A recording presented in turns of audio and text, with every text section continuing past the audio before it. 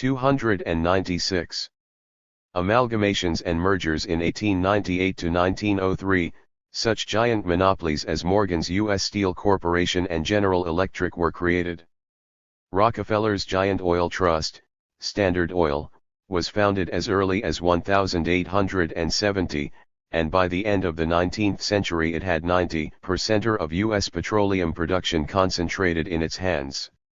In describing the omnipotence of U.S. monopolies, Lenin wrote in 1912 that in America about 1/3 of the country's total national wealth, amounting to the equivalent of 80,000 million rubles, belongs to, or is controlled by, two trusts, Rockefeller and Morgan. 19. The replacement of free competition by monopoly is the basic economic feature, the essence, of imperialism. The first and most important feature of imperialism is that it is monopoly capitalism. If it were necessary to give the briefest possible definition of imperialism, Lenin wrote, we should have to say that imperialism is the monopoly stage of capitalism. 20. Monopoly grows out of free competition. However, it does not eliminate the competitive struggle, but, on the contrary, makes it fiercer and more destructive. Under imperialism, this struggle takes on three forms. Firstly, competition between the monopolies and the numerous non-monopolistic enterprises does not cease. Despite the dominant role of monopolies in capitalist countries, there remain many middle and small capitalists, and a mass of small producers, peasants and handicraftsmen. No matter how powerful the monopolies, no matter how swift the process of ousting non-monopolistic enterprises, the latter continue to exist side by side with the monopolies. They invariably spring up in new branches of industry where the dominance of large enterprises, as a rule, is not firmly established at the very outset. The supplanting of small-scale economy should not be understood to mean its immediate and complete elimination. It is very often manifested in a more difficult struggle for existence, in an inordinate intensification of labor, and in an extremely low standard of living for the small proprietor. It is therefore a long and agonizing process. Big business not only pushes out small and middle independent producers, but small and middle capitalists as well. By fixing extremely high prices, the monopolies gather increased profits, and thereby cut into the profits of the non-monopolistic enterprises which buy from them. Those who do not submit to the monopolies are strangled, and relations of free competition give way to relations of domination and coercion. Secondly, a fierce competitive struggle takes place between the monopolies themselves. The complete absorption of an entire branch of industry by a single monopoly is a very rare occurrence, and even that provides no guarantee against penetration by a powerful competitor. Competition between monopolies is a life and death struggle in which the contestants make use of all available means, fair or foul, to crush their rivals, including direct force, bribery, blackmail and sabotage. Thirdly, competition rages not only between, but within the monopolies as well. The members of a monopoly fight among themselves for key positions in the controlling bodies of the corporations, for a greater share in production, marketing, profits, etc. Thus, competition gives birth to monopoly, but monopoly does not eliminate competition. Monopolies exist above competition and side by side with it. They do not eliminate the anarchic and chaotic nature of capitalist production. Bourgeois ideologists glorify competition as a powerful force for progress in production, as a constant stimulus to initiative, enterprise, and resourcefulness. Competition, however, possessed such progressive features to a limited extent only until the epoch of imperialism. In regard to competition under conditions of imperialism, Lenin wrote, capitalism long ago replaced small, independent commodity production, under which competition could develop enterprise, energy, and bold initiative to any considerable extent, with large and very large-scale factory production, joint stock companies, syndicates, and other monopolies. Under such capitalism, competition means the incredibly brutal suppression of the enterprise, energy, and bold initiative of the mass of the population, of its overwhelming majority, of 99 out of every 100 toilers. It also means that competition is replaced by financial fraud, despotism, servility on the upper rungs of the social ladder. 124 Increasing concentration of production, which gives rise to monopolies, is a gigantic step forward in the socialization of production.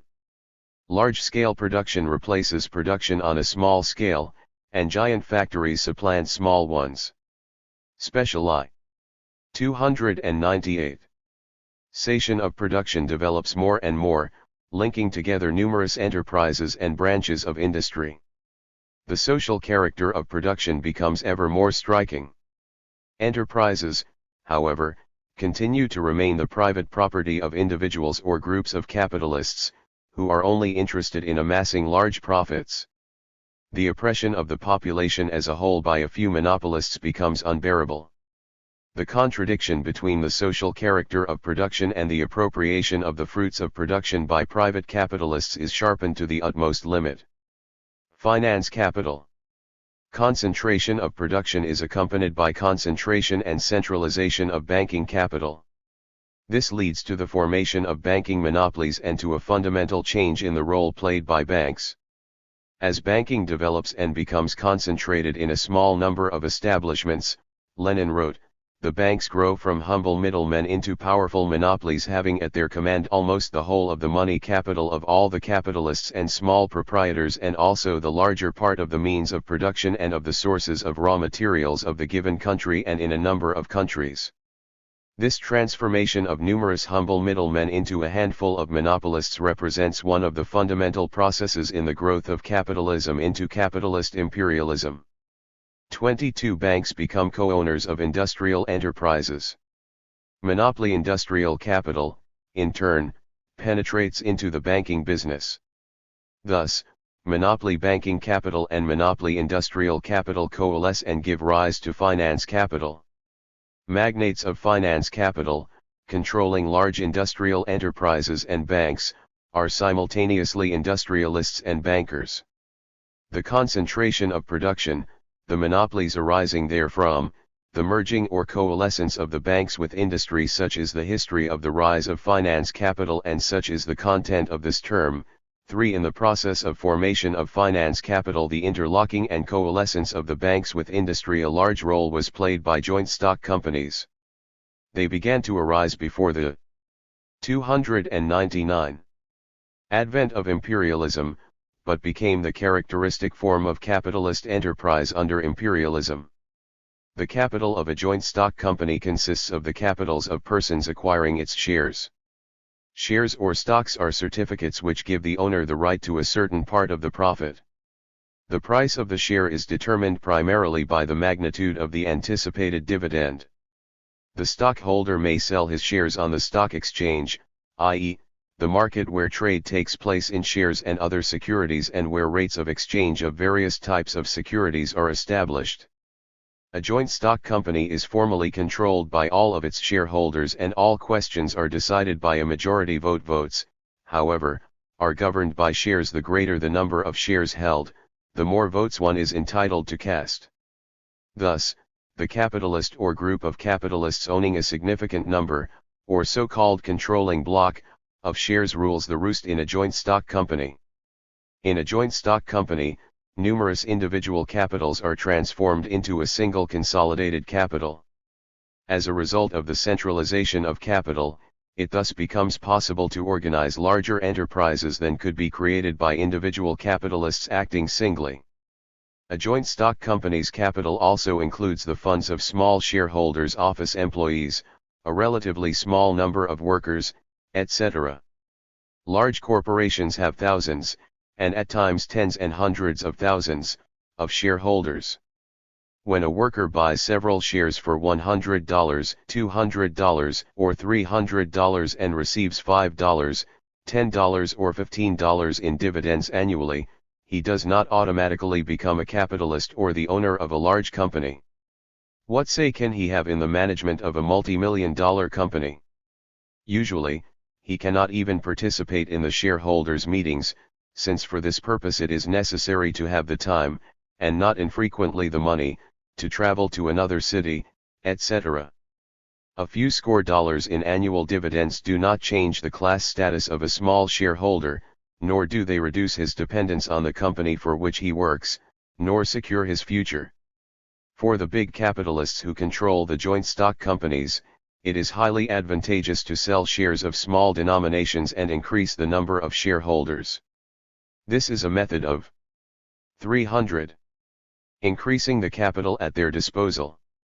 Furthermore, the greater the number of small shareholders, the fewer the shares required to attain a majority of votes.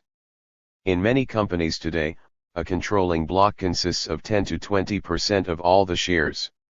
Domination of the joint stock company is used by the big capitalist, or group of capitalists, to augment his financial power and to gain more profits. The big capitalist who buys up a controlling block of shares achieves control over a powerful joint stock company. This joint stock company buys up a controlling interest in another company, the latter, in turn, in a third, etc. As a result, the big capitalist has at his disposal a joint stock company whose capital exceeds that of his own by a large factor, and a whole pyramid of daughter companies, which are controlled by the parent company. Thus arises a so-called holding system, which provides big business with unlimited possibilities for its enrichment through the plunder of society. A small group of the biggest financial magnates is transformed into a financial oligarchy, which obtains control of the key economic positions in the capitalist countries. The power of the financial oligarchy is greatly multiplied as a result of the system of joint stock companies, which places vast sums of capital belonging to others at its disposal. Thus, for example, the capital controlled by the Morgan, Rockefeller, DuPont, and Mellon financial groups greatly exceeds the value of their own holdings. In 1956, the Rockefeller Group owned $3,500 million in shares, while the capital of the corporations under its control amounted to $61,000 million. In the same year, the value of the DuPont Group's shares was slightly more than $4,500 million, while the assets under its control amounted to $16,000 million.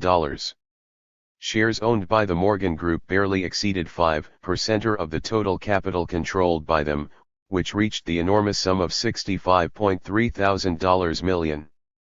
The control of joint stock companies enables the financial oligarchy to conduct highly varied and profitable financial transactions. It reaps huge profits through the establishment of new joint stock companies, the additional issuance of shares, the purchase of government bonds, speculation in real estate, etc. Thus, all of society is forced to pay a tribute that finds its way into the pockets of the monopolists. 301. The 20th century, wrote Lenin, marks the turning point from the old capitalism to the new, from the domination of capital in general to the domination of finance capital, percent 4.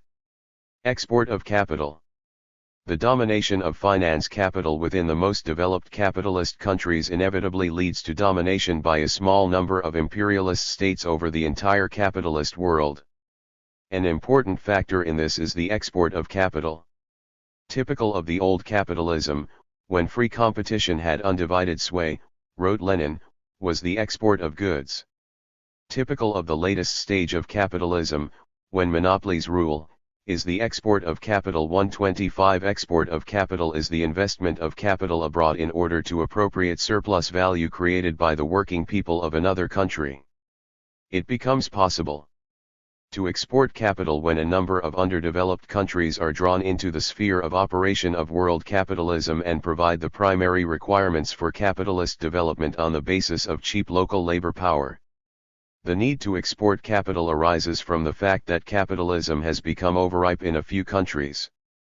The monopoly position of a handful of the most developed imperialist countries, where the accumulation of capital has reached gigantic proportions, leads to the formation there of vast amounts of surplus capital.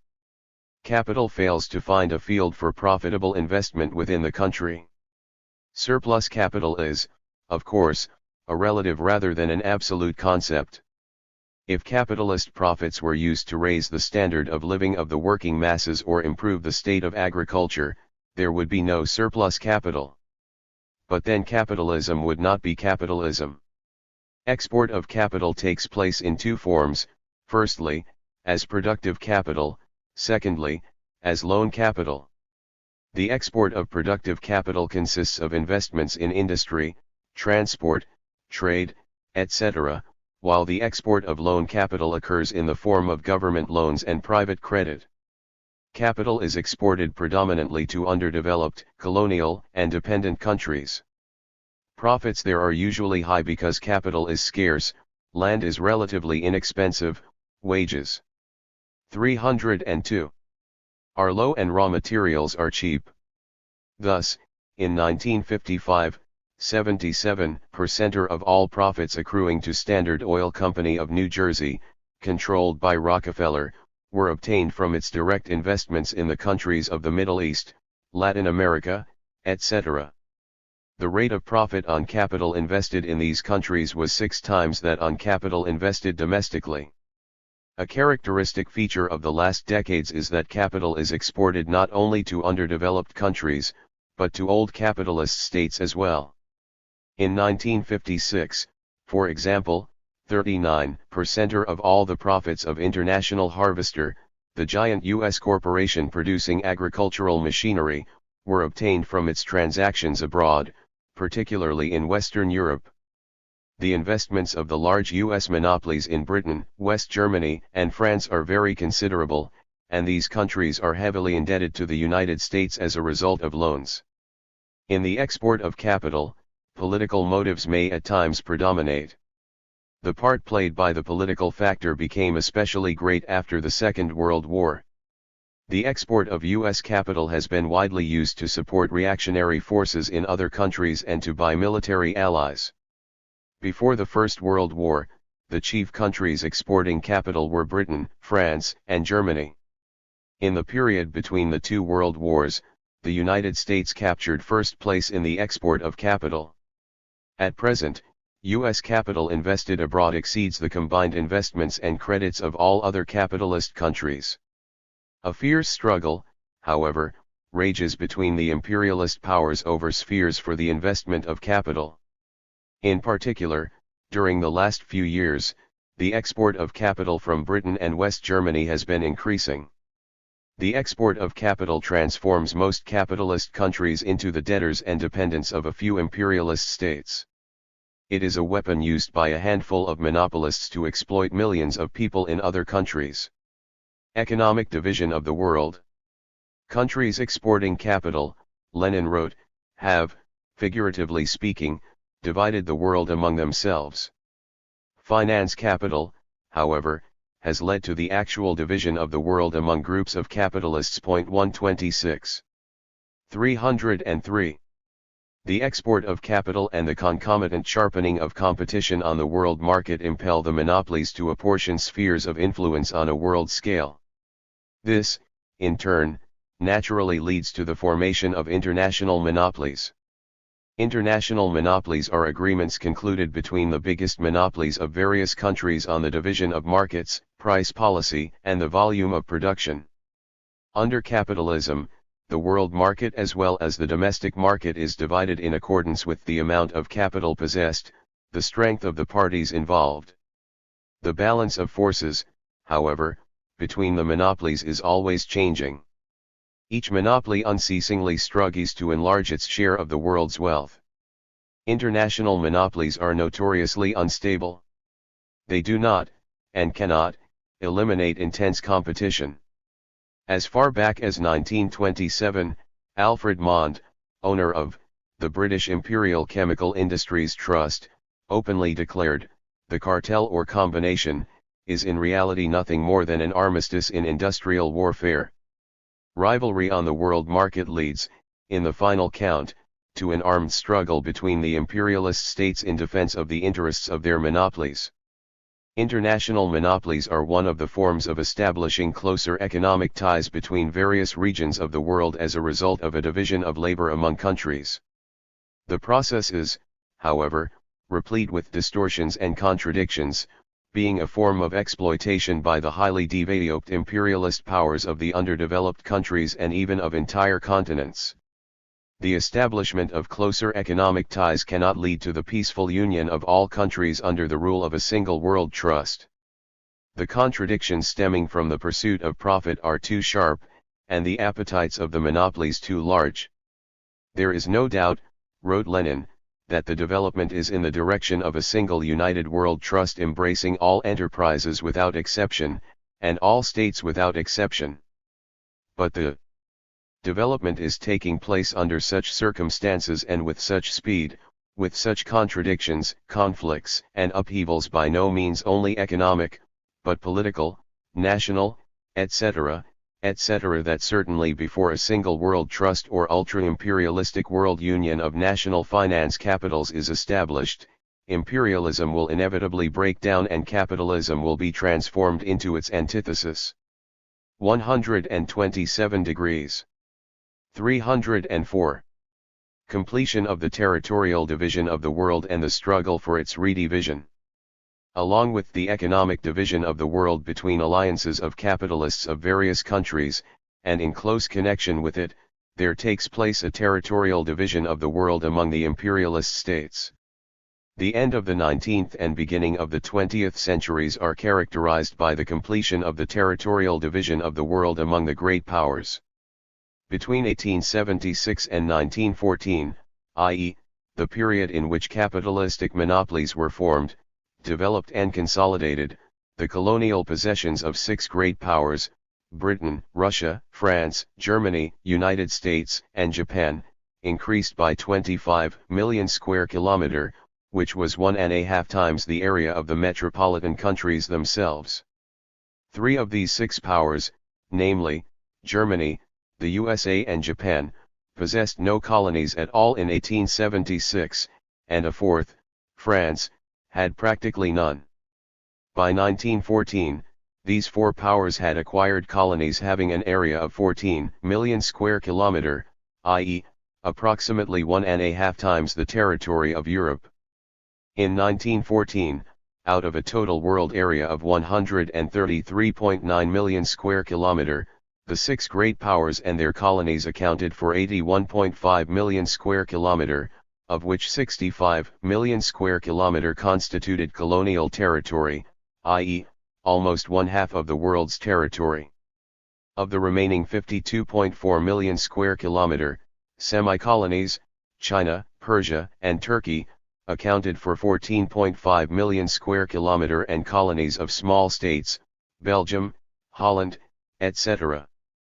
9.9 million square km. Thus, by 1914, when the domination of the monopolies in the major capitalist countries had been fully consolidated, colonies and semi-colonies accounted for 89.4 million square kilometer, or two-thirds of all the world's territory. The territorial division of the world among the great powers was complete. It was now possible to obtain new colonies or spheres of influence only by wresting them from other colonial powers. The importance of colonies for imperialist states had greatly increased. Colonial possession alone, wrote Lenin, gives the monopolies complete guarantee against all contingencies in the struggle with competitors. 18. This can be explained by the following circumstances. 2257-1305. Overall monopoly domination is more secure when all sources of raw materials are concentrated in the monopoly's own hands.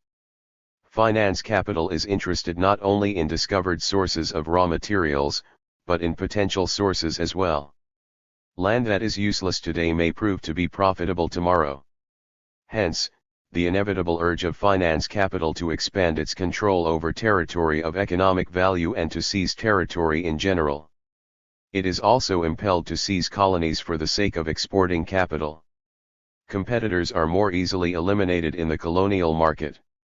The urge to colonial expansion is further reinforced owing to its being a way by which finance capital seeks to escape the sharpening class contradictions at home.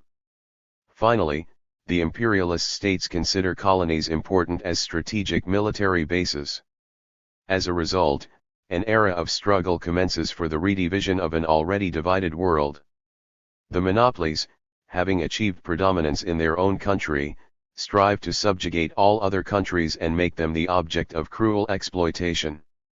Not only the two main groups of countries, the possessors of colonies and the colonies themselves, are typical of imperialism, there are also dependent countries, formally politically independent but in fact entangled in nets of financial and diplomatic dependence. Although the United States does not formally and legally possess a single important colony, it is, in fact, the biggest colonial power today. By capital investment, shackling loans, and one-sided agreements, U.S. monopolies have brought under their sway the natural resources and economies of many countries on the American continent. The oil of Venezuela, the copper of Chile, the tin of Bolivia, and the iron and coffee of Brazil belong to U.S. monopolies. The countries of Latin America are used by the United States as sources of strategic materials and as military bases. U.S. monopolies own approximately 2/3 of the oil of the Middle East, where about 2/3 of the known oil resources of the capitalist world are concentrated. U.S., and in part British, monopolies derive enormous profits from this region of the world, leaving the Arabs the ear of the camel, as the Arab proverb has it. The United States has enmeshed most of the countries of the capitalist world in 806. A web of financial, military, and political dependence, which threatens the national independence not only of the underdeveloped countries, but of the developed capitalist countries as well. As a result of the uneven and spasmodic development of the major imperialist countries, the colonial possessions of one or another power cease to correspond to its economic and military might. Consequently, the struggle for the redivision of territorial possessions is intensified. By 1914, the overseas possessions of Britain covered 33.5 million square kilometre, which was 11.5 times the area held by Germany and 112 times that held by the United States. By that time, however, U.S., as well as German, economic might had already surpassed that of Britain.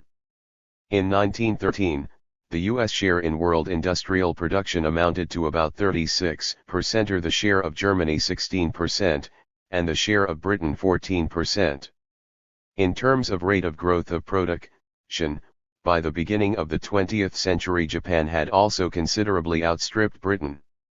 Nevertheless, Japan's colonies covered less than 1/100th the area of Britain's colonial possessions. This discrepancy between the economic might and rate of growth of individual powers, on the one hand, and the distribution of colonies and spheres of influence, on the other, was one of the main causes of the First World War. Lenin pointed out that by the turn of the century capitalism had grown into a world system of colonial oppression and of the financial strangulation of the overwhelming majority of the population of the world by a handful of advanced countries, 29 with the final division of the world. The colonial system of imperialism was established as part of the world system of capitalism. The colonial system came to be one of the main bulwarks of imperialism. Colonies provided high monopoly profits, raw materials, cheap labor power, and cannon fodder. For the colonies and dependent countries, economic backwardness has been the inevitable consequence of world imperialist oppression and financial strangulation. The yoke of the monopolies makes an all-round economic development of the colonies and underdeveloped countries impossible. AE 307. 2. Imperialism is a parasitic or decaying capitalism. Monopolies inevitably lead to the decay of capitalism. Lenin pointed out that all monopoly under private ownership of the means of production engenders a tendency to stagnation and decay, or parasitism. Point 10. Tendency to retardation of the growth of productive forces. Monopoly hinders the growth of the productive forces and technological progress.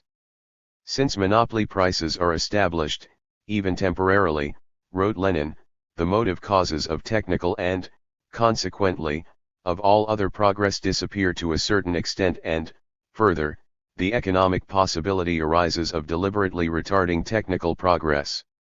131. Capitalists introduce technical innovations in order to gain super profits. If these super profits, however, can be obtained as a result of a monopoly on the market, then the stimulus to technological improvement is naturally weakened. Under pre-monopoly capitalism, a capitalist got the better of his competitor mainly by improving his methods of production, reducing costs, and lowering prices. To maintain his position on the market, a capitalist had to replace old by new machinery, in other words, he had to modernize his methods of production. When free competition gave place to monopoly, the situation changed drastically. New methods of obtaining high monopoly profits peculiar to imperialism made their appearance. As a rule, monopolies do not resort to reducing prices in order to maintain and strengthen their positions. In fighting their competitors, they make use of direct pressure and all sorts of financial manipulation, withdrawal of credit, deprivation of raw materials, boycotts, etc. Monopolies often artificially restrict the production of certain commodities in order to maintain prices and profits at a high level. This, of course, considerably hampers technological progress. Retaining old equipment in which enormous capital has been invested also hinders technological progress. It is only when economies resulting from the introduction of new technique rapidly cover the depreciation of old investments, or in the case of new enterprises and new branches of industry in which 808 old investments are relatively small, that technological progress takes place unimpeded. Many bourgeois economists, recognizing that monopolies hold up technological progress, have called for a return to the era of free competition. Lenin showed how completely unfounded were such hopes for a return to the past. Even if monopolies have now begun to retard progress, he said, it is not an argument in favor of free competition, which has become impossible after it has given rise to monopoly. Degree 2 retarded growth of the productive forces thus becomes a tendency of monopoly capitalism primarily manifested in the latter's direct hindrance to technological progress. It is further manifested in the increasing discrepancy between the possibilities offered by science and engineering on the one hand, and the extent to which these possibilities are made use of, on the other, and in the unequal technological development in various countries and branches of industry. Finally, this tendency is revealed in the fact that, in the era of imperialism, people the chief productive force are more and more divorced from socially useful work, the creation of material values. Unemployment grows, while productive capacity is not utilized to the full. The number of workers not engaged in creating material values, but employed in the sphere of circulation, the state apparatus, the army, and personal services, also grows. However, the growth of productive forces under imperialism by no means comes to a halt. Monopolies can never eliminate competition completely or for long. Technological progress enables them to reduce costs of production sharply, and by slightly reducing the selling prices of their products they are able to squeeze out competitors. By barring the latter from access to technical improvements and new methods of production, monopolies can obtain high monopoly profits even at reduced prices. Capitalist monopolies enjoy enormous advantages over medium and small-sized enterprises in making use of the achievements of modern science and technology. It is well known, for example, that in various industries scientific research is conducted chiefly by large companies. With few exceptions, small firms do not possess the financial resources necessary to maintain 809 research organizations. As a result, there is a monopolization of technical improvements and inventions. Thus, the general tendency to retard technological progress by no means precludes the rapid improvement of technique and the growth of the productive forces during certain periods. It would be a mistake to believe, wrote Lenin, that this tendency to decay precludes the rapid growth of capitalism. It does not. In the epoch of imperialism, certain branches of industry, certain strata of the bourgeoisie and certain countries betray, to a greater or lesser degree, now one and now another of these tendencies. 133. Growth of a stratum of rentiers. Parasitism in the epoch of imperialism is clearly reflected in the growth of a stratum of rentiers, persons owning securities, shares and bonds, who live by coupon clipping. The growth of joint stock companies divorces the overwhelming majority of capitalists from the management of production. The financial oligarchy, while concentrating in its own hands the key economic positions in the capitalist countries, as a rule does not itself take part in the management of the hundreds and thousands of industrial companies, banks, railways, and other enterprises which it controls. The activity of the financial groups more and more consists in expanding their domination by acquiring controlling interests in the many new companies being formed and by various financial manipulations. The direct management of the enterprises, however, gradually passes into the hands of hired managers. The section of the population engaged in services to the exploiters, in catering to their parasitic whims, steadily expands. At the same time, the monopoly-dominated machinery of state, the police force and the army also grow.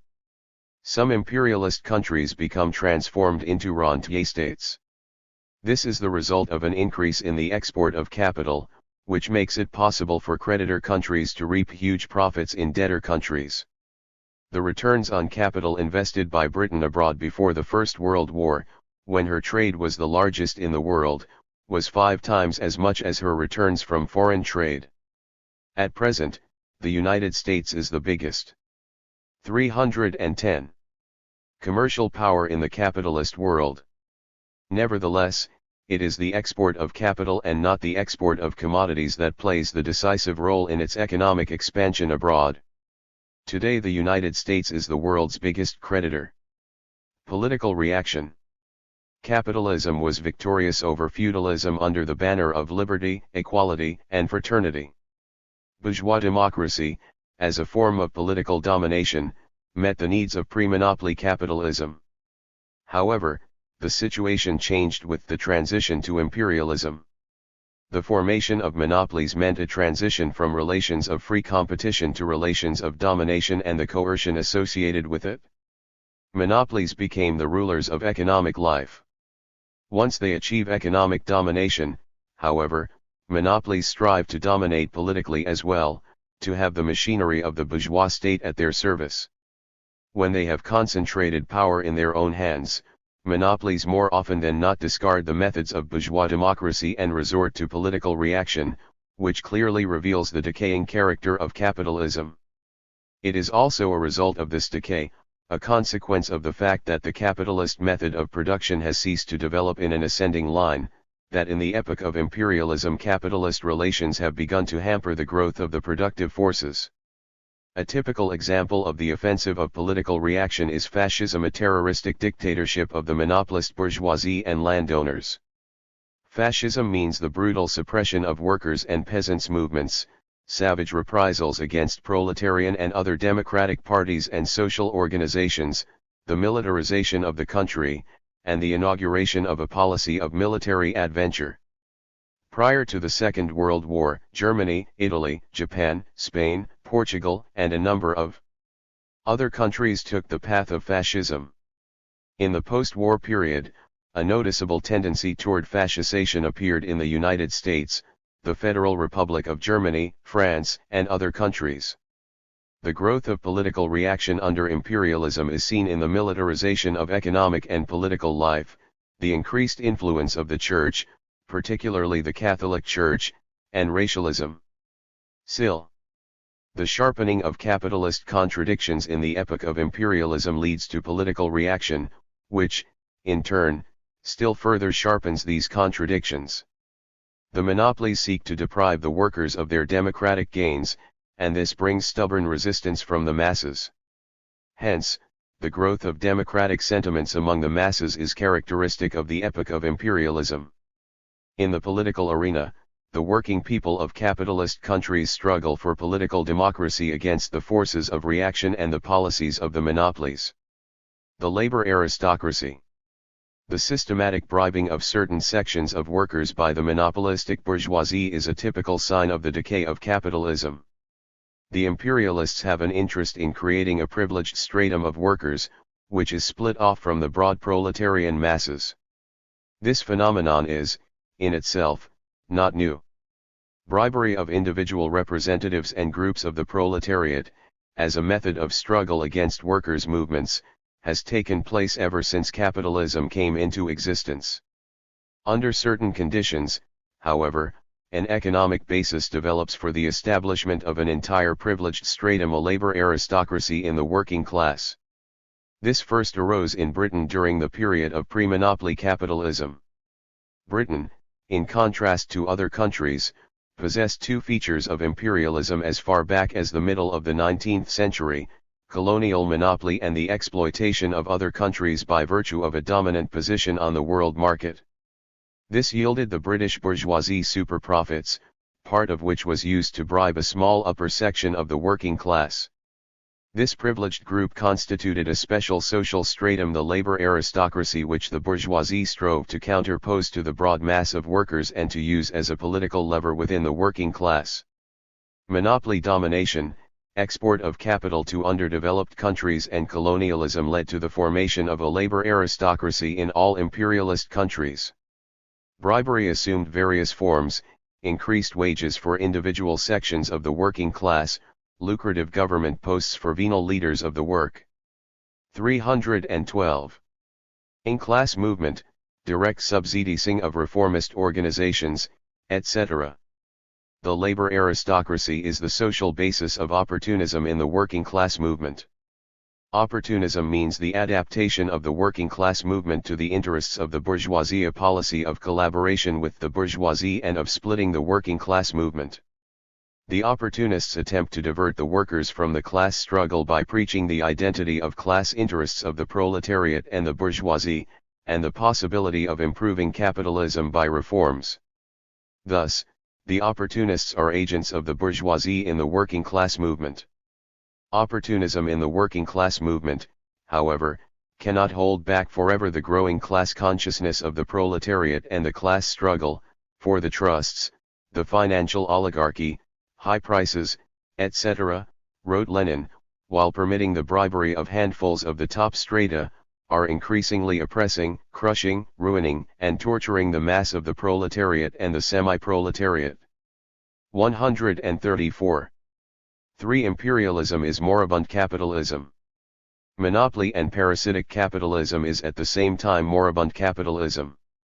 Lenin wrote, "It is clear why imperialism is moribund capitalism, capitalism in transition to socialism, monopoly, which grows out of capitalism, is already capitalism dying out, the beginning of its transition to socialism, degree 5. In addition to creating the material prerequisites for socialism, imperialism, Lenin noted, also creates the political prerequisites for socialism, driving all the contradictions of capitalism to extreme limits.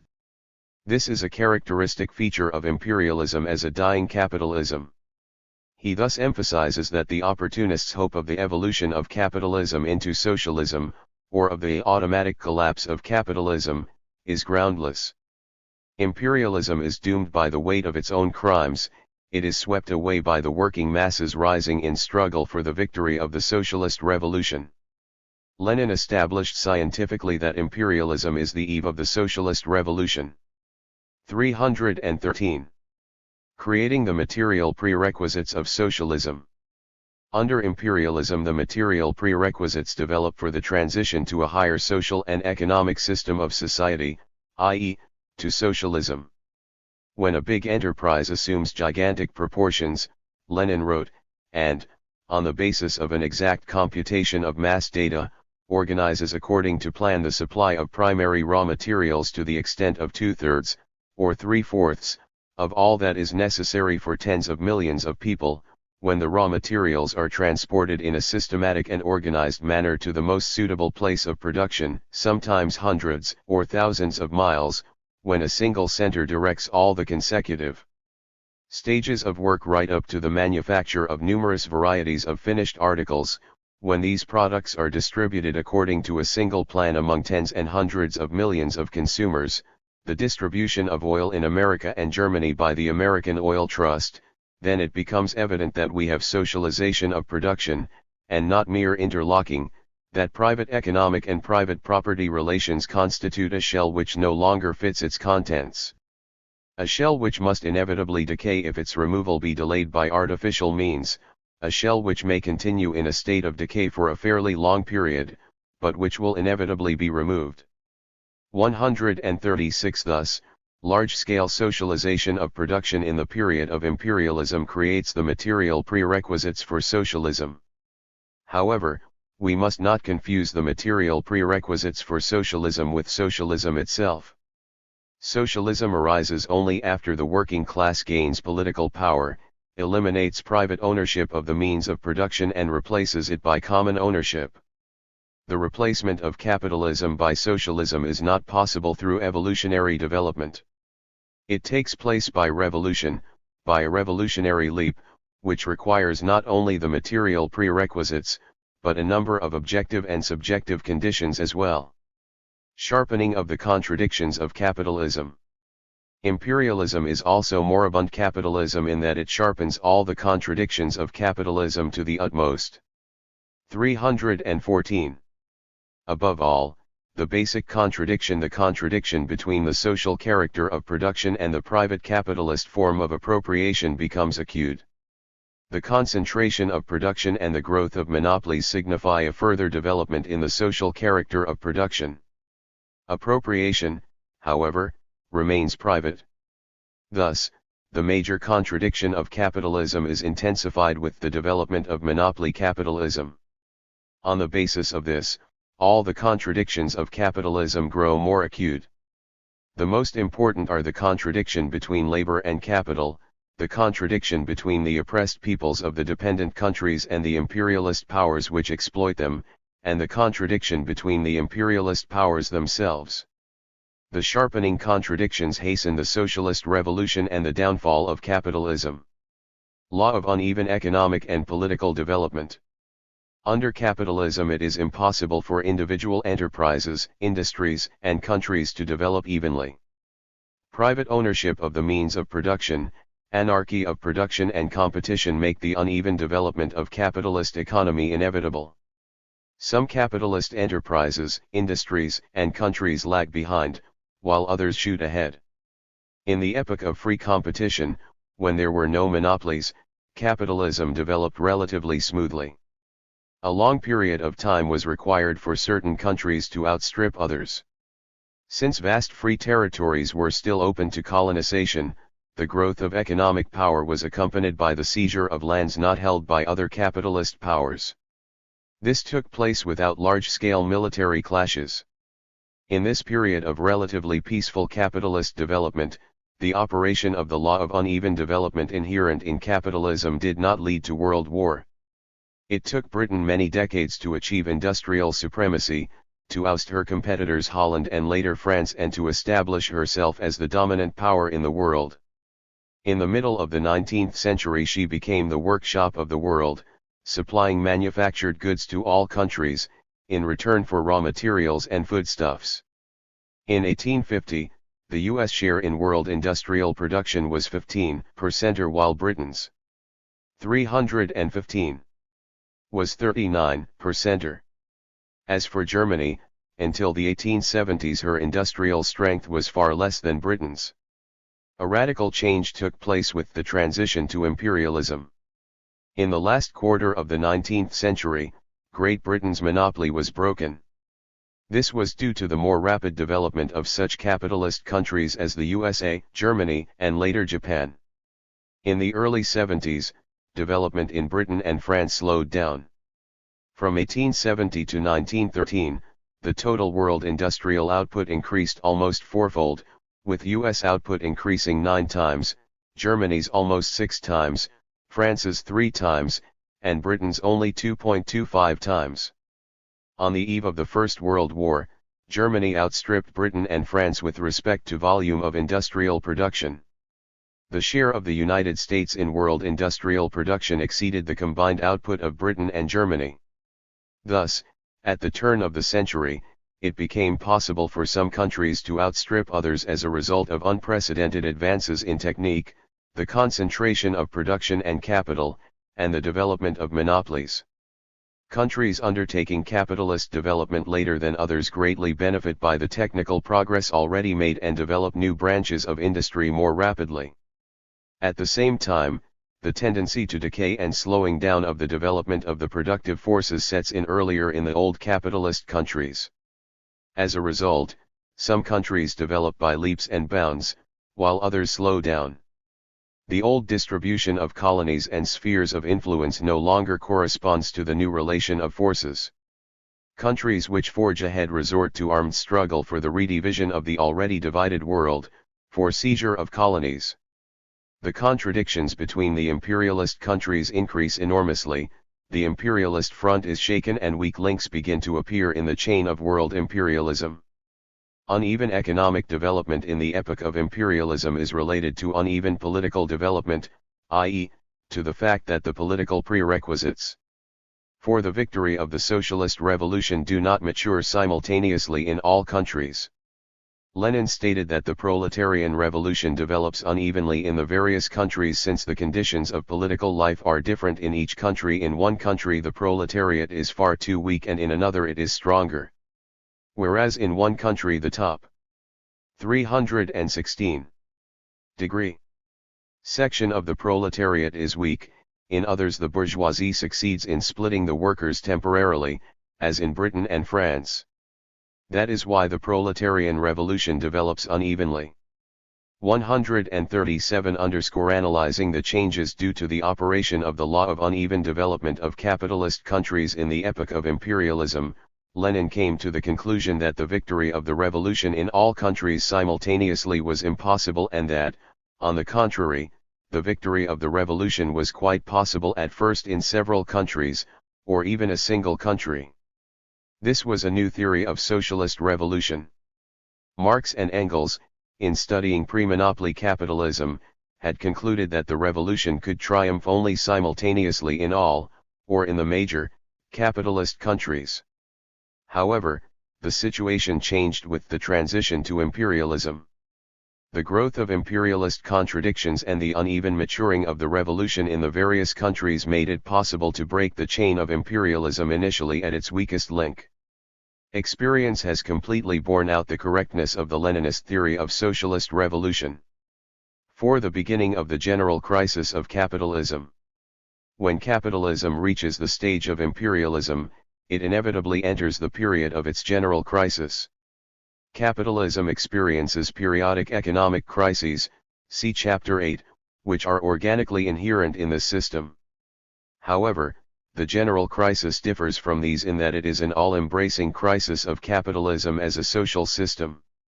It is a permanent state and is characterized by the progressive disintegration of capitalism, the weakening of all its inner strength economic, political, and ideological. The general crisis is not accidental, a quirk of history, or the result of mistakes made by bourgeois leaders, but the inevitable and normal state of capitalism in the epoch of its decline and disintegration. Under conditions of the general crisis of capitalism, this system is no longer able to keep peoples in subjugation, and one after another they throw off the yoke of capital and take the path leading to socialism. That is why 317. The period of the general crisis of capitalism is the period of its downfall and replacement by socialism, the period when socialist revolutions and national liberation movements against imperialism develop. Ideologists of imperialism believe that if the victory of socialist revolutions could be prevented and the communist movement suppressed, capitalism would be able to remain firm and stable and prove itself the only possible form of society. They see the source of capitalism's trouble solely in the action of forces outside the capitalist system. Even those of them who recognize the general crisis of capitalism as a fact seek to attribute this crisis to the existence of the socialist system and to communist plots to overthrow capitalism. The communist movement, which inevitably develops from the class struggle, is regarded by them as a movement inspired from without and organized by foreign agents. Actually, the general crisis of capitalism is the product of the internal contradictions of imperialism. It becomes sharper and deeper primarily through the action of capitalist society's own antagonisms. External conditions, the existence and growth of the socialist system, promote the more rapid maturing of these antagonisms, but are by no means their initial cause. The general crisis of capitalism could no longer be held back once the imperialist countries had started a world war with its catastrophic consequences that proved fatal for capitalism. The First World War gave a mighty impetus to all the internal processes which were driving capitalism to a general crisis. It facilitated the transformation of monopoly capitalism into state monopoly capitalism *, and the coming to a head of the socialist revolution. With the victory of the first socialist revolution, the Great October Revolution in Russia, this crisis developed with 7 league strides. Capitalism ceased to be a single, all-embracing social and economic world system. The transition to socialism began to take place on 1/6 of the globe, and the struggle between capitalism and socialism became the main content of world development. Imperialism continued, but under markedly changed conditions. See Chapter 10. 31s. In the first place, imperialism encountered new and grave economic difficulties. The falling away from the capitalist system of such a huge country as Russia, the national liberation struggle in a number of colonies, and the intensified oppression by monopolies with its concomitant worsening of the living conditions of working people in the imperialist countries resulted in a further sharpening of the rivalry for markets. Owing to the limited market compared with the growth of productive potential, the period between the 2 world wars was marked by a situation in which enterprises were chronically working below capacity and chronic mass unemployment prevailed. The rate of growth of the productive forces decreased sharply. The decadence and parasitism of capitalism became ever more glaring in the most diverse fields. With the beginning of the general crisis, imperialism was also considerably weakened politically. This was particularly apparent in the stormy upsurge of the revolutionary struggle of the working class in the capitalist countries. In the wake of the October Revolution in Russia, a wave of revolutionary actions of the workers swept many European countries, Germany, Austria, Hungary, Finland, and Bulgaria. Although these actions were brutally suppressed by the bourgeoisie, they brought the labor movement to a new stage of development. The strike movement grew to enormous proportions. The political weakening of capitalism led to a further and still more marked growth of reaction on the part of the imperialist bourgeoisie. In the period of the general crisis, capitalism began to resort more and more frequently and extensively to terroristic reprisals against the workers. This found its expression in certain countries in the establishment of fascist regimes, which were more brutal and bloodthirsty than anything previously known to history. The beginning of the general crisis was marked by increased imperialist aggressiveness and a further sharpening of the contradictions between the imperialist powers. In addition, the contradictions also sharpened between the handful of predatory monopoly powers, on the one hand, and the rest of the world, on the other. Imperialism had hardly emerged from the war that had plunged it into general crisis than it rushed headlong into new adventures: intervention against Soviet Russia, sanguinary. 319. Campaigns against colonial peoples, and civil war at home. The development of imperialist countries became still more uneven, leading to a still fiercer struggle for sources of raw materials and markets. The economic difficulties of the imperialist bourgeoisie also provided a fertile field for the growth of militarism. In such countries as Germany and Japan, a way out of the crisis was sought in the militarization of the economy. Preparation for new wars became the major occupation of the big monopolists and the bourgeois politicians who served them. Economic and political changes that were linked with the onset of the general crisis of capitalism led to a further drop in the prestige of this social system in the eyes of the broad masses. This naturally resulted in an ideological weakening of capitalism, which was also promoted by changes in the world outlook of the bourgeoisie itself. Decadent and pessimistic views, which reflected the position of a dying class in the historical arena, became more and more widespread. The ideology of imperialism was marked by a turn to extreme reaction, misanthropy, and medieval obscurantism. This was particularly characteristic of the ideological arsenal of fascism and, in turn, led to a further weakening of the attractive force of bourgeois ideas among the masses. Thus, the general crisis of capitalism developed in all fields. The most aggressive groups of the monopolistic bourgeoisie sought a way out of the crisis in the use of brute force, particularly, in the unleashing of a new world war. Tirn. Present-day imperialism. The Second World War ended differently for different imperialist countries. Some were among the victors, others among the vanquished. some emerged from the war strengthened, others weakened. However, the war struck a major blow at the imperialist system as a whole. Not only did the war fail to extricate capitalism from the general crisis, but, on the contrary, it led to a considerable sharpening and deepening of the crisis, and initiated a new stage of its development. 1. The new stage of the general crisis of capitalism. The most important features of the new stage of the general crisis of capitalism are as follows. Firstly, a basic change in the relation of forces between the socialist system and the imperialist system, particularly as a result of the falling away of a number of European and Asian countries from capitalism and the transformation of socialism into a world system. Secondly, further disintegration of the colonial system of imperialism and sharpening of the contradictions between the imperialist powers, on the one hand, and the colonial, semi-colonial and former colonial countries, on the other. Thirdly, the development of new contradictions within the imperialist camp, primarily between the United States and other developed capitalist countries as a result of the intensified expansion of U.S. imperialism and its drive for world domination. 21-257-1321. Fourthly, a further extension and deepening of class antagonisms in the developed capitalist countries. In the period between the two world wars, socialist society existed in only one country. About 8% of the world's population lived here, as if in a besieged fortress, encircled by hostile capitalist powers.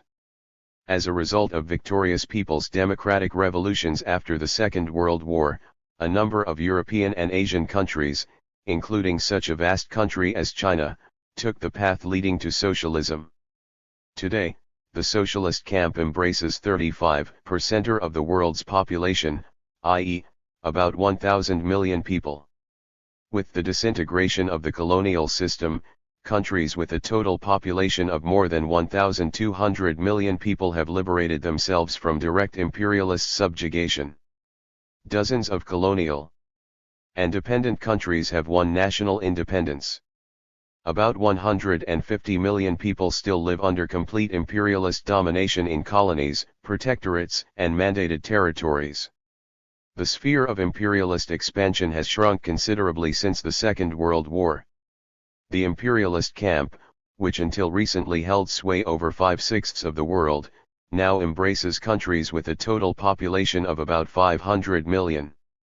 Today, it is clearer than ever that the general crisis of capitalism is primarily a crisis of the imperialist system. More and more countries are now liberating themselves from its yoke. The socialist countries have organized themselves into a mighty camp, which possesses everything needed for their defense against the aggressive intrigues of imperialist reaction.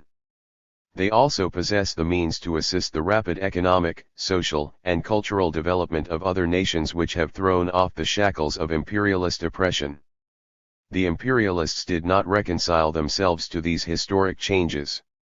Shortly after the close of the war, they started a feverish arms race in preparation for a new world war. They launched their Cold War against the socialist countries. The new stage in the general crisis of capitalism became a period of intensified imperialist aggressiveness, of increased war danger for the world. 322. With the deepening of the general crisis, the uneven development of capitalism took on new and still sharper forms. As a result of the Second World War, the former balance of forces between the capitalist powers was radically upset. The position of the defeated countries, Germany, Japan, and Italy, was undermined, and some of the victor capitalist powers, Britain and France, also emerged from the war seriously weakened. The United States, on the other hand, reinforced its position, thus becoming the dominant power in the capitalist world. U.S. monopolies began to expand economically and politically wherever they met without serious opposition. The USA has also striven to dominate old capitalist countries, including its imperialist allies. The growing economic difficulties of imperialism and a number of political factors to be discussed below resulted in a new aggravation of class contradictions in the countries dominated by monopolies. The social basis of monopoly capitalist rule narrowed and the working people's struggle against the imperialists broadened, as well as becoming more resolute and organized. At the bottom of all the contradictions of present-day imperialism is the deepening of the main contradiction of capitalism, the contradiction between the social character of production and the private form of appropriation. The contraction of the sphere of imperialist exploitation and the sharpening of class antagonisms and of the contradictions between imperialist powers have further hampered the development of the productive forces under the conditions of private ownership and anarchy of production. The growth of the productive forces calls with increasing insistence for liberation from the fetters of capitalist ownership. In the new circumstances of the marked deepening and sharpening of the contradictions, a characteristic of the present stage of the general crisis of capitalism, the monopolies are no longer able to ensure their rule by the former means. A sharp transition to a new form of capitalist domination thus takes place, namely, the domination of state monopoly capitalism. EA 323. 2. State monopoly capitalism. Transformation of monopoly capitalism into state monopoly capitalism. The transformation of monopoly capitalism into state monopoly capitalism is accomplished by uniting the power of capitalist monopolies with that of the state. In this process, the state comes under the control of the largest capitalist corporations. Since the period of the Second World War, state monopoly capitalism has established itself in the major imperialist countries and, in varying degrees, has taken root in all developed capitalist countries.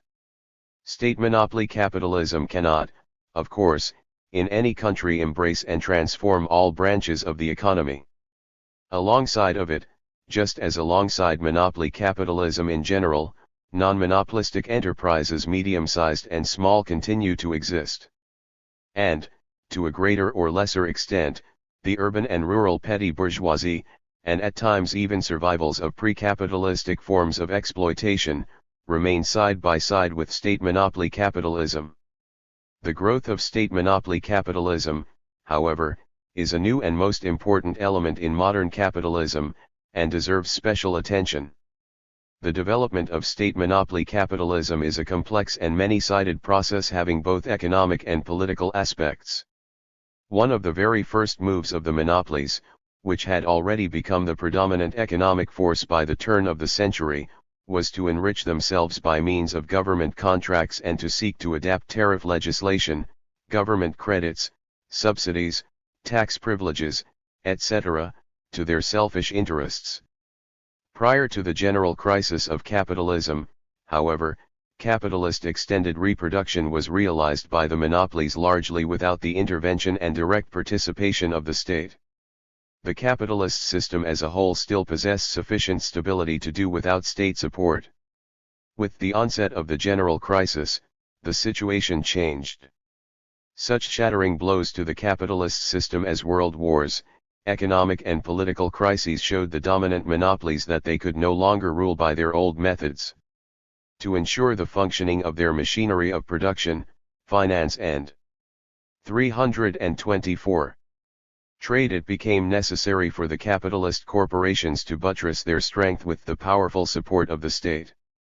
The first wave of state monopoly capitalism occurred during the First World War, 1914-18. Lenin wrote that this was caused by the pressure of circumstances arising out of the war. It developed furthest in Germany at that time. Lenin, however, did not consider the state monopoly measures of the war period as accidental or transient phenomena. He viewed them as part of a historically objective and inevitable process which the war only served to accelerate. In 1917, Lenin developed his definition of imperialism, stressing that imperialism was not only the epoch of giant monopolies, but the era of the development of monopoly capitalism into state monopoly capitalism. 1%. An important factor in the development of state monopoly capitalism was the world economic crisis of 1929-33, which severely shook world capitalist economy. The crisis developed at a time when the Soviet Union was successfully carrying out its first five-year plan, which demonstrated the striking advantages of socialist planned economy. To protect the big monopolies from the consequences of the crisis, government measures were undertaken. These were depicted as successful attempts to control the capitalist economy and to introduce principles of planning. From that time on, state monopoly anti-crisis measures have formed an integral part of the activity of the state machinery of imperialism. The function of safeguarding the big capitalists from the consequences of economic crises was vested in the government by appropriate legislation. Under the cloak of fighting crises and planning the economy, monopoly capital has found new means of enriching itself at public expense. Under a system of public works, the state builds roads to reduce the monopoly's transportation costs, and constructs electric power stations to reduce their power costs. Under the pretext of disposing of surplus production, the state buys non-marketable goods from the monopolies, stockpiles them in warehouses or simply destroys them. The state also grants credits and subsidies to the monopolies for marketing such commodities abroad at artificially low prices, a process known as dumping. Such measures serve merely to accentuate the parasitism of monopoly capital.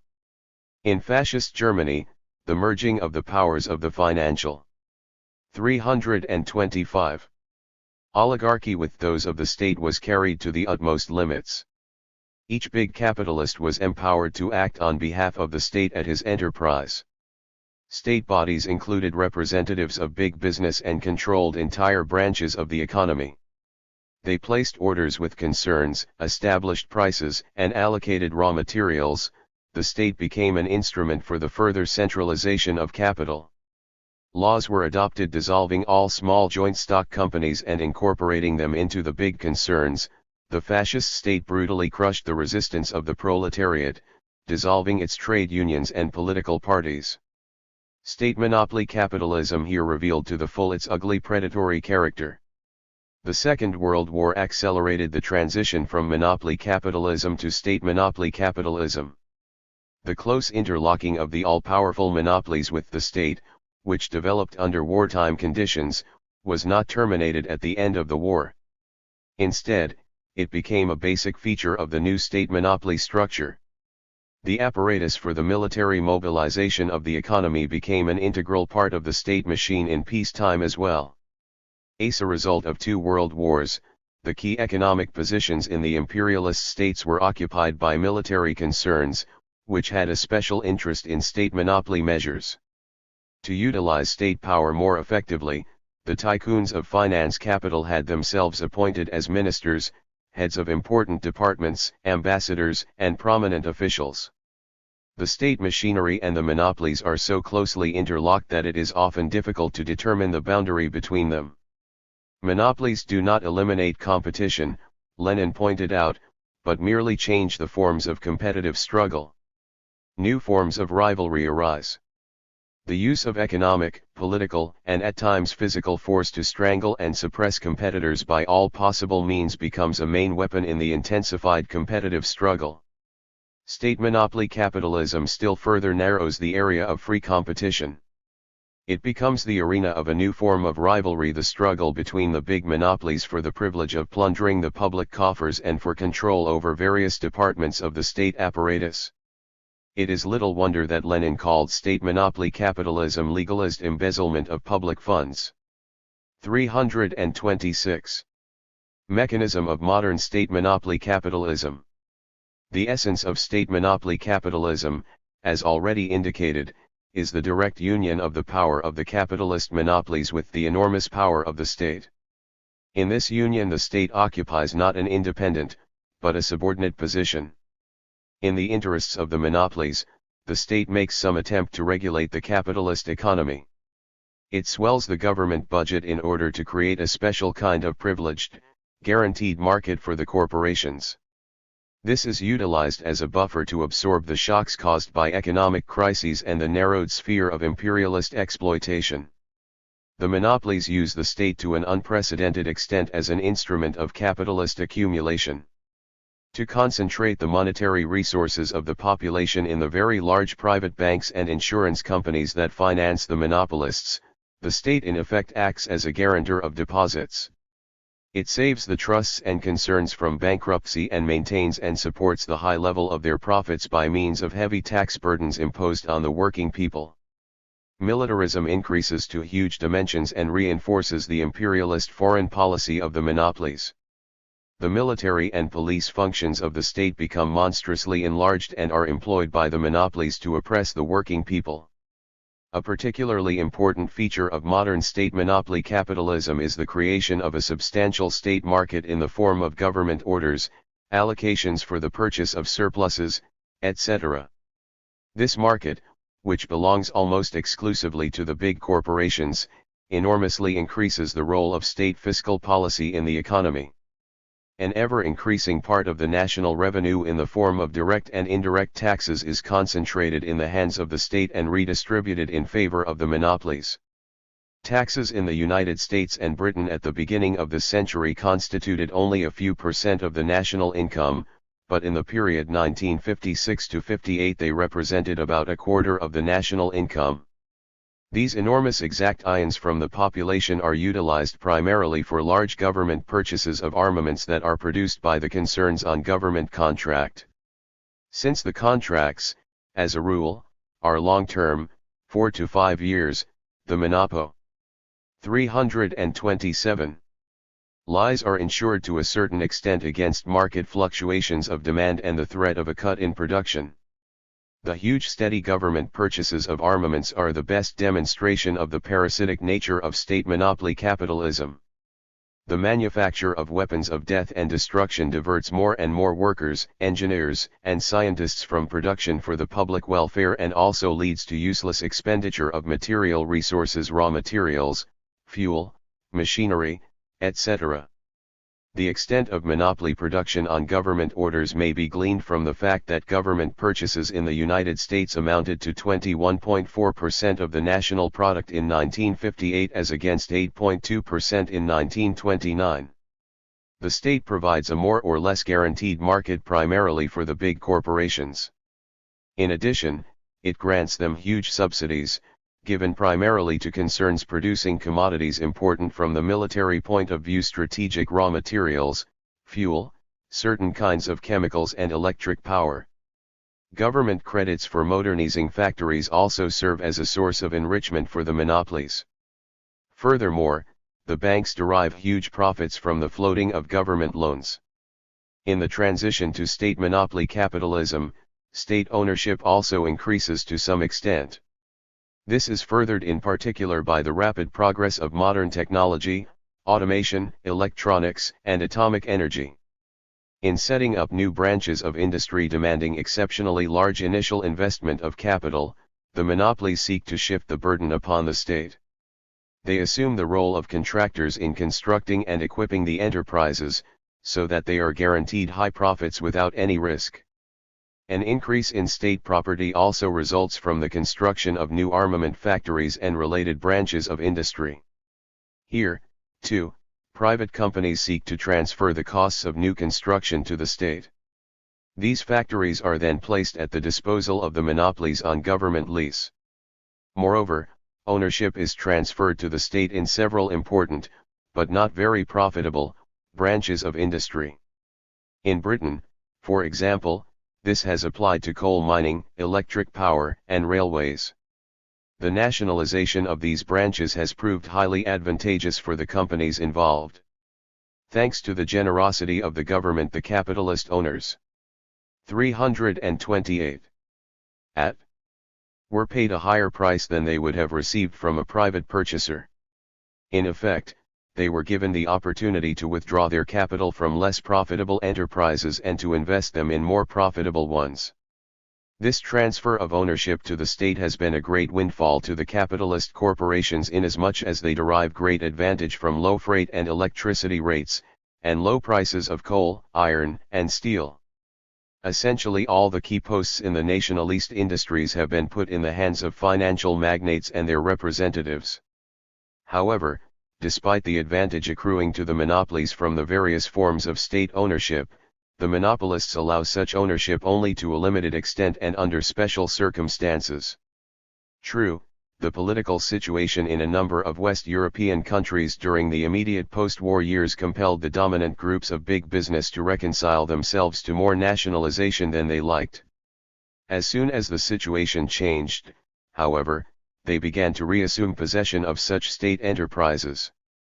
In Britain, the iron and steel industry is already back in the hands of private companies. Nationalist enterprises in France, Italy, and Austria have in part been transferred to the monopolies. And in the USA, many government factories were sold to the monopolies after the war at low prices. Various forms of mixed state and private ownership of the means of production are also to be found. In Italy and West Germany, for example, the state owns large blocks of shares of numerous companies in various branches of the economy. A characteristic feature of state monopoly capitalism is the active intervention of the state in conflicts between workers and employers, and its tendency to suppress the discontent of the masses by the use of force. It imposes compulsory arbitration more and more often during strikes, applying pressure on the strikers in the interests of the monopolies. State laws and decrees, example the Taft-Hartley Act in the United States, make it very difficult for trade unions to conduct strikes and other activities. The government policy of freezing wages, i.e., maintaining them at a constant level while the cost of living rises, enables the monopolies to intensify their exploitation of the working people. 329. At. State monopoly measures in the international field have become a feature of the post-war period. The monopolies compel the state to finance commodity exports and to underwrite private foreign loans. The imperialist state undertakes export of capital to branches of industry and countries where private corporations do not want to take the risk. In the interests of the monopolies, agreements are concluded between states for the division and exploitation of sources of raw materials, for example, the European Coal and Steel Community, a giant interstate monopoly organization embracing the coal and iron and steel industries of West Germany, France, Italy, Belgium, Holland, and Luxembourg. Another state monopoly move was the agreement between these same countries to form a common market, a customs union granting the big monopolies a privileged status. State monopoly measures of an international nature have not only the immediate purpose of capitalist profit, but also the aim of uniting the forces of world reaction to save the disintegrating colonial system, to combat democracy and socialism, to carry on the Cold War and to prepare for aggression against the socialist countries. U.S. corporations make use of the interstate monopolies, most of which have been initiated by them, as weapons of struggle for world domination. Militarization of the economy. Militarization of the economy is inseparably linked with the reinforcement of state monopoly tendencies in imperialist states. Militarization of the economy in its developed form is typical of capitalism only in the period of the general crisis of capitalism, which is marked by world wars. It becomes possible because the government apparatus is utilized by the monopolies to redistribute the national income, by means of direct and indirect taxes, government loans, control over strategic raw materials, etc., in order to create a powerful war economy. The reason for such truly total militarization, exemplified by Germany in 1933–39 and the United States after the Second World War, is to be found in the sharpening basic contradictions of present-day monopoly capitalism. The big corporations persistently seek to solve the problem of markets by obtaining 330. Government war contracts.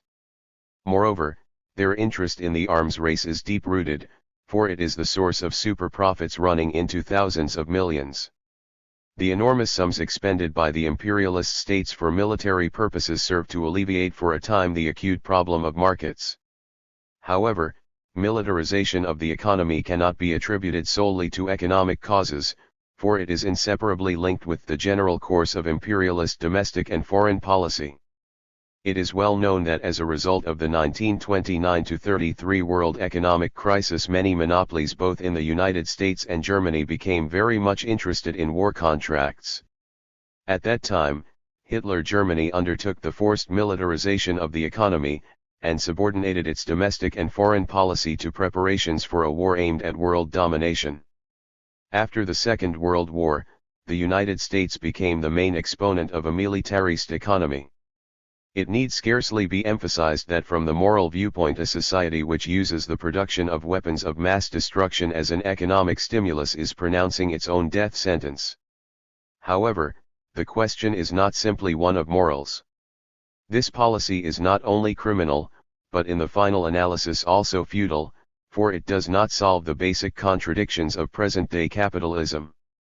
An increase in state military orders sometimes acts as a lever for increasing overall production, including goods for civilian use.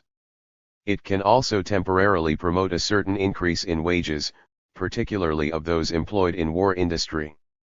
This takes place, as a rule, when war production expands, and idle capacity and capital is put to use. The unemployed who obtain work in war industry increase the demand for goods. To satisfy this demand, it becomes necessary to increase production in other branches of the economy.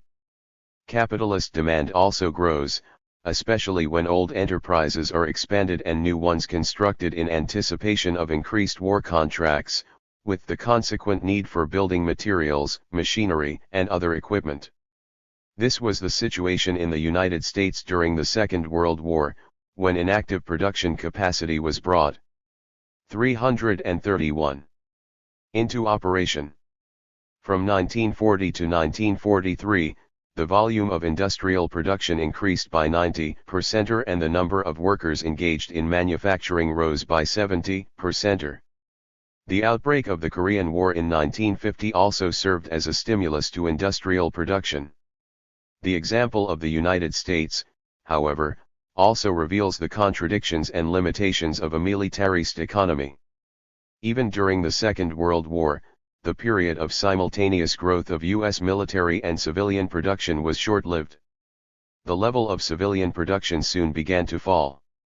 Long before the end of the war, a situation had arisen in which civilian production could no longer be increased and had to be cut back. Beginning with 1944, a general decrease in industrial production could already be observed, for the increase in the output of war materials no longer covered the cut in production for civilian purposes. The same thing happened during the Korean War. The short-lived stimulating effect of militarization for the general growth of production can also be explained by the methods used to finance it. In the early period, the government increases the military budget not only by levying taxes, but also by issuing government loan bonds, which are readily taken up by the bourgeoisie, who have the available financial means. Later on, however, more and more of the budget is met by increasing taxes on factory workers and office employees. The increase in government demand under such conditions is inevitably accompanied by a curtailment of the population's purchasing power, which leads to a shrinking market for civilian production. From 1943 to 1957, U.S. industrial production increased by only 13%, which shows that the stimulus of the arms race in the post-war militarization of the U.S. economy was not very considerable. As a matter of fact, this rather small increase is by no means attributable to militarization alone. The role played by the mass renewal and expansion of fixed capital in industry and other branches of the economy was not less significant.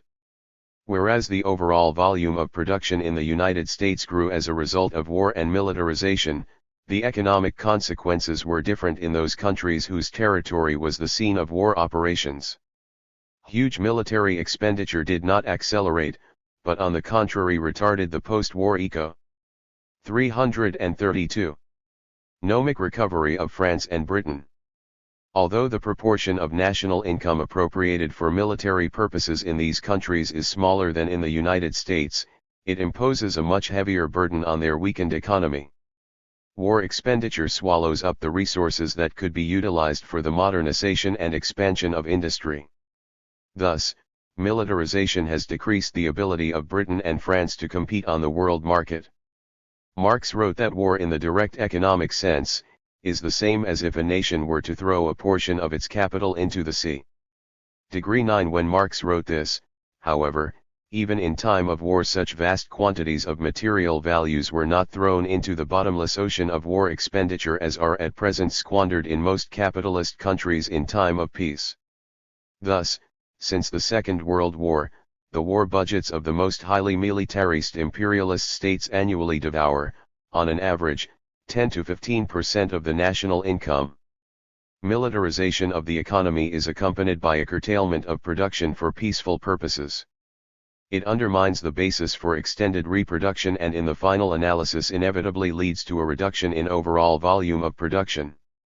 Simultaneously, the rapid progress of military technology and the resulting swift moral depreciation of modern weapons continually promote the large-scale production of armaments that become out of date in a few years and are converted into heaps of rubbish and scrap iron.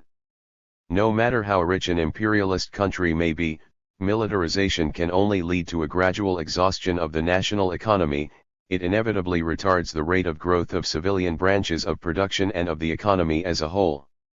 To convince oneself of this, it is sufficient to compare the rate of growth of production after the Second World War in Britain and France, where the economy sagged under the excessive burden of militarization, with that of West Germany, where armament expenditure was incomparably smaller over a number of years.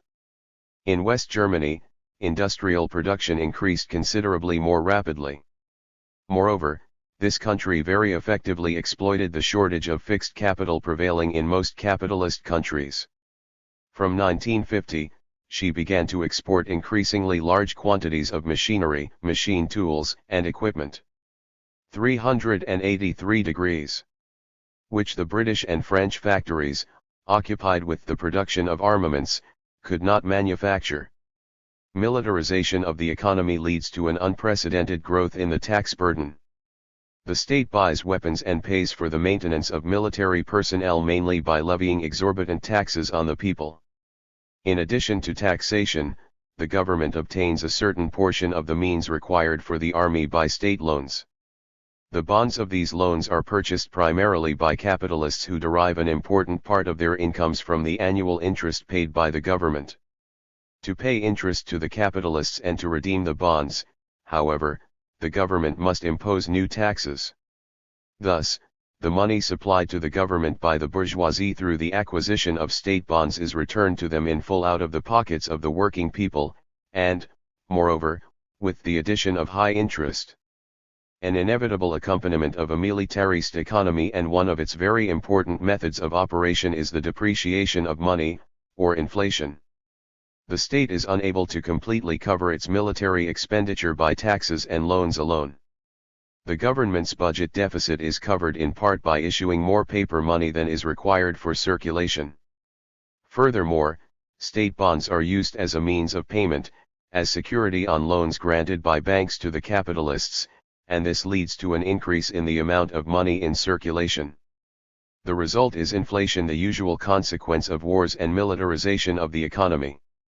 In 1957, the purchasing power of the US dollar was 1/2 of its pre-war level, the British pound sterling 1/3, and the French franc as well as the Italian lira only a few % of their pre-war levels.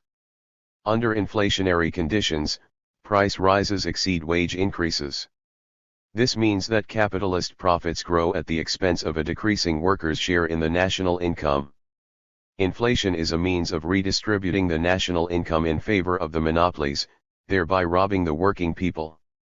Thus, in the final analysis, the full brunt of military expenditure, no matter how financed, is borne by the broad mass of the people. On the other hand, this expenditure serves to enrich the big capitalists.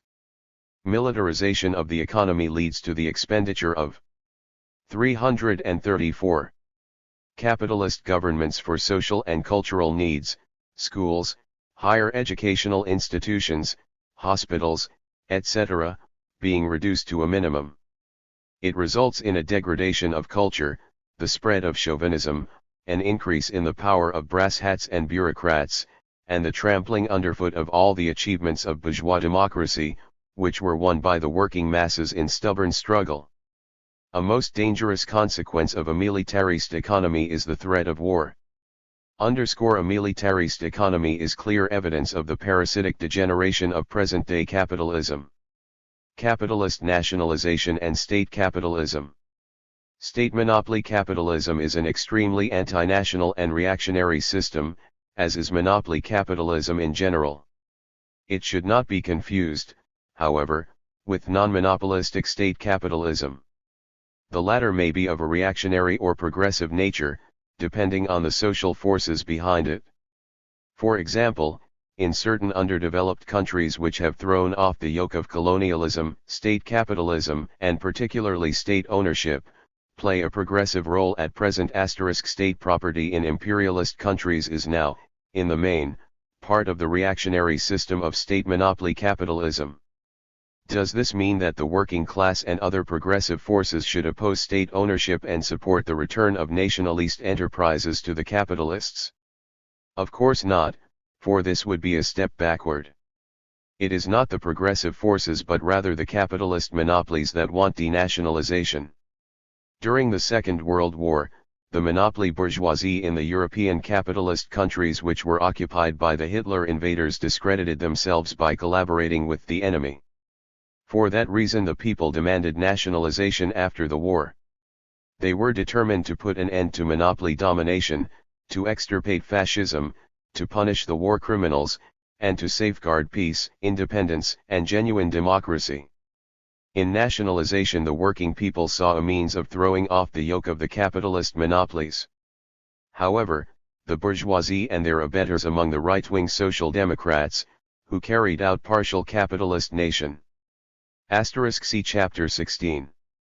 835.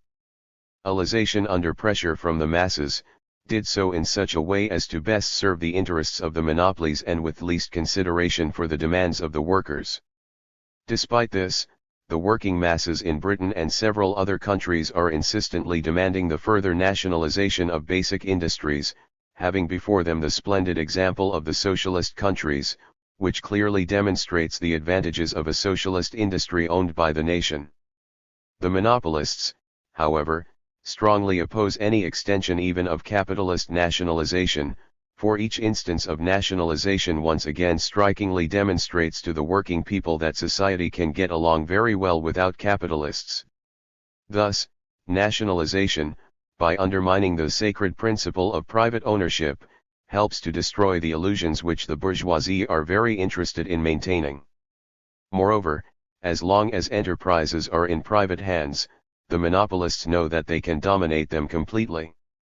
After nationalization, however, even though the monopolists can in general make the state bodies do their bidding, they have no insurance against undesirable outside interference in their affairs, since other monopolists who are competing with them also try to make use of the state. The state, furthermore, has to act at times in the interest of the ruling class as a whole, and this does not necessarily coincide in every respect with the aims and desires of individual trusts and concerns. For this reason, monopolists invariably prefer the private form of ownership, and look upon state ownership merely as an instrument for obloquely their private monopolist ownership. The communist parties of many countries in which state monopoly capitalism exists support the demand for a step-by-step nationalization of basic industry, since this demand is directed against monopoly domination and is in this sense progressive. Of course, as long as the political situation in a country precludes the elimination of all capitalist monopolies, the demand for complete nationalization of basic industry remains only a clause in the program of a Marxist party.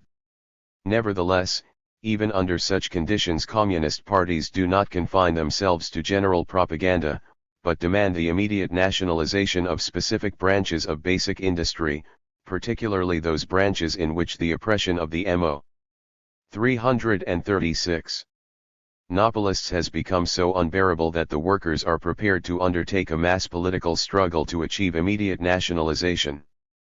Communists insist on nationalization being carried out in a way that really curtails the power of the monopoly capitalists and improves the lot of the working people. Not only nationalization, but many other reforms demanded by the working people of bourgeois countries to protect their interests involve state capitalist measures. This is due to the increased role of the capitalist state in contemporary economic life. The working people are by no means against all intervention of the state in the economy. They support such intervention as would curb the arbitrary and unlimited power of the predatory monopolies. The workers justifiably reason that if the state can freeze wages in the interests of the capitalists, it should be able to establish a guaranteed minimum wage and, at least occasionally, use its arbitration powers to settle labor disputes in the interests of the workers. it should be possible for it to adopt effective measures against unrestricted rent increases and inflated prices of consumer goods.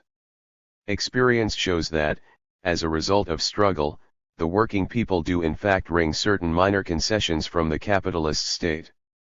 Pressure from the workers has led here and there to public works being organized for the unemployed.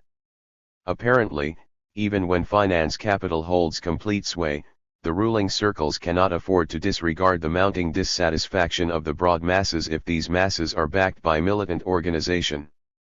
A progressive American economist, Hyman Lummer, notes that a relatively effective control of prices was established in the United States during the latter part of the Second World War thanks to the struggle of the people against the monopolies. Wholesale and retail prices, as well as rents, rose by only 2 to 4% in this period. After the war, when government price controls were lifted, the monopolies were free to push up prices, which as a result have been continually increasing. Lummer writes, controls did substantially reduce the burden borne by the workers.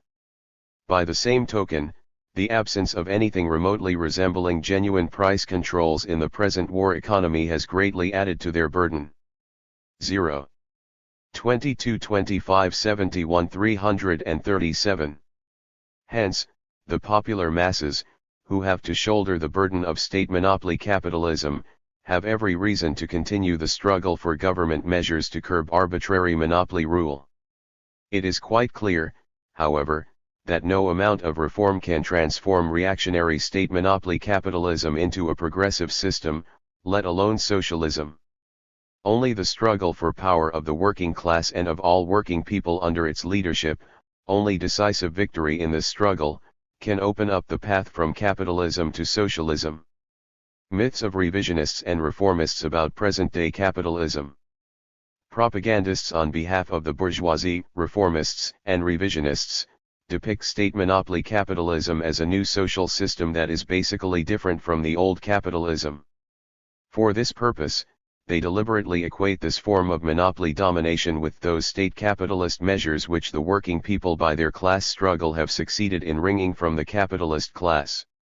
They also claim that the capitalist state is now able to control economic development and to rid it of crises, and that the present-day bourgeois state stands above classes. The old exploiting capitalism, according to them, has now given way to a universal welfare state, and predatory imperialism has become people's capitalism. The theories of the British bourgeois economist John Maynard Keynes, which he developed as far back as the 30s, provide the theoretical basis for such views. In contrast to other bourgeois economists, he recognized that capitalism was seriously ailing and had lost the capacity for economic self-regulation. Keynes, however, would not, and could not, agree that the illness was incurable. Moreover, he took upon himself the role of healer of capitalism, advancing a whole series of measures for its rehabilitating by means of government controls and the development of state monopoly capitalism. Keynes and his followers attach particular importance to special measures for maintaining capital investment in production at a proper level, government control over credit, regulating the rate of interest, and money circulation, controlled depreciation of 338. Money in order to decrease the real wages of workers. The teachings of Keynes are, in essence, an apologetic based on the illusion that it is possible to perpetuate the capitalist system by eliminating a number of its shortcomings and some of its disastrous effects on the working people. At present, not only most bourgeois economists, but considerable numbers of right-wing social democrats, base themselves on Keynes's theories. Many right-wing socialist parties, in their programs, have officially renounced Marx's economic theory in favor of that of Keynes. A very open call for the replacement of Marxism by Keynesianism was sounded by the British Labour leader John Strachey in his book entitled Contemporary Capitalism.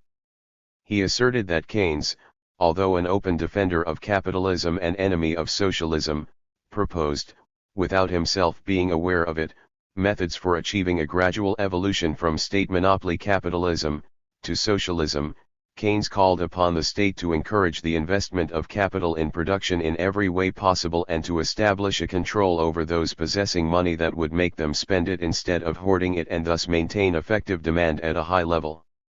Strachey asserts that this compels the bourgeois state to equalize incomes by increasing taxes on profits. According to him, the British government, adopting Keynes's advice, is in fact already carrying through a redistribution of the national income and is planning the economy, with the aim of maintaining a high level of effective demand and full employment. Strachey considers that the nationalization of several industries and the establishment of a national system of social insurance and health service by the Labour government, has already made Britain socialist. However, he admits that oligopoly, i.e., cliques of big monopolists, dominates the economy of Britain. Not in the least embarrassed by this, he assures us that Britain has passed over the class conflict, that relations between workers and employers have entered a peaceful phase, etc. Certain French socialists, example Georges Bourgeon, the historian, and Pierre Rimbert, the economist, also seek to attribute the growth of state monopoly capitalism to the gradual transformation of capitalist society into a socialist one. 99% B39. What are the fallacies in such views of present-day capitalism? Firstly, the right-wing Social Democrats lump together state monopoly capitalism and all other forms of state capitalism, without making any distinction between them. They then substitute one term for the other, concealing the monopoly nature of present-day capitalism and depicting it as a form of state capitalism in which there is no place for capitalist monopolies. In other words, they embellish present-day capitalism by completely effacing its essential features: the yoke of predatory monopolies, militarism, parasitism, crises, and unemployment. In reality, however, precisely these constitute the basic features of present-day state monopoly capitalism. Secondly, the right-wing Social Democrats distort reality by claiming that the monopolies are subordinate to the state, which is supposed to stand above classes. In actual fact, the state is controlled by the capitalist monopolies. Under state monopoly capitalism, the decisive power in society is concentrated in the hands of the very big corporations, with the top few hundred richest families exercising a direct or indirect dictatorship.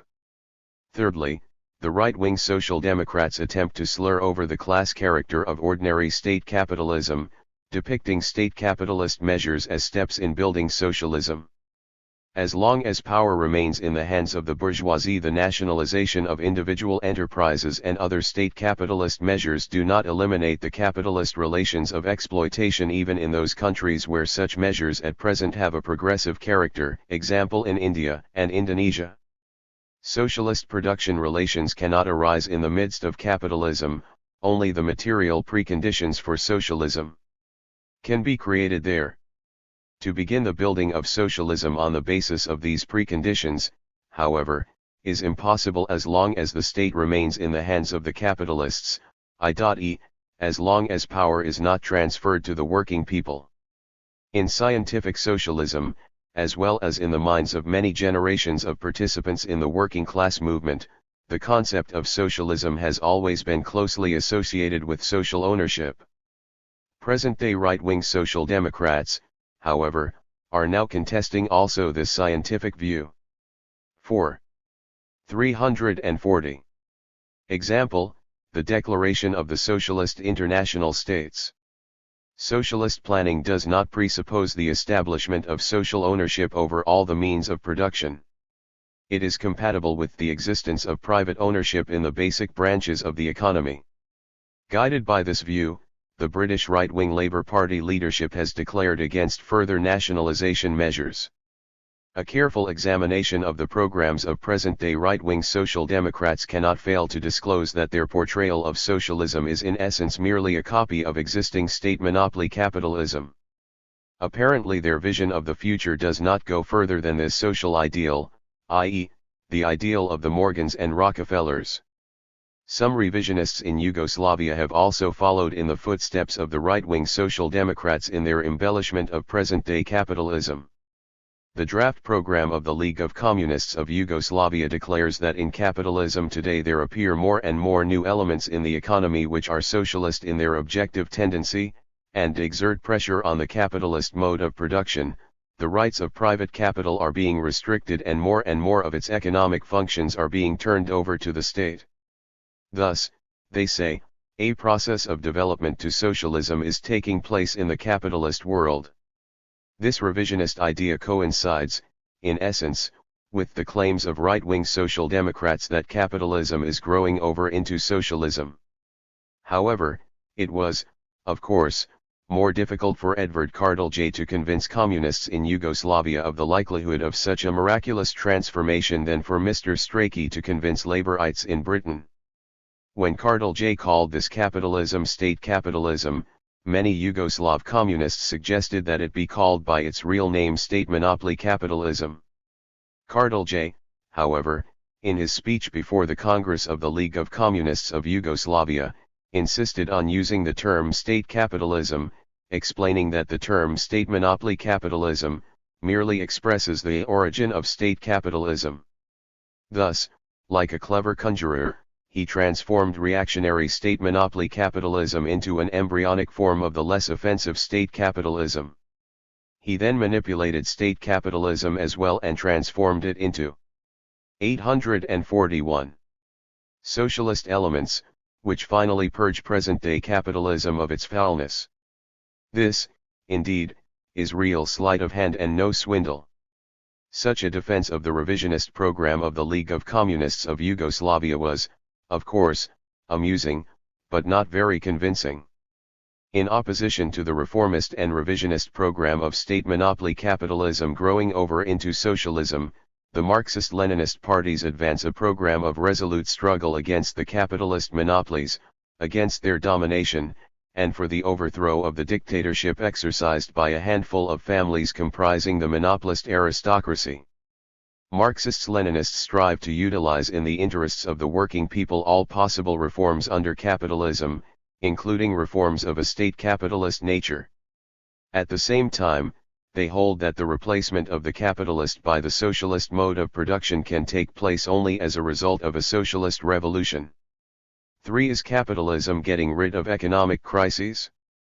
After the 1929-33 world economic crisis, and particularly after the Second World War, monopoly capital with government assistance established a whole system of anti-crisis measures. These are a characteristic feature of the machinery of state monopoly capitalism. Anti-crisis measures are merely a palliative against capitalism's incurable illness. The major anti-crisis measure consists in huge government orders for and purchase of armaments and strategic materials, which provide many big monopolies with a considerable and steady demand. Of great importance, too, is government control in the sphere of credit and banking, where previously the stormy development of crises generally began. In order to prevent the panicky withdrawal of deposits, which led in the past to the failure of large banks, the imperialist states have in effect taken upon themselves the role of guarantor of these deposits. Moreover, government regulation of stock exchanges. 342. And issuance of securities has been introduced almost universally in one form or another. To prevent crises, the state also undertakes various measures to restrict or curtail production, Euro.g, by raising the interest on bank credits and granting premiums for reducing the area under cultivation.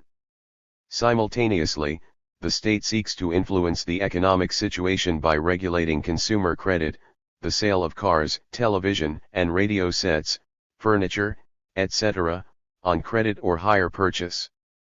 Supporters of state monopoly capitalism widely advertise such measures, alleging that their adoption has succeeded, or almost succeeded, in curing capitalism of its crises and that they ensure the steady growth of production.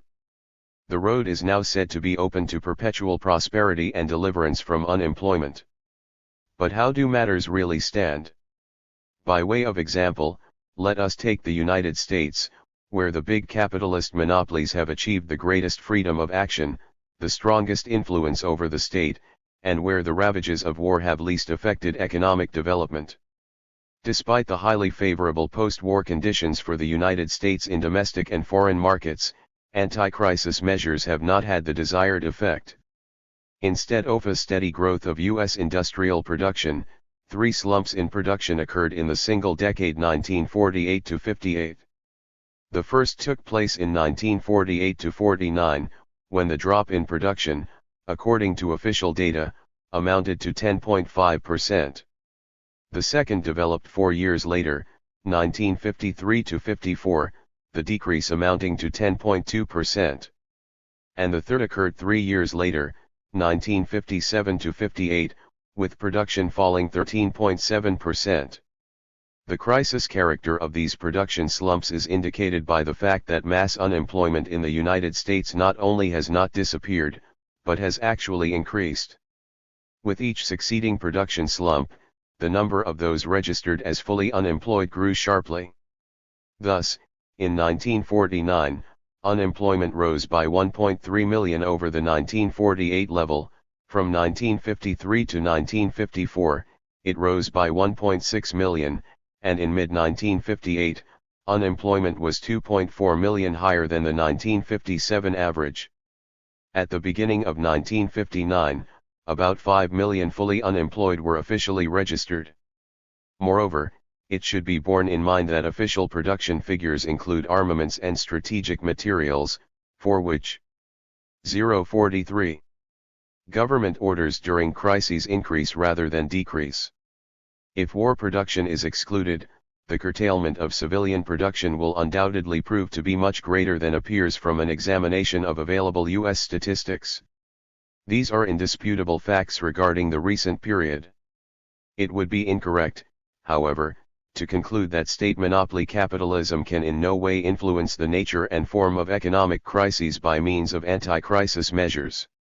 As a matter of fact, they have achieved some success in this respect. State monopoly vapagism can undoubtedly influence the form, sequence, and nature of a particular crisis.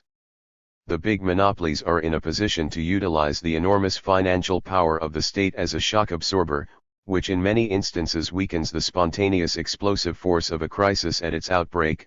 Moreover, there are now more possibilities than hitherto for big capitalists to avert bankruptcy by stabilizing their position at the cost of the bankruptcy of medium and small capitalists.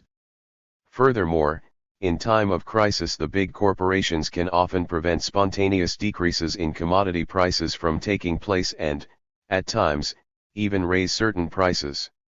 They can also take advantage of huge war orders from the state, so as to ensure themselves high profits even during periods of economic crises. This, however, reveals only one aspect of the matter. The other aspect is that the anti-crisis measures used for the enrichment of monopolies inevitably sap the economic strength of a country and worsen the material conditions of the overwhelming majority of the population. Insofar as the bourgeois state, by increasing taxation and depreciating the currency, plunders the people in order to finance a frantic arms race, effective demand inevitably decreases. Thus, the stage is set for new acute outbreaks of the incurable ailment of capitalism, economic crises. The more the monopolies succeed in preventing price decreases previously an accompaniment of crises, the greater become the obstacles to the disposal of commodity surpluses. In the final analysis, this makes it more difficult to emerge from the crisis and to create the conditions for a new economic upsurge. Furthermore, to the extent that the capitalist state succeeds through its intervention in saving the big corporations from bankruptcy and in absorbing other shocks. 344. Produced by the crisis, it interferes with the redistribution of capital among the various branches of production by means of which the necessary proportions between them are established. Thus, state monopoly capitalism, although exerting a certain influence on the course of a crisis, does not eliminate its causes, but, on the contrary, only makes the illness more deep-seated, thereby creating the basis for new crises. To conceal the crisis nature of the frequent post-war production slumps in the United States, bourgeois economists euphemistically refer to them as recessions. Changing the label, however, does not change the contents. The crisis nature of such production slumps stems from the nature of their causes, which are basically the same as those of all other capitalist crises of overproduction. In other words, the anarchy of production prevailing under capitalism and the capitalists' incessant pursuit of maximum profits periodically bring about a sharp discrepancy between the growth of production and the lag in effective demand. The expansion of markets cannot keep pace with the rise in production. It is precisely the objective function of economic crises to temporarily overcome this discrepancy.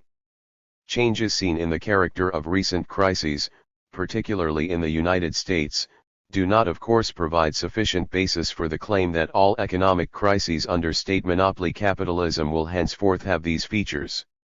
The future will undoubtedly reveal diverse forms of economic crises in capitalist countries and, in particular, in due course much more violent economic shocks may occur in the countries of state monopoly capitalism.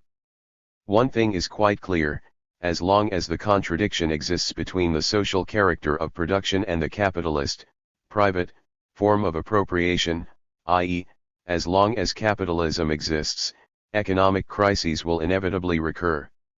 Anti-crisis measures and all attempts at economic regulation by present-day state monopoly capitalism do not stabilize capitalist economy, but rather increase its instability. The continuous alternation of critical slumps and feverish uptrends, said N.S. Khrushchev, speaks of the instability of the capitalist economy. Neither the arms race, nor any other measure, can ever rid the economy of the United States. 345. And the other capitalist countries of overproduction crises. Whatever the capitalist states do, they will never be able to eliminate the cause of crises. Capitalism will never succeed in breaking the death grip of its own contradictions. They keep growing in size and scope, threatening new economic upheavals. 41. Speech at the 21st Congress of the Communist Party of the Soviet Union. Bankruptcy of the theory of crisis-free development of capitalism. Despite the facts, bourgeois theoreticians and revisionists seek to show that it is nonetheless possible to eliminate crises and preserve capitalism. As evidence, they invariably point to the post-war favorable economic situation in the major European capitalist countries. Up to 1957–58, it is true, there were no clear indications of production crises in these countries, disregarding crises in some industries, coal, textile, etc. However, only those who wish to deceive themselves or others can, on this basis, proclaim the advent of an era of crisis-free capitalism.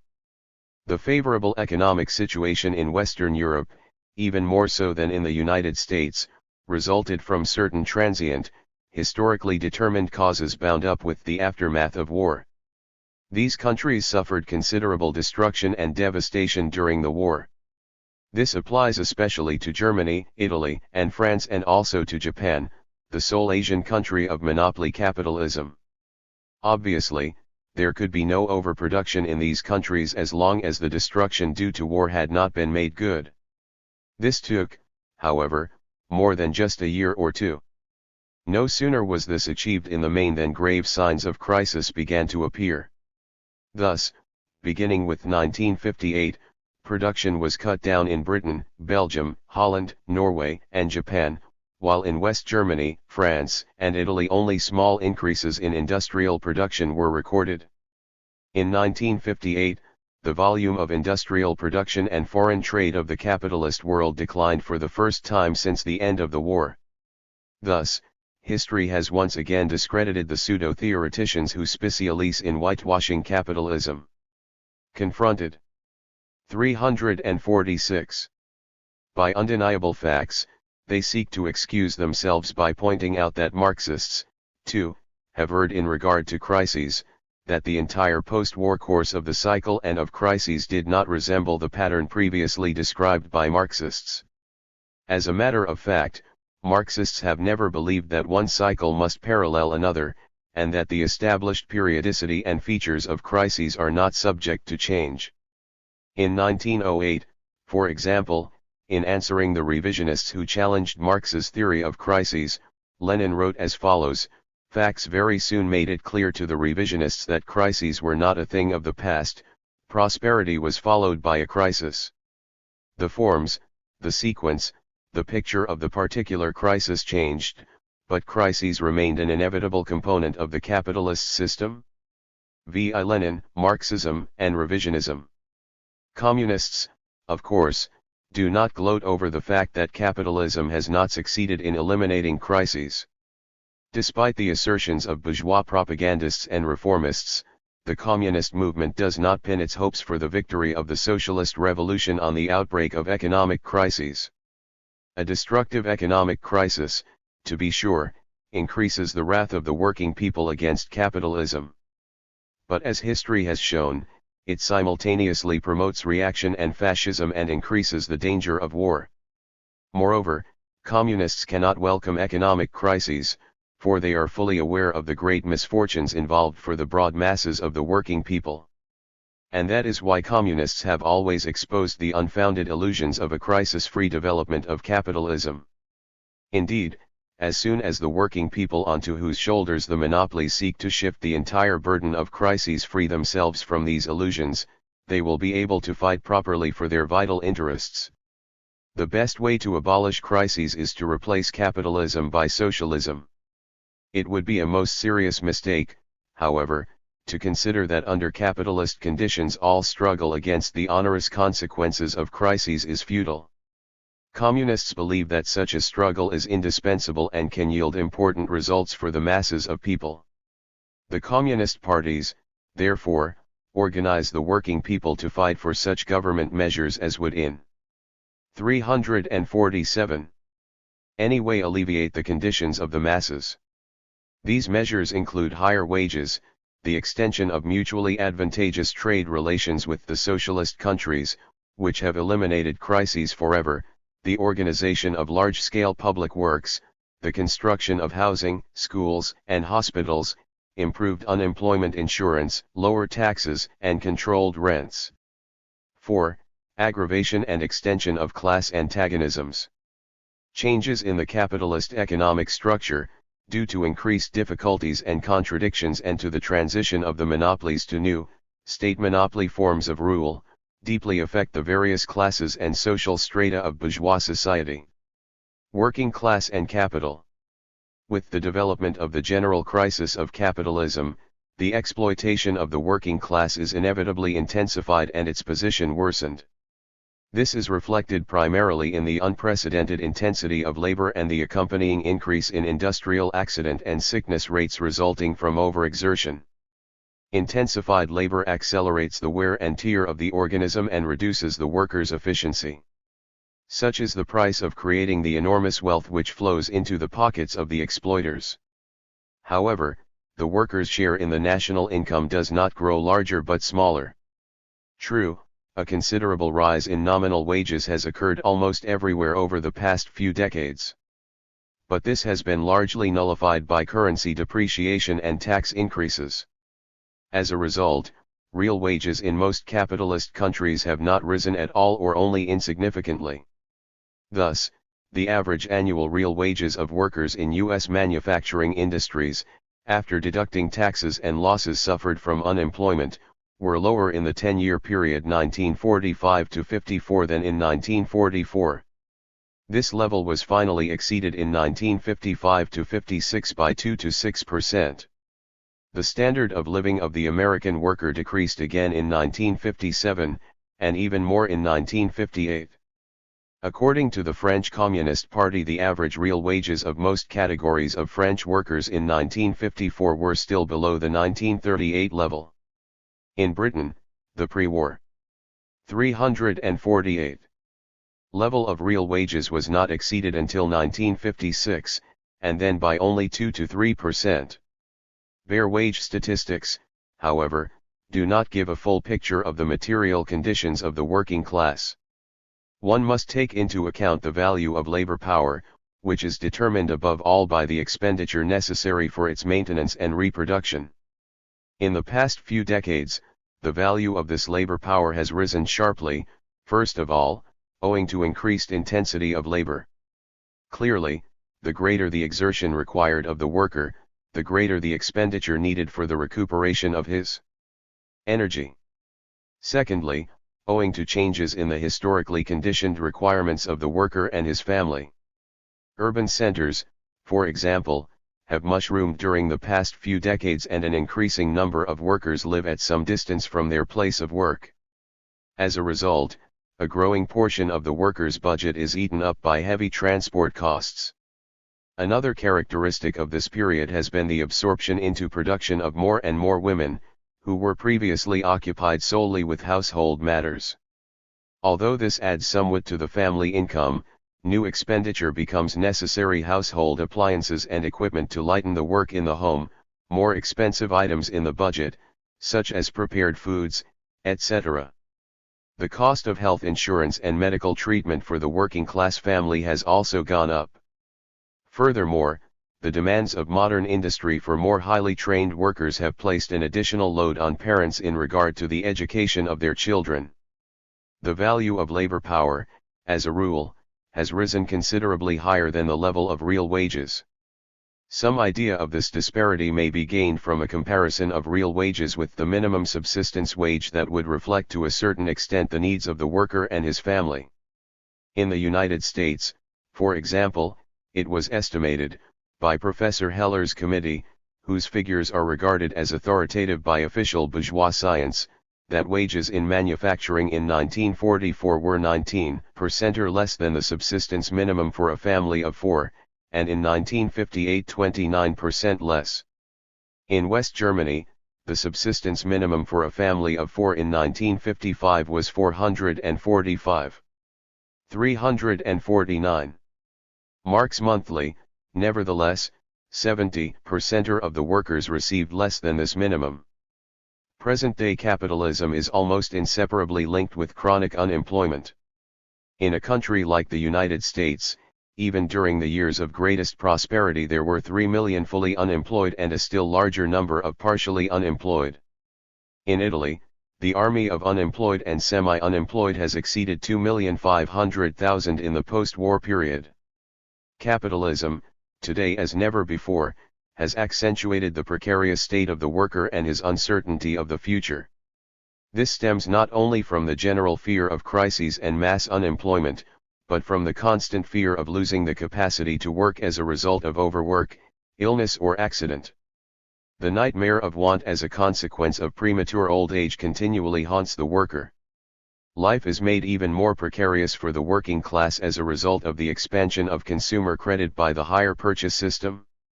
In the United States, for example, consumer indebtedness arising from hire purchase increased from $5.60 to $44.8 million between 1945 and 1957. Credit buying can temporarily alleviate the workers' living conditions, for without credit they could never acquire many consumer goods. But it becomes a very dangerous threat in the event of even temporary unemployment. Indeed, an overdue installment may mean the loss not only of the purchased articles, but also of the amounts already paid on them. Thus, the tendency toward a worsening of the conditions of the working class, which is characteristic of capitalism, continues to operate with full force up to the present day.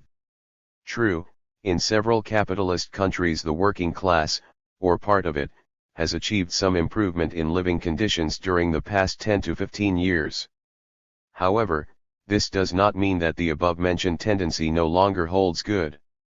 The main reason for such gains is to be found in the more favorable post-war conditions for the workers' economic struggle, stimulated primarily by the successes of the socialist countries, and their greater resistance to the monopolies.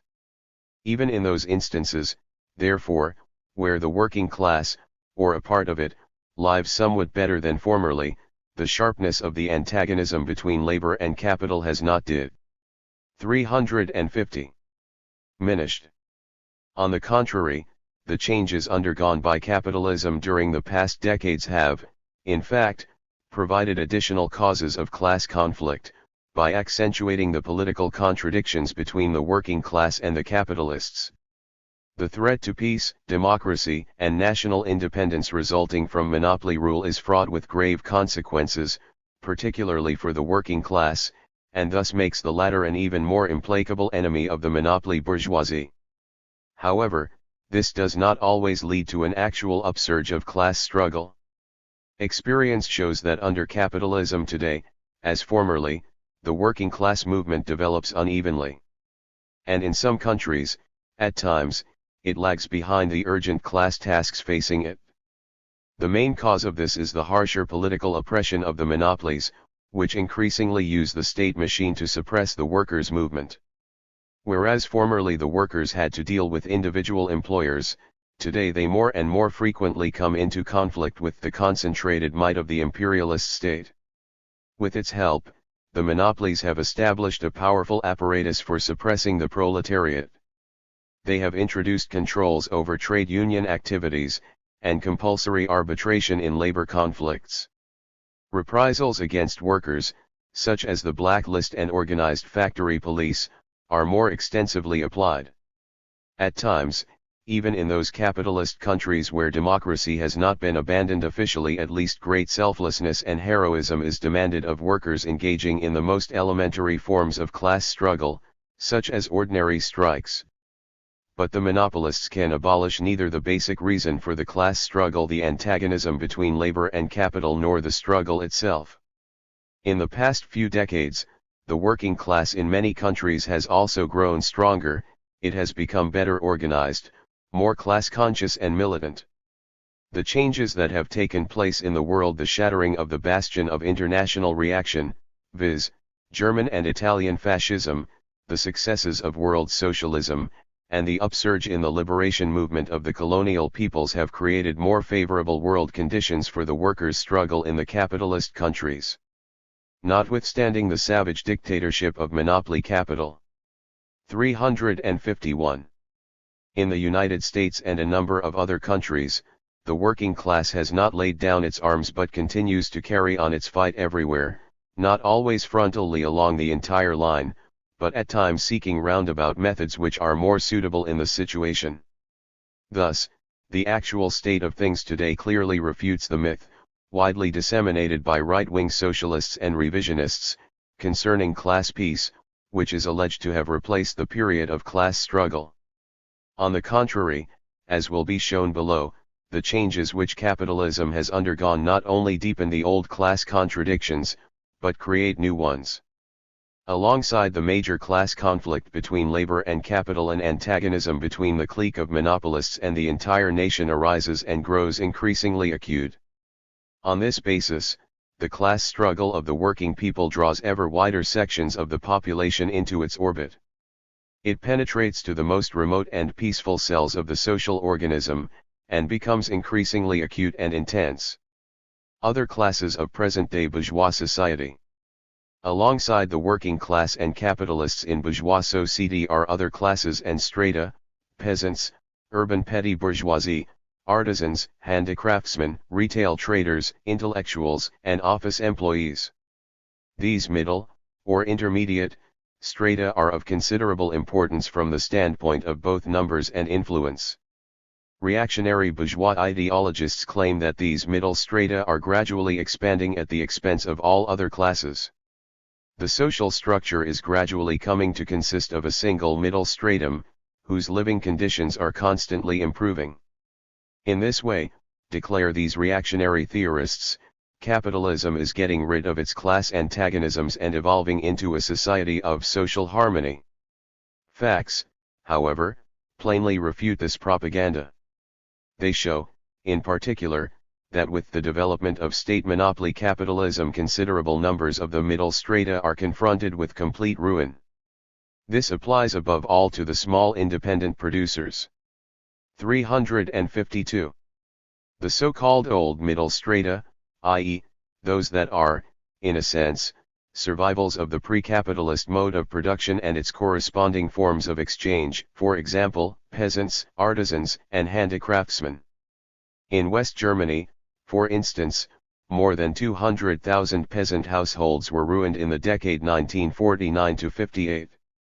In the United States, the number of farms diminished by 1,315,000 during 1940 to 54, thus, history has fully corroborated the Marxist conclusion that, in accordance with the general law of capitalist accumulation, the owners of the means of production become ever fewer, and the number of persons compelled to live by wage labor becomes ever larger.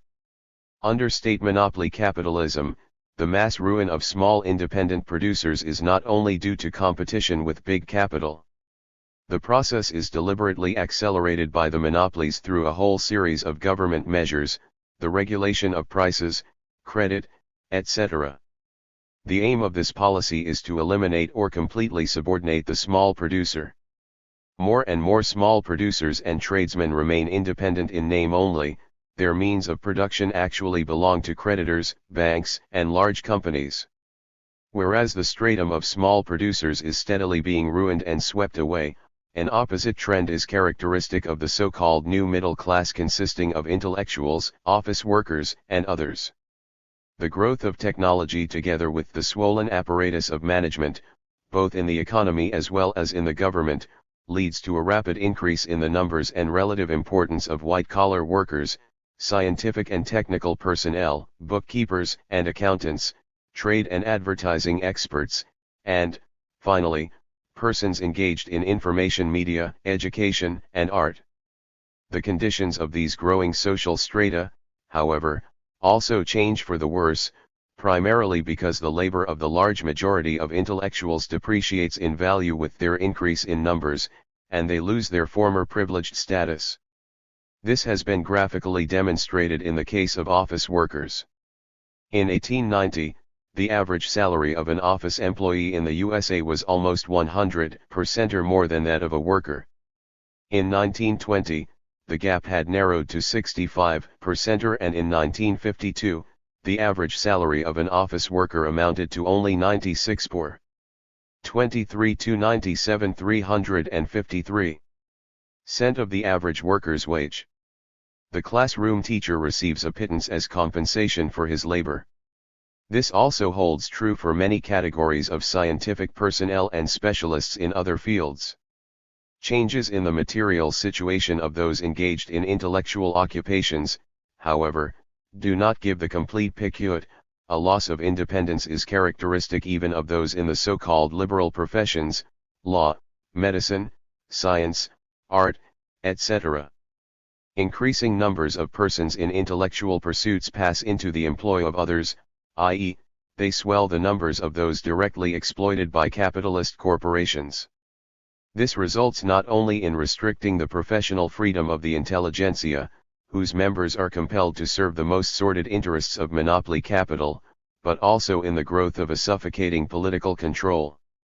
The typical policy of the monopolies along these lines includes repressive measures and humiliating loyalty tests, the full force of which is directed not only against the vanguard of the working class, but also against the intellectuals. How severely their position is affected by these attacks can be seen from the following remark of Albert Einstein, the world-famous scientist, who was destined to be an eyewitness to reaction first in his native Germany, and then in the United States, where he had emigrated to escape fascist persecution. If I would be a young man again and had to decide how to make my living, I would not try to become a scientist or scholar, or teacher. I would rather choose to be a plumber or a peddler in the hope to find that modest degree of independence still available under present circumstances. A melancholy commentary, indeed, on the position of the scientist in bourgeois society today, when even the greatest of them dream of the pitiful appearance of independence still enjoyed by plumbers and peddlers. The middle strata also include those social categories which today faithfully serve the reactionary bourgeoisie, example top officials, highly paid corporation managers and privileged members of the intelligentsia. These groups, however, form only an insignificant percentage of the middle strata and their position is by no means 354 comparable to that of all the intermediate classes and strata. Looking at the middle strata as a whole, we find that the contradictions between them and the small ruling clique of monopolists grow deeper, more acute, and irreconcilable with the continued development of state monopoly capital. Thus, the political position of the middle strata, their place in the class relations of bourgeois society today, is undergoing a basic change. At one time, a large proportion of the middle strata, the prosperous farmers in the developed capitalist countries, the small entrepreneurs and merchants, etc. help to maintain the power of the ruling bourgeoisie. Today, for the most part, both the old and the new middle strata weaken the rule of the monopoly clique instead of strengthening it. Owing to their position and interests, these strata, despite the assertions of bourgeois and reformist ideologists, are being increasingly transformed into an enemy of monopoly and a natural ally of the working class. In an effort to distort the true picture of class relationships, reactionary writers deliberately confuse also the question of the ruling class. They assert that the power and influence of capitalists in present-day bourgeois society is on the wane, that the bourgeoisie has lost, or at any rate is losing, its dominant position. The capitalist class, they claim, will leave the social arena without revolution, by peaceful means. What indications of the decline of capitalist domination are found by these theoreticians who range from open apologists of monopoly to revisionists? In the first place, they claim that capitalist ownership is disappearing and is being replaced by the ownership of numerous shareholders, who belong to various classes of society, and that thereby an income revolution, which equalizes the living conditions of the people, is taking place. Essentially, however, what is being advertised under the new label of people's capitalism is the very old theory of the democratization of capitalism through the issuance of small shares, a theory which long ago was annihilatingly criticized by Lenin. Instead of an income revolution, a further polarization of wealth is actually taking place, the cleavage. 23*355. Between a handful of multimillionaires and the mass of the dispossessed is growing wider and deeper. In 1956, according to official U.S. data, about 5,500,000 American families, numbering 17 million to 20 million persons, had a total income which was less than the net profits of the 17 largest corporations. To demonstrate that the capitalist class is disappearing, reactionary theorists make much of the high surtaxes levied on excess profits and inheritance. Presumably this should lead to a peaceful transition from private to public ownership. Formally, these taxes are quite heavy, amounting to 50% or and more of gross profits. But, in the first place, corporations have discovered scores of methods of tax evasion. Secondly, the sums collected from them by the government are returned with interest through highly profitable government contracts and all kinds of exemptions and allowances, in brief, through the entire mechanism of state intervention in the economy, which has been described above. It is not surprising that even the most zealous champions of monopoly cannot cite a single case of a monopolist having been ruined and his property transferred to public ownership owing to taxation. The theory of a managerial revolution, too, has become widely current in bourgeois propaganda of recent decades. According to this theory, real economic, and hence political, power in the capitalist countries is passing out of the hands of those who formally possess it to those who are the actual managers, example directors, corporation executives, managers, and high-level technical personnel. These persons, it is argued, constitute a new ruling class acting in the interests of society as a whole. In fact, the role of the capitalists in production actually is changing. The owners of property are losing the last vestiges of their useful functions, which are being transferred to employed personnel. This is an additional argument in favor of expropriating capital and going over to socialism. But this in no way alters the essence of capitalist exploitation. Real control of production remains in the hands of the owners and not in the hands of their representatives who manage the technological process, supervise accounting and supply, organize the sale of products, etc. The engineers and poor. 356. Sonal employed by the monopolies cannot remove their owners, nor compel them to renounce a portion of their profits in favor of the workers. The owners, for their part, can engage or dismiss engineers and employees and dictate their will, much as they did 100 years ago. Among the highly placed employees of trusts, of course, are some who actually possess considerable power: presidents of large corporations, chairmen of boards of directors, etc. But these are in fact capitalists who are merely receiving a portion of the profits in the guise of salary. Thus, the changes in the position of the capitalist class that are so much talked about by bourgeois theoreticians, reformists, and revisionists, simply do not exist. However, this by no means implies that the position of the bourgeoisie has not altered in the past few decades. Changes undoubtedly have taken place, the chief one being the further stratification of this class. Even previously, of course, the bourgeoisie was not a monolithic whole. But in our day its stratification is assuming basically new forms. A handful of monopolies with power over the state machine increasingly dominates all of society, including the capitalist class itself. To break into the group in power, i.e., the owners of very large concerns and trusts, has become almost impossible not only for the ordinary citizen, but even for middle capitalists however adroit and resourceful. Instead of one group of capitalists alternating with another at the helm of society, there is now an unchanging and, indeed, irresponsible monopoly clique which is directly linked with and supported by a small circle of top corporation executives, bureaucrats, and military leaders. As a result, increasing numbers of small and middle businessmen go down in ruin.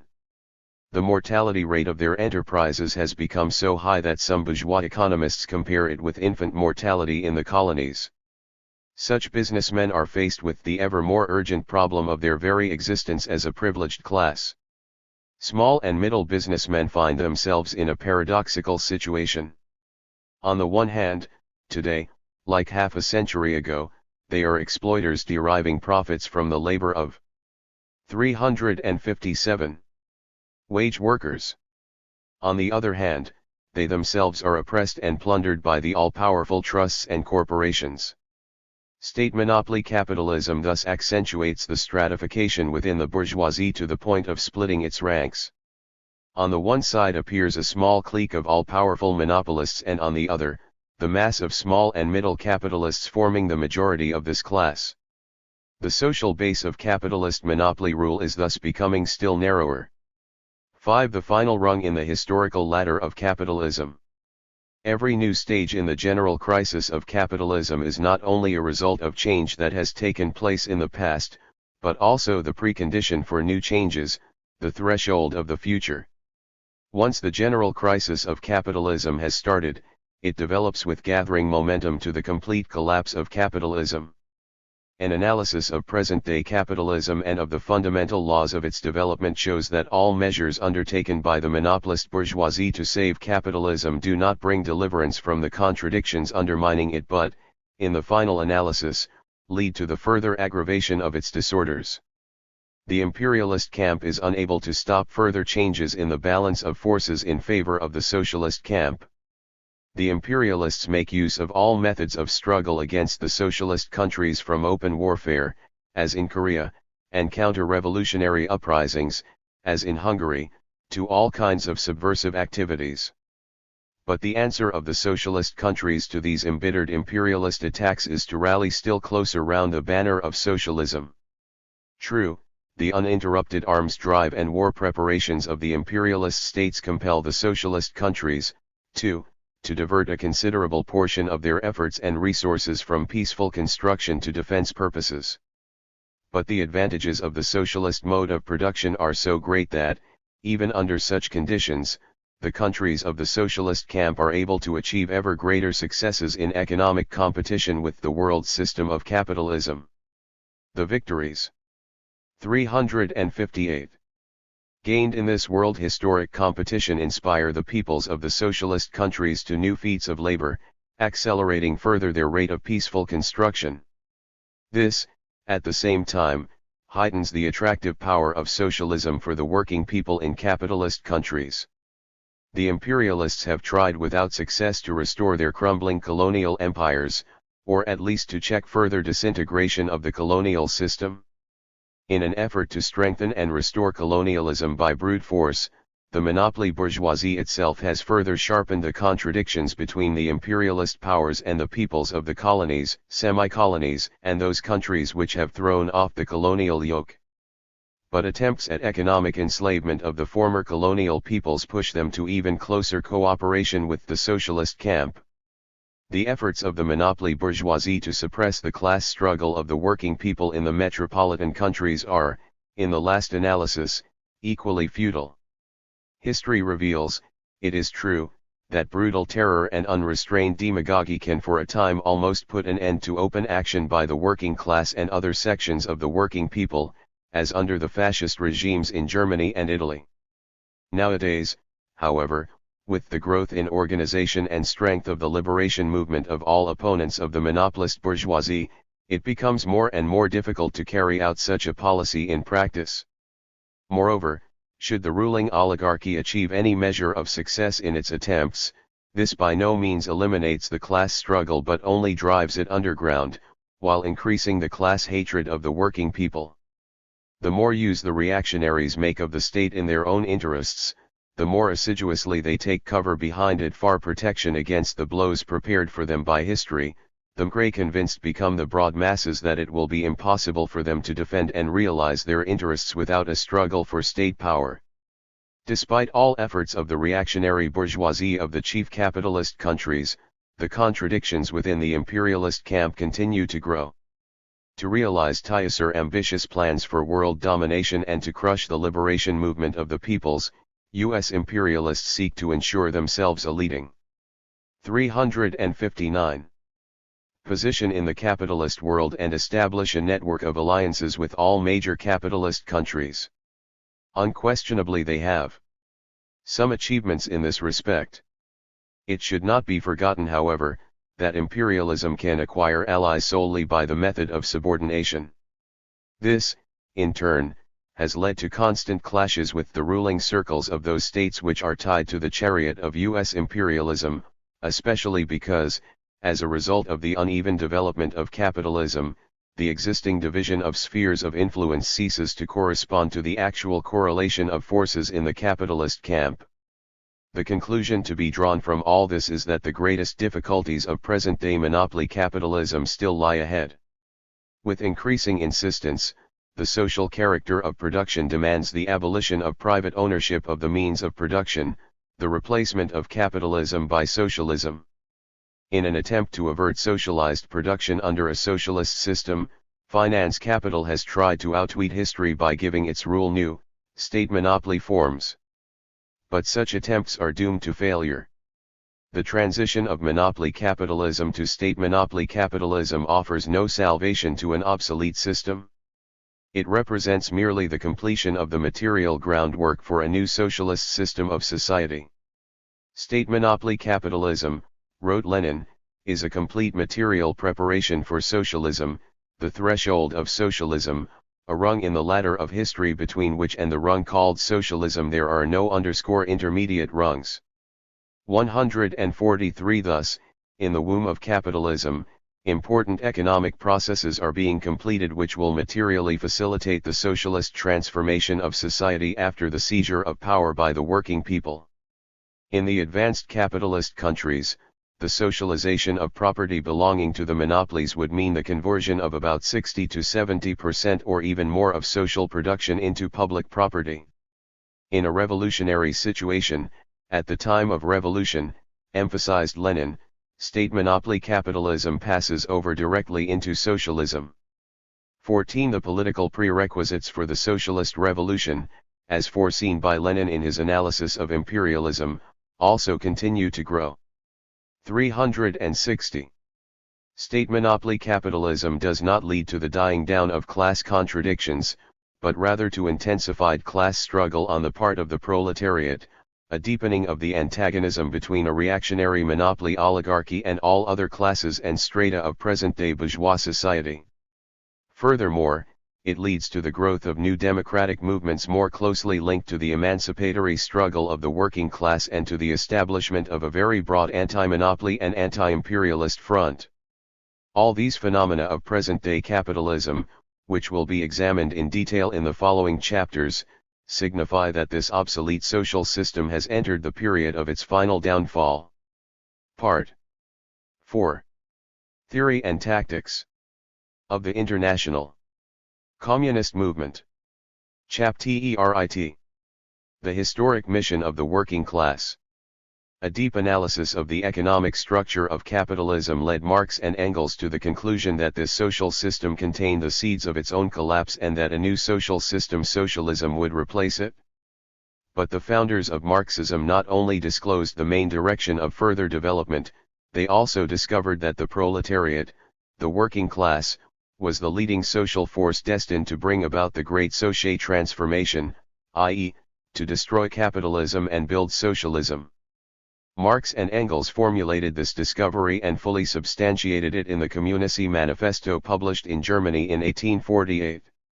It states, "Not only has the bourgeoisie forged the weapons that bring death to itself, it has also called into existence the men who are to wield those weapons, the modern working class, the proletarians."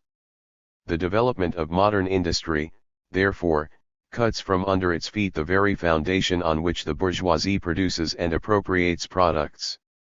What the bourgeoisie, therefore, produces, above all, is its own grave diggers. Its fall and the victory of the proletariat are equally inevitable. 145. 1. The working class is the liberator of the working people. On what did Marx and Engels base their conception of the historic mission of the working class? In the first place, being the most exploited class in capitalist. 362. Society, the working class, owing to the very conditions of its life, becomes the most consistent and irreconcilable opponent of the capitalist order. The vital class interests of the workers impel them to an implacable struggle against capitalism. Marx and Engels emphasized that of all the classes that stand face to face with the bourgeoisie today, the proletariat alone is a really revolutionary class. 146. Secondly, Marx and Engels based their conception on the fact that the workers, by their very position in production, are connected not with its past but with its future and, consequently, with the future of the whole of society. What does this mean? It means, in the first place, that the development of the material basis of capitalism, large-scale industry, does not threaten the existence of the proletariat as a class, does not undermine its positions in society, but, on the contrary, leads to a increase in the numbers of workers and enhances their role in the life of society. It means, furthermore, that the interests and aspirations of the working class coincide with the main trend in the development of the productive forces. The level of development of these forces attained under capitalism requires the abolition of private ownership of the means of production. And it is the working class that is destined to carry out this task. It is objectively interested not only in overthrowing capitalism but also in replacing it with socialism, the system which, having superseded capitalism, gives full scope for a tremendous development of the productive forces of society. As Marx and Engels put it, the proletariat executes the sentence which private ownership passes on itself by engendering the proletariat. As a matter of fact, the working class is the only class that has no part in the ownership of the means of production and therefore does not have to attach any value to it. Moreover, since private ownership of the means of production forms the basis for exploitation of the worker by the capitalist, its abolition and replacement by social ownership is the only way to liberate the working class. In concluding that it was the working class that was destined to destroy capitalism and build socialism, Marx and Engels also based themselves on the fact that it was the only 363 class possessing the fighting qualities needed to accomplish so great an historical objective. What are these qualities? First of all, the working class has the advantage of mass. It is one of the most numerous and at the same time rapidly growing classes in capitalist society. But this is not the only thing. By virtue of the very conditions of its life and labor, the working class is capable of the highest degree of organization. The work at a large enterprise daily instills in the workers such qualities as the spirit of collectivism, capacity for strict discipline, united action, and mutual aid and support. These qualities are invaluable not only in labor but also in struggle. By gathering thousands of workers under the roofs of plants and factories which are, as a rule, located in large cities, the capitalists themselves help the workers to overcome the disunion and isolation that was the curse of the other mass movements of the working people, especially the peasant movement.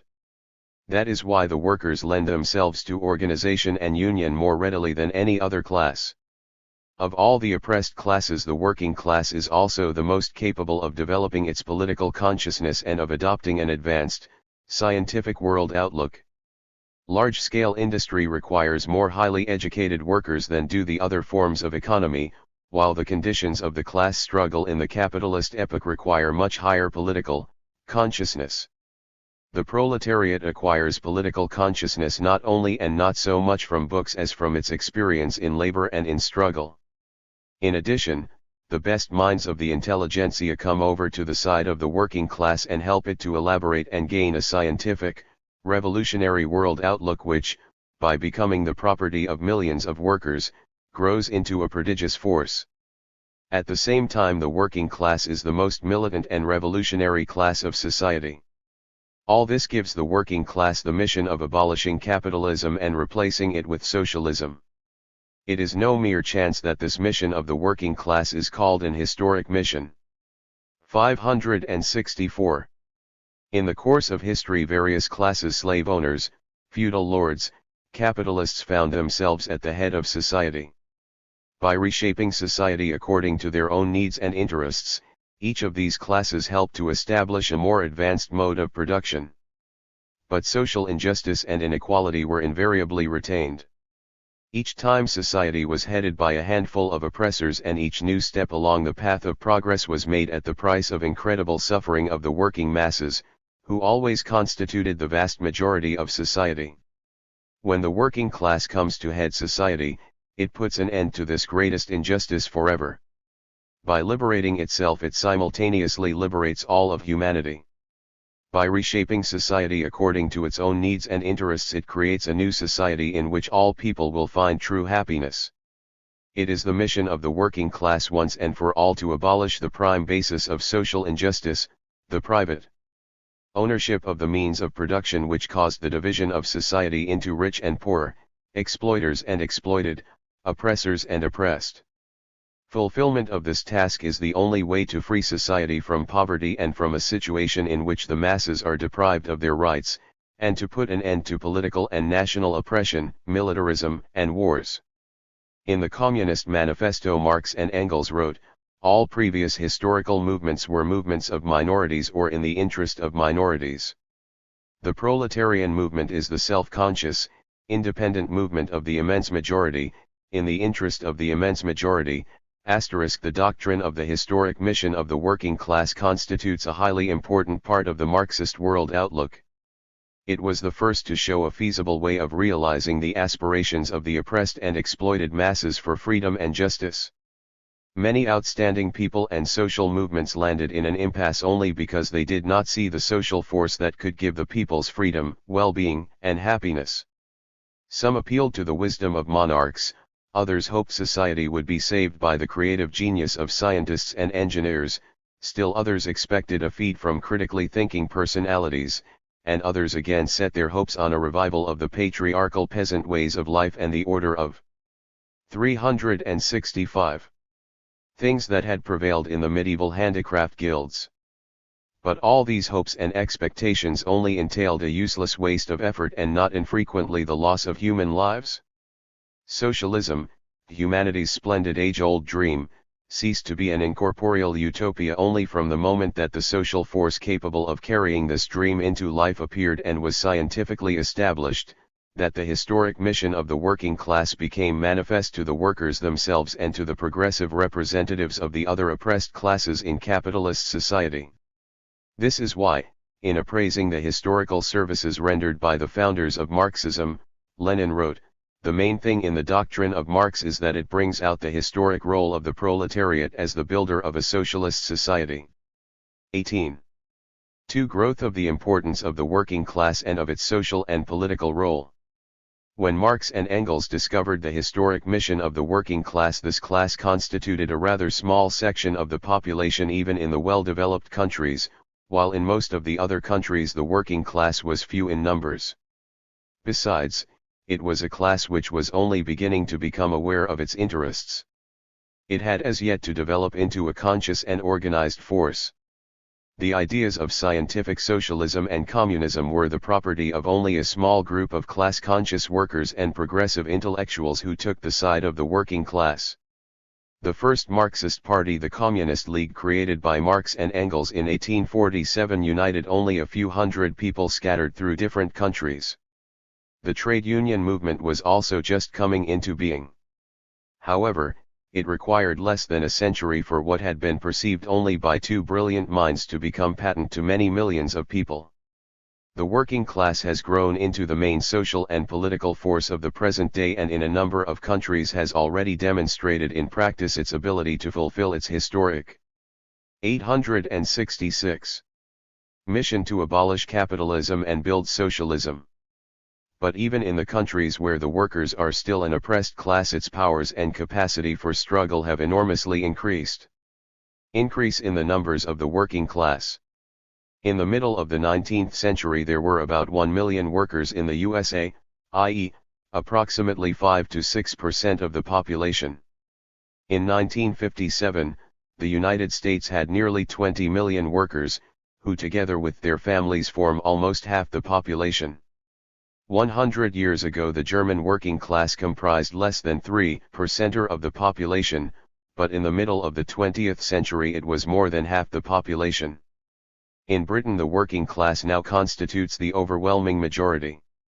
The number of people engaged in industry in all the countries of the world has now reached approximately 200 million. These are mainly workers. This means that together with their families the industrial workers already number at least 500 million. And this despite the fact that in the countries with the largest populations, China, India, large-scale industry is of relatively recent growth. The numbers and proportion of industrial workers in the world population will continue rapidly to increase. Thus, even from the point of view of its numbers alone, the working class has become a big force. This is incontrovertible evidence of the correctness of Marx's doctrine, which predicted more than 100 years ago that in the course of historical development the numbers of the working class would continually increase, while all the other classes would proportionately diminish. The role of the working class in the economic life of society has grown to an even greater extent. In more or less developed countries this class now produces the greater part of the national wealth. Its labor is the main source of the material values which go to meet the vital needs of humanity. 367. Most organized and politically conscious class of toilers. Marx and Engels divined in the working class such capacity for organization as no other class possesses. This prevision proved fully correct. The path of the workers to class organization was complicated and arduous. The ruling bourgeoisie placed all manner of obstacles in their way. Injunctions and repressions, ruthless violence against the leaders of the proletariat, creation of pseudo-workers' organizations, like the yellow trade unions that do the bidding of the employers and police, promoting national conflicts and racial hatred. All methods were used to perpetuate the disunion of the workers. But the forces impelling the proletarians to organize, the necessity to defend their interests under the threat of starvation and poverty, and the solidarity developing in the class struggle proved strong enough to overcome all obstacles and persecution. As a rule, the working class began uniting by using such forms of organization as mutual aid funds, medical insurance funds, cooperatives, etc. These were as yet essentially forms of mutual aid rather than struggle. Side by side with these organizations, however, trade unions started coming into existence as early as the first half of the 19th century, and they enabled the workers to wage an effective struggle for their immediate economic interests. For a long time many separate craft unions existed at a single enterprise. Then, in most of the countries, the trade unions began to be organized more and more often on industrial lines. At the same time they merged into single national unions and then into international associations. Today the trade unions unite more than 160 million working people throughout the world. But trade union organization alone proved inadequate for the struggle waged by the working class. The needs of the struggle for immediate demands and, especially, of the struggle for the great goal of the working class movement, socialism naturally called into existence a still higher form of organization, the political party of the working class. In many countries this form, too, has gone through a complicated course of development from small circles and groups to parties many millions strong and linked by ties of international solidarity. Today the 368 political parties of the working class number more than 43 million members, of which some 33 million are members of parties of a new type, based on the principles of Marxism-Leninism, i.e., parties waging an irreconcilable struggle for the interests of the workers and really capable of successfully defending these interests. The modern worker is far in advance of the barely literate proletarian who was the typical representative of the working class in most bourgeois countries during the second half of the 19th century. The workers have attained an immeasurably higher level of occupational skills and general culture. The modern working class is not only the legitimate heir to the cultural values of the past but also the leading force in building the new, socialist culture that prevails in the socialist countries and has won firm positions in a number of other countries. A new, collectivist morality was born amongst the proletariat and is now successfully developing. In many respects it anticipates the morality of future communist society. The law of capitalism, homo homini lupus, underlies the individualistic morality and psychology of private ownership. The working class rejects these wolf morals. From the very outset of his industrial and social life, the proletarian through his own experience comes to adopt the old principle of the working class movement: all workers are brothers. The class-conscious worker interprets this principle in a wider sense to mean that he is a brother not only to other workers but also to all the oppressed and exploited. Men of labor, and, above all, the workers, proved the only social milieu in which the immorality and corruption typical of increasingly larger sections of bourgeois society could not strike root. Today humanity, honesty, selflessness, and magnanimity are traits characteristic primarily of ordinary people, of the workers who have given high importance to the ideals of true humanism. The cultural and moral advance of the working class has been attended by an advance in its political consciousness, although the latter process developed unevenly in the different countries. In some of them, including countries with a relatively high cultural level, the bourgeoisie succeeded in obscuring the class, political consciousness of a considerable section of the workers and of bringing them under its ideological influence. 24-25-71-369. The workers have come to be conscious of themselves as a class, have arrived at a correct understanding of their interests and of the ways of struggling for their liberation, not through attending classrooms and university lecture halls, but through the fire of their day-to-day struggle and great class battles, through signal victories and bitter defeats. This has only served to give a firmer basis to their education. During the past century the working class accumulated vast experience. This experience was scientifically generalized by Marx, Engels, and Lenin. The proletariat has come to possess the invaluable treasure house of Marxist-Leninist ideas, which constitute a supreme achievement of science and culture. 3. Community of interests of the working class and all working people. The strength of the working class lies not only in its own numbers, and its class consciousness and organization, but also in the community of its interests with the vital interests of all the other sections of the working people. This community of interests is deeply rooted in capitalist reality. Not only the industrial workers but also the broad masses of peasants, petty urban bourgeoisie, intellectuals, and office workers suffer from capitalist oppression.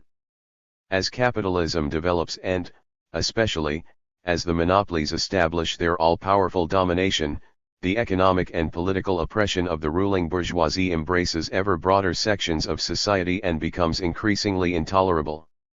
Common enemies and common interests form the objective basis for the union of the working class with all other classes and sections that oppose the reactionary bourgeoisie.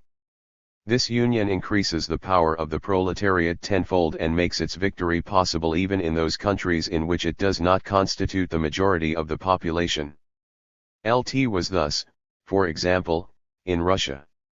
And the experience of China and of certain other people's democracies has shown that, by uniting with the broad masses of the population, the working class can carry out a socialist revolution even where it constitutes a comparatively small part of the population. 3870. Irrespective of the attitude of the other strata of the working people to the principal aims of the socialist movement, there are quite a few important and concrete aims for which they can and do struggle together with the workers. These aims include, above all, protection of the immediate economic interests against encroachment by the monopolies, and the maintenance of peace, national independence, democracy, etc. All these problems spring from the very conditions of life of the broad masses of the people, and the latter, therefore, most easily and rapidly become aware of them. Both the working class and the other sections of the working people are vitally interested in joining forces in defense of their common interests. All of them can only benefit from this union since they all share in the fruits of the victories won in common. But the failures in this struggle, which are due as a rule precisely to disunity of the forces, also affect all the working people. The community of interests of the working class and all the working people is not confined to their common immediate aims. The broadest masses of the people are also interested in achieving the final objective of the proletariat, the overthrow of capitalism and the building of socialism. The thesis that by liberating itself the working class at the same time liberates the whole of society from all forms of oppression is not a mere phrase but an exact, scientifically confirmed statement of the objective processes of reality. That is why all the other sections of the working people have every reason to side with the working class in the struggle for socialism. The main masses of the peasantry, which in many countries constitutes the largest section of the population, still suffer either from survivals of feudalism or the oppression of capitalist monopolies, or from a combination of both. Capitalism cannot solve the problems agitating the minds of the peasantry because for it capitalist development means only further ruin, dispossession of land, and proletarianization. Only socialism solves the problems facing the working peasantry by liberating it from the oppression of both landlords and capitalists and by offering it such wide prospects as it could never even dream of before. It is the same with the urban petty bourgeoisie. Under capitalism, especially at the present stage of its development, this 24*371 numerous social section barely ekes out an existence under the oppression of big capital, and is constantly on the verge of ruin. A radical solution of the problems facing the urban petty bourgeoisie is likewise possible only under socialism. Cooperation offers the artisans and handicraftsmen extensive opportunities for a secure existence. The rapid development of the economy under socialism will give work to all who need it and will ensure them living standards worthy of human beings and freedom from fear of ruin and want. A rather numerous and constantly growing group in capitalist society is composed of persons engaged in intellectual work, office employees, engineers, technicians, teachers, physicians, artists, actors, writers, etc. Whereas in the past many of them formed part of a privileged social group, today the overwhelming majority of them is exploited and oppressed by the ruling oligarchy.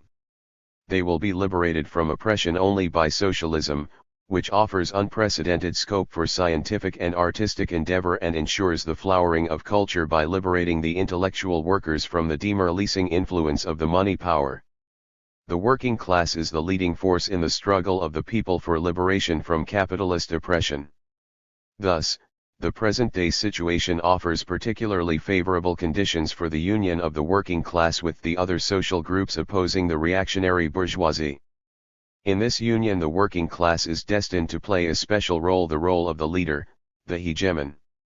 This is in the interests of the allies of the working class because only under its leadership can they defeat the monopoly bourgeoisie. The working class is the only class which, in addition to being capable of waging a consistent struggle against the oppression of capital, also has a realistic program for reorganizing society in keeping with the vital interests of all the toilers. Only the proletariat can build its political party that is armed with a scientific world outlook and is capable of bringing mankind to this cherished goal. For the working class its leadership in the liberation movement of the other groups of the working people is a necessary. 372. Guarantee of its own social liberation. Only by fulfilling its role as leader can the proletariat go beyond the narrow limits of the struggle for improving the terms on which it sells its labor power to the capitalists and rise to the role of leader of the nation, leader of society. Lenin wrote about the working class, as the only consistently revolutionary class of contemporary society. It must be the leader, the hegemon in the struggle of the whole people for a complete democratic revolution, in the struggle of all the toilers and exploited against the oppressors and exploiters. The proletariat is revolutionary only insofar as it is conscious of this idea of hegemony and acts up to it. The proletarian who has become conscious of this task is a slave who has risen against slavery. The proletarian who is not conscious of the idea that his class must be the hegemon, or who renounces this idea, is a slave who does not realize his slavish condition.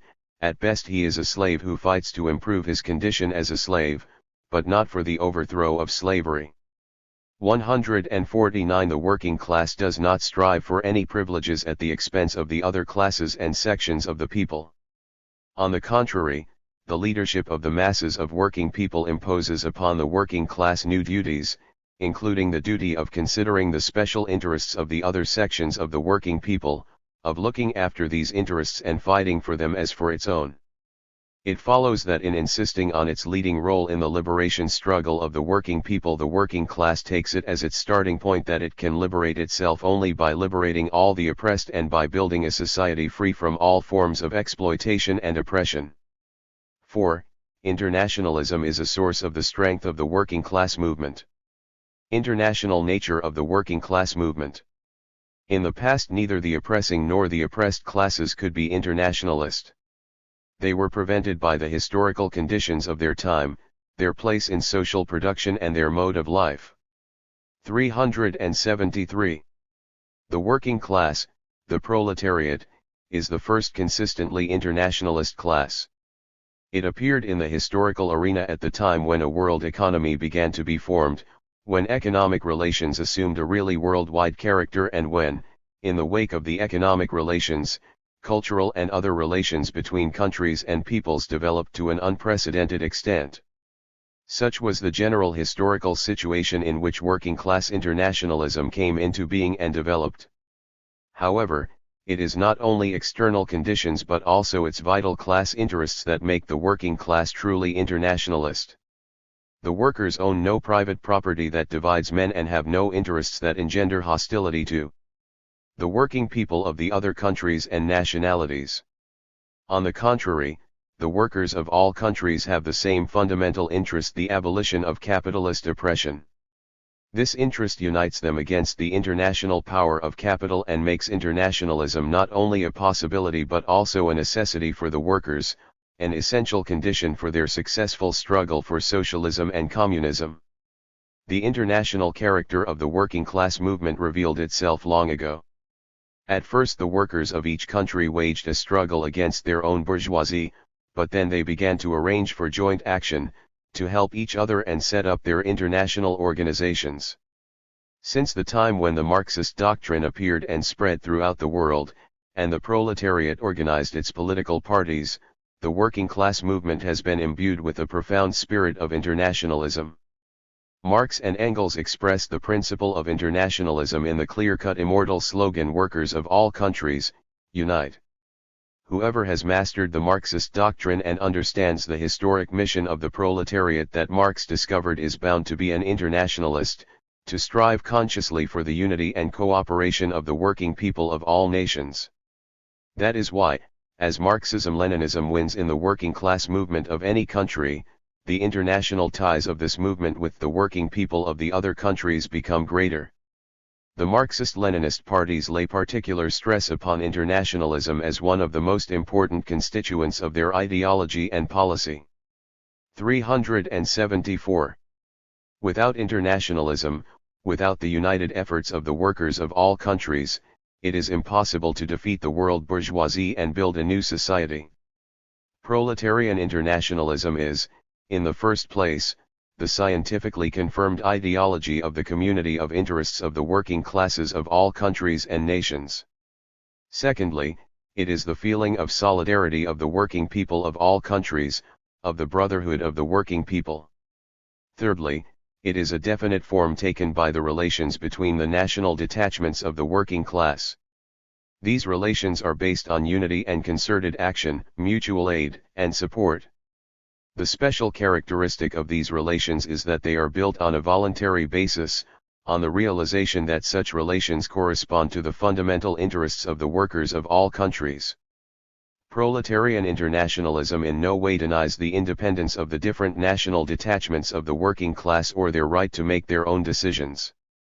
However, this does not at all impair the unity of the international working class. On the contrary, precisely because a spirit of true equality and respect for the interests of the workers of different nations reigns in the politically conscious international working class movement, mutual confidence and striving for cooperation become ever more deeply rooted among the working people of all countries. Bourgeois ideologists try to prove that the internationalism of the working class leads to disregarding the national interests of its own country. This misrepresents the essence of proletarian internationalism, for it is precisely the liberation struggle of the working class that ensures every nation the maintenance of its freedom and independence, equality with other nations, a rise in the well-being of all sections of its population and a flourishing of its national culture. International solidarity of the working people. During the past 100 years the international solidarity and unity of the proletariat have considerably increased. This has found its expression primarily in the organization of the working class movement. The trade unions of different countries are now united in large international organizations. The largest, 0.76. Of these the World Federation of Trade Unions has proved itself a consistent defender of the international and national interests of the workers. The political parties of the working class, above all the Marxist-Leninist parties, have also developed their international relations. Other organizations of the working people, youth, women's, cooperative and progressive democratic movements in which the working class plays a leading role, the national peace movements, etc., have likewise developed various forms of international cooperation. But the development of proletarian internationalism is not confined to organizational forms alone. Great changes have occurred in the consciousness of the workers and, under their influence, in the consciousness of all the working people. Working people are becoming increasingly conscious of their community with the working people of other countries and nationalities. They are gaining an ever deeper insight into the meaning of unity, concerted action, and class solidarity. These changes in consciousness are deeply rooted in historical reality. The transformation of monopoly capital into an international reactionary force and the formation on this basis of an imperialist camp ready to perpetrate any crime, any outrage, in order to plunder and oppress all the peoples of the world help the working people of the different countries to become aware of the community of their fundamental interests. Life itself teaches the workers that they cannot remain indifferent to the fate of other countries and other peoples. The grim lessons of history show them that colonial wars, for example, even if waged by imperialists in remote parts of the world, inevitably bring the working people increased economic difficulties and political reaction, and, most important of all, increase the threat of a new world carnage. Similarly, a defeat of the working class of any country at the hands of its own imperialist bourgeoisie may, as the lesson of fascism in Germany has shown, worsen the conditions for the working class movement in the other capitalist countries and make it easier for the imperialists to unleash a world war. The internationalism of the working class and its international solidarity have proved an effective force. When the reactionary bourgeoisie of the other countries pounced upon the young Soviet Republic in 1918-20, the international working class 376 movement opposed the imperialist intervention. International solidarity of the working people played an important part in the struggle against fascism. Thousands of workers of different countries fought against the fascists in the fields of Spain and later in the ranks of the resistance movement in France, Belgium, Greece, Norway, Italy, and other countries occupied by the Hitlerites. The workers of all countries supported the heroic war of liberation that the Soviet people waged against the fascist invaders. Since the end of the Second World War, international solidarity has found vivid expression in the struggle against the new aggressive schemes of the imperialists and in support of the action of the Soviet Union and the entire socialist camp against imperialist aggression. This played an important part in restricting and stopping the wars unleashed by the imperialists against Indonesia, Indochina, Korea, Egypt, and other countries. Concerted international action of the working people, their unity and solidarity, constitute today an immense force in the struggle against the encroachments of the imperialist camp on the independence, freedom, and happiness of the nations. That is why the Communist parties insist so strongly on the need to strengthen international solidarity in the struggle for peace, democracy, and socialism. 5 obstacles and difficulties hindering the development of the working class movement. The working class has won its outstanding historic victories and successes in the course of a bitter struggle. Numerous obstacles had to be overcome. Every class-conscious worker, every Marxist, must be aware of these obstacles in order to gain a better understanding of the further tasks of the international working class movement. The difficulties confronting the working class movement are of various kinds, the chief of them being placed in its way by the ruling bourgeoisie. The proletariat has to contend with these difficulties all the time.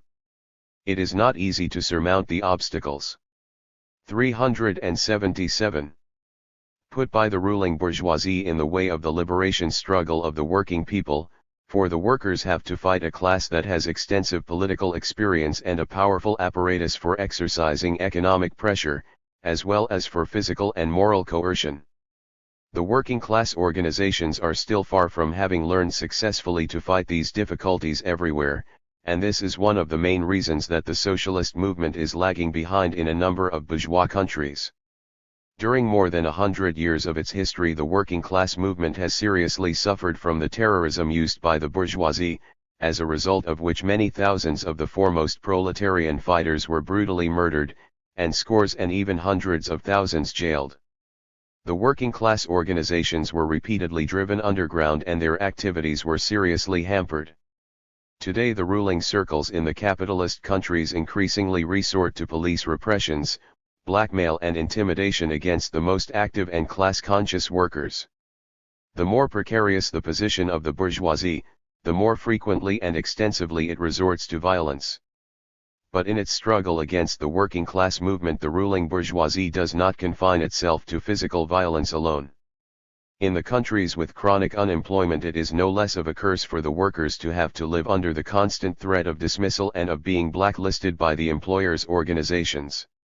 The capitalists of the United States today make powerful use of this inhuman method to counteract the development of an independent working class movement.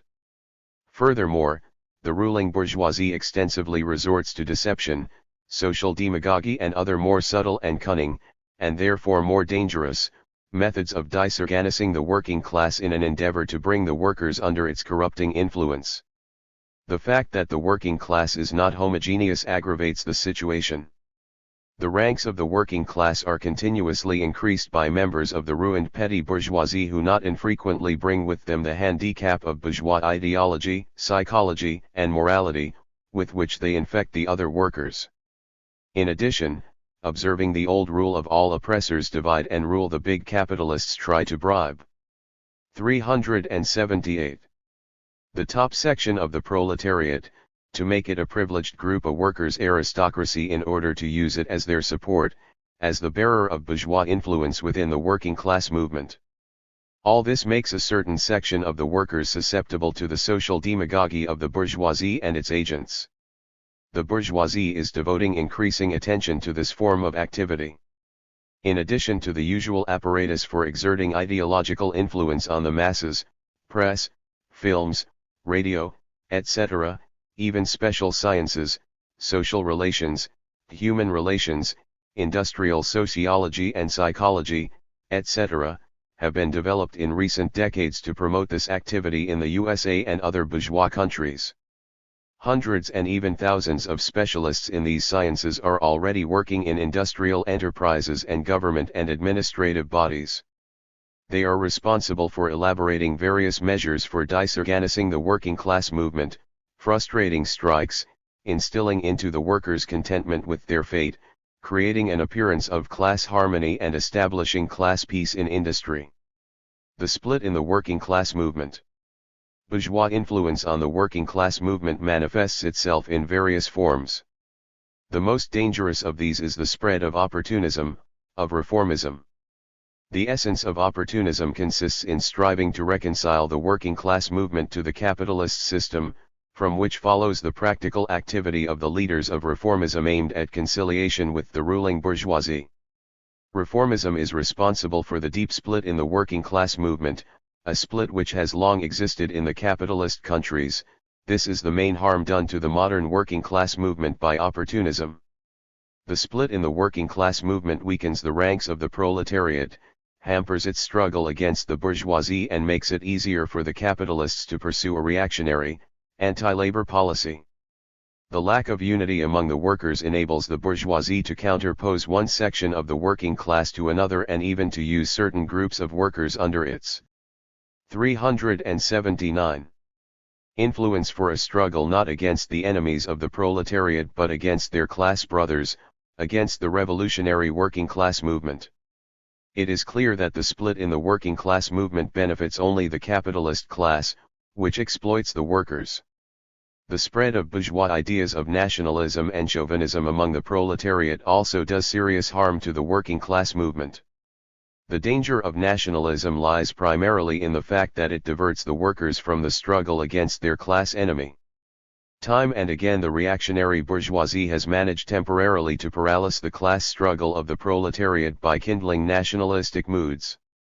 Moreover, the spread of nationalistic and chauvinistic ideas leads to disunity of the working class movement and severs the ties of international solidarity. If not combated, nationalism and chauvinism inevitably undermine the working class movement and drive it into channels of cooperation with the imperialist bourgeoisie. The influence of the church also contributes to splitting the working class movement. Reactionary clerics make underscore every attempt to isolate religious-minded workers from their class brothers by drawing them into separate organizations of a clerical character, Christian democratic parties, Catholic trade unions, etc., and thus diverting them from the struggle against capitalism.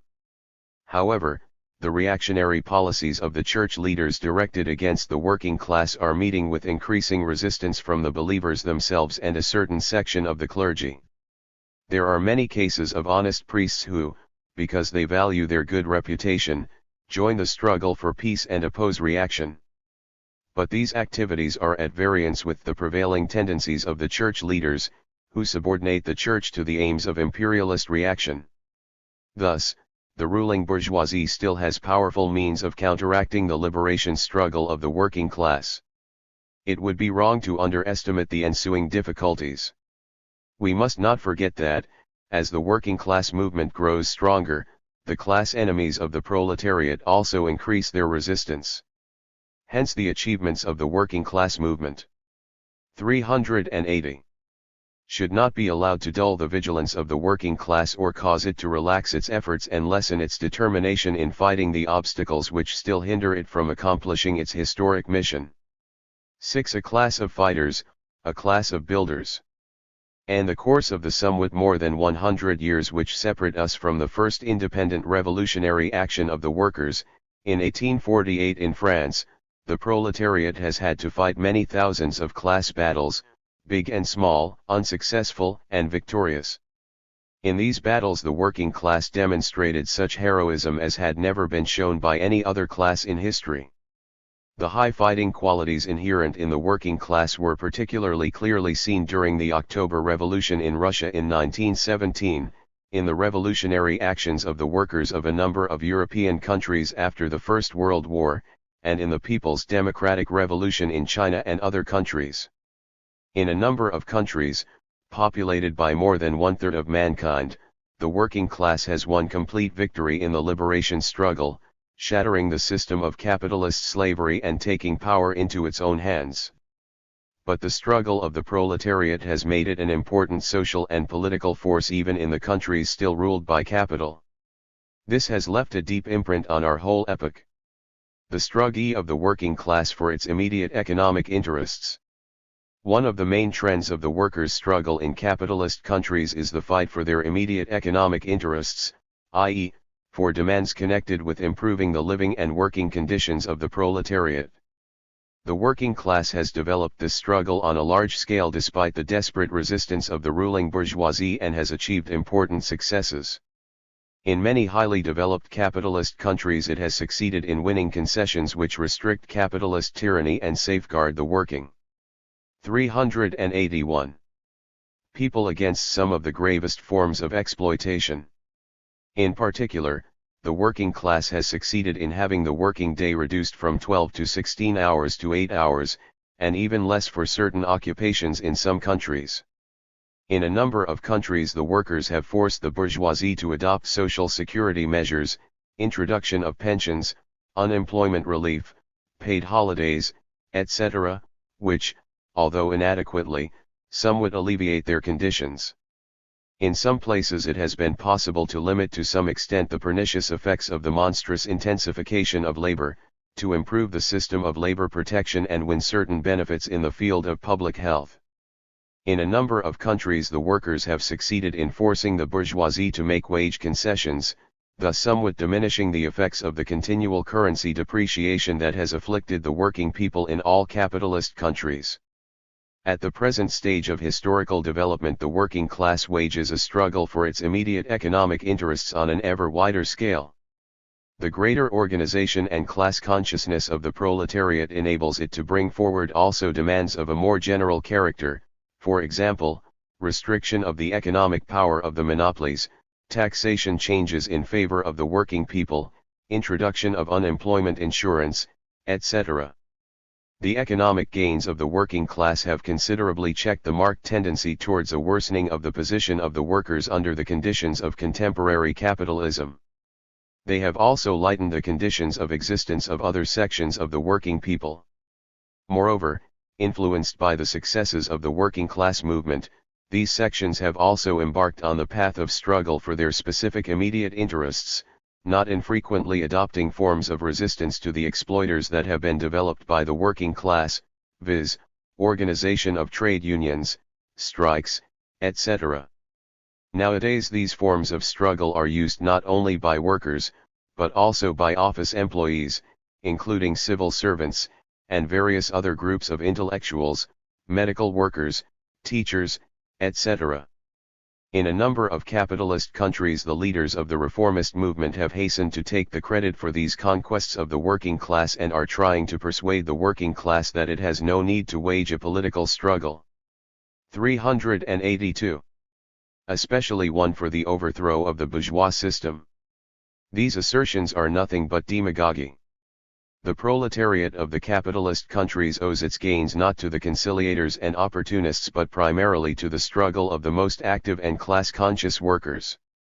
In most cases it is under the pressure of the left wing of the working class movement and out of fear of all workers becoming more left that the capitalists grant concessions. It must furthermore be taken into account that many successes of the workers in the struggle for their immediate interests were possible only because the victory of the working class in the USSR and the people's democracies forced the bourgeoisie to make concessions which it would not even have thought of making several decades ago. It must also be remembered that the working class movement owes a good deal of its gains in the defense of the immediate economic interests of the proletariat not to its economic, but to its political struggle. It is much easier for the working class to speak to the bourgeoisie about wages, pensions, shorter hours, etc., when it is backed by a strong and militant political party and when it exerts constant political pressure on the ruling classes. In their attempts to distort the essence of the differences between the opportunists and the Marxists-Leninists, the leaders of reformism depict the situation as though communists were against the struggle of the workers for their immediate interests and as though they were in fact even interested in the life of the working class becoming worse, in the belief that it would then struggle more actively against capital. Nothing is farther from the truth than this slander. Communists consistently defend all the interests and demands of the working class, both immediate and ultimate. They support all measures that could ease and improve the life of the workers. But, unlike opportunists, Communists clearly understand that the economic struggle can only yield limited results because it leaves the capitalist system of wage slavery unaffected. In a broad sense, the workers' interest lies not merely in improving the conditions of wage slavery but in complete emancipation from it. For this purpose the working class must wage not only an economic but also a political struggle. Moreover, these two 883 forms of struggle do not exclude but, on the contrary, supplement each other, and they help to achieve success in the defense of both the immediate and ultimate interests of the workers. Lenin wrote, "By striving to improve its conditions of life the working class at the same time rises morally, intellectually, and politically, and becomes more capable of attaining its great emancipatory aims." 150. Leading force in all democratic movements. The immediate interests of the working class were never limited to a mere improvement of its economic conditions. As soon as the working class came into being, it included in the program of its struggle a wide range of social and political interests. These interests impelled it to fight against feudal and absolutist reaction even as early as in the period of bourgeois revolutions. The proletariat of many countries took an active part in the struggle for national independence, against predatory wars, etc. In the course of history the range of the economic, political, and cultural interests of the working class continuously expanded, and defense of them assumed increasingly greater importance in its struggle. For example, such questions as educational reform, budget appropriations for science and art, and new rules of parliamentary procedure could be of very little interest to the working class movement in the beginning of the 19th century, whereas today they not infrequently become important issues in the struggle between the working class and the reactionary bourgeoisie. The changes undergone by capitalism also play their part. As this social system becomes increasingly reactionary and the monopolies begin to encroach upon different spheres of social life, the workers and all toilers acquire many new interests, while some of their old interests become of ever greater importance. The transition to imperialism followed by the attempts of the monopolies to introduce a fascist system has made the question of safeguarding the civil rights and liberties one of vital importance for the working people. The increasing aggressiveness of the reactionary bourgeoisie and the development of the means 384 of mass annihilation have made the problem of disarmament and safeguarding peace more urgent than ever before. Historical development itself has thus made the working class the defender of the interests of all strata of the people, because the struggle for democracy, peace, and national sovereignty is a struggle for the interests of the whole nation. The fight for general democratic aims, which has become such an important task for the working class movement today, reflects the objective requirements of social development. This task was not invented or imposed on the movement from without. The working class takes the lead in general democratic movements not because it wants to lure anyone to its side, but because its own vital interests require this. The fact that the proletariat has built a militant, highly organized Marxist-Leninist party equipped with a scientific theory is of enormous importance in extending the range of interests for which the workers are waging a struggle and in enhancing their political role in society. This party has helped the working class to become conscious of its role in the life of society, has put it in the front ranks of the fighters for the interests of the nation, and has shown how to rally all the working people against reaction. These activities of the Marxist-Leninist parties are of historic significance for the destinies of the world, because they save society from many of the calamities engendered by imperialism. The working class is the hope of progressive humanity. The outstanding fighting qualities make the working class the vanguard of all progressive humanity. In many countries the working class has overthrown the bourgeoisie and has become the leader in society. After acting as the main shock force that overthrows the old rulers and smashes the old system, this class, unlike the oppressed classes of the past slaves and peasant serfs, does not leave the historical scene. It has still the task of building a new society, something the workers cannot entrust to anyone else. To accomplish this task requires not only fighting qualities but also the capacity for creative, constructive activity in all spheres of social life: economic, cultural, political, and military. 25-57, 385. The creative ability of the working class has to be greater than that of any other class in history, since no other class has ever had such a great historical mission. In depth and scope of social reorganization, the transition from capitalism to socialism surpasses all other social revolutions. History has shown that the working class possesses every ability required for creative, constructive activity in building a new society. This is attested by the experience of the workers of Russia and China, Poland and Czechoslovakia, Bulgaria, Romania and other countries which are successfully building a society based on socialist and communist principles. It is but natural that in the course of such a transformation of society the working class should also undergo a change. Without this it would be impossible to build socialism and then communism. The working class can accomplish the great mission of emancipating all toilers only if it is imbued with revolutionary consciousness and Marxist-Leninist ideology. This requires that the working class should get rid of the influence of bourgeois ideas. Marx pointed out that the working class needed the proletarian revolution not only to win political power but also, in the course of the revolution, to purge itself of the foulness of the old society. This purging requires a long historical period. After winning political power, the working class sets itself the aim of mastering all the learning accumulated by mankind. To accomplish the great task of building a new society, the working class enlists the ablest scientists, technologists, and intellectuals educated in the old society, and at the same time develops its own, new people's intelligentsia which arises from amongst the working class and toiling peasantry. What is more, in the course of building socialism and moving towards a communist society there arises an imperative need to make the workers themselves really educated people, i.e., to provide them with education, a high culture and specialized knowledge of all branches of social production.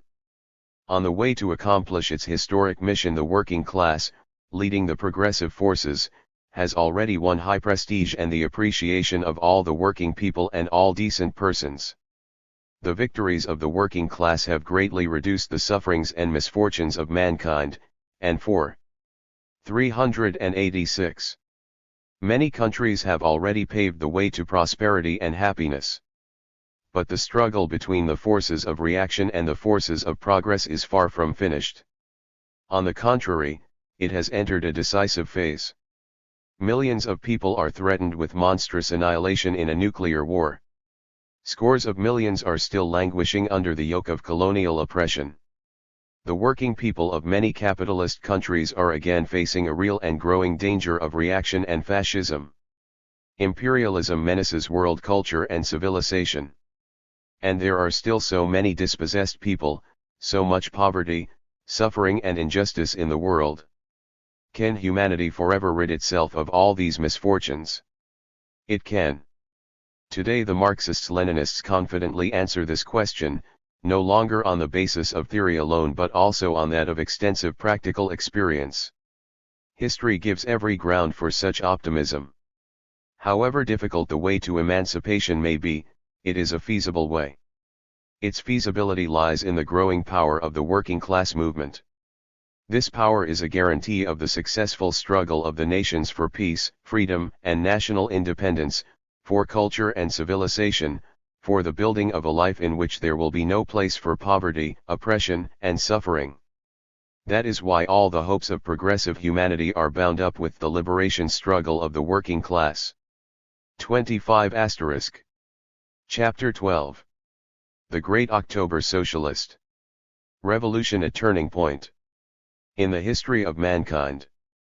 The uneven development of capitalism manifests itself not only in the economy but also in the working class movement. In virtue of this, the role of the working class of various countries in the international struggle of the proletariat also differs at different historical periods. In the words of Lenin, during the past century France exhausted the strength of the proletariat, as it were, in two heroic working class risings against the bourgeoisie, very considerable contributions to world historical development, that took place in 1848 and 1871. 451 After that the hegemony in the international working class movement passed to Germany. The process did not stop there. Marx himself noted the possibility of the revolution beginning, in the East, hitherto the unbroken bulwark and reserve army of counter-revolution. 152. In the beginning of the 20th century, the center of the world revolutionary movement did actually shift from west to east. Russia was changing into a country destined to exert a decisive influence on the course of world history. It was precisely Russia that became the cradle of the proletarian revolution, the course of historical development advancing her working class to the forefront of the world socialist movement. Here the working class succeeded for the first time in putting an end to capitalism and thus in laying the basis for accomplishing the historic mission of the proletariat. 388. 1. The vanguard role of the Russian working class. In Russia, capitalism developed under conditions of the political domination of serf-owning landlords. Towards the 1860s, the contradictions between the material needs of developing society and the production relations of serfdom, which impeded this development, sharpened the class struggle and led to the growth of revolutionary moods in the country. Lenin pointed out that there was a revolutionary situation in Russia as early as 1859–61, although things did not go as far as a revolution, although the objective prerequisites for the collapse of the existing system were there, the subjective factor was lacking, i.e., there was lacking the ability of the revolutionary class to carry out revolutionary mass actions strong enough to break, or dislocate, the old government, which never, not even in a period of crisis, falls, if it is not thrown. 153. Numerous forms of non-economic compulsion characteristic of the pre-capitalist epoch persisted in Russia right up to the beginning of the present century. Advanced forms of capitalist production appeared side by side with the numerous survivals of the past.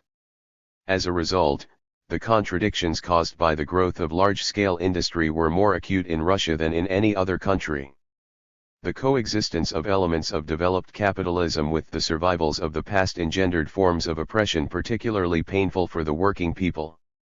In no European country was there such barbarous exploitation as in Russia.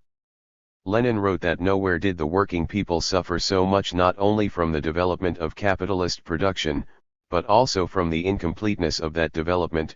54. Another feature of the industrial development of Russia was that it was accompanied by extensive penetration of foreign capital, which gradually assumed an important place in the country's economic and political life.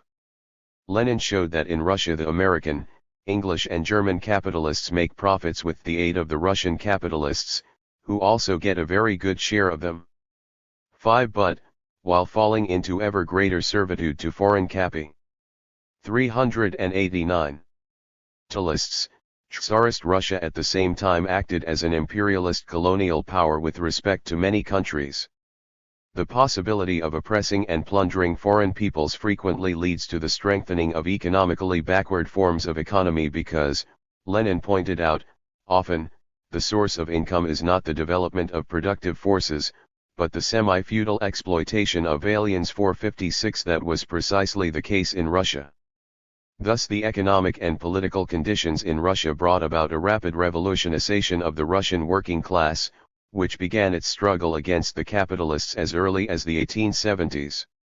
Despite the crushing of the first workers' organizations, the proletarian movement continued to grow, assuming an increasingly mass character and forming ever closer ties with the other democratic movements of the working people. The peasantry in Russia was a tremendous revolutionary force. Crushed by landlord exploitation, deprived of rights and poverty-ridden, but ready to fight for land and freedom, the peasantry turned spontaneously to the working class, feeling that it was the only class that could help it. Tsarist Russia was a prison of the peoples. This also intensified the contradictions that tore the country asunder and paved the way for a swift development of a national liberation movement, and for an alliance between the numerous oppressed nationalities and the working class which championed the cause of national liberation. Reality itself thus steeled and advanced the working class as the main revolutionary force. As far back as the end of the 19th century, the proletariat was, as Lenin put it, the sole and natural representative of Russia's entire working and exploited population. 157. But to become conscious of its historic role, the Russian working class had to arm itself with the ideas of scientific socialism, which provide the basis for the aims and objectives of the proletariat and serve as a reliable weapon in its struggle for liberation.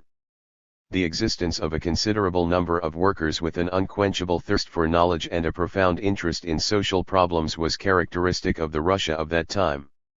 In all parts of Russia, wherever the proletariat was awakening to an active struggle, there were advanced workers diligently.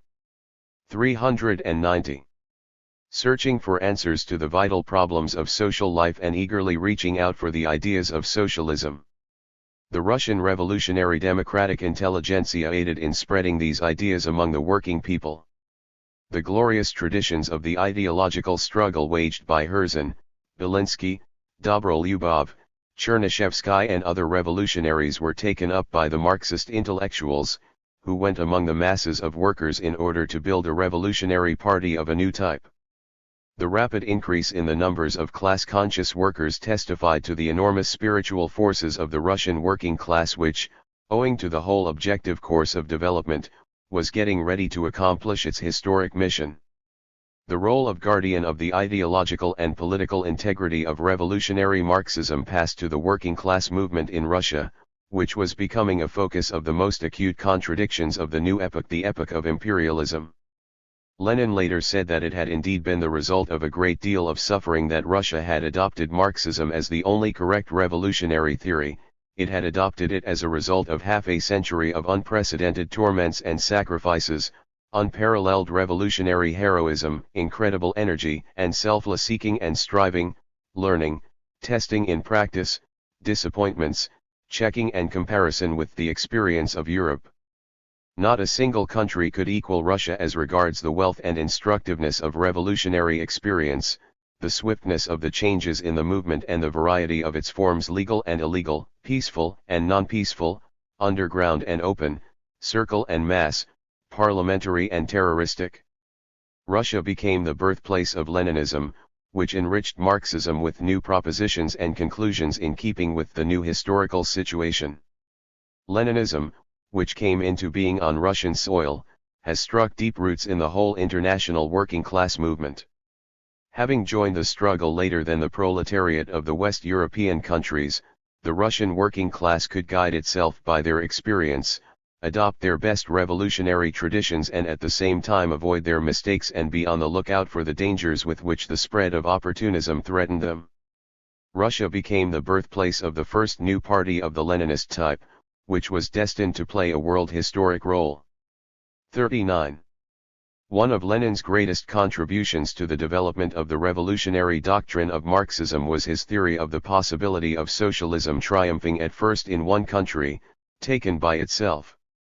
Lenin drew this conclusion from a deep analysis of the new, imperialist stage of capitalism.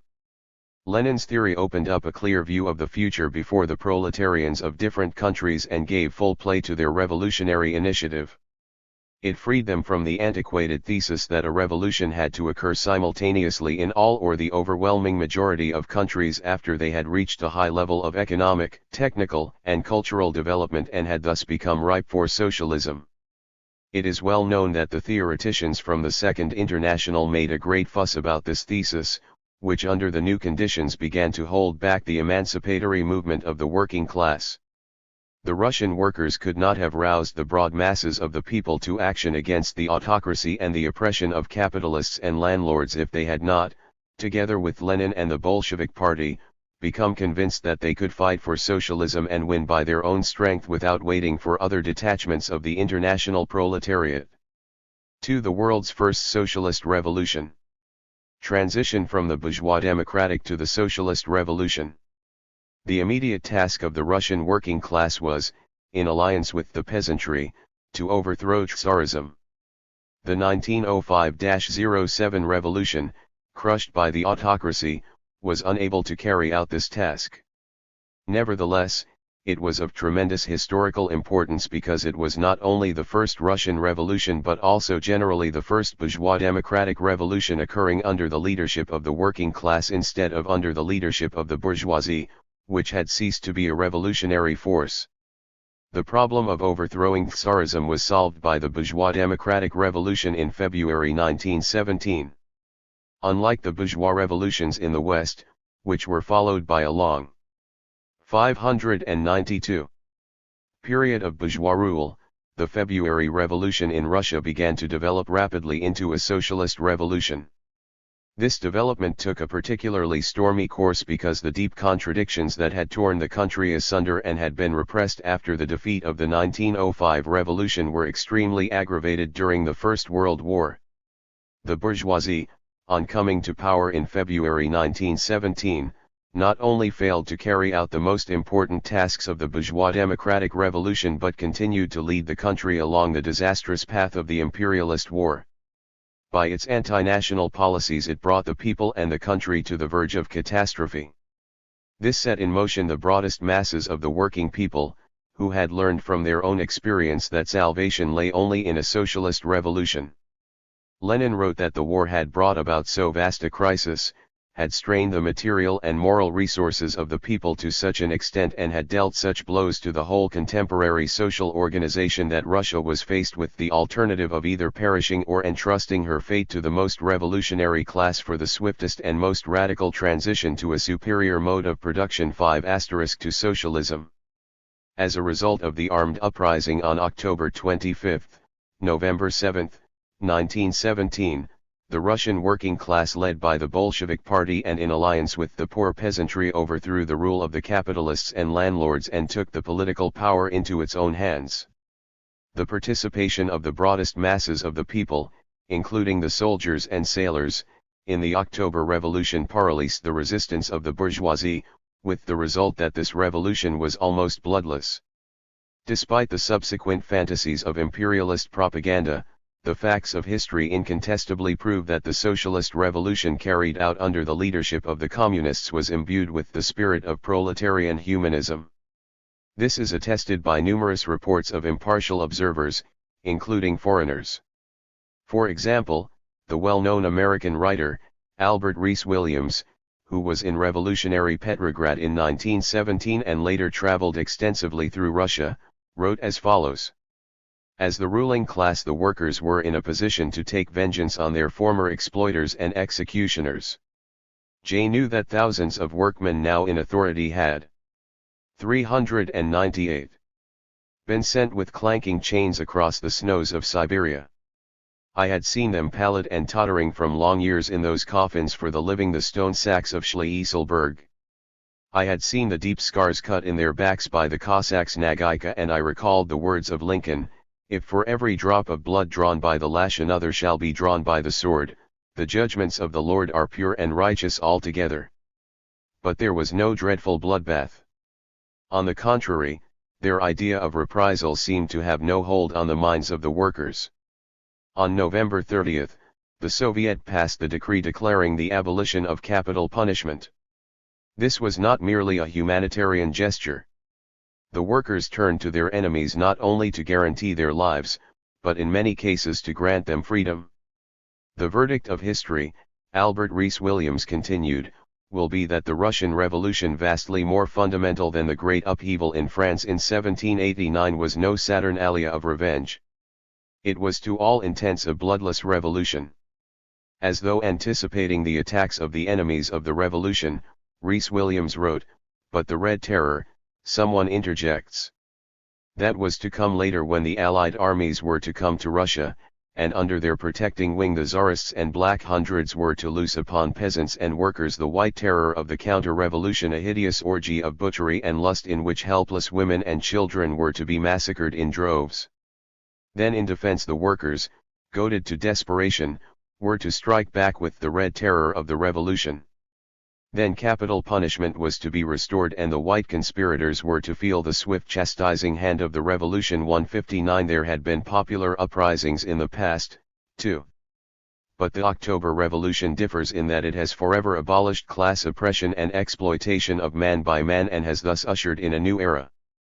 On October 25, 1917, the day the working class established its power, Lenin said, "A new period is now beginning in the history of Russia, and this, the Third Russian Revolution, must, in the end, lead to the victory of socialism." 160 The October Revolution wrested from capitalist slavery the population of a vast country which covers 1/6 of the Euro-Earth's surface.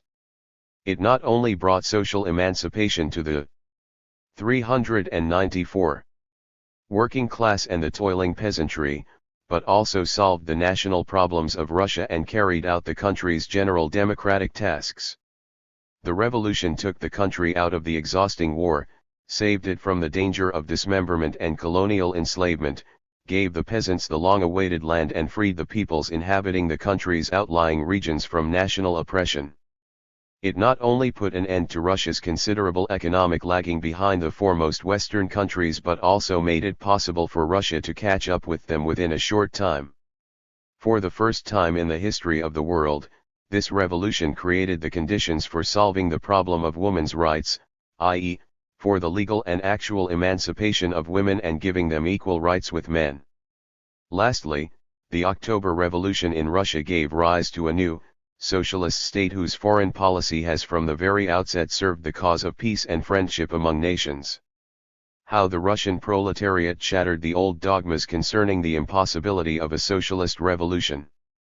The exploiting classes and their learned lackeys asserted for centuries that without the landlords and capitalists it was impossible to carry on social production and that the masses of working people could not live without the master class. The Russian working class has demonstrated in practice that society can very well do without landlords and capitalists. Reality itself has disproved also the opportunist dogma that a socialist revolution could begin only in those countries where the productive forces have reached the highest level and the working class constitutes the majority of the population. The opportunists declared in advance that a revolution which did not meet these requirements was impossible and illegitimate. Such a know-all as Kosky, for example, asserted that even if the Russian working class succeeded in seizing power, the peasant masses would inevitably transform the proletarian revolution into a chaos of peasant revolts, i.e., into one of the episodes of a bourgeois revolution. Life has shattered these opportunist dogmas. The enemies of socialism also asserted that even if the working class managed to take power into its hands, it would not be 895. Able to hold it because it had neither the necessary specialists nor the administrative skills. Shortly before the October Revolution, the bourgeois newspaper Novoye Vremya, New Times, wrote, "Let us assume for a brief moment that the Bolsheviks will win. Who will rule us then? Perhaps the cooks who know so much about chops and steaks? Or perhaps firemen, stablemen, or stokers? Or maybe nursemaids will run to the session of the State Council in between washing nappies. Who indeed? Who are these statesmen? Maybe fitters will look after theaters, plumbers will take care of diplomacy and joiners will run the postal service? Will this happen? No. Is it possible? History will give the Bolsheviks a powerful answer to this insane question. History really did answer this question that appeared insane to the Russian reactionaries. History made a laughingstock of them and fully confirmed the correctness of the Bolsheviks, the communists, who firmly believed in the creative abilities of the masses. Many fitters, as is well known, developed not only into good guardians of the theatrical arts, but also into outstanding statesmen, capable joiners and stablemen made pretty good military leaders, who beat the most eminent bourgeois generals, while plumbers, stokers, and other representatives of the working classes became good diplomats, capable administrators, remarkable engineers, designers, writers and scientists. The October Revolution not only put the working class in power but also proved in practice that the working class could successfully govern the state, manage the national economy and create a new culture. And what is more, experience has shown that without capitalists things go much better. The working class and the toiling peasantry proved to have innumerable gifted people who, thanks to the revolution, had a chance to show their worth in all branches of government and industry. The October Revolution once and for all put to shame all those who asserted that the people from the lower classes were incapable of independent creative work and that at any rate before taking power they should undergo a long schooling at the hands of the priests of bourgeois culture. Lenin believed there was no need for the proletariat to wait till it reached a certain level of culture and that it would rise to this level much faster under the workers' and peasants' power. 396. Lenin wrote, if a definite level of culture is required for the building of socialism, although nobody can say just what that definite level of culture is, for it differs in every West European country, why cannot we begin by first achieving the prerequisites for that definite level of culture in a revolutionary way, and then, with the aid of the workers' and peasants' government and the Soviet system, proceed to overtake the other nations. 61. The Communist Party at the head of the revolution. The October Revolution confirmed the Marxist truth that the most favorable revolutionary situation can end in victory only if there is a party capable of correctly appraising the situation, fully resolved to carry the struggle through to the end and able to lead the masses of the working people. To turn the possibility of revolution in Russia into reality required a great deal of political and organizational work for merging the numerous heterogeneous currents of popular indignation into a single powerful stream of revolution. The Leninist Party accomplished this task with credit.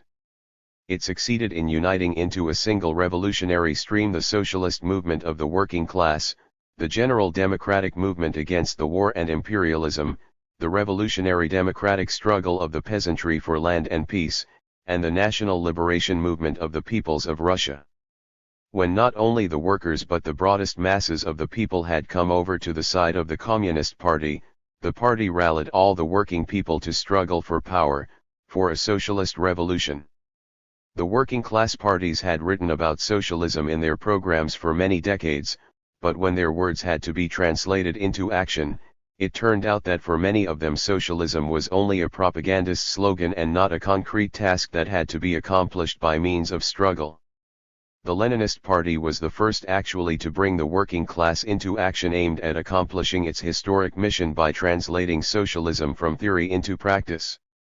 For a detailed account of the October Revolution one must consult the textbooks on the history of the CPSU. Mention will be made here only of its main features, which made it the 397 greatest turning point in human history and still serve as an example for the worldwide working class movement. The policies of the communists during the October Revolution are a model of the truly Marxist, scientifically based tactics of a revolutionary working class party at turning points in history. The line pursued by the party did not aim at seizing power but at organizing the mass struggle of the people for the power. It patiently helped the revolutionary consciousness of the masses to mature and skillfully proclaimed slogans which brought the popular masses through their own experience to positions of revolutionary struggle against capitalism. The party displayed remarkable flexibility and the ability to find a common language with the various political and social forces and extend the front of the allies of the working class.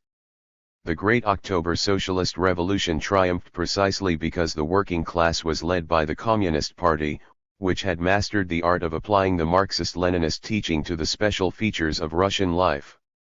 Closely connected with the masses and expressing their aspirations, resolute and daring, principled and flexible, the party was, as Lenin said on the eve of the revolution, the mind, honor, and conscience of our epoch.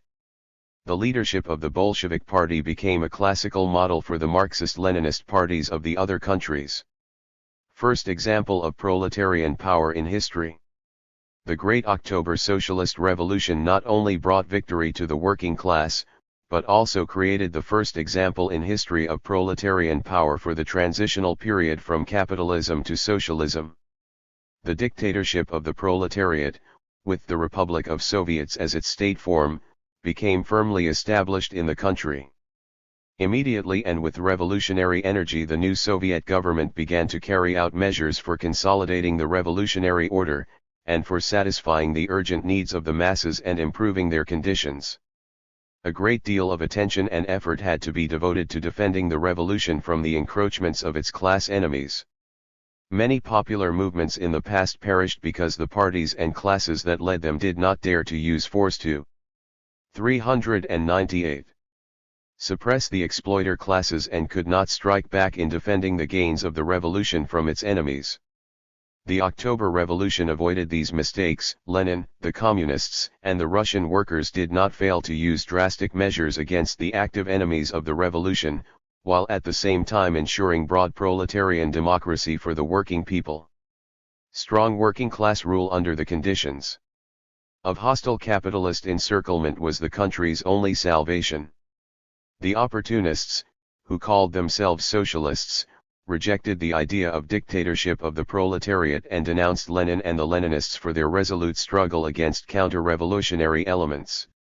The opportunists would not accept the fact that violence was initiated by the exploiting classes overthrown by the people and that any leniency to the counter-revolution led to 100 times as much bloodshed as was required to bring the enemies of the revolution to their senses. The experience of the October Revolution vividly demonstrated that some form of the dictatorship of the proletariat was essential for the successful transition from capitalism to socialism. By being able to apply the doctrine of revolutionary Marxism to the concrete Russian conditions and to demonstrate its correctness and vitality, the Russian communists, led by Lenin, made a great contribution to the world working class movement.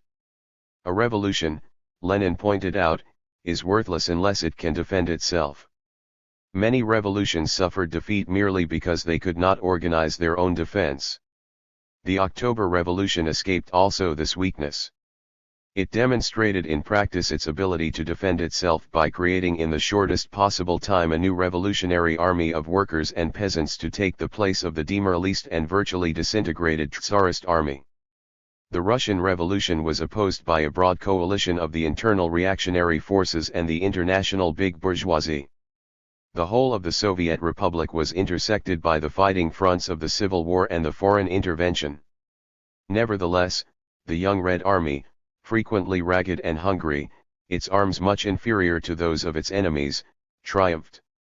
399. In the hard-fought battles. The creation of such an army is the best proof of the power of the proletarian dictatorship and the great support rendered to it by the people. If the Soviet power had not had the devoted support of the popular masses, and if the masses had not understood that the communists were fighting for the people's power, the party could never have succeeded in creating a mass army imbued with revolutionary enthusiasm and an inflexible will to victory. The Red Army had the difficult but honorable task of frustrating the plans of international imperialism and internal counter-revolution which envisaged a dismemberment of Russia into several semi-dependent states. The Army of the Revolutionary People honorably accomplished its historic task by driving out of the Soviet Republic the participants in the Campaign of 14 Powers and along with them the Russian White Guards, and the Ukrainian and other separatists who dreamt of dismembering the Soviet Union. The victorious struggle of the Soviet people against the interventionists and White Guards vividly confirmed Lenin's prophetic words, "You will never vanquish a people whose majority of workers and peasants have come to learn, feel, and see that they are defending their own Soviet power, the power of the working people, that they are defending a cause the victory of which will ensure for them and for their children the possibility of profiting by all the blessings of culture, all the results of human labor." 162. 3 Powerful impulse to the revolutionary working class movement in other countries. The October Revolution served as an inspiring example for the working people of the world in their liberation struggle. It shook the faith of the broad masses of the people of the bourgeois countries in the stability and eternity of capitalism and shattered the dogmas of the pseudo-socialists about the need to submit to the omnipotence of imperialism and to be content with partial concessions made by the ruling classes. The fact that the working class of the world's largest country rose to the position of the ruling class as a result of the October 400 Revolution immeasurably enhanced the socialist consciousness of the international proletariat, raised its revolutionary spirit and strengthened its faith in its power and its victory.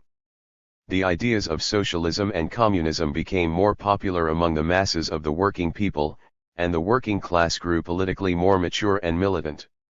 Under the influence of the October Revolution, a wave of revolutionary activity spread through many countries of Europe and Asia. Actions demanding immediate cessation of the imperialist war began in Germany, and Soviets of workers and soldiers deputies began to appear there. By the autumn of 1918 the revolutionary crisis became extremely acute. The uprising embraced almost the whole country and the monarchy collapsed.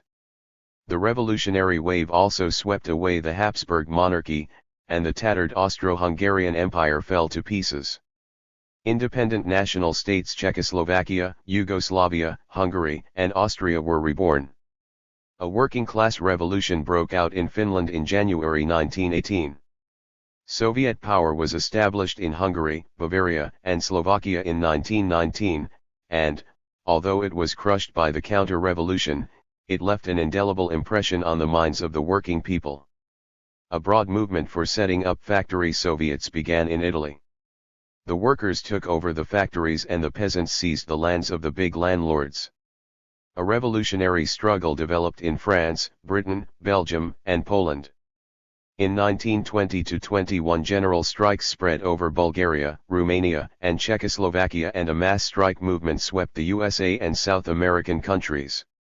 By giving a gigantic impulse to the working class movement throughout the world, the October Revolution itself gained the powerful support of the international proletariat.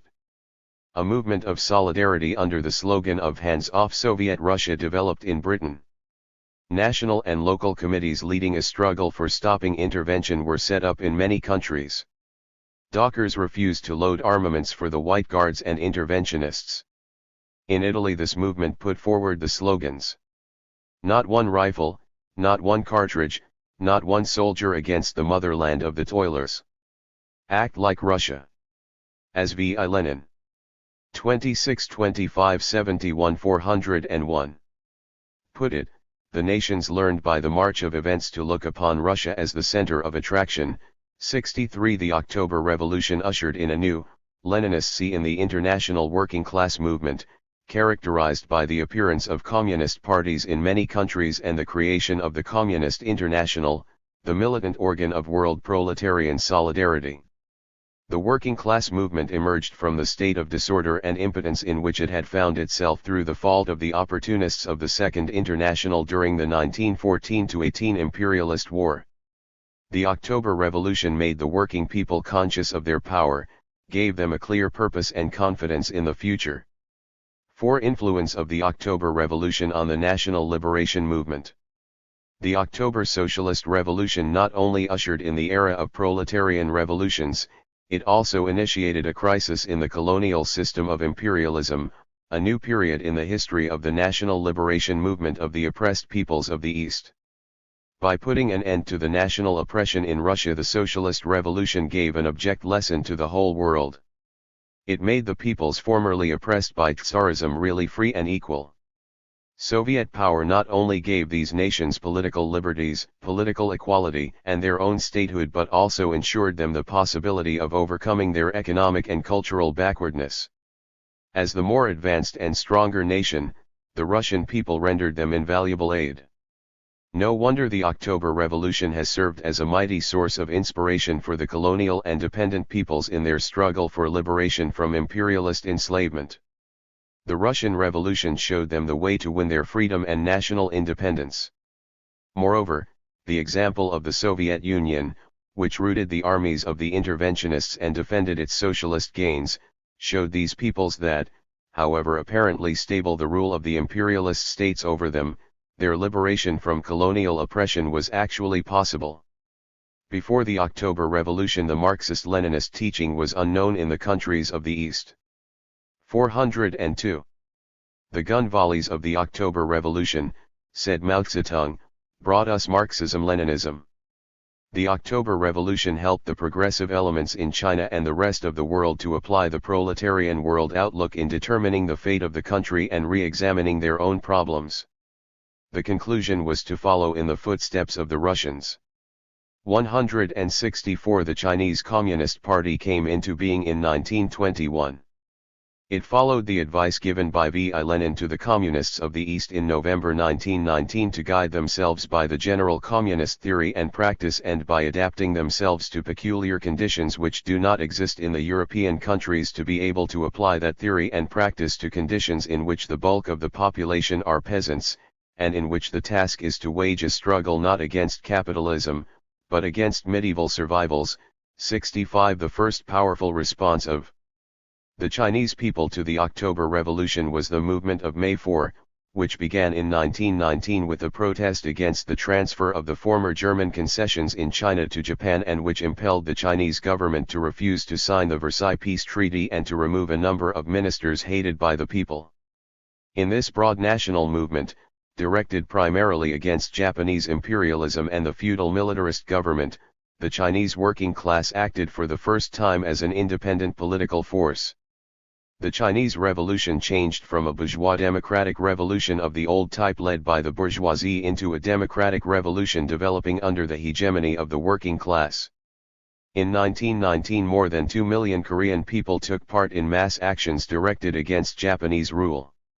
Revolutionary events, in many places assuming the form of armed uprisings, began in India. Jawaharlal Nehru, the Prime Minister of India, writes, "I had no doubt that the Soviet Revolution had advanced human society by a great leap and had lit a bright flame which could not be smothered, and that it had laid the foundations for that new civilization toward which the world would advance." The mass national liberation movement continued to grow until 3 decades later it was consummated by the liberation of the country from the British yoke. 26*403. The enormous influence of the October Revolution made itself felt in distant Indonesia. As Dr. Sukarno, the president of the Indonesian Republic, notes, after the victory of the October Revolution in Russia, the struggle of the peoples of Asia for their national independence and against the oppression of the usurpers flared up anew. This struggle became more organized and its aim clear and irreconcilable, namely, immediate independence. 67 The development of the national liberation struggle showed how profoundly the October Revolution had influenced the oppressed nations of the world, and marked the beginning of the collapse of the colonial system of imperialism. 5 The vanguard and bulwark of the world socialist movement. The international importance of the Great October Socialist Revolution is a vast and many-sided subject, greatly exceeding the scope of this chapter. This chapter deals only with the historic victory won by the Russian proletariat under the leadership of the Communist Party in October 1917 and with the direct influence this great victory then exerted on the revolutionary movement of the other peoples. Even in this sense alone, the October Revolution ushered in a new era in the history of mankind, an era of the fall of capitalism and the triumph of socialism. The October Socialist Revolution, said N.S. Khrushchev at the Jubilee session of the Supreme Soviet of the USSR, is of the greatest importance in human history. The world was shaken to its foundations when the Russian proletariat together with the poor peasantry, under the leadership of the Bolshevik Party headed by the great Lenin, took power into its hands and announced the birth of the new social and state system. The first worker-peasant country in the world raised aloft the revolutionary red banner of socialism, the great banner of The historic significance of the 40 years' experience of the October Revolution was considered in detail in N.S. Khrushchev's report to the Jubilee session of the Supreme Soviet of the USSR. November 1957.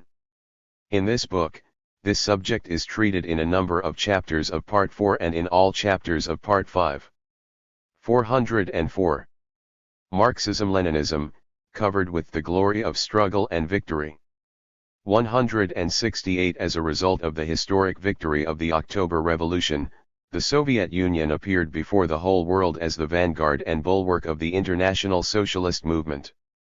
"We have a right to be," said Lenin, "and are proud of the fact that to us has fallen the good fortune to begin the erection of a Soviet state, and thereby to usher in a new era in world history, the era of the rule of a new class, a class which is oppressed in every capitalist country, but which everywhere is marching forward towards a new life, towards victory over the bourgeoisie, towards the dictatorship of the proletariat and towards the emancipation of mankind from the yoke of capital and from imperialist wars." 169 The Great October Socialist Revolution ushered in a new era not only in the history of Russia but also in world history. It was a turning point in world history from the old, capitalist world to the new, socialist world. Capitalism ceased to be a universal system ruling the world, the chain of world capitalism was broken never to be repaired. The October Revolution showed the workers of the other countries that there was no need to wait for a universal denouement and that the main path of world progress ran through a gradual breaking away of ever new countries from the system of capitalism and their transition to socialism. By demonstrating the possibility of the victory of socialism in one country, the October Revolution was at the same time the first step towards the victory of socialism all over the world. V.I. Lenin saw the international significance of the October Revolution primarily in the influence it exerted on the whole course of world history, but he also emphasized this significance taking it in the narrowest sense, i.e., understanding international significance to mean the international validity or the historical inevitability of a repetition on an international scale of what has taken place in our country.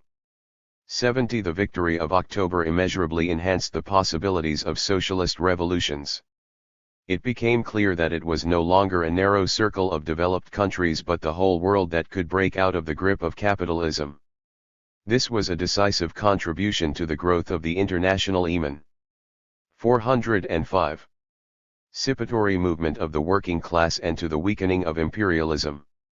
In addition, the continuous growth of the forces of socialism and weakening of capitalism initiated by the October Revolution facilitates the struggle of the working people in the capitalist countries for peace and democracy, substantially assists them to defend their immediate economic interests, and enables the peoples of the small and economically weak countries to preserve their independence and to develop their national economy. There is not a single aspect of social life in any country of the world which was not directly or indirectly affected by the consequences of the Great October Revolution. The objective march of history has made the USSR the vanguard and bulwark of the international socialist movement. But being the vanguard and bulwark does not, of course, in any way mean interfering in the internal affairs of other states and making revolutions there. No social revolution, in general, or proletarian revolution, in particular, can be stimulated artificially, exported, imported, or made to order. Emphasizing the correctness of Engels' words, Lenin wrote shortly before the October Revolution that the victorious proletariat can force no blessings of any kind upon any foreign nation without undermining its own victory by so doing. 71. A socialist revolution finds its makers not outside, but inside the country that has matured for revolution. It finds its makers in the working class and its allies, in all the working and exploited people of that particular country. The revolution matures by virtue of the objective laws of historical development, and the possibility of its victory is translated into reality by the revolutionary struggle of the broad masses led by a Marxist-Leninist party. Kovacs Raleigh. The Marxist-Leninist Party. And its role in the workers' class struggle. The enemies of communism allege that the creation of Marxist parties is the work of a few agitators. If this were true, the communists would long since have been wiped out because they have been persecuted for many decades. For example, Italian fascism dealt the Communist Party brutal blows. On the eve of the Second World War, it numbered no more than 15,000 members. But in the long run fascism was smashed. The Communist Party quickly grew into a mass party and now numbers nearly 2 million members. In many countries the reactionary bourgeoisie subjected the communists to all kinds of repression, imprisoning and brutally murdering their best leaders, but nowhere did it succeed in destroying the revolutionary parties of the working class. Persecution is of no avail against the Marxist parties. This shows that the communist parties have been called into existence by the profound objective needs of social development and primarily by the interests and needs of the working class. 1. What party does the working class need? In scientifically substantiating the historic role of the working class, Marx and Engels at the same time established that the proletariat needed an independent political party for the revolutionary transformation of capitalist society into socialist society. They not only wrote about this, beginning with the Communist Manifesto, but also did a great deal to organize such a party. In 1847 Marx and Engels created the first communist organisation. 407. The Communist League. The Communist League can be considered the prototype of the modern communist parties. On the basis of its experience, as also on that of the International Working Men's Association, which was founded in 1864 and is known in the history of the working class movement as the First International, Marx and Engels drew many important conclusions on the role of the Revolutionary Party of the working class, its organization and policies. Under new historical conditions, V.I. Lenin developed these conclusions of Marx and Engels into a harmonious teaching on the party. He showed the leading role of the party in the working class movement, formulated its organizational principles and norms of internal life, and the fundamental principles of its policies and tactics. This teaching is one of Lenin's most important contributions to Marxism. Revolutionary character of a Marxist party. Of all the organizations created by the working class, only a political party can give proper expression to the basic interests of the working class and lead it to complete victory. With the aid of trade unions, mutual aid societies and other similar organizations alone, the workers will never be able to put an end to capitalism and build a socialist society.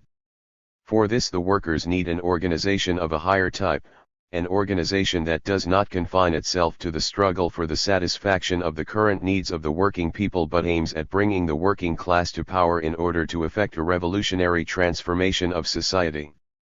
Such an organization is the Communist Party.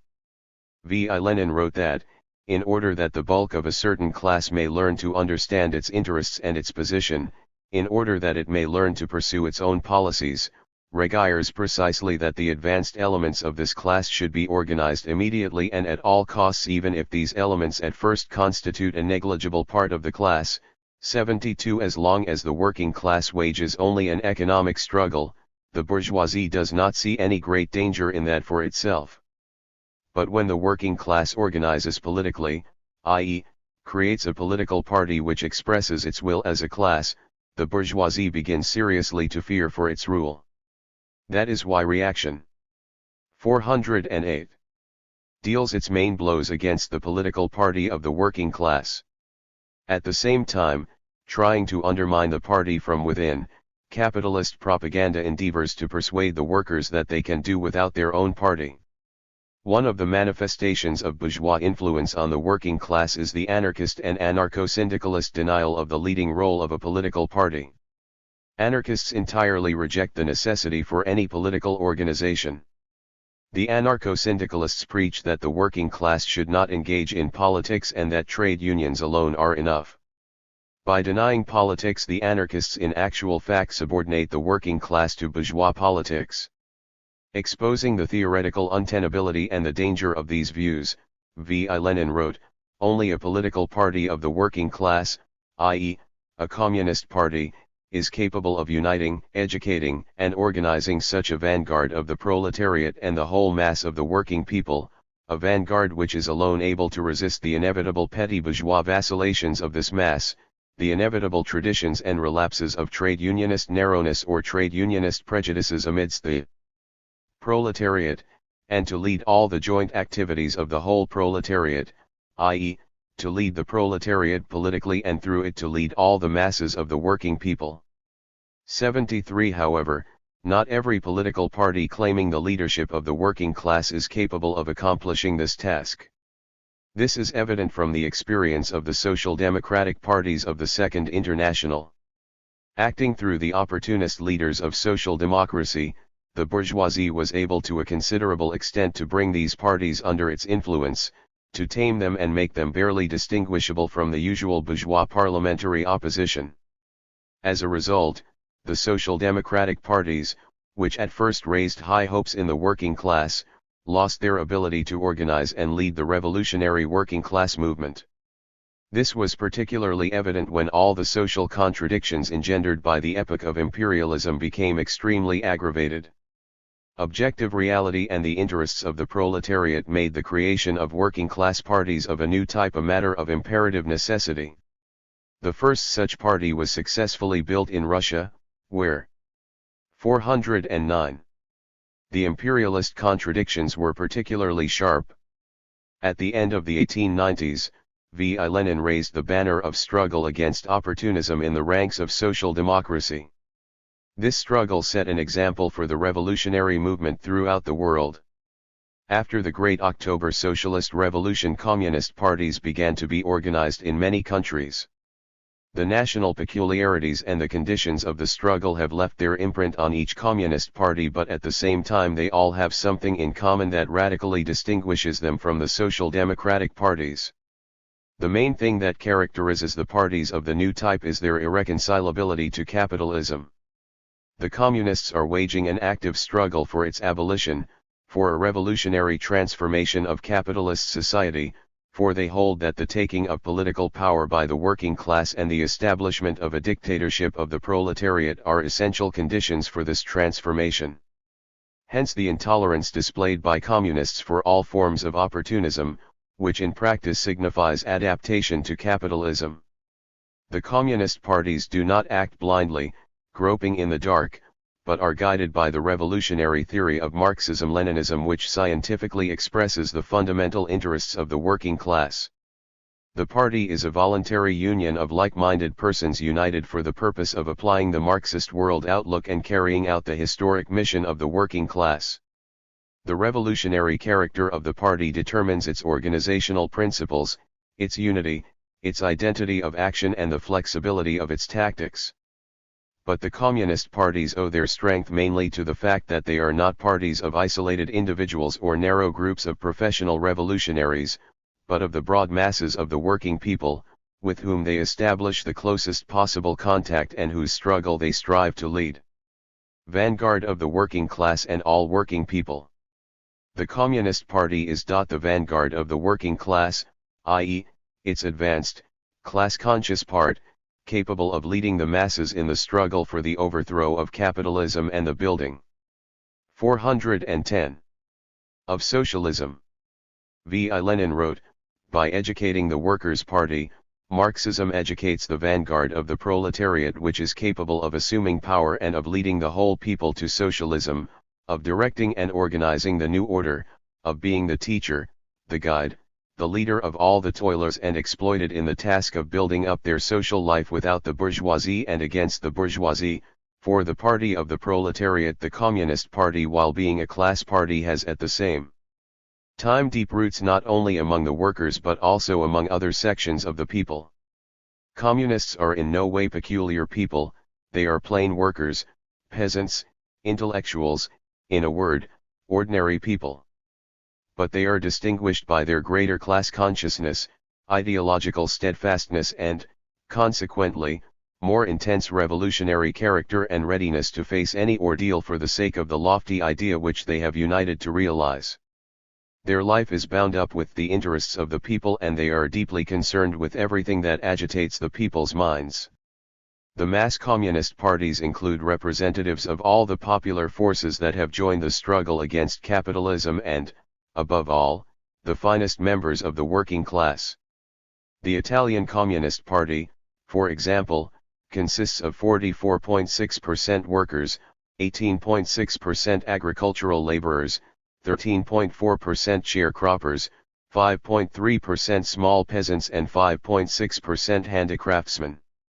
The French Communist Party has 40.3% workers, 5% agricultural laborers, 8.2% peasants and 12.2% office employees. Of the Communists of Finland, 85.5% are workers. History shows us that before becoming real vanguards, the revolutionary parties usually pass through a number of stages of political and organizational development. At the outset they are, more often than not, propagandist groups and their work is conducted mainly within their own ranks. This is necessary to ensure ideological unity, educate the membership and improve the organization. Then comes the time when the parties go to the masses and begin to lead strikes and mass actions of the working class. This period is very important, for it signifies the merging of the spontaneous working class movement with the ideas of socialism and its transformation into a class. 411. Conscious, organized movement. In the next stage the party becomes a real political force capable of leading not only the majority of the working class but also considerable masses of the people. In some capitalist countries the communist parties have not yet been able to win the broad masses of the working class and have not yet become mass parties. As the vanguard uniting the most class-conscious section of the working class in its ranks, they play no small part in the life and struggle of the working people. It is clear, however, that they will be able to play a still greater part when they unite the masses around themselves. Then they will become a political force capable of leading the workers to social emancipation, to the building of a new society. The speed with which a party passes from one stage to another depends on objective conditions, as well as on the correctness of its own policies and the ability of its leadership. The aggravation of the general crisis of capitalism and the successes of the forces of socialism, as well as the rapid increase in the political maturity and experience of the party membership, create in our days the prerequisites for a swift rise of all communist parties of the capitalist countries to a higher level of development. 2. Democratic centralism in the structure and life of the party. The principles of the organizational structure of a communist party follow from the role it is destined to play in the working class movement and the nature of its aims and tasks. The interests expressed by a communist party are not the mere sum total of the private interests of individual workers or groups of workers, they are interests of a whole class and can manifest themselves only through the common will which unites numerous isolated actions into one common struggle. Only a centralist leadership is capable of uniting all the forces, directing them towards a single goal and imparting unity to the uncoordinated actions of individual workers and groups of workers. Absolute centralization and the strictest discipline of the proletariat constitute one of the fundamental conditions for victory over the bourgeoisie. Lenin, point 17% 5. 412. But the common will of the party cannot be created otherwise than democratically, i.e., jointly, collectively, by comparing the different opinions and proposals and then adopting decisions binding for all. The common will thus elaborated has the advantage that it gives the fullest and therefore truest expression to the objective needs of the class struggle of the proletariat. Thus the centralism of a communist party is a democratic centralism, i.e., it is based on the will of the broadest membership of the party. In practice, democratic centralism means, all the leading party bodies from top to bottom are elected, regular accounts are rendered by party bodies to their party organizations, strict party discipline and subordination of the minority to the majority, decisions of the higher bodies are absolutely obligatory on all the lower bodies. In every communist party, the principle of democratic centralism underlies the rules that determine the structure and forms of its organization, the norms of its internal life, the methods of the practical activities of the party organizations, and the duties and rights of the party members. The duties of a party member constitute the cornerstone of all party activity. Since the Communist Party is called upon to carry out the great tasks of radically reorganizing society, it cannot consider a mere agreement of its members with the party program sufficient.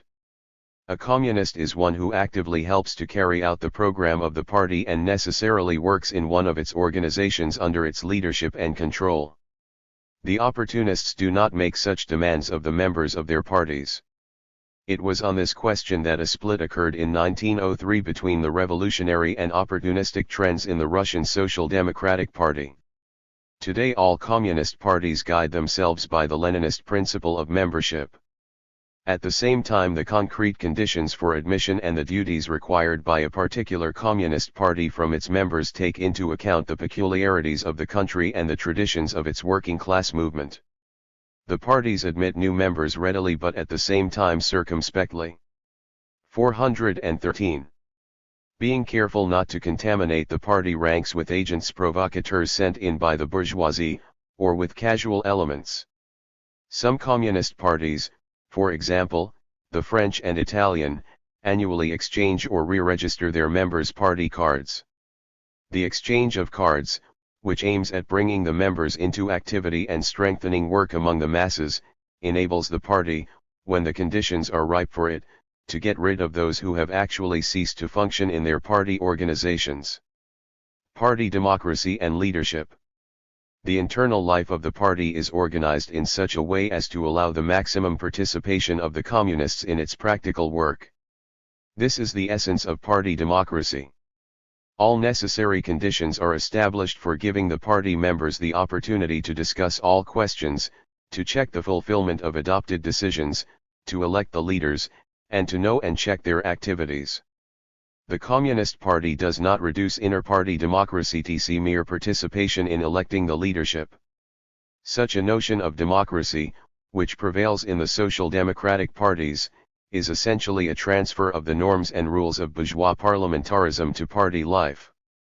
The democracy of a communist party is a democracy of vigorous common action, i.e., a democracy in which the members of the party not only elect and discuss, but also take a practical part in guiding the work of the party. The Communist and Workers' parties of different countries have developed in practice numerous forms of drawing the party into active work. In the CPSU about 20% of the Communists work on party committees, as branch secretaries and party group organizers. The rest of the members receive party assignments from their organizations. The Communist Party of China practices a method of mass control in which a large number of communists take part. Various forms of enlisting broad circles of communists in elaborating and executing decisions, such as commissions, initiating committees, etc., are widespread in the French and Italian Communist parties. But the active participation of all communists in the activities of the party does not detract from the significance of leader. 414. Ship or the role of the leaders who possess the necessary abilities, knowledge, and experience.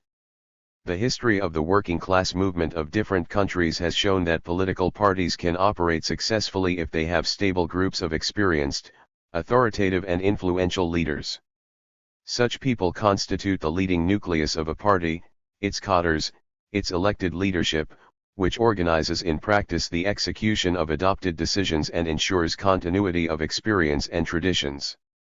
The leading party personnel does not stand above the party but is under party control. Lenin said that under democratic conditions the political activities of the party workers were open to view like a theater stage to the spectators. Everyone knows that a certain political figure began in such and such a way, passed through such and such an evolution, behaved in a trying moment in such and such a way, and possesses such and such qualities and, consequently, all party members, knowing all the facts, can elect or refuse to elect this person to a particular party office. The natural selection by full publicity, election, and universal control provides the guarantee that, in the last analysis, every political figure will be in his proper place, will do the work for which he is best fitted by his capacity and abilities, will feel the effects of his mistakes on himself, and will prove before all the world his ability to recognize mistakes and to avoid them. 176 Thus party democracy is a highly fair condition for the proper formation, selection, and education of the leading personnel. At the same time, democracy is a guarantee that the leadership will rely on collective experience rather than merely reflect the personal views of some particular party worker. Freedom of discussion and unity of action. Broad discussion of all fundamental issues and collective elaboration of all decisions form one of the most important methods of party work. This is essential for generalizing the diverse kinds of experience and for disclosing shortcomings in order that everyone may be convinced of the correctness of the decisions adopted. 415. Each discussion involves extensive criticism, i.e., disclosing shortcomings, ascertaining their roots and submitting proposals for their elimination. Such business-like criticism assists progress and properly educates the membership. But the party always distinguishes criticism which strengthens it from that which weakens it, which turns into criticism for criticism's sake, into mere carping. While granting freedom of criticism and calling to account those who stifle it, the party at the same time allows no one to use this freedom for the purpose of weakening its ranks. But where is the line to be drawn between useful criticism and harmful criticism? The party program, the decisions of the party and its rules serve to determine this line. While granting extensive rights to its members, the party at the same time naturally demands loyalty to its program, aims and ideals. It does not tolerate advocacy of anti-party views, considering it incompatible with membership in the party. Does this not undermine party democracy and encroach on the freedom of speech of party members? From the point of view of communists it does not. Lenin wrote, "Everyone is free to write and say whatever he likes, without any restrictions. But every free union, including a party, is also free to expel members who use the party's platform to advocate anti-party views. The party is a voluntary union which would be bound to break up, first ideologically and then materially, if it did not purge itself of people advocating anti-party views, 77. Before a decision is adopted, various views may be expressed and opposite points of view may clash in the party, but once a decision has been adopted, all communists act as one person. This is the essence of party discipline, which requires subordination of the minority to the majority and makes the adopted decisions absolutely obligatory. Discipline lends the party the necessary organization and purposefulness of action. But this cannot be ensured by blind discipline. The strength of party discipline lies in the fact that it is a conscious discipline and that it is based on the ideological unity of the communists and their conscious approval of party decisions in the elaboration of which they themselves have taken an active part. Unity of action in no way means that there can be no differences of opinion in the party. If that were so, the party would 416. Change from a living organization to a dead organization. Various points of view and differences on particular questions may arise in the day-to-day work. This is inevitable and permissible. Party discipline does not expect anyone to relinquish his own convictions if these convictions are not at variance with the principles of Marxism-Leninism. But it makes it incumbent upon every member to obey the adopted decisions and conscientiously to carry them into effect even if the member does not agree with them or had proposed some other decision. Party discipline also requires that no inter-party questions be discussed outside the party. All these standards of party life have sprung from the experience of the working class movement, which has convincingly demonstrated that without strict discipline the political party of the working class turns into an amorphous organization incapable of leading the struggle of the working people. The party has strict rules as regards those who do not obey the adopted decisions. There have been cases in the history of the communist parties when certain individuals who disagreed with the party line formed special groups and established their own discipline in them. Such groups, opposing the majority, are called factions. In the opportunist parties adapted only to parliamentary activities, factions are a normal occurrence. But for communist parties, militant, active organizations, to tolerate factions is equivalent to relinquishing ideological unity and leadership of the struggle. This is why the formation of factions is incompatible with the requirements of party discipline. The Marxist-Leninist view of the significance of party unity was most clearly expressed in the resolution of the 10th Congress of the Russian Communist Party, Bolsheviks, drawn up personally by V.I. Lenin.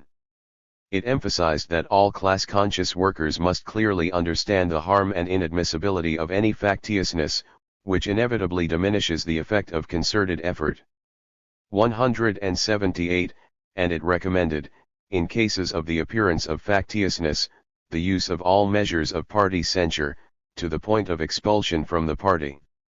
Thus, in the Communist parties, broad democracy is combined with centralist leadership and free discussion with strict discipline and unity of action. Democracy without centralist leadership turns the party into a debating society. Centralism without democracy or with inadequately developed democracy. 21-207 417. Results in deadening bureaucracy. On the other hand, the proper combination of democracy and centralism ensures wide development of activity and initiative in the party and at the same time the strong leadership that is so necessary in the political struggle. The concrete forms embodying the principle of democratic centralism vary with historical conditions. Referring to the experience of the party organization of Russian communists, V.I. Lenin wrote, "This organization, while retaining its fundamental type, was able to adapt its form to the changed conditions, was able to modify this form in accordance with the needs of the moment." 79. Each communist party is a living organism which develops and perfects its activity. The principle of democratic centralism in the structure and life of communist parties is not of a stereotyped character. It enables them to plan their work flexibly, in keeping with the problems that face them and with the peculiarities of each country. 3. The living ties of the party with the broad masses. The communists can become a party in the true sense of the word only if they are closely linked with the masses and enjoy their support. In 1920, criticizing some British communists who did not understand the necessity of close links with the masses, V.I. Lenin said sharply, "If the minority is unable to lead the masses, to link up closely with them, then it is not a party and is of no value whatever." no matter whether it calls itself a party. 180. A party may declare itself the vanguard as much as it likes and yet fail to become one. A party cannot force the masses to follow it. Nor can it win prestige by merely claiming a leading role in its statements to the masses. It is not enough to declare the leading role of the party, it has to be one. There is only one way for the party to become a real leader, and that is by convincing the masses that it correctly expresses and defends their interests, by convincing them through deeds. 418. Rather than words, through its policies, initiative, and devotion. The party must win the confidence and recognition of the broad masses by its work. For it is not enough to call ourselves the vanguard, the advanced detachment. Lenin said, we must act like one, we must act in such a way that all the other detachments shall see us and be obliged to admit that we are marching in the vanguard. 51. A Communist Party has a program, a scientifically substantiated exposition of its aims which correspond to the vital interests of the working people. To win the leading position, the party must make the final aims of the struggle intelligible to the working people. At the same time, the party must have a program of action to satisfy the immediate needs of the working people. The party strives to display initiative in all spheres of the people's life, to recognize the needs of the different sections of the population and to struggle for the satisfaction of these needs. Communists continuously expose the capitalist system, which has outlived its usefulness, but regard it as incorrect to advance slogans that only criticize but do not answer the question of what is to be done today. Lenin always combated attempts to issue slogans that would serve only to sharpen the consciousness of the proletariat against imperialism. He wrote, "A negative slogan unconnected with a definite positive solution will not sharpen, but dull consciousness, for such a slogan is a hollow phrase, mere shouting, meaningless declamation, registered. To work wherever there are masses. Communists strive to work wherever there are working people. This requires the closest, organic, day-to-day ties with the masses. To serve the mass and express its properly sensed interests, the advanced detachment, the organization must conduct all its activities in the mass, drawing from it all without exception the best forces, checking at each step, thoroughly and objectively, whether the ties with the mass are maintained, whether they are alive. In such, and only in such a way, does the advanced detachment educate and enlighten the mass, expressing its interests, teaching it organization, guiding. Li 419. All the activity of the mass along the path of conscious class policy. 183. It is natural for communists to attach great importance to mass organizations, trade unions, women's and youth associations, cooperatives, etc. The communist parties have no desire to deprive these organizations of their independence. On the contrary, communists believe that mass organizations can play their role only when each of them effectively accomplishes its own distinctive tasks. Communists respect the decisions and discipline of the mass organizations in which they work, observe their rules and make it their duty to help each such organization better to defend the interests of the masses. In the trade unions, communists show themselves consistent fighters for the economic interests of the workers and seek to promote unity of action of the proletariat. When it comes to strikes, they show themselves the staunchest and most energetic organizers on the strike committees. The workers readily elect such communists to the most responsible positions. In the youth, peasant, women's, and all other organizations, communists strive to extend the influence of the party not by commanding but by their energy and ideological consistency, regardless of whether they are rank and file members or leaders of these organizations. Through the mass organizations, the party establishes closer links with the masses.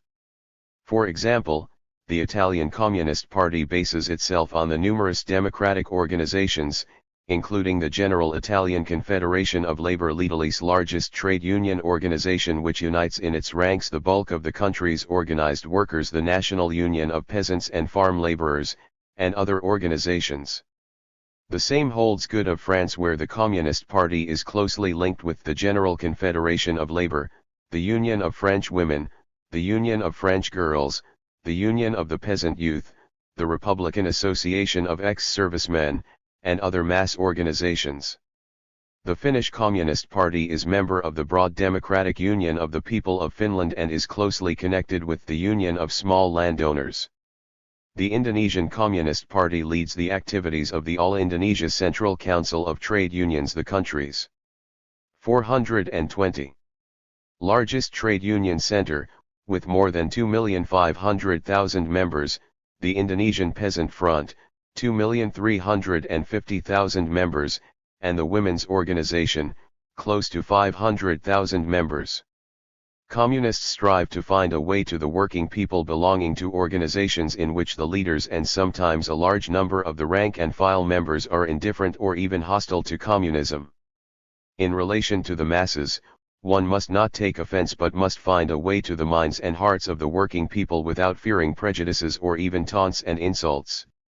Already during the First Russian Revolution, V. I. Lenin wrote on the necessity of working among all sections of the working class. We must be able to approach the most backward, ignorant representatives of this class, those least affected by our science and the science of life, to be able to talk to them, to establish close contact with them and consistently and patiently to raise them to the level of social democratic consciousness, without transforming our teaching into a dry dogma, but by imparting our teaching to them not only through books but also through our participation in the day-to-day vital struggle of these most backward and most near sections of the proletariat. 14. The primary organizations of the party serve as strongholds in carrying on work among the masses. They operate where they can maintain the best contact with the working people and influence them. In the Communist Party of the Soviet Union, the primary organizations have always been established in the main on the basis of industry, the greatest attention being devoted to factory organizations, which are closest of all to the working class. The territorial basis of setting up primary organizations justifies itself in cases in which it enables the party to make wider contact with the masses and to approach such sections of the population as handicraftsmen, peasants, small traders, professional workers, etc. In many countries, party organizations are based on the territorial principle, which is in keeping with the traditions of the mass movement, something that must be taken into account. A stereotyped pattern of uniformity is as harmful here as in any live work, although the industrial basis is more in line with the class nature of the party. In many countries the 42 Communist parties establish primary organizations according copyright to both the industrial and territorial principles. To lead the masses does not mean continually preaching at them. Communists should take part in solving their everyday problems and by dealing with them from a Marxist standpoint try to win the leading role by their energy and ideological influence, and not, of course, through their ranks and titles. Lenin. Point 185. Even participation in parliamentary activity is invariably linked by communists with their work among the masses.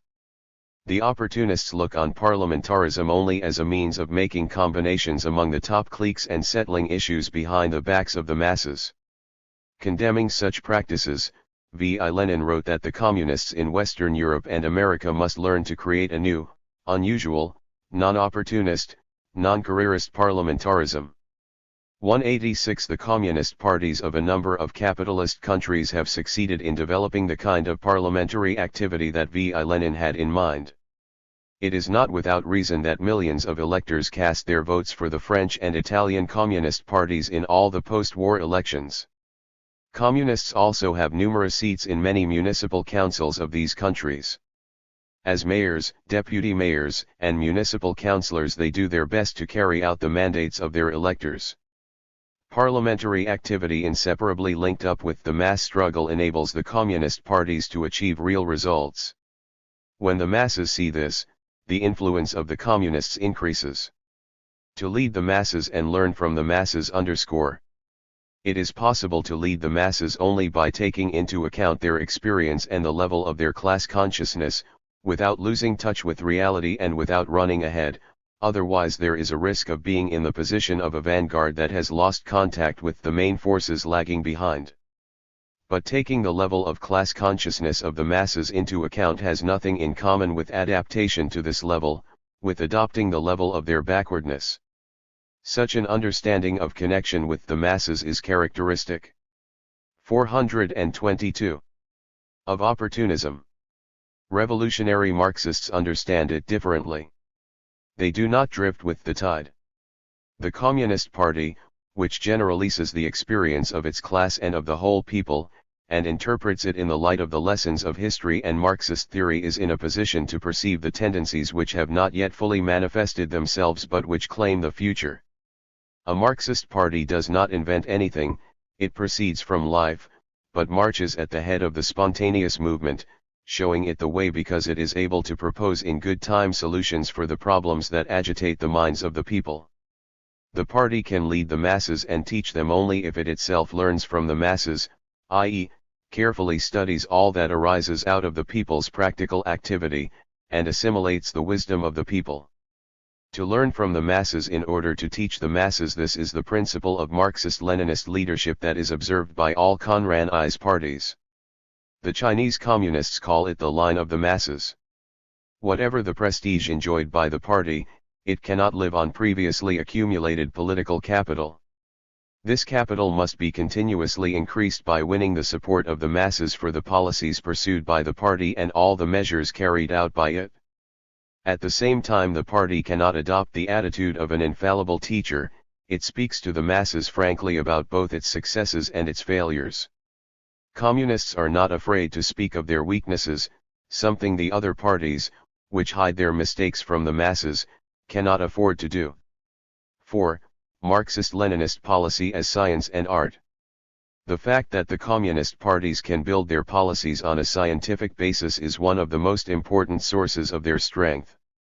Underscore this means, primarily, that in defending the interests of the working class, the communists, armed with the teaching of Marxism-Leninism, can base their actions on knowledge of the objective laws of social development and, especially, on knowledge of the laws of the class struggle they take into consider. 423. The reciprocal relations of the class forces at each given period and in each concrete situation. V.I. Lenin wrote, only an objective consideration of the sum total of reciprocal relations of all the classes of a given society without exception, and, consequently, a consideration of the objective stage of development of that society and of the reciprocal relations between it and other societies, can serve as a basis for correct tactics of the advanced class.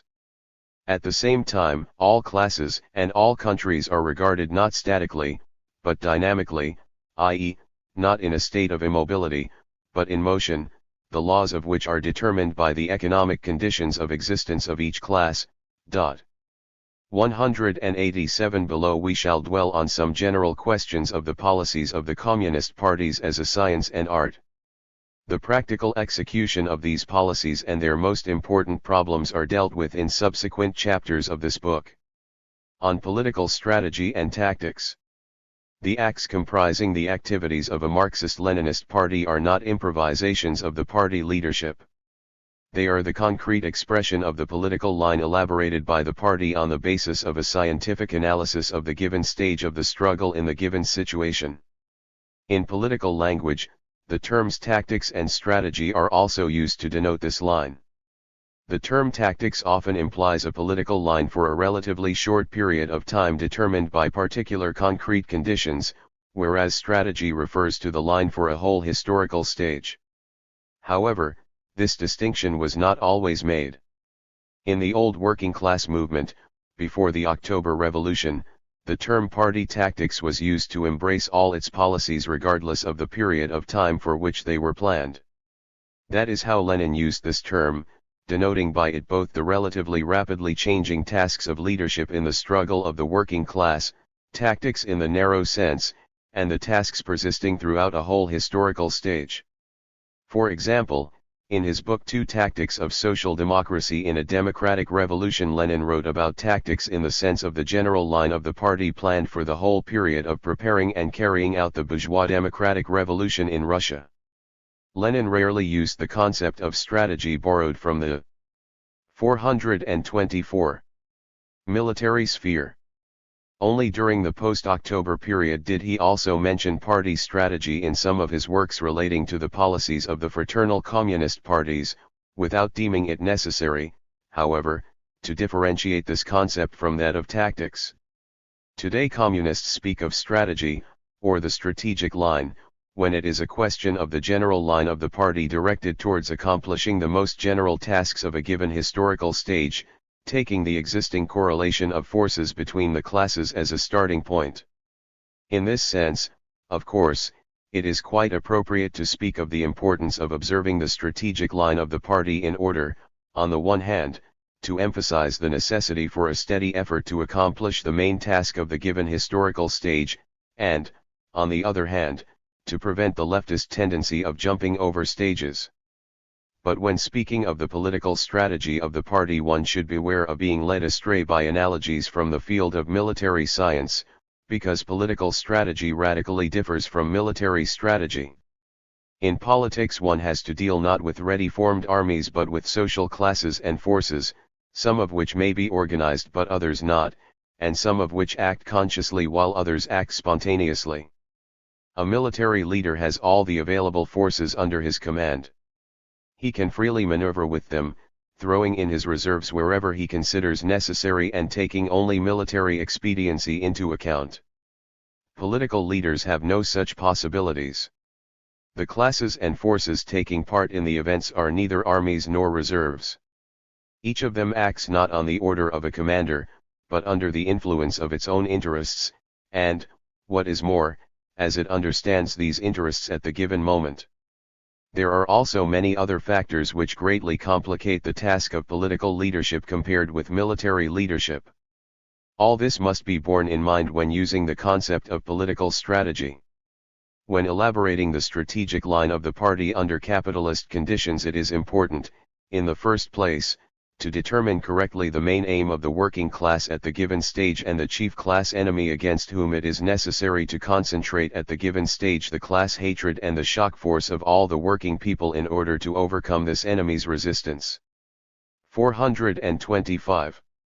Secondly, it is necessary to determine correctly the attitude of the party to the largest intermediate section of the population which, although it adopts an attitude of opposition to the chief enemy, nevertheless, owing to the duality of its class interests, shows dangerous political instability, an inclination to conciliation, and, at times, to direct compact with this enemy. Thus during the first stage of the Russian Revolution, Lenin defined the main aim of the movement as the overthrow of autocracy and set two tasks before the proletariat: to crush by force the resistance of the autocracy, the chief enemy, and to paralyze the instability of the bourgeoisie. %8 The Bolsheviks recognized both these tasks, whereas the Mensheviks, who did not recognize the second task, slipped into the morass of right-wing opportunism. During the second stage of the Russian Revolution, Lenin defined the main aim as the overthrow of the bourgeoisie and set two tasks before the proletariat: to crush by force the resistance of the bourgeoisie, the chief enemy, and to paralyze the instability of the peasantry and the petty bourgeoisie. 189 The Bolsheviks set out to accomplish both these tasks. Had they confined themselves to only one of them, or had they considered the second task the more important of the two, the revolution would have been seriously endangered. Thirdly, when elaborating the strategic line, it is important to determine correctly the allies of the working class at the given stage of the movement. At the same time, it would be wrong to regard the allies of the working class as the reserves of the party which it can utilize at its discretion, maneuvering them as freely as a general does the reserves on the battlefield. To reduce the strategic leadership in politics to the question of utilizing reserves, is to divert the attention from the task which, in the capitalist countries, is the most essential in preparing for decisive class battles, viz., the task of continuously strengthening the ties of the Communist Party with the masses of workers and the broadest sections of the working people, the task of establishing unity of action with the socialist parties, trade unions, and other mass organizations. Each Communist Party also proceeds from the recognition of the independent role of the working class movement of the neighboring countries and the revolutionary movements of 426. The colonies, and does not regard them as mere reserves of the revolution in its own or any other country. Any other attitude to the individual detachments of the anti-imperialist liberation movement would not only be at variance with the principles of communists and their political morality but would also create the danger of losing these allies. The art of political leadership.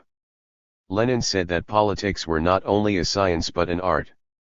This means that political leadership requires not only a correct, scientifically trustworthy analysis of the situation, and the drawing up on this basis of a correct line, but also great ability, skill, and real artistry in putting this line into effect. Without such skill even the best political line will be of no avail. A correct decision as to the main aim and the chief enemy at a given stage will be useless if the party is unable to organize the struggle for this aim and against this enemy. It is possible correctly to determine the allies of the working class, but will it be of any use if the party is unable to win them over to its side, and to organize and lead their struggle? Thus for political leadership it is important not only to know but also to be able to put this knowledge into practice. How then can the party acquire such ability, such skill? Theoretical studies alone are, of course, not enough. Each party can master the art of political leadership only from its own extensive experience. For a revolutionary party, there is no school that can replace the school of practical struggle with all its trials and tribulations, victories and defeats, successes and failures. Of course, all this does not mean that each party must itself necessarily experience absolutely everything and can learn only through its setbacks. The process of learning the art of politics can be considerably accelerated and the number of defeats, mistakes and failures greatly reduced if the experience of the other parties, the experience of the international revolutionary movement is carefully and skillfully studied and utilized. The works in which this experience has been generalized are an invaluable aid for those who would learn the art of political leadership. Especially important in this respect is V. I. Lenin's 427. Outstanding book Left-Wing Communism, an Infantile Disorder, which has always been of enormous importance for the international communist movement. What basic spheres of activity does the art of political leadership include? It includes, above all, the ability to work among the masses. Only the parties and leaders whose lives are bound up with the interests of the working people, who share in their aspirations and are selflessly devoted to them, can successfully cope with this task. One of the Leninist principles of the art of politics is that propaganda and agitation alone are not enough to draw the masses into an active struggle. For this, their own political experience is essential. V. I. Lenin said that the millions of people will never heed the advice of parties if this advice does not coincide with what the experience of their own lives teaches them. 99 Hence the art of political leadership consists in using means and methods which, by being derived from the experience of the masses and the level of their class consciousness, can advance the masses in the struggle for the final aims. The party cannot wait passively until reality itself will have taught the masses. It must be able to help them to arrive at the proper conclusions.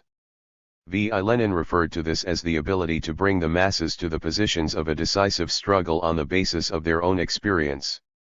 The masses perceive surrounding reality through the facts which they encounter every day and which directly affect them.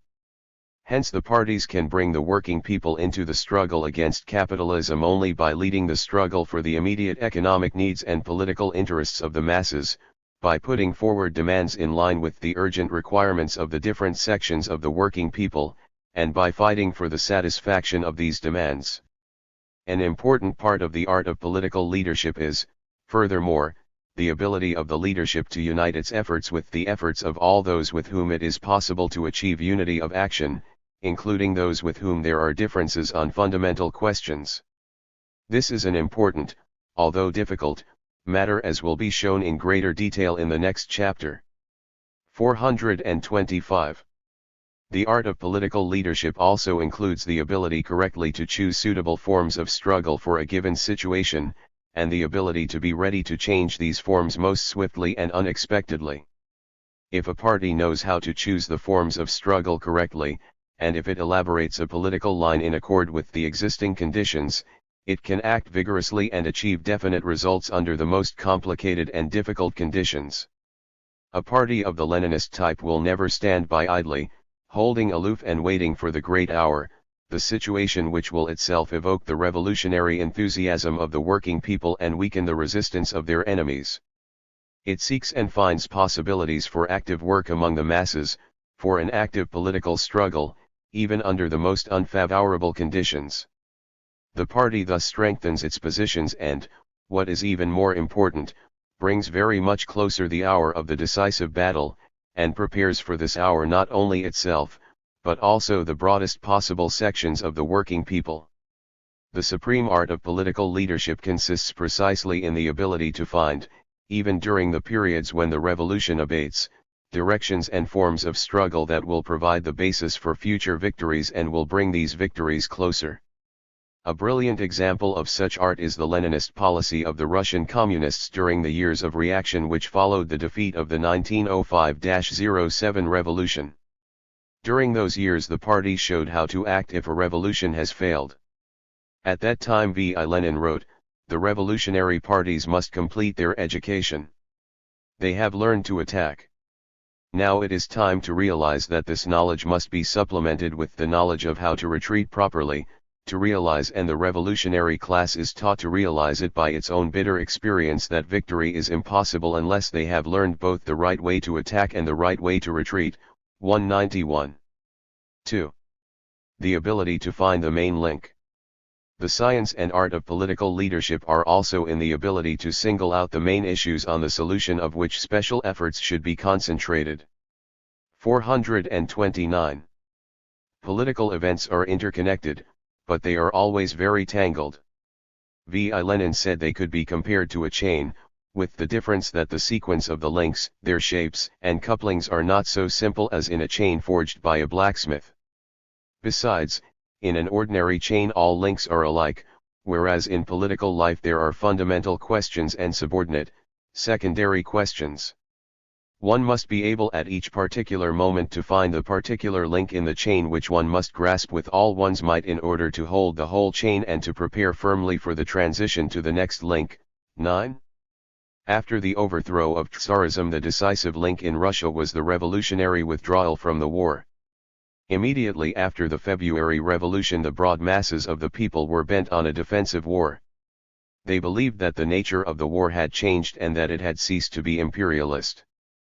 But V.I. Lenin showed the groundlessness of such illusions.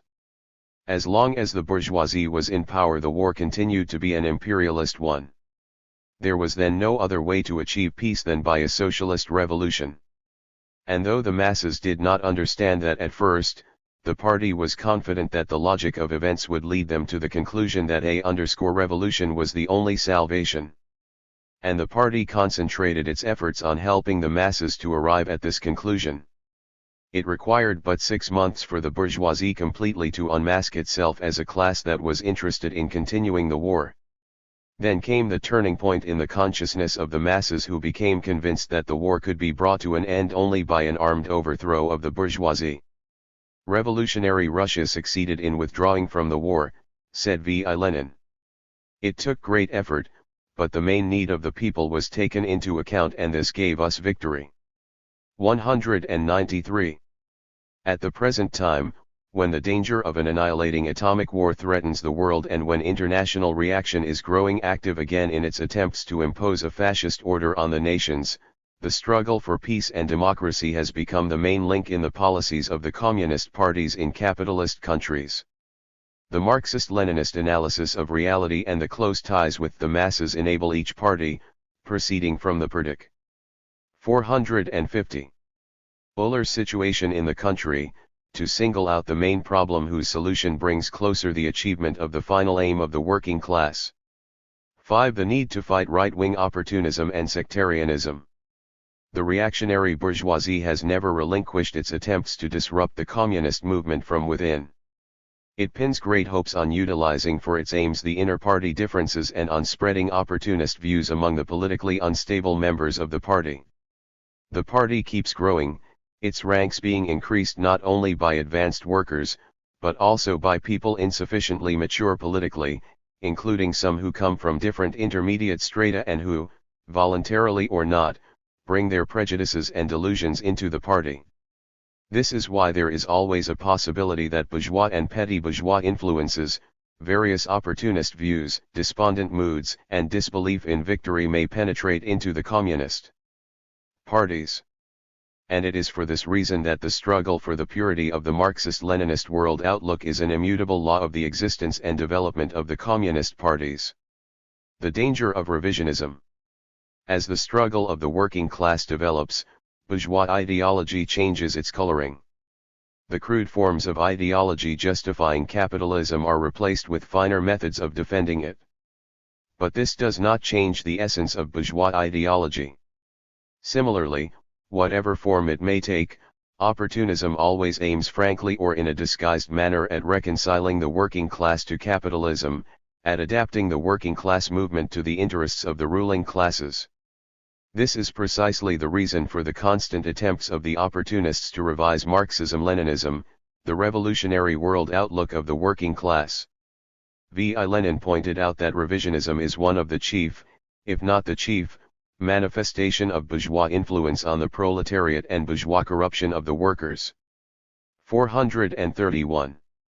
The ideologists of revisionism endeavor to revise, or, more exactly, to distort all the fundamental theses of Marxist-Leninist theory. These endeavors were mentioned in Chapter 10 and will be repeatedly discussed below.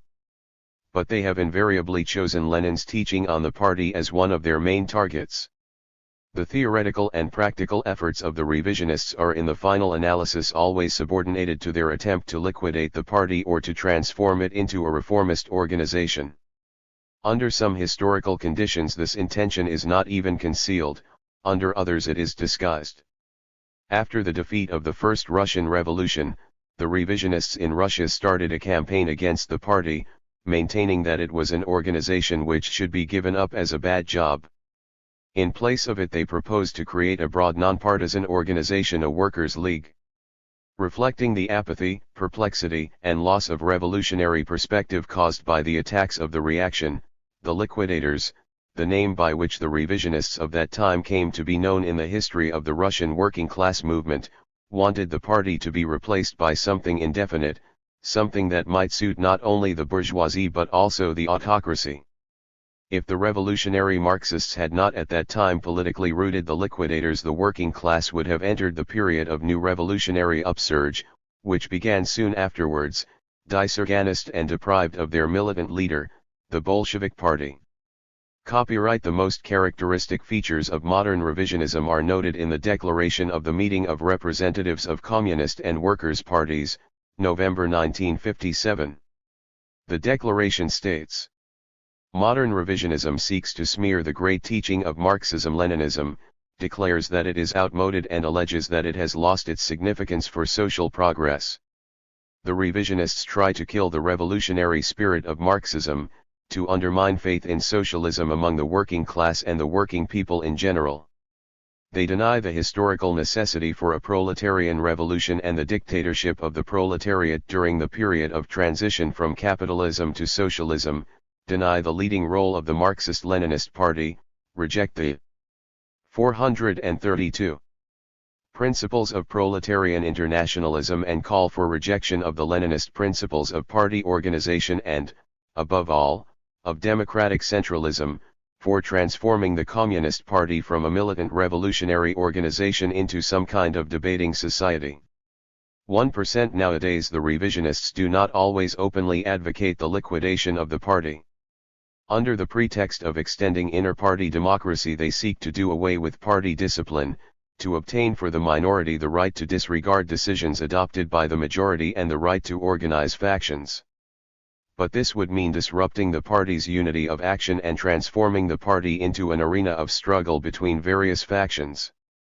The revisionists usually pretend to be fighting dogmatism and doctrinarism. They cover up their actual rejection of Marxism by referring to the fact that the Marxist teaching itself presupposes the replacement of outdated propositions by new ones. But the replacement of obsolete theses by new Marxist propositions has nothing in common with rescinding the fundamental principles of Marxism-Leninism that form the very soul of this revolutionary teaching. The danger of revisionism is precisely that it rejects Marxism under the guise of developing it.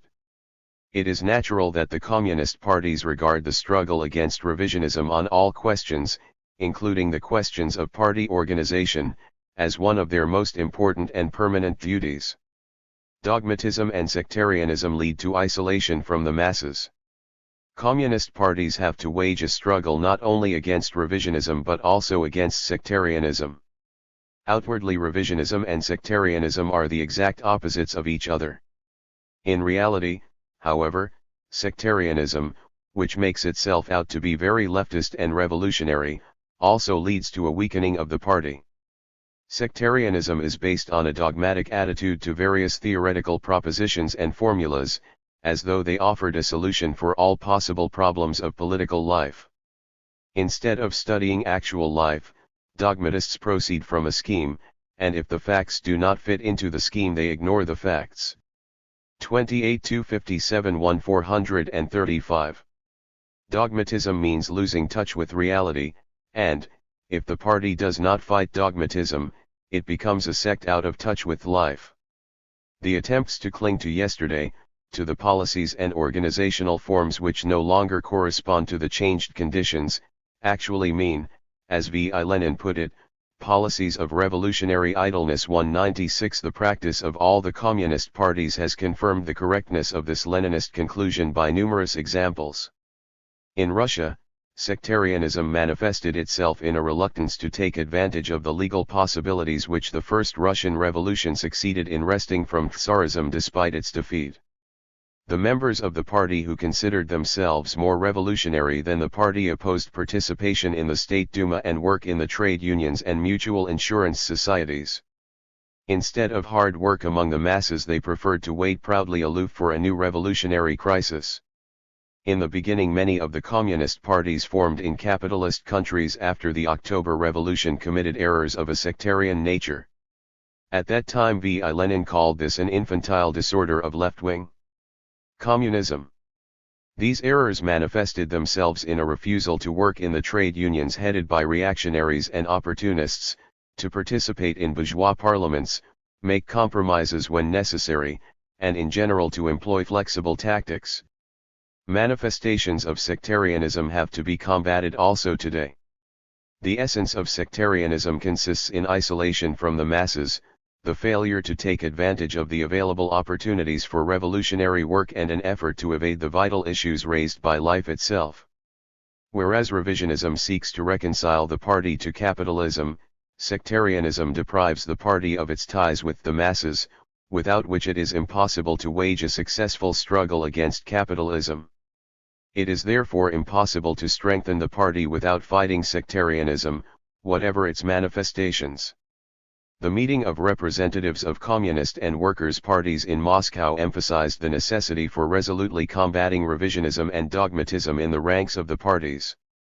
The declaration of the meeting states, in condemning dogmatism, the communist parties believe that the main danger 434 at present is revisionism, or, in other words, right-wing opportunism, as a manifestation of bourgeois ideology paralyzing the revolutionary energy of the working class and demanding the preservation or restoration of capitalism.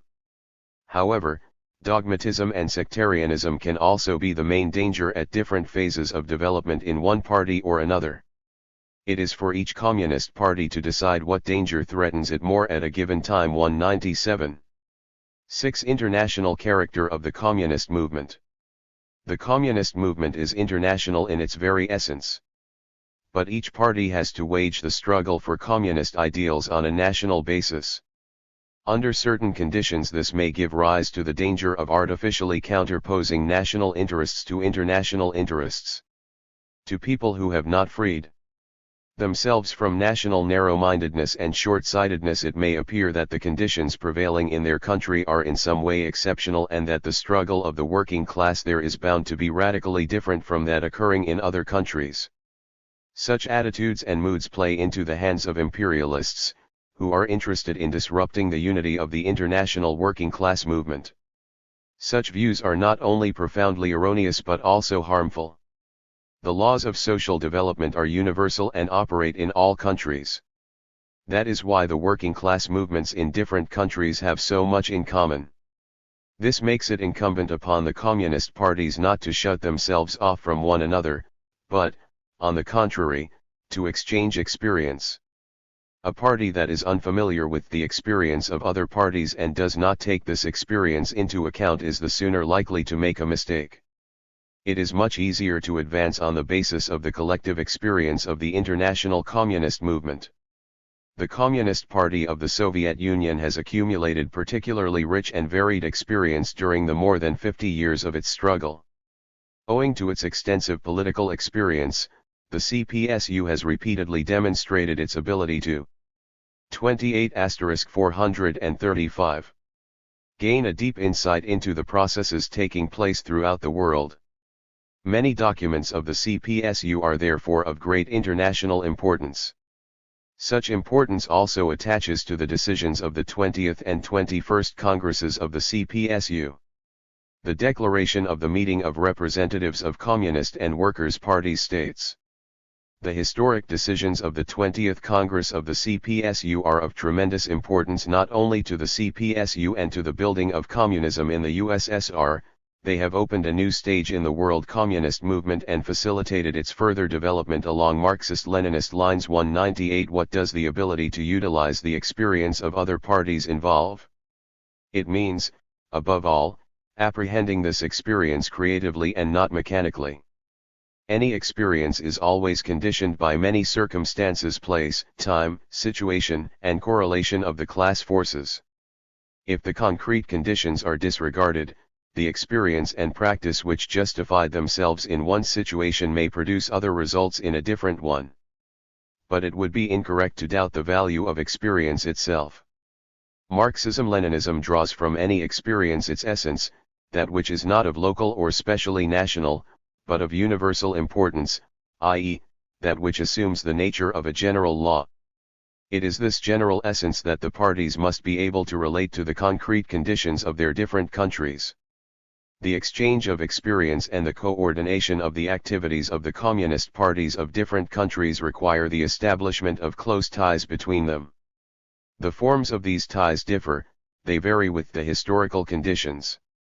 At the outset the communist parties were still weak. Most of them were formed from the revolutionary elements of the social democratic and anarcho-syndicalist organizations. These elements brought with them survivals of opportunism and sectarianism. Much work had to be done to consolidate the new parties, educate them in the revolutionary ideas of Marxism-Leninism and train party leaders. It was these urgent needs of the world communist movement that led to the setting up of the international organization. 436. That united the communist parties of various countries, viz., the Communist International, 1919-43.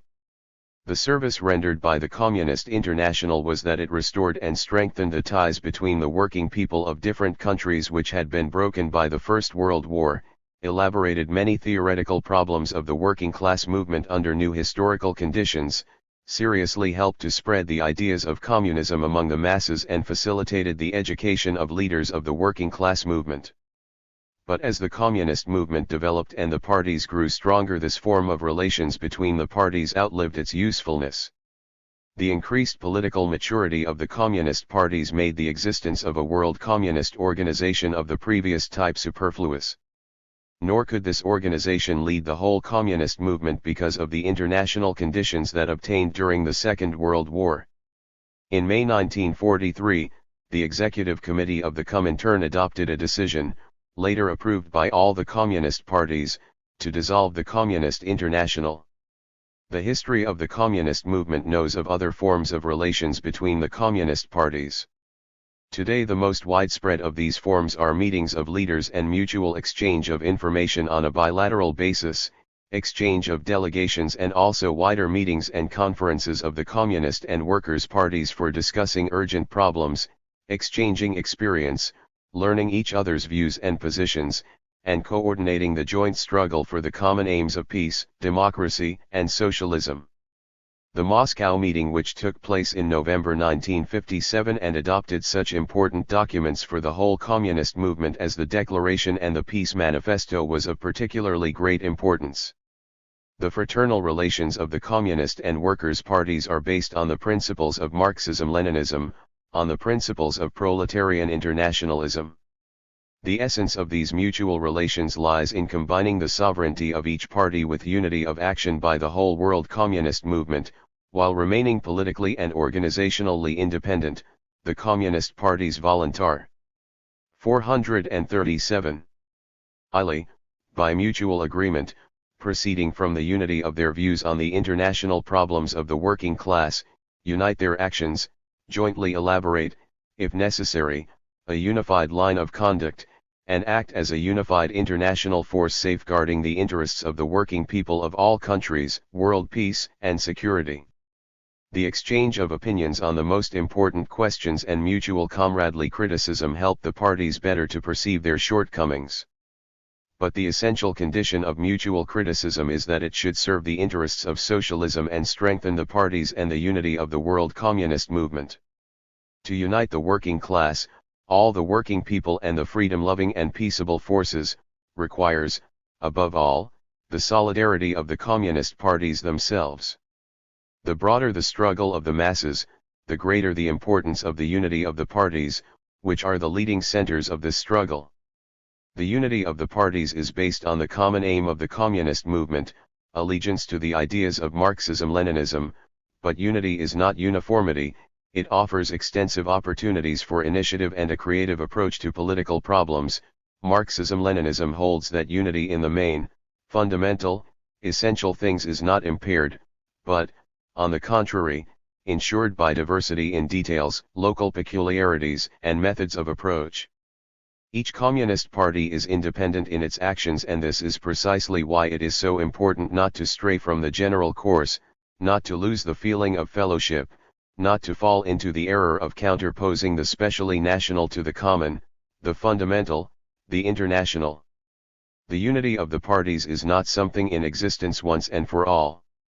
It develops and strengthens in the struggle, undergoing bitter attacks from the bourgeoisie and the exponents of its ideology in the working class movement. International reaction has often sought to weaken the communist parties by ideological subversion. But the main ranks of communists have always displayed stability and loyalty to Marxism-Leninism. The anti-party elements were repulsed by the sound party forces. 438. The 1957 Moscow meeting of representatives of Communist and Workers' parties confirmed the unity of views of all the parties on the fundamental questions of the socialist revolution and the building of socialism, and their unanimity in appraising the present international situation. The meeting showed that, despite absurd allegations of the imperialists about a so-called crisis of communism, the international communist movement is growing in numbers and strength. The development of the communist movement under capitalist conditions proceeds along complicated paths. Its history has known not only steep upsurges and achievements, but also temporary failures and the adverse results of unfavorable objective conditions and mistakes committed. But these shortcomings and mistakes are of a transitory nature, whereas the growth and consolidation of the working class and communist movements are an invincible, natural process. Chapter I. Policy of unity of action of the working class and all democratic forces of the people. The working class has to wage its struggle under difficult conditions. Its oppressor, the capitalist class, is the richest and best organized class. The ruling bourgeoisie has at its disposal powerful machinery for physical coercion, the army, police, courts, prisons, and ideological influence on the masses, church, school, press, radio, television, cinema, etc. It also has on its side the force of habit, the force of tradition in an exploiting society. Under these conditions the working class is particularly in need of unity and organization in its ranks, as well as of a close union with other sections of the working people. The creation of such unity and union is of tremendous importance for its future and the future of the nation as a whole. The unity of the workers has a firm, objective basis, the community of class interests. Nevertheless, it does not come about spontaneously, without special efforts on the part of class-conscious vanguard of the working class. The point is that in order to weaken and paralyze its class enemies, the bourgeoisie takes advantage of every opportunity to split the ranks of the workers and all the working people. This policy, unfortunately, continues to bear fruit. It is precisely the split of the working class movement that is the main cause of many grave defeats of the working people and is a basic prerequisite for the successes of the reactionary forces. At the 20th Congress of the CPSU, N.S. Khrushchev correctly said that not a few of the misfortunes harassing the world today are due to the fact that in many countries the working class has been split for many years and its different groups do not present a 440 united front, which only plays into the hands of the reactionary forces. 199 That is why the communist parties and all Marxists-Leninists consider it one of their most important tasks to overcome the split in the working class movement and to ensure the unity of its ranks and its close union with all the working people, with all progressive and democratic forces of the people. One necessity for unity of action of the working class at the present time. Despite the profound differences dividing the revolutionary and reformist trends, the communist parties of the capitalist countries from the very beginning sought to establish unity of action with the social democratic organizations. Communists have always maintained that all workers, all working people, whether communists, social democrats, or members of organizations under the influence of the church, have common interests. This follows from the position of the working class and all working people, as the exploited part of society. What is the policy of unity of action?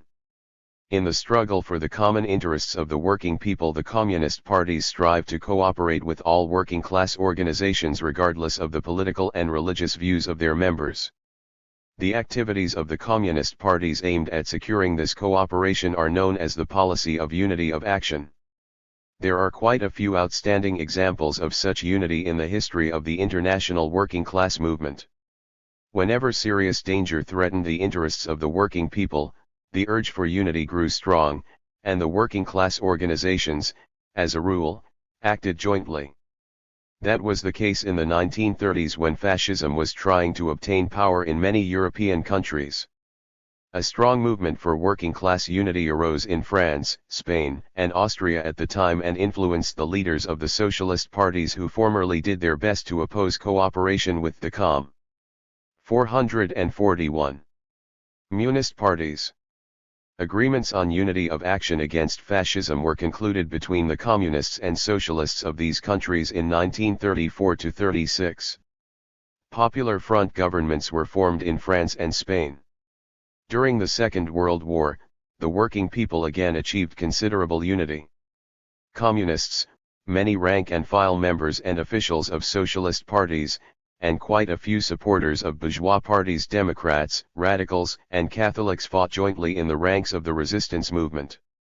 It is generally recognized that the communists formed the kernel of this movement. After the victory over fascism, there was an unprecedented urge towards unification among the masses of the people. United parties of the working class were formed in the people's democracies, and these parties based their activities on Marxist-Leninist principles. The ideological and organizational split in the working class movement has thus been eliminated in a considerable part of Europe. After the war, the various trends in the working class movement came closer together also in many capitalist countries. Agreements on unity of action between communists and socialists persisted for some time, and the trade unions included working people of all political convictions.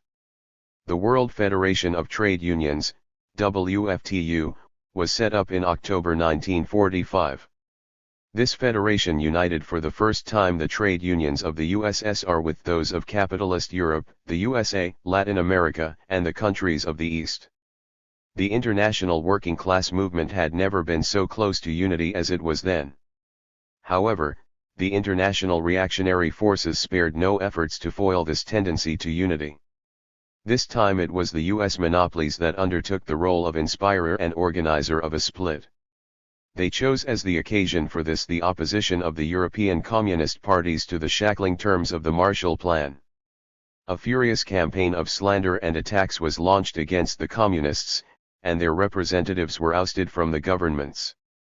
Taking advantage of the differences which arose in the WFTU over the Marshall Plan, the reactionary leadership of the American trade unions split the Federation.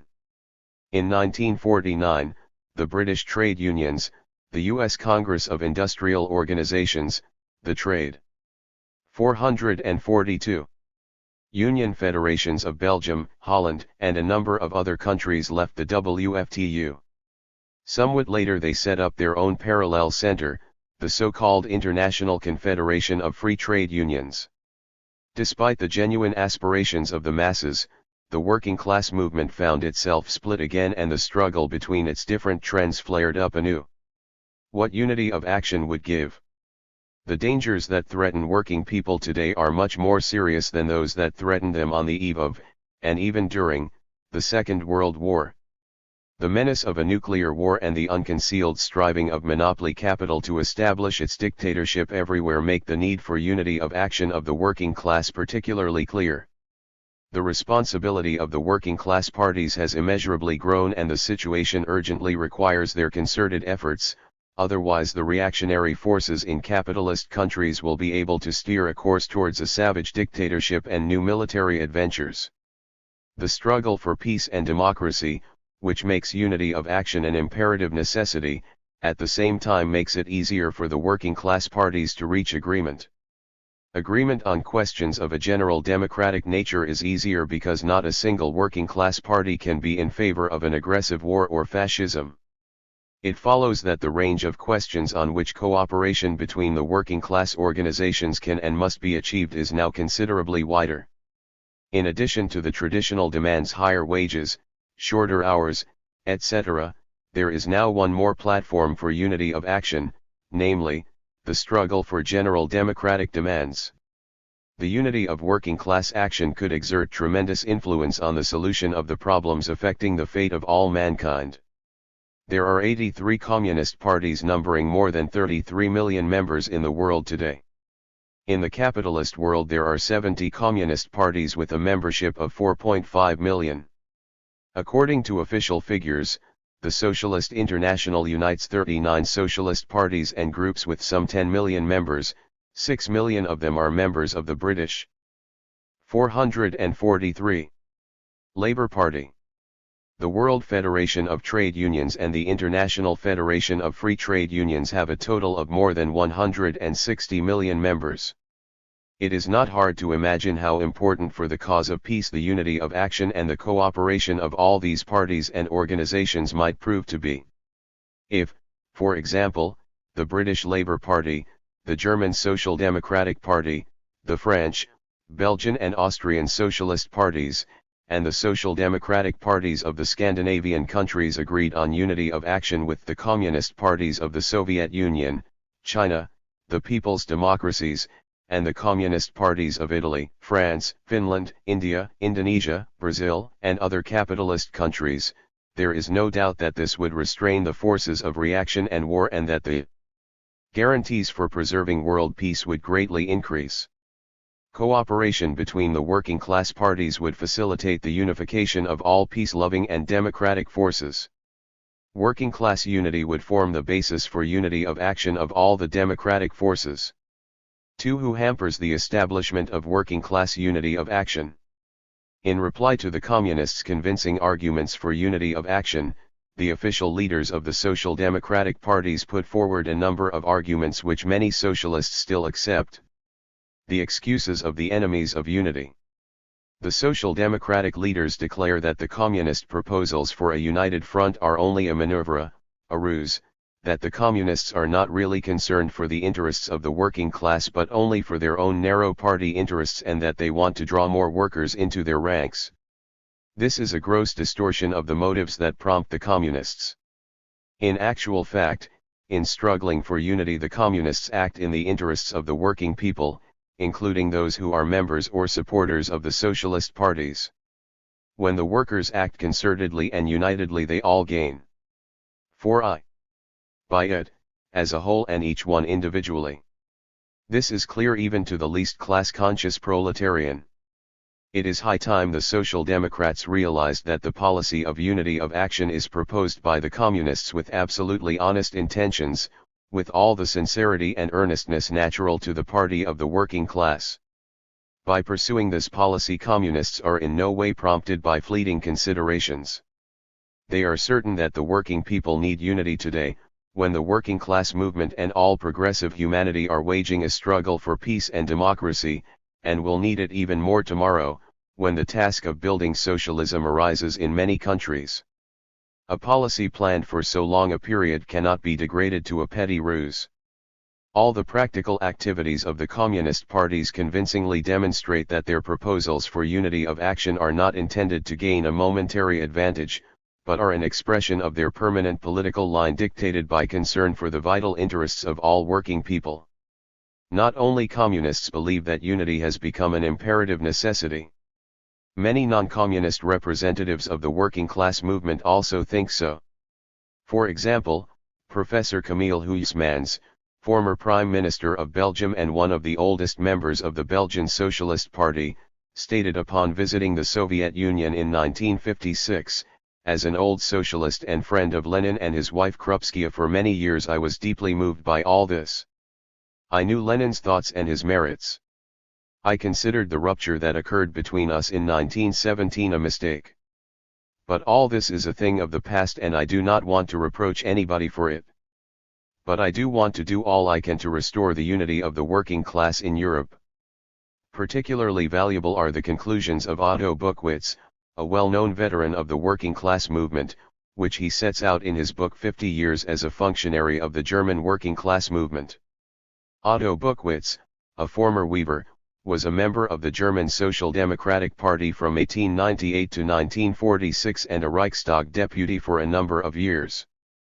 In his book he writes, "Let the young generation learn a lesson from history and be conscious of the fact that in all its actions a strong working class movement is responsible not only to its class, but more than that, to its whole people, indeed the whole 445 of mankind." The history of the German working class movement is proof of this. Had it been united in the struggle against fascism, Hitler could never have come to power. Without Hitler there would have been no war and millions of the world's young people would not have had to go to their deaths for the sake of criminals afflicted with megalomania, for the sake of imperialists and monopolists. During the events of May 1958 in France, when the reactionary forces wanted to destroy the Republic with a single blow and establish a fascist regime, all sincere Democrats were particularly conscious of the need for unity of action. Tanguy Prigent, prominent member of the Socialist Party, made the following statement at the time: "I have been a member of the Socialist Party for 33 years and am profoundly convinced that the defense of the Republic requires the united and resolute action of all the working masses of the country. Experience shows that unity of action benefits all the working class parties and not the communists alone. For example, the cooperation of the Italian Socialist Party, numbering some 750,000 members, with the Communist Party not only failed to impair its prestige and influence, but has, on the contrary, enhanced them. At one time this was admitted even by those leaders of the Socialist Party who later yielded to the pressure of the right-wing elements and began to reject cooperation with the Communists. Owing to their unity, the two parties, Communist and Socialist, achieved big successes in the elections. After the war their unity enabled them to secure the adoption of a constitution based on democratic principles. It was the Italian working class that benefited most of all by this cooperation. Another favorite argument of the enemies of unity is the assertion that the Social Democrats and Communists have nothing in common.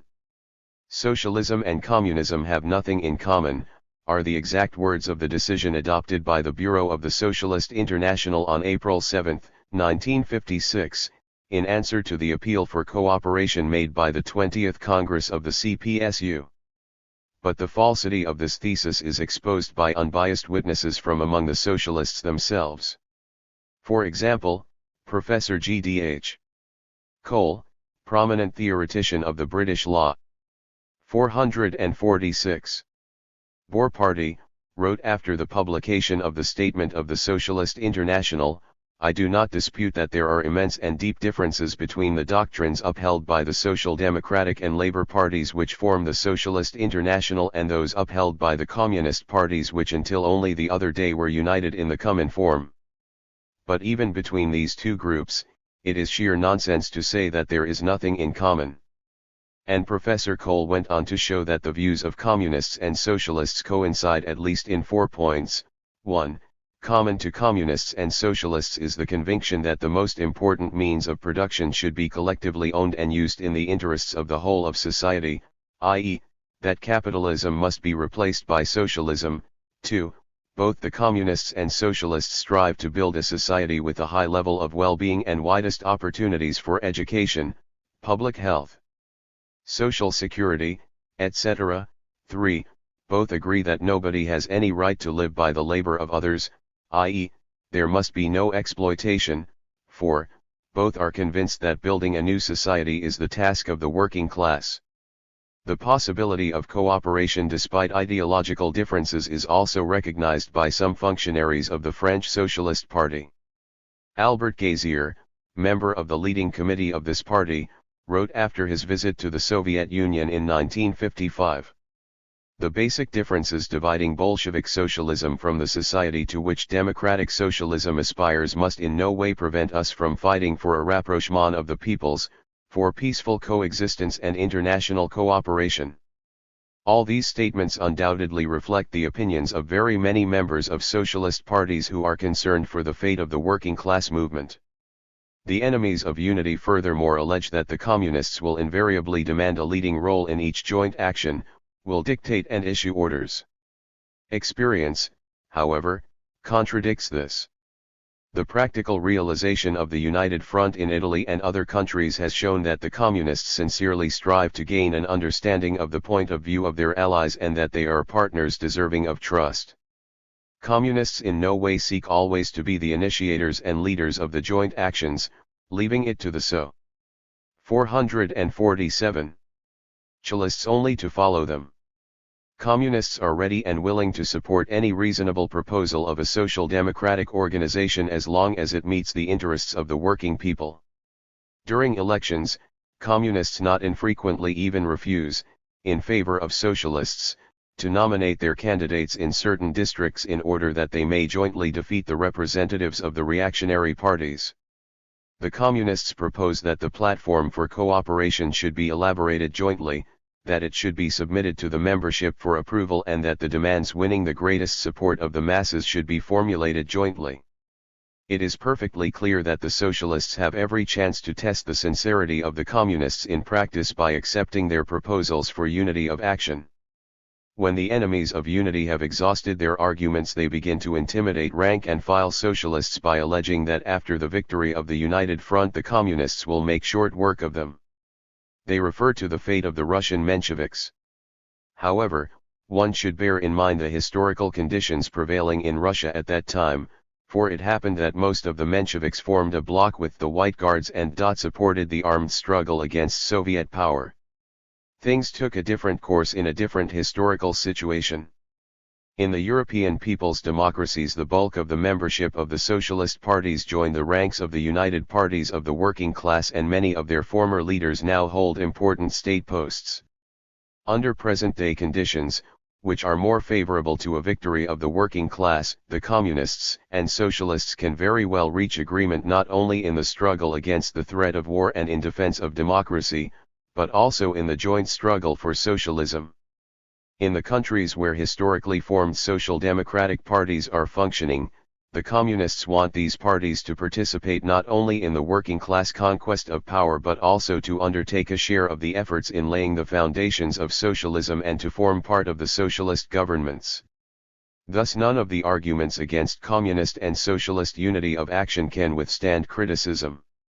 There are no insurmountable obstacles to the cooperation of communists and 448 socialists. The lack of unity is not due to the fact that they have nothing in common or that the communists threaten to make short work of the socialists. They could easily come to terms if the reactionary forces of capitalism did not hamper them. Anti-communism slogan of reactionary splitters. The real motive that actuates many leaders of the Socialist International is their anti-communism. The crux of the matter is not at all that they are reformists and therefore cannot cooperate with communists, who are representatives of a revolutionary ideology. Reformists who are seriously striving for even minor reforms that may benefit the workers understand that to achieve success requires the joint efforts of all working class organizations. However, they are usually restrained by the die-hard splitters who have a professional interest in preserving the split in the working class movement. In modern bourgeois society, this has become a very profitable occupation for the most adroit careerists from among the leaders of the reformist trade unions and social democratic parties. The specialists in this business, such as Meany and Brown in the USA, Spock in Belgium, Guy Mollet in France, Poilock in Austria, Tanner in Finland, have adapted the aims of the notorious Cold War to the conditions of the working class movement. They always act under the banner of anti-communism, although they know very well that this frayed banner serves and has repeatedly served the aims of the Blackist reaction, which seeks to split the forces of every democratic and socialist movement and to destroy it piecemeal. In their hatred of communism, they are in no way inferior to the most inveterate reactionaries of the ruling class. Blinded by this hatred, they would rather relinquish the defense of the most urgent needs of the working people than cooperate with communists. When such apostles of anti-communism are faced with the alternative of either cooperating with communists or allowing reactionaries to come to power, they unhesitatingly choose the latter. Better de Gaulle than the Popular Front was the position taken by Guy Mollet, leader of the French Socialist Party, in May 1958, when he became a member of the reactionary government side by side with fascist elements. 29-57-1449. Fortunately, the working class movement does not have so many out-and-out enemies of unity as to make it impossible to shut them out. But so far they are still in control in the reformist movement because the reactionary bourgeoisie supports them with all its might. A comparison of the activities of the splitters with the policies of the bourgeois ruling circles clearly reveals the mainsprings of their behavior. It is not hard to see that the right-wing socialists employ the same methods in the working class movement as the imperialist circles use in their struggle against the USSR and the whole socialist camp. The aggressive circles wage a Cold War against the USSR, and the leaders of the Socialist International carry it into the working class movement. The imperialists call for Atlantic solidarity to fight communism, and the right-wing leaders of social democracy appeal for the same thing. The Western colonial powers entreat the oppressed peoples of the East to wait with their liberation for the sake of unity in the struggle against the menace of communism, while the right-wing socialist leaders condemn the national liberation movement of the colonial peoples and even resort to arms, as was done by the French government headed by the socialist Guy Mollet, during the 1956 Egyptian crisis. In a word, the Cold War advocates in the working class movement are champions of the interests of the aggressive, imperialist bourgeoisie among the working people. Through them the ruling circles of the imperialist state seek to perpetuate the split in the working class movement. The champions of anti-communism actually have no other platform save splitting the working class, and for them reforms are in essence only a camouflage aimed at deceiving inexperienced people. When this deception comes to light and the masses begin to turn away from the bellicose anti-communists in the ranks of the right-wing social democrats, the latter resort to circumvention. Most frequently attempts are made to represent social democracy as a kind of third force. By juggling with words, the right-wing leaders of the Socialist International assert that in international affairs they take no sides and play the part of arbiter between the East and West. They pretend to go along the same independent third way in questions of home policy, opposing both extreme reaction and the communists. 450. But he who talks about the third force deceives either himself or others. As a matter of fact, there is no third way between the bourgeoisie and the proletariat, between reaction and democracy.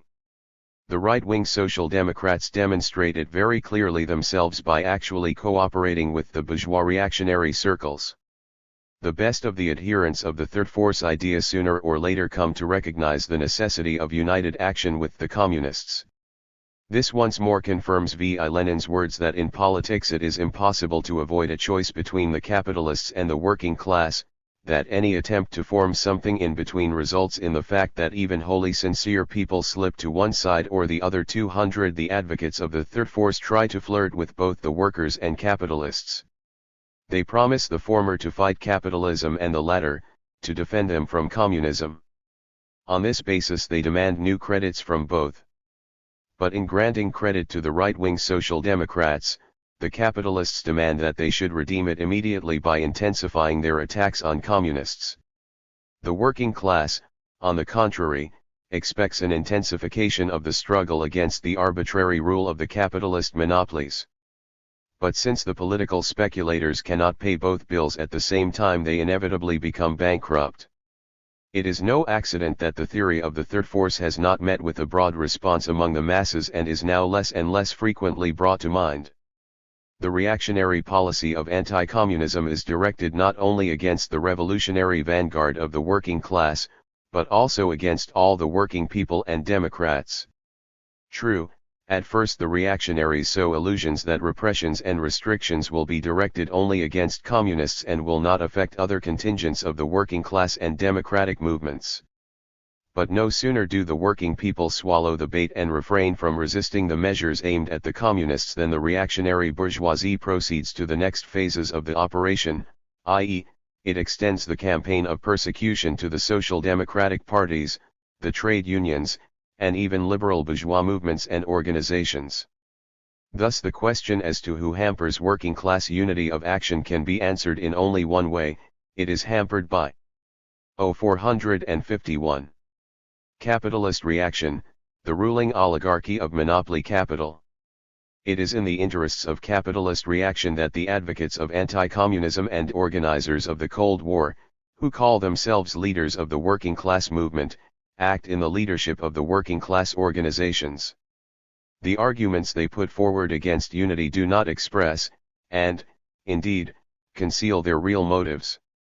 The splitters in the ranks of the working class movement enjoy the broad support of the capitalist monopolies and governments. The most active right-wing Social Democrats are given profitable posts.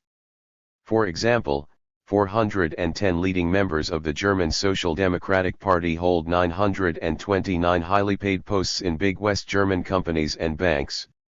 65 socialist leaders are directors in the concerns of Mannesmann, Klockner, Krupp, Flick, etc. The salaries of these directors reach 100,000 to 150,000 marks a year. Of the 600 directors of the nationalist enterprises in Austria, 400 are members of the Socialist Party. 12 of the 25 members of the leadership of this party are directors and managers of state and private enterprises with salaries of up to 500,000 shillings a year each. Benedikt Koskai, son of Karl Koskai, ideologist and author of the program of the Austrian Socialist Party, was to his last days Assistant General Director of the Kreditanstalt, one of Austria's biggest banks, and member of the Supervisory Council of the Ellen Company and of the General Council of the Austrian National Bank. When the right-wing socialist leaders become members of governments, monopoly capital sometimes allows them to satisfy some of the demands of the working people. When the pressure on the part of the working people leaves the big monopolies no other alternative, they make concessions, but in such a way as to strengthen the positions of the socialists against the communists. At the very first available opportunity they compensate themselves by raising prices or by other means. Capitalist circles use the same tactics by encouraging trade unions that are under the influence of the right-wing Social Democrats, and by persecuting left-wing trade unions. It is well known, for example, that the U.S. State Department extensively utilized the reactionary leadership of the American trade unions to split the international trade union movement. 452. That is why unity of action of the working class cannot be attained by negotiations and agreements alone. It calls for an active struggle against the machinations of the reactionary bourgeoisie and its agents in the working class movement. The struggle for working class unity of action is an important and inalienable part of the whole struggle of the working people against monopoly capital and imperialism. 3 ways and means of attaining unity of action in the working class movement. The masses of workers want unity. Despite the splitting activities of the right-wing leadership, the urge for unity is growing among the mass of the workers. This finds expression in very diverse forms. For example, In many enterprises of France, Italy, Britain, Belgium, and other countries, all workers readily respond to the appeal to act jointly when there is a strike in the offing. They organize united strike committees, which include communists, socialists, Catholics. This is also seen in the numerous cases where socialist workers have voted for communist candidates in elections despite the prohibition of the leadership of their parties. The striving for unity increases as the consequences of the dangerous present-day policies of the imperialist governments become evident. Socialist workers are growing increasingly anxious and apprehensive. This compels the leaders of the social democratic parties to maneuver, to resort to various stratagems and sometimes even to give in to the demands of the rank-and-file socialists. The British Labour Party, the Social Democratic parties of West Germany and the Scandinavian countries, the socialists of Japan and other Asian countries condemned the Anglo-Franco-Israeli aggression against Egypt. They also condemned the 1958 imperialist aggression in Lebanon and Jordan. The Socialist International repeatedly pronounced in favor of admitting the Chinese People's Republic to UNO. The Council of the International has advanced the demand to stop nuclear tests. Of course, the words of the leaders of the Socialist Inter. 453. National have always been at great variance with their deeds. Nevertheless, these decisions reflect the mood of rank-and-file Social Democrats. Definite changes taking place in the Social Democratic movement facilitate the achievement of unity of action among the working people, although the right-wing leaders of social democracy are still opposed to it. The greatest experience in cooperation between communists and socialists has been accumulated in the struggle for the economic interests of the working people. Many capitalist countries have had examples of united action in this field. The Italian, French, Argentine and Japanese workers and the working people of other countries achieved big successes in recent years copyright by joint, concerted action in strike struggles. The number of strikers often ran into hundreds of thousands and even millions. Cooperation in political problems has achieved its most notable successes in Italy, Japan, Finland, Chile, and some other countries. During the struggle against rearming German imperialism and for banning nuclear weapons, many communist parties of capitalist countries repeatedly acted in concert with the local organizations of the socialist parties. During the first post-war decade, the Italian Communist Party and Italian Socialist Party accumulated experience in fruitful cooperation. Since 1934, when they signed their pact, the two parties have acted in concert on the main problems of internal and foreign policy and inflicted not a few defeats on the forces of reaction. The 1958 Congress of the Socialist Party broke the Pact of Unity of Action unilaterally. This act, forced on the socialists by the right wing, is clearly contrary to the actual requirements and mood of the rank-and-file members of this party. After all that the Italian communists and socialists have gone through together, this rupture cannot but be temporary. Cooperation between the working-class parties has been successfully developing in Japan since they corrected their past sectarian mistakes. In the heroic struggle against the Japano-American Treaty that developed in the spring and summer of 1960, communists and socialists acted in unity, providing leadership for the broad masses of the Japanese people. Good experience in pursuing a united front policy has been accumulated in Chile. In the spring of 1956, the Communist Party, the Socialist Party, the Popular Socialist Party and other democratic 454 parties organized a front of popular action in Chile, which holds strong positions in the parliament and the country. The practice of achieving unity of action from below has given rise since the end of the war to a number of new organizational forms: internal commissions in Italian industrial enterprises, unity committees in France, factions of trade union unity in Austria, unity councils and inter-trade union commissions in Brazil, etc. The struggle for unity of the international working class movement entered a new stage after the 20th Congress of the CPSU had pointed out new opportunities that were becoming available in this field. The appeal for cooperation made by so authoritative a communist party as the CPSU met with a wide response among the social democratic masses. The Socialist International soon had to discuss the question of relations with the communists. Elements interested in frustrating unity of action and in continuing the Cold War in the working class movement forced a negative decision on the international. Nevertheless, some socialist parties have established their first contacts with the CPSU.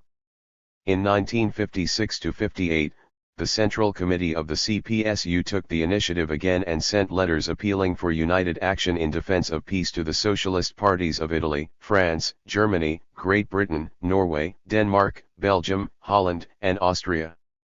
It is to be regretted that the cause of unity is still only slowly gaining ground, and unity is not so wide as the present-day international situation requires. Some of the past disagreements which greatly aggravated the relations between the different detachments of the working class still make themselves felt. However, permanent factors which are stronger than the machinations of the splitters now operate in favor of unity. The chief of these factors is the growing urge towards unity among increasingly broad sections of the workers. Correct approach to socialist workers. It would be wrong, of course, to pin all one's hopes on the spontaneous movement of the masses towards unity. Here, as the leading bodies of the communist parties have repeatedly 455 pointed out, a great deal depends on the communists themselves and on the methods of carrying out the policy of unity of action. The first and decisive thing in this matter is a correct approach to the socialist workers. The indignation of communists at the repeated treachery of a number of social democratic leaders is understandable, but it is no reason for regarding all socialists as agents of imperialism and for rejecting contact and comradely exchange of opinion with them. Attacking all socialists indiscriminately only plays into the hands of the real enemies of working class unity. The post-war period has shown that complex processes of division are taking place inside the social democratic movement. Most of the socialist parties have fairly strong, even if at times undefined, left-wing currents. In the British Labour Party, for example, during any serious turn of events in domestic or international affairs, differences are revealed between the local organizations and the party leadership. In a number of social democratic parties things went as far as a split into independent parties of right-wing and left-wing socialists, Italy, Japan, Austria, India, Lebanon, and Israel. Later some of them merged again, but the differences between the right and left wings have persisted. The split in the French Socialist Party, as a result of which the groups that broke away from Guy Mollet formed their own autonomous party, is a recent example of the continuing differentiation among the socialists. Experience has shown, however, that in many cases splits among socialists and the separation of a left wing fail to cause any changes in the policies of the social democratic parties. Many rank-and-file socialists, even those dissatisfied with the anti-communist line of their right-wing leadership, do not want to take so decisive a step as a split because they have grown accustomed to their party and value its traditions. The right-wing leaders skillfully take advantage of this and continue to set the tone in the socialist parties. But in the long run the bankruptcy of the anti-communist policy will open the eyes of rank-and-file socialists. Sooner or later, honest social democrats who remain true to the banner of socialism will realize that it is necessary to change the essentially bourgeois policy. 456. Pursued by the extreme right-wing elements and then to remove these elements from the party leadership. In such a case the transition of a social democratic party to new political positions corresponding to the interests of the working class may occur without a split, which is undoubtedly the best course. At any rate, this is an internal affair of the social democratic parties, which they will have to decide on for themselves. The left wing of the socialists can, under all circumstances, play its part in overcoming the split in the working class movement. Left-wing socialists not infrequently display political inconsistency, but in any event they are the most progressive section of social democracy. Today their positions on many of the most important questions of internal and international politics correspond to the interests of the working people. Many left-wingers understand the harm of the split and the necessity for working-class unity of action. The immediate aim of the communist parties is to help them to rid themselves of the prejudices fostered by the anti-communist splitters. By their selfless struggle against the threat of war, their defense of the vital interests of the working people and of the middle strata who often form the support of social democracy, their willingness to back up any socialist's initiative likely to benefit the working class, and by the honest discharge of the obligations arising from cooperation, the Communists clearly demonstrate their reliability as friends and allies. Thus the prerequisites for cooperation between the Communists and the circles in the social democratic movement which realize the necessity for unity of action are fully developed. That is why the words spoken by N.S. Khrushchev from the rostrum of the 21st Congress of the CPSU to the socialist workers sound so timely. He said, "It is high time for the representatives of all trends in the working class movement to brush aside the mountebanks of anti-communism and to sit round one table and work out a mutually acceptable platform of joint working class action in defense of their interests, in defense of peace 201 at the same time, to achieve unity of action with the socialists. The Communists are willing to postpone the solution of the most controversial questions." In this respect the Communist parties follow the old, but always correct, advice given by 457 V. I. Lenin as far back as 1922 when a conference of three internationals, the third, second, and the 2.5 was contemplated. Lenin, who took an active part in preparing the conference, advised the Comintern delegates to raise during the negotiations only the least controversial questions, making an attempt at partial but joint action of the masses of workers as the aim. He recommended our delegates to show extreme restraint during the preliminary talks so long as there was any hope of attaining the aim 202, nor do Communists today refuse to compromise or make necessary concessions for the sake of establishing unity of action with the Social Democrats. To be sure, sectarians think that by making a concession Communists compromise themselves. Their political courage is only enough to make them persist in their attitude regardless of the conditions and requirements of the moment. However, Leninist courage is shown only by those who for the sake of so great a cause as unity of the working class movement are not afraid to make a necessary concession, to meet the future ally halfway. Lenin compared the social democratic parties with closed premises where representatives of the bourgeoisie conduct their propaganda before a rather numerous gathering of workers. Should Communists pay for admission to these premises, asked Lenin, in order to be able to speak to the workers who until now have been under the exclusive influence of the reformists? And he answered that it would be a great mistake to reject all conditions and to refuse to pay anything to enter these rather well-guarded, closed premises.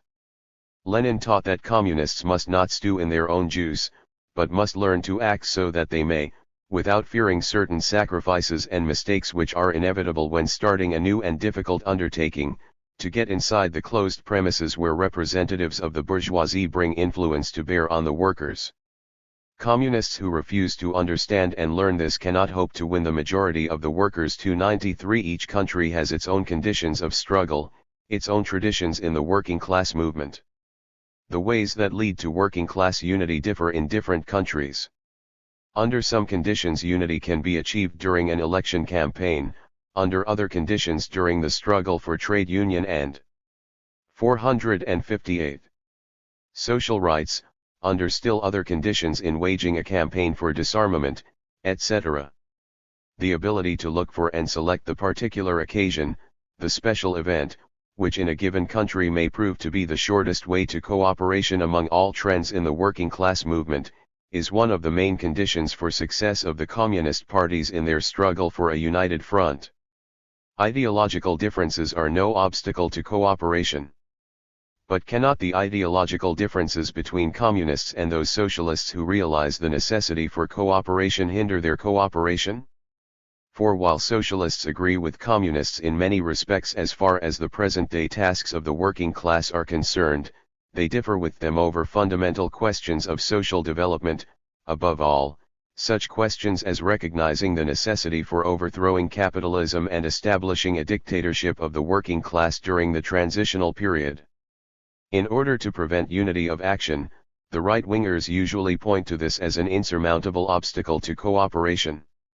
Is this true? Communists do not in any way want to underestimate or hush up the existing ideological differences. While proposing unity, the communists do not hide the fact that they have no intention of renouncing either their principles or their political views. Nor, incidentally, do they ask this of the Social Democrats, believing that practical cooperation between the working class parties in the bourgeois countries can be arranged without renunciation of principles. Of course, it is quite impossible to discuss any ideological differences with malicious enemies of working class unity and inspirers of anti-communism. Anti-communism does not contain a single grain of constructive policy for a working class party, nor does it have any positive ideological content.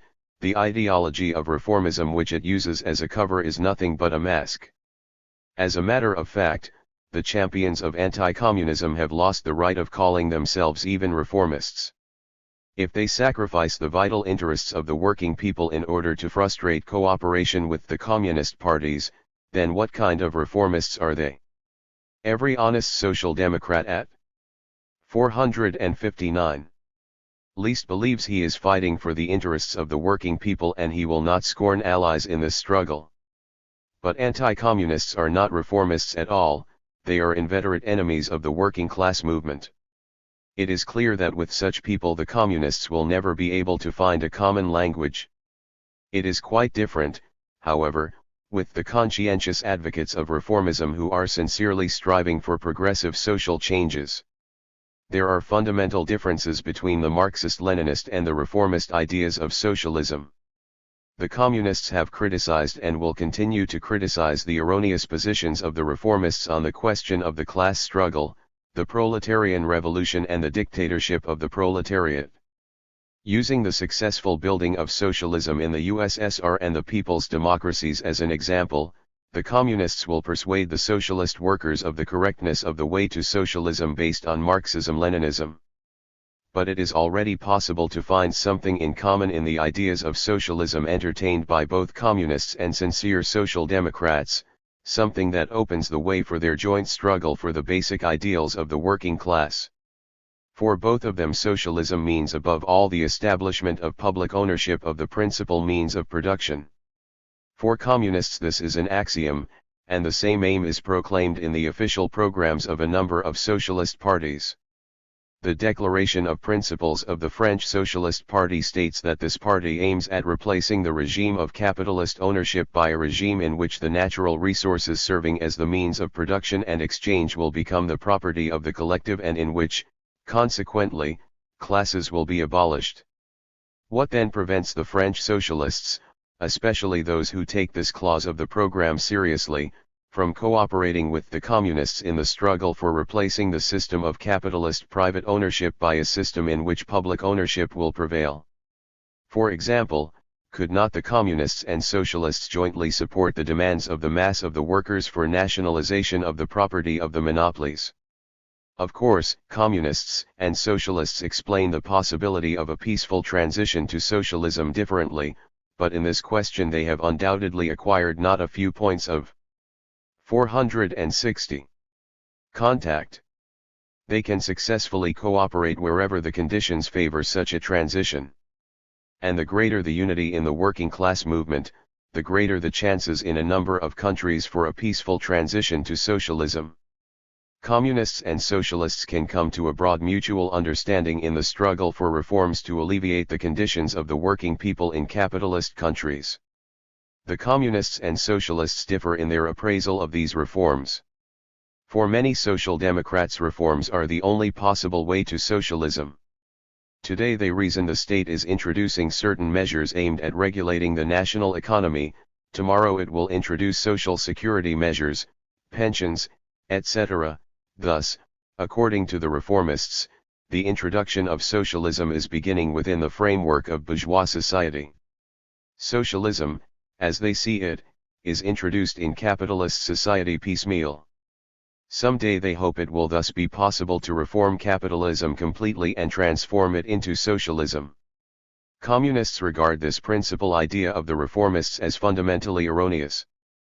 They do not deny that individual reforms to benefit the working people can be wrested from the capitalist state even when it is in the hands of the monopolies. However, the concessions that can be wrested from a capitalist state are far from being socialism, since the class nature of the capitalist state is retained, it remains an instrument in the hands of the capitalist monopolies. It is no accident that as soon as the pressure of the masses weakens, the state takes back all its concessions or adapts them to the needs of the monopolies in such a way that only the memory of their initial substance remains. To start building socialism, it is necessary first of all to take away the power from the ruling monopolies and hand it over to the working people. Such is the communists' deep conviction, confirmed by long experience of the international working class movement. At the same time, the communists are in no way opposed to reforms. They only deny the possibility of a gradual transition from capitalism to socialism through reforms. Moreover, the communists offer the socialists extensive cooperation in the struggle for all types of reforms that improve the living and working conditions of the working people, for nationalization. 461. Of the property of the monopolies, for improvement of the system of social insurance, for extension of trade union and democratic rights, for strengthening the guarantees of world peace, and so on. And the more extensive the unity of action and cooperation between the different trends in the working class movement, the easier will it be to wrest from the monopolies and their state concessions that strengthen the fighting ability of the working class. Necessity for patient comradely explanation. Communists consider it their duty to strive to overcome the reformist ideology that the right-wing splitters in the working class movement use as a cover. But to overcome the ideas of reformism is no simple task. Behind the reformist theories, the communists see not only error but also a speculative use of the real aspirations of the masses. Observing the tremendous difference between the conditions of their own life and the life of the privileged upper stratum of society, and encountering arbitrary police rule and encroachments on the rights of the working people, the masses spontaneously strive for a democratic order and social equality. But they often fail to see the real way to a new, truly democratic life. The illusions of bourgeois democracy, especially potent in the West European countries and the USA, weigh heavily upon many of the working people. Not a few workers seek some easy way to socialism, one without any struggle or class conflicts, and which does not involve a sharp break in the customary tenor of their life. The ideologists of reformism take advantage of all this and palm off their theories on the working people, thus retarding the development of their class consciousness. We must also remember that in recent decades the social composition of many social democratic parties has substantially changed.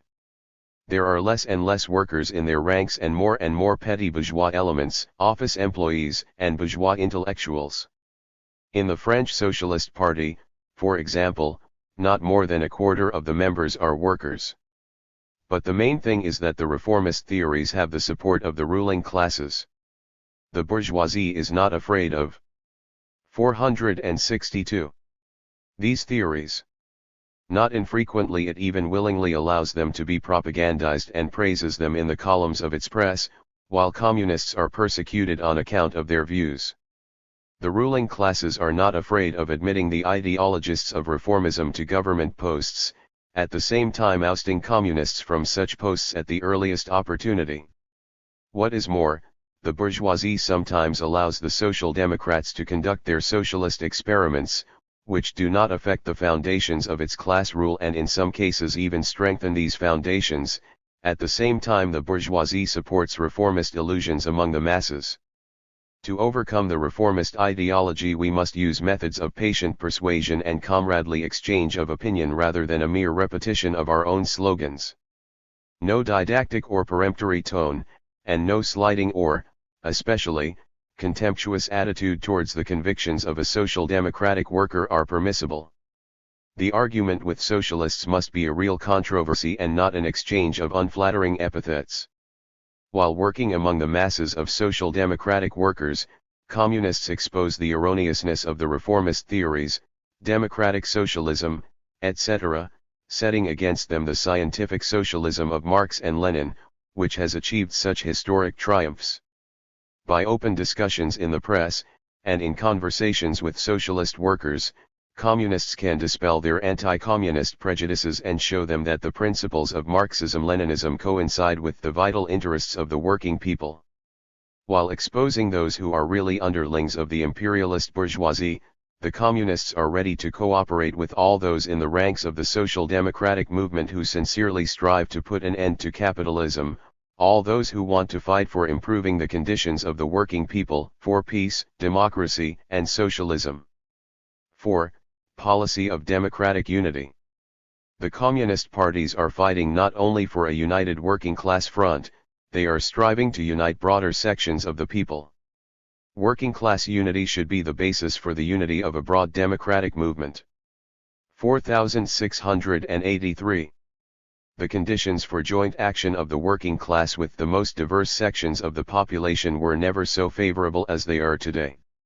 At the present stage of the general crisis of capitalism, as was shown in Chapter 10, side by side with the main class antagonism between labor and capital, the conflict between the small monopoly clique and the rest of the population is coming ever more clearly to light. The more monopoly capital spreads its oppression and subordinates the state to itself, the broader and more diverse are the forces it evokes against itself. Monopoly capital is encroaching upon the interests not only of the workers and peasants but also of the middle strata of the population and even certain sections of the bourgeoisie. Not only the immediate interests of all these strata of society but also the most important interests of the nation are in danger. Republicans, patriots, and pacifists, in short, all who remain faithful to the traditions of democracy and national freedom, are seriously alarmed at the growing tendencies towards a reactionary dictatorship of the monopolies and the increasing danger of a new war. Thus various social strata find a common interest, which can form an objective basis for their joint action against the rule of monopoly capital. At the same time, it now often happens that the social forces which formerly preferred to act separately are faced with the necessity of uniting to defend the common interests of the people. The Marxist-Leninist party of the working class is destined to be the vanguard of such democratic unity. As the standard-bearers in the struggle for peace and democracy, the communist parties in the capitalist countries strive to be in the front ranks of the popular front against the reactionary policies of monopoly capital and imperialism. The policy of the communist parties for establishing unity of action and cooperation with all the national and democratic forces is a policy of democratic unity. It is democratic because all sections of the people are being united primarily around democratic demands and slogans. Of course, this does not mean that the grounds for wide, popular unity disappear after the solution of the democratic tasks. As we have already observed, in our epoch, a socialist transformation of society corresponds. 464. To the vital interests of ever wider sections of the population. The policy of democratic unity therefore aims at enlisting these sections too for the solution of socialist problems. The way to this, however, is through organization of the mass struggle for general democratic demands and the material interests of the working people. A good deal of experience in regard to joint action of various sections of the population on the basis of democratic demands has been accumulated since the end of the war. The most striking example of this is the popular movement in defense of peace. The worldwide campaigns for banning the atomic bomb and the cessation of nuclear tests offer ample testimony that it is quite possible to achieve cooperation with the most heterogeneous social trends and organizations, including those that are very far from communism. In the colonial and dependent countries, the communists are fighting for the organization of a broad anti-imperialist and anti-feudal front. What a workers' party must do. When objective prerequisites for uniting different sections of the population against the oppression of the monopolies are present, the central feature of the situation is the activity of the most revolutionary party of the working class, its ability to find a common language with the various political and social organizations and movements. The fighting and organizational unity of the popular forces cannot come about spontaneously. It must be borne in mind that to secure the cooperation of heterogeneous social forces, of which many are far removed from communism and some are infected with anti-communism, is a complicated matter requiring patience and tact. Here one has to counter the intrigues of reactionary forces, the vacillations of bourgeois and petty bourgeois groups, and their attempts to subordinate the whole movement solely to their interests. The experience of various countries has shown that the following factors are of the greatest importance in achieving unity of action of the democratic forces. 3257-1465. A strong and united working class movement is the chief guarantee of achieving such unity of action. Not all who are fighting for peace and democracy today are allies of the working class in the exact sense of the word. They take part in the struggle for peace and democracy, but when it comes to permanent cooperation with communists they begin to vacillate and easily succumb to the influence of official propaganda. To establish unity of action with such social forces, propaganda and agitation alone are not enough. In the first place, the working class movement must itself be strong and well organized so as to inspire all the national and democratic strata with confidence in the ultimate victory of the people. Secondly, the working class can win the confidence and support of the other classes and social groups only if it defends their legitimate and just interests as it does its own. The party of the working class has many ways of doing this. It fights in parliament for reforms and benefits for the peasants, handicraftsmen, artisans, and small business people. It makes a careful study of the demands of the peasant, radical, Republican and other democratic parties and lends its full support to those that correspond to the interests of the working people. The party supports the proposals of any peasant, democratic or pacifist leader if they correspond to the aspirations of the working people and are aimed at improving their conditions. By consolidating the fraternal ties with all working people and by winning a reputation among them as the most consistent and resolute champion of their interests, the working class gains a guarantee of victory in the struggle against the rule of the reactionary bourgeoisie. Correct choice of the platform for cooperation. The revolutionary party of the working class cannot demand that its potential allies cooperate with it only on its own terms. Without for a moment losing sight of the specific interests and needs of the working class, and while striving for their greatest possible satisfaction, the party at the same time seeks to formulate general demands acceptable to the potential allies. Since the other social forces are also interested in fighting the oppression of the monopolies, it is relatively easy to discover common demands, but even in this case, as experience shows, it is 466. Impossible to secure agreement on all points at once. The platform for unity of action is elaborated gradually, beginning with partial issues. This gives the cooperating parties a chance to convince themselves of the sincerity of each other's intentions and to acquire mutual confidence. Confidence is an extremely necessary element without which no united front can endure. Ability to compromise and make necessary concessions is an important quality of a working class party that wishes to organize the cooperation of diverse class forces. Lenin considered this ability an absolute necessity for the class-conscious vanguard of the working class. Without it, he said, it is impossible to conclude an alliance with either the individual groups of the working people or with the middle strata who inevitably vacillate and act inconsistently.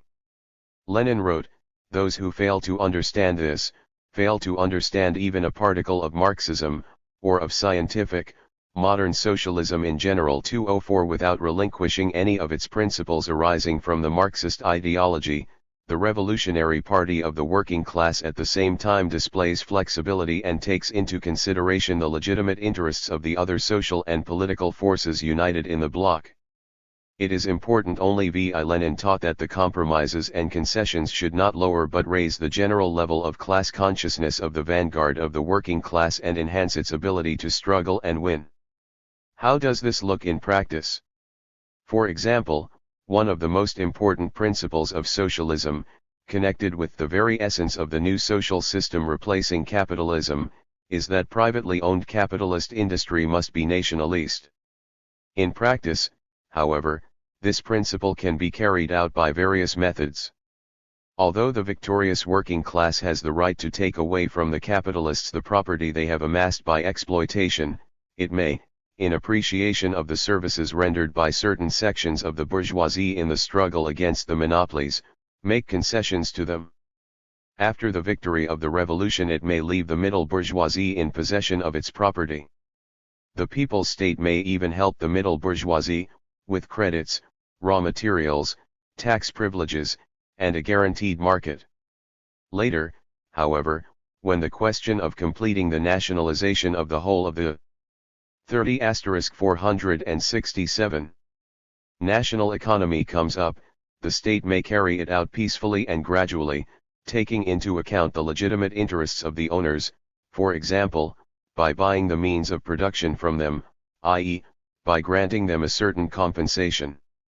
This example once again confirms that the communists propose cooperation sincerely. They do not make promises that cannot be fulfilled, but include in the United Front program only what the working class can actually guarantee their allies after victory. Their concessions and compromises are well grounded and accord with their view of the possibility of building socialism in cooperation with their allies in the Democratic Front. This line of the Communists is of great importance for the success of the policy of democratic unity. While displaying political flexibility, the Communist parties at the same time resolutely rebuff the revisionist elements, who are ready to engage in unprincipled deals which may result in the Communist parties becoming merged in the general national movements and losing their independence, and may, in the long run, weaken the unity of the democratic forces. Upon reaching a political agreement, the working class party necessarily seeks to consolidate it organizationally. A united front becomes a powerful force only when the Allies do not confine themselves to declaring their community of aims, but necessarily reach agreement on setting up a united organization, such as a national front, a front of national democratic unity, etc., and on joint action within the framework of this organization. This presupposes the formation of a coordinating body for joint elaboration of a united policy, and a firm agreement to the effect that the cooperating parties will obey the jointly adopted decisions. All this, of course, does not mean doing away with the organizational and political independence of the parties and movements taking part in the United Front. A working-class Marxist party becomes the vanguard of the democratic bloc because of its active and selfless struggle, the correctness of its political line, its ability on each occasion correctly to appraise the situation and put forward slogans which are caught up by the masses. In short, the leading influence of a working-class party is the result of its own political activity and not of any pressure or dictation. When the party pursues a correct policy, when the entire people heeds. 465. Its voice and its prestige rapidly increases, the other pollit. Equal parties and groups recognize its leading influence themselves and give it a decisive voice in elaborating the policy of the United Front. The experience of the people's democracies has shown that after the victory of the democratic bloc, the right wing of the bourgeois parties may attempt to push the working class party out of the leadership in order to hamper the introduction of urgent social reforms. The same experience has shown, however, that once the Marxist Workers' Party has won the sympathies and support of the bulk of the membership of the bourgeois democratic parties, it is able to isolate their right-wing leaders, consolidate the unity of the democratic bloc, and begin moving along the path of radical social changes. The leading role of the Marxist Party in a democratic bloc does not mean that it can dictate or command. Even when it has a majority, it avoids imposing its decisions and strives to win unanimous consent through explanation and persuasion. If the party were to act by dictatorial methods, without taking the legitimate interests of its allies into consideration, it would run the risk of losing them, would find itself isolated, and would thus fail to achieve the aims pursued by the democratic bloc. The Communists are not interested in making temporary use of their partners in the Democratic Front and then discarding them, as reactionary propaganda asserts.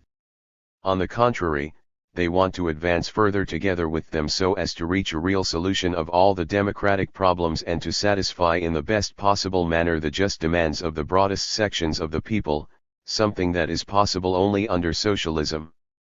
The method of persuasion, which is the chief method of the party's work inside the bloc, does not, however, exclude the right to criticize the vacillations and inconsistency of the partners or to wage a resolute struggle against the manifest enemies of unity who are acting in their ranks. At the same time, the Communists make no secret of the fact that they do not support all the demands of the petty bourgeois sections of the population. The working class may have common interests with these sections, but it also has differences.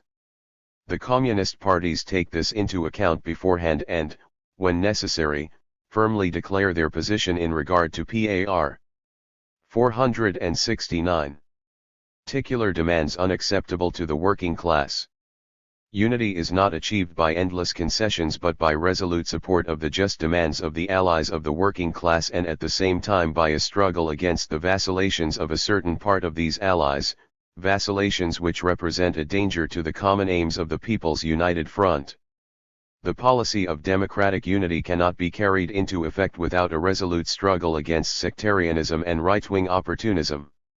At the time a broad front is being created, left-wing sectarian elements constitute a particular danger, since they do not want to consider the legitimate interests of the other sections of the population and thus antagonize the potential allies of the working class. But when the united front has been organized, right-wing opportunism may become a special danger because it completely capitulates to the demands of the bourgeois allies, weakens the independent position of the revolutionary party of the working class, and slips into the position of bourgeois nationalism. The difficulties encountered in carrying out the policy of democratic unity are particularly great in the West European countries, where anti-communist prejudices are still strong and where the working class has to deal with such an experienced and cunning adversary as the West European bourgeoisie. In these countries the communists are opposed by numerous, tricky bourgeois parties that are skilled in deceiving the masses with the most democratic and peaceable phrases. Nevertheless, the communist parties are persistently working to build against the ruling capitalist monopolies a powerful national democratic front which will bar the way to fascism and war, and open up the road to further social progress. Twagpat, Erig 5. Alliance of the working class and peasantry. Under capitalism. One struggle for the interests of the peasantry. The workers and peasants are closely related both by their origin and their position in capitalist society. The working class was formed historically as a result of the peasants being ruined and dispossessed of their lands. Exploited by capital, the villages even today continue to add to the ranks of the working class. Groups of seasonal workers come to the towns from the countryside. The workers and peasants are also brought closer together because they are both toilers who earn their bread in the sweat of their brows. They have a common class enemy.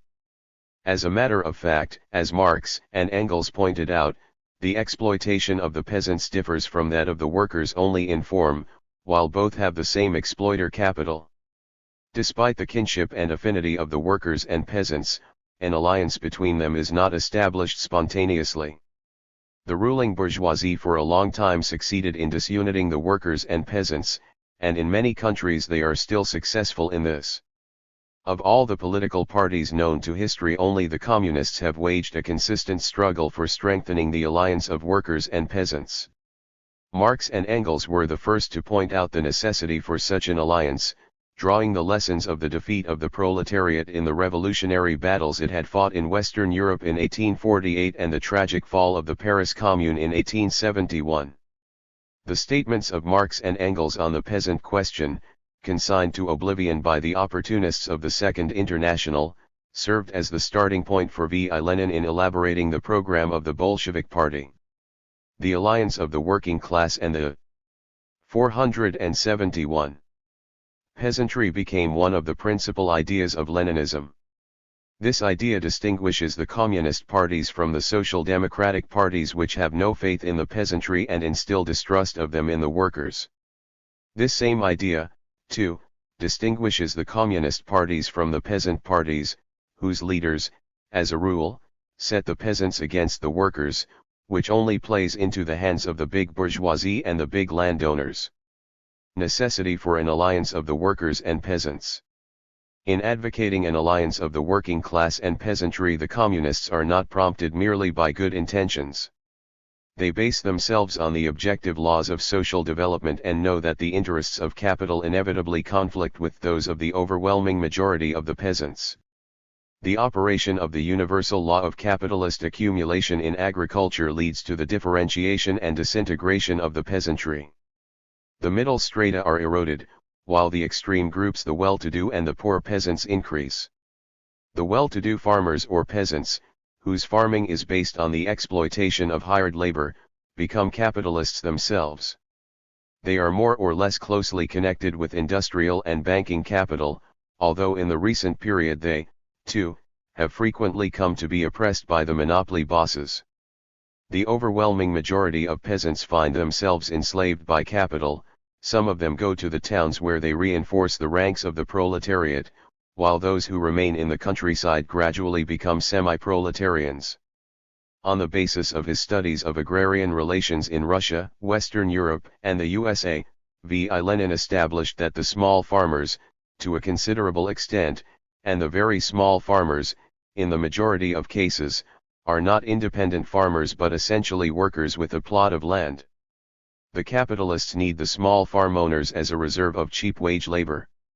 Consequently, the proletarianization of the peasantry is seen not only in part of the peasants being driven away to the towns, but also in the fact that ever greater masses of peasants drag out a miserable existence on their small plots of land, in bondage to the usurer, the land bank and the trading monopolies. 472. And, to make ends meet, are forced to work part of the year for hire. Capitalism mercilessly transforms into an illusion the strivings of the majority of peasants to become independent masters on their own land. This is why the peasantry, in fighting for its own interests, cannot rely on the support of the ruling bourgeoisie.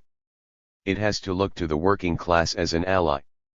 Such is the logic of history, such is the tendency of development. But it often happens that the historical process takes a tortuous and intricate course.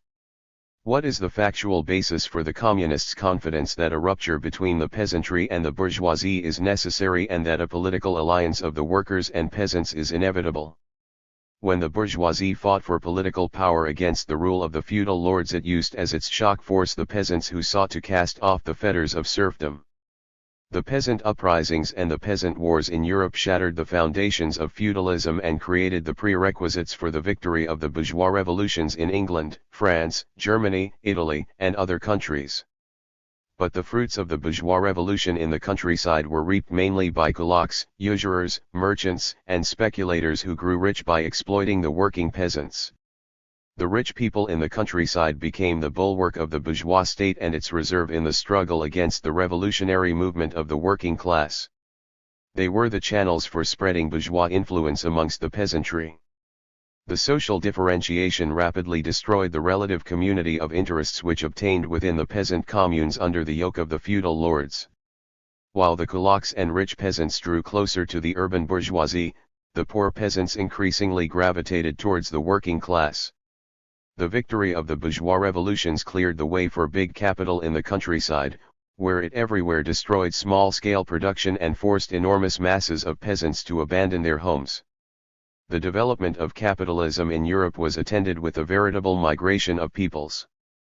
Millions of ruined peasants emigrated to distant lands in the hope of becoming independent farmers. But there, too, they found themselves in the iron grip of capital.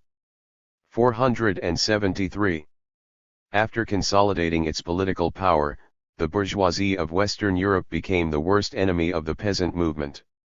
The bourgeois governments of Western Europe supported to the very end the Romanov dynasty in Russia, which had been placed in power by the landlords. They invariably came to the aid of the monarchies, which had remained as a legacy of feudalism and whose thrones shook under the onslaught of the peasant movement. The imperialist bourgeoisie of Europe and North America has done all it could to preserve the feudal forms of peasant exploitation in the colonial and semi-colonial countries. Owing to its efforts, almost the same forms of feudal land ownership and servitude that existed in the Middle Ages have persisted up to now, in the second half of the 20th century, in Asia, Africa, Latin America, and even some parts of Europe, such as Spain and the south of Italy. Thus the bourgeoisie has not only failed to solve the peasant problem, but has even become the main obstacle to the liberation of the peasantry in all countries where the historically just cause of abolishing obsolete feudal and semi-feudal forms of land ownership has to be carried into effect. These circumstances create the prerequisites for an anti-capitalist alliance of the working class and the peasantry. The experience of the Great October Socialist Revolution, as well as of the People's Democratic Revolutions in Europe and Asia, has confirmed the Marxist-Leninist thesis that in countries faced with the task of abolishing the survivals of feudalism, the whole peasantry can join forces with the working class because the latter is the only class capable of carrying the agrarian revolution to its conclusion, i.e., of giving land to the peasants. In the people's democratic revolutions which occurred in Europe and Asia, the alliance of the working class and the peasantry has brilliantly stood the test. In alliance with the workers, the peasants have become for the first time in history a ruling class, building a new, socialist society. However, the alliance of the working class and peasantry is needed not only in the countries in which feudal or semi-feudal land ownership still remains. It is also becoming a vital necessity in the developed capitalist countries. Since the end of the Second World War, monopoly capital has launched in these countries an unprecedented offensive against the peasants or 474. Farmers, seeking to ruin and destroy the peasant holdings and to replace them with large-scale capitalist enterprises. The process of concentration of production and capital in agriculture in these countries is inexorably wiping out the family-owned farms. This has given rise to the practical necessity for an alliance of the whole mass of peasants or farmers with the working class to combat the offensive of the monopolies. At the same time, the working class in the course of the struggle for its class interests inevitably becomes convinced that without the support of the peasantry, without an alliance with the peasants, its struggle against the predatory oligarchy of the biggest capitalists, who are supported by the whole power of the state, lacks sufficient force. Thus the peasant question, which formed the basis of all past popular movements, is still one of the most important political issues in our industrial age. However, its objective content is changing. From anti-feudal it is becoming increasingly anti-monopolist and anti-imperialist. The peasant question is all the more important since the peasantry still constitutes the greater part of the population of the capitalist world. Although the proportion of the population engaged in agriculture has continually decreased during the last 150 years, it was still 59% in 1952. Even in capitalist Europe, the peasantry still forms about one-third of the population. Despite the fact that the peasants constitute the majority of the population in many countries, they cannot achieve their emancipation from the yoke of the landlords and monopoly capital without the support of the working class. Marxist theory explains why the workers constitute the leading force in the alliance of the workers and peasants. It is due to the fact that, because of the very conditions of their life, the workers are much better organized than the peasants, large masses of workers being concentrated in the towns, where they have already had a long experience in fighting the exploiting classes. In nearly all capitalist countries, the workers have organized their militant communist parties, which have demonstrated not only the desire but also the ability to fight for the interests of all working people. It is necessary for the working class to have the leading position in the alliance in 475. Order to achieve success in the common cause and not for the sake of any advantages or privileges compared with the peasants. The class-conscious workers take upon themselves the main brunt of the struggle, they are ready to make and actually do make the greatest sacrifices. What is the essence of the feudal survivals? The aims and objectives of the joint struggle of the working class and peasantry vary with the conditions under which they live. In the countries where feudal relations persist or survivals of these relations are still strong, the first and foremost task is the struggle against feudalism, against feudal forms of exploitation of the peasants by the landlord class. As already stated, this applies to the southern areas of Italy, to all of Spain and to many countries of the East and of Latin America. The survivals of feudal economic relations take various forms, of which the main and most typical are the following. Firstly, land ownership is still largely in the hands of the big landlords. Owing to their poverty, most of the peasants cannot buy land and are forced to rent it from the landlords on enslaving terms. Secondly, payment of rent in kind or in a share of the crop. The peasants give the landlords a considerable part of their crop, sometimes half, or even more. Thirdly, the system of compulsory labor on the landlord's land. The peasants are forced to till the landlord's land with their own primitive implements. This makes the peasants virtually serfs performing corvée labor for the feudal lord. Fourthly, a dense web of debts entangling most of the peasants, making them insolvent and increasing their dependence on the landlords and usurers.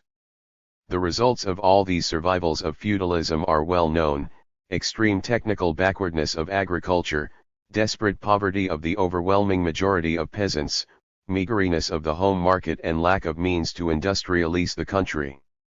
In the countries where feudal relations persisted, it is impossible to do away with economic backwardness and the poverty of the people without an agrarian revolution or a radical agra. 476. Ryan Reform. This historic mission can be accomplished only by an alliance of the working class and peasantry, providing the only force capable of abolishing completely all the survivals of feudalism and of transferring the land to the peasants without compensation. The alliance of the working class and peasantry, which is primarily directed against feudal landlord oppression, is an essential condition for establishing a broad democratic coalition that unites all the progressive forces. Capitalist monopolies are the chief robbers of the workers and peasants. In the well-developed capitalist countries, the chief enemy of all the oppressed classes, including the peasantry, is monopoly capital. Large capitalist combines acquire power not only over industry, but also over agriculture. They exploit not only the workers, but also the peasants. Through a ramified network of credit institutions, land banks, and insurance and other companies, finance capital has subordinated millions of peasant holdings to its control. The dearness of industrial commodities, low prices for agricultural produce, and rising taxes and rents force the peasants to borrow from banks by mortgaging their land of other property. This results in ever greater indebtedness of the working peasants, who become increasingly dependent on capital. In case of non-payment of the debt, which happens more and more frequently, the land becomes the property of the banks and insurance companies. Thus in the USA, the Metropolitan Life Insurance Company alone owned and managed more than 7,000 farms in 1949. The price policy of the capitalist monopolies has a serious effect on the position of the peasantry. This policy consists in buying agricultural produce and raw materials from the peasants at low prices and of selling them industrial commodities at high prices. This policy of unequivalent exchange produces a gap between the prices, the price scissors, as a result of which the peasants receive for the same quantities of agricultural produce less and less of the machines, fertilizers, and fuel that they need. For example, in France the prices of the industrial commodities bought by the peasants had increased 36-fold. 477. In 1958 compared with 1938, while the prices at which the peasants sold their produce had increased only 16-fold. The price scissors is a concealed form of robbery of the peasants by the monopolies. The high taxes to pay for the militarization of the economy and the armaments race, to maintain the expanded state machinery and to subsidize the monopolies are an open form of robbing the peasants. The workers and peasants bear the main burden of the taxes. For example, in France the working peasants pay about 40 different types of taxes. Marx vividly defined the hatred of the French countryside for the taxes. He wrote, "When the French peasant paints the devil, he paints him in the guise of a tax collector." 205 The peasants pay a large tribute in the form of rent to the big landowners and banks. In 1950–56, the U.S. farmers paid an average of $3,000 million of rent a year, which nearly equals the sum of the annual incomes of the American monopolies from foreign investments. The increasing oppression of the monopolies and the intensifying competition of the large farms which use machinery reduce masses of peasants to ruin. For example, in the USA the number of farms, as was mentioned in Chapter 10, decreased by 1,315,000 between 1940 and 1954.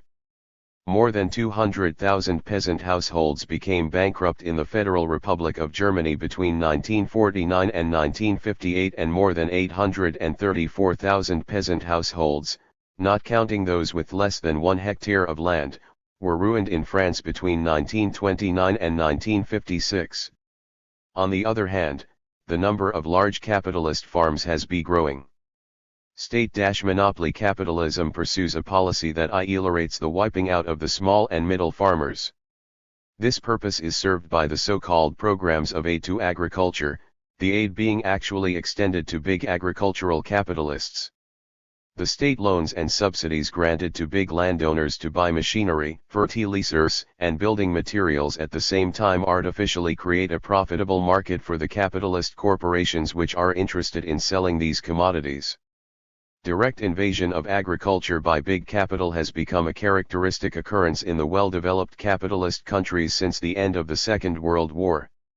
This is one of the 478 most important reasons for the considerable changes that have taken place during the last 10 to 15 years in the technical equipment of capitalist agriculture in the USA, Canada, Britain, France, the Federal Republic of Germany and other capitalist countries.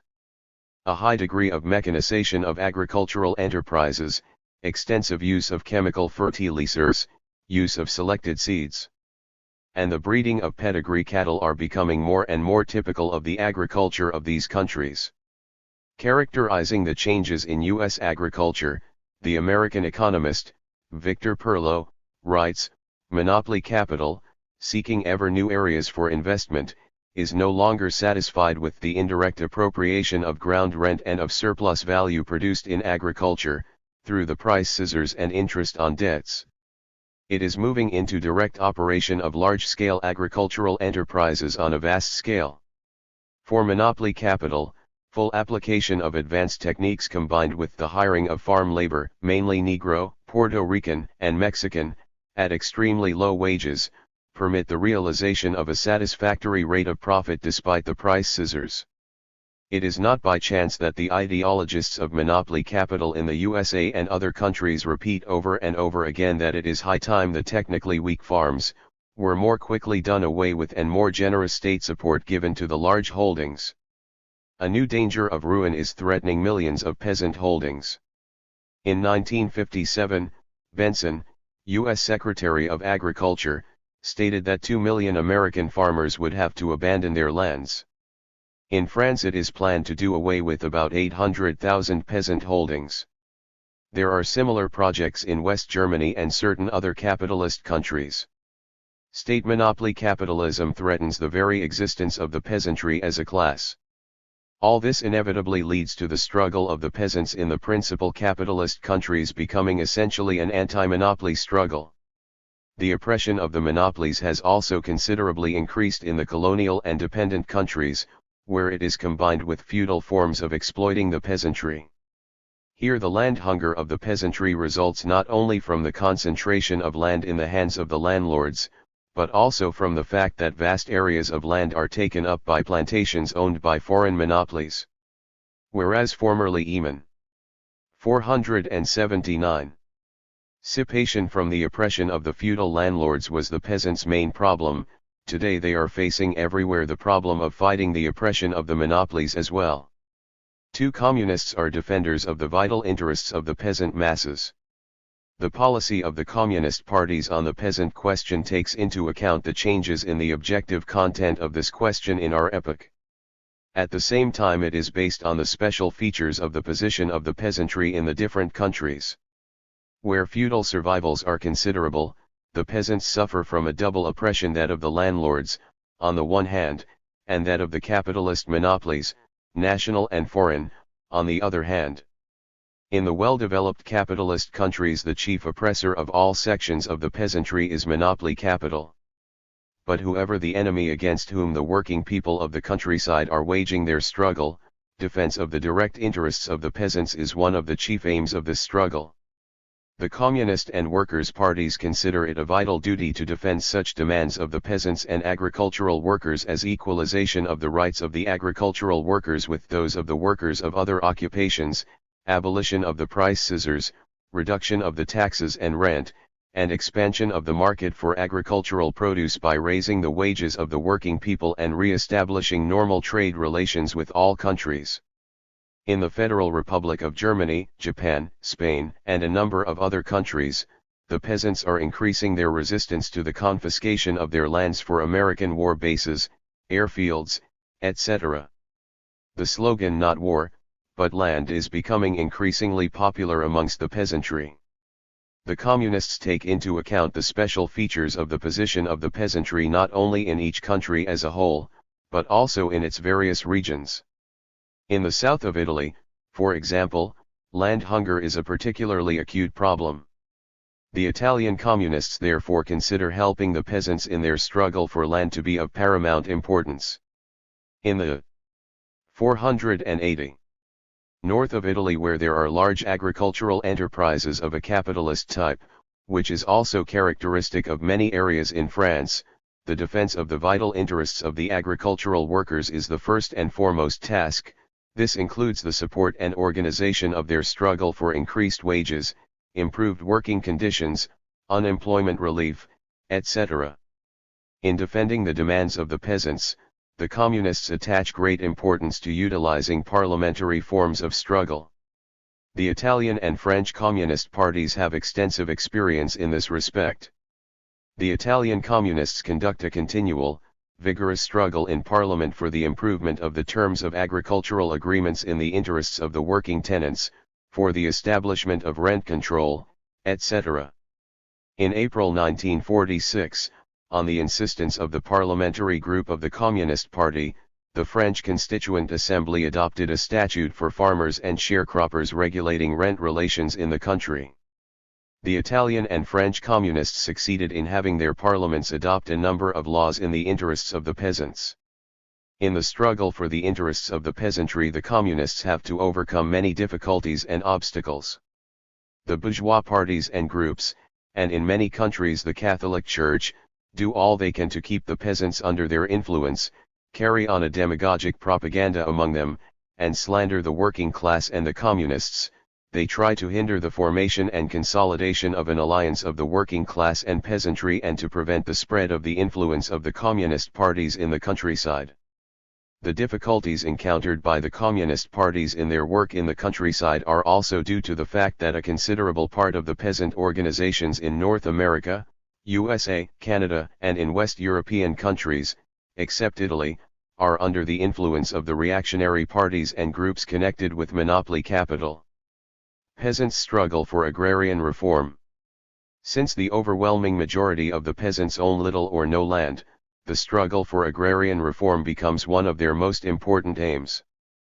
31-25-71-48%. After the war, the ruling circles of a number of capitalist countries were forced, under the pressure of the mass of the peasants, to effect a certain redistribution of land. But the reforms carried out by the bourgeoisie and the landlords were, of course, inadequate. Even in Italy, where the biggest struggle for land occurred, the reform was a very limited one and failed to satisfy the needs and hopes of the peasantry.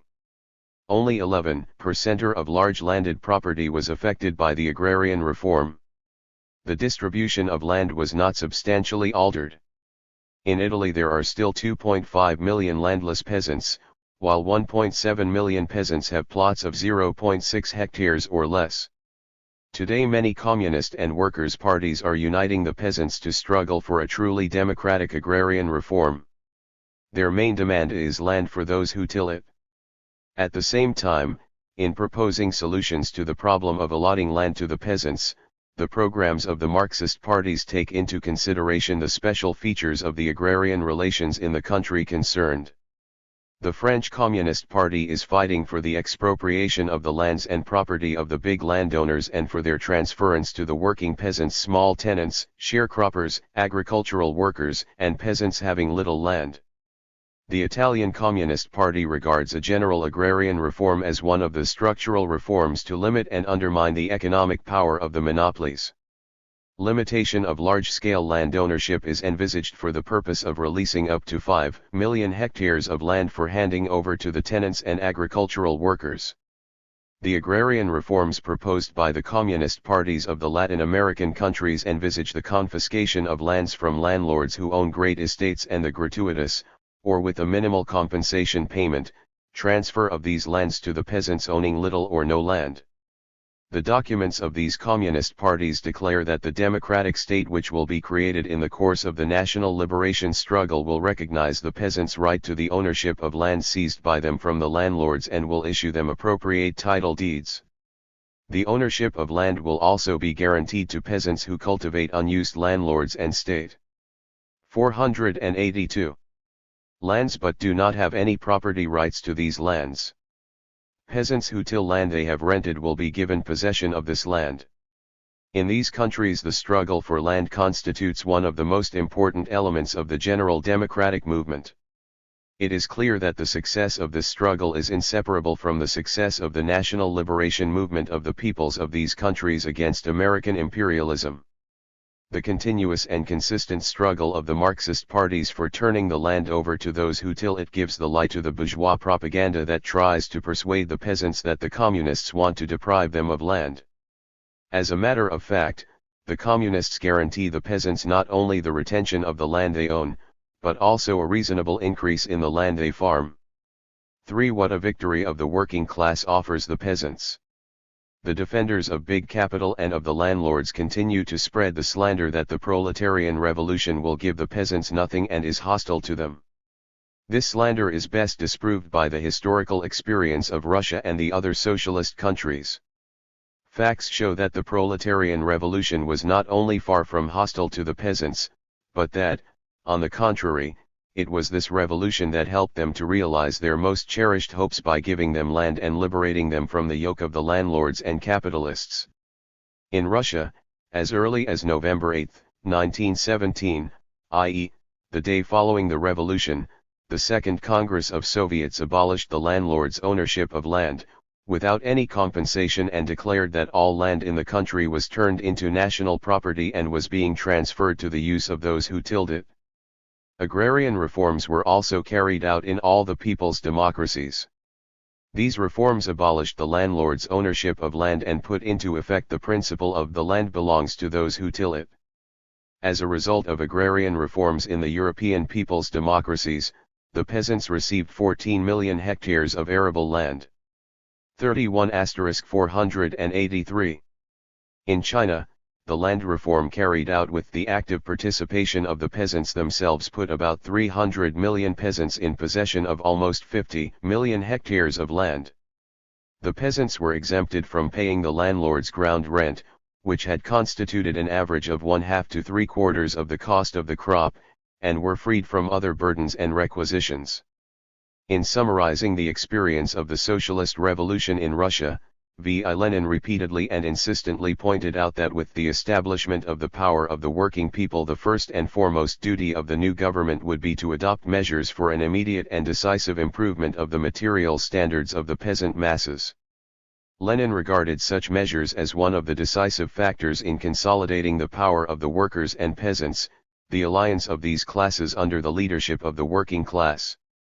At the same time, Lenin pointed out that a division of land alone, a mere transfer of the landlord's lands to the peasants, does not solve the peasant question and does not deliver the working peasants from poverty, kulak dominance, backwardness, and the low productivity of small-scale farming. Only collective cultivation of the land, only cooperation on a socialist basis can pave the way to a well-to-do life for the peasantry. In strict accord with these directives of Lenin's, the communists of all countries appeal to the working PAE to take the path of building socialism. Now hundreds of millions working on the land know from their own experience that only by socialist unification, cooperative association, is it possible to improve the life of all peasants and to put an end to the exploitation and oppression of man by man. Only socialist unification offers the working peasants the broadest opportunity of farming on the basis of the latest achievements of science, of improving the agricultural technique and making rational use of the powerful modern machinery which facilitates work and enormously raises its productivity, i.e., makes it possible to produce increasingly more material goods for every peasant. V.I. Lenin taught that the union of the peasants in producer cooperatives must be voluntary and based on their own interests. The peasant must be convinced that large-scale COL. 484. Lective farming using up-to-date machinery is much more profitable than petty farming *, when the enemies of socialism assert that the peasantry, as a class of private owners, is by nature alien and hostile to socialism. They manifest their contempt and disdain for the peasantry and their appalling underestimation of the common sense and creative abilities inherent in the peasantry as a class. The working class and the Communist Party resolutely reject such an approach to the working people of the countryside. They have a profound faith in the intelligence of the working peasants, believe in their creative powers, and are certain that under the friendly leadership of the working class the peasantry is quite capable of becoming an active builder of the advanced, socialist system. Experience has fully confirmed these views. Lenin taught that it was precisely by using various forms of voluntary cooperation that the possibility arises of a transition in the countryside to a new, socialist order by a method that is simple, easy, and intelligible to the peasant. The Soviet Union was the first country where mass socialist cooperative association was carried into effect in the countryside. The Soviet peasants have now been living under a socialist, collective farm system for more than 2 decades. Instead of the 25 million small and tiny peasant holdings which existed in the country when collectivization began, the Soviet Union now has more than 70,000 agricultural artels, i.e., large-scale socialist farms. The sizes of these farms make it possible to use the powerful modern machinery produced by state industry. The increase in the technical equipment of the collective farms and the advantages of large-scale farming result in raising the living standards of the peasants. Moreover, the rise applies not to a particular group or section of the peasants, but to the whole peasantry. The victory of the cooperative system in the agriculture of the Soviet Union, China, and Bulgaria, and the considerable socialist transformation of the countryside in the other socialist countries were won by the alliance of the working class and see Chapter 22 for Lenin's cooperative plan in greater detail. 485. Peasantry of these countries. The creation of cooperatives in the countryside is the only correct and reliable way of radically improving the life of the peasants and of encouraging them to develop modern, highly mechanized farming on socialist principles. This way to socialism holds good for the peasants of all countries. At the same time, the Communist and Workers' parties take into consideration the socio-economic, historical, and other peculiarities of the agriculture of different countries. Any mechanical copying of the experience of some other country is contrary to the spirit of Marxism-Leninism. Today it is much easier in any country for small peasant farming to go over to large-scale production owing to the existence of the world's socialist system, which is growing stronger year by year, and to the vast experience of cooperative farming accumulated by the peasants themselves. The advantages of association have become so evident that even in capitalist countries the peasants seek to organize cooperatives to aid them in a collective defense against the attacks of the monopolies. The history of recent decades shows what a great force the alliance of the working class and peasantry is and how much it can and does give both classes. That is why the creation and strengthening of this alliance is one of the most important tasks of the Communist and Workers' parties. Chapter 16. The People's National Liberation Movement against Colonialism. 1. The working class movement and the national and colonial question. As capitalist relations developed and economic disunity diminished, the peoples united into nations. In a number of countries the development of capitalism led to the formation of national states. The development of the economy and national culture of the peoples was given a powerful impetus. But, although the appearance of bourgeois national states was a progressive event in the history of man, it also had its seamy side, for it intensified the striving of one nation to subordinate another, greatly aggravating the national question, i.e., the question of mutual relations between nations, of their rights and of the conditions for their free development. 2 tendencies in the national question. At first the national question remained within the limits of individual states, especially those which, owing to historical conditions, had been formed as multinational states. In such states, for example, in Tsarist Russia, Austria-Hungary, etc., there were dominant and subordinate, oppressor and oppressed nations. In these countries, the national question became mainly one of national minorities, their right to independent existence and the development of their economy, culture, language, literature, etc. But as capitalism entered the era of imperialism, the scope of the national question became larger and it grew from an interstate problem into an international, a world problem. Two opposite tendencies in the national question are historically characteristic of the era of developing capitalism. One is seen in the emergence of national movements, the awakening 487 of national consciousness and the creation of national states. The other leads to the development of international connections, the breaking of national partitions and the creation of a world market. Although both these tendencies correspond to real requirements of social development, neither of them obtains full scope under capitalism. Moreover, the social conditions under capitalism distort their effect. This is particularly evident under imperialism.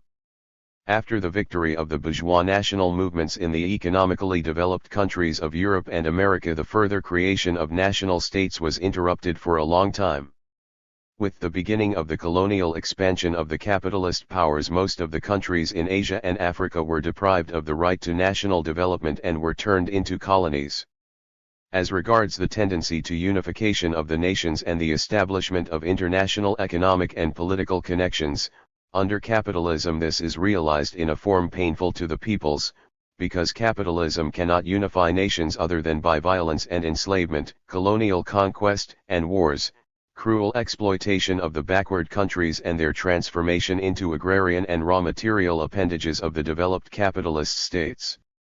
Gradually many countries, peoples, and whole continents became victims of colonialism. The national question was now not one of the rights and fate of individual national minorities, but of the majority of mankind, the majority which the imperialists had enslaved by force or cunning and made subjects of their colonial empires. Imperialism, Lenin wrote, means that capital has outgrown the framework of national states. It means that national oppression has been extended and accentuated on a new historical basis.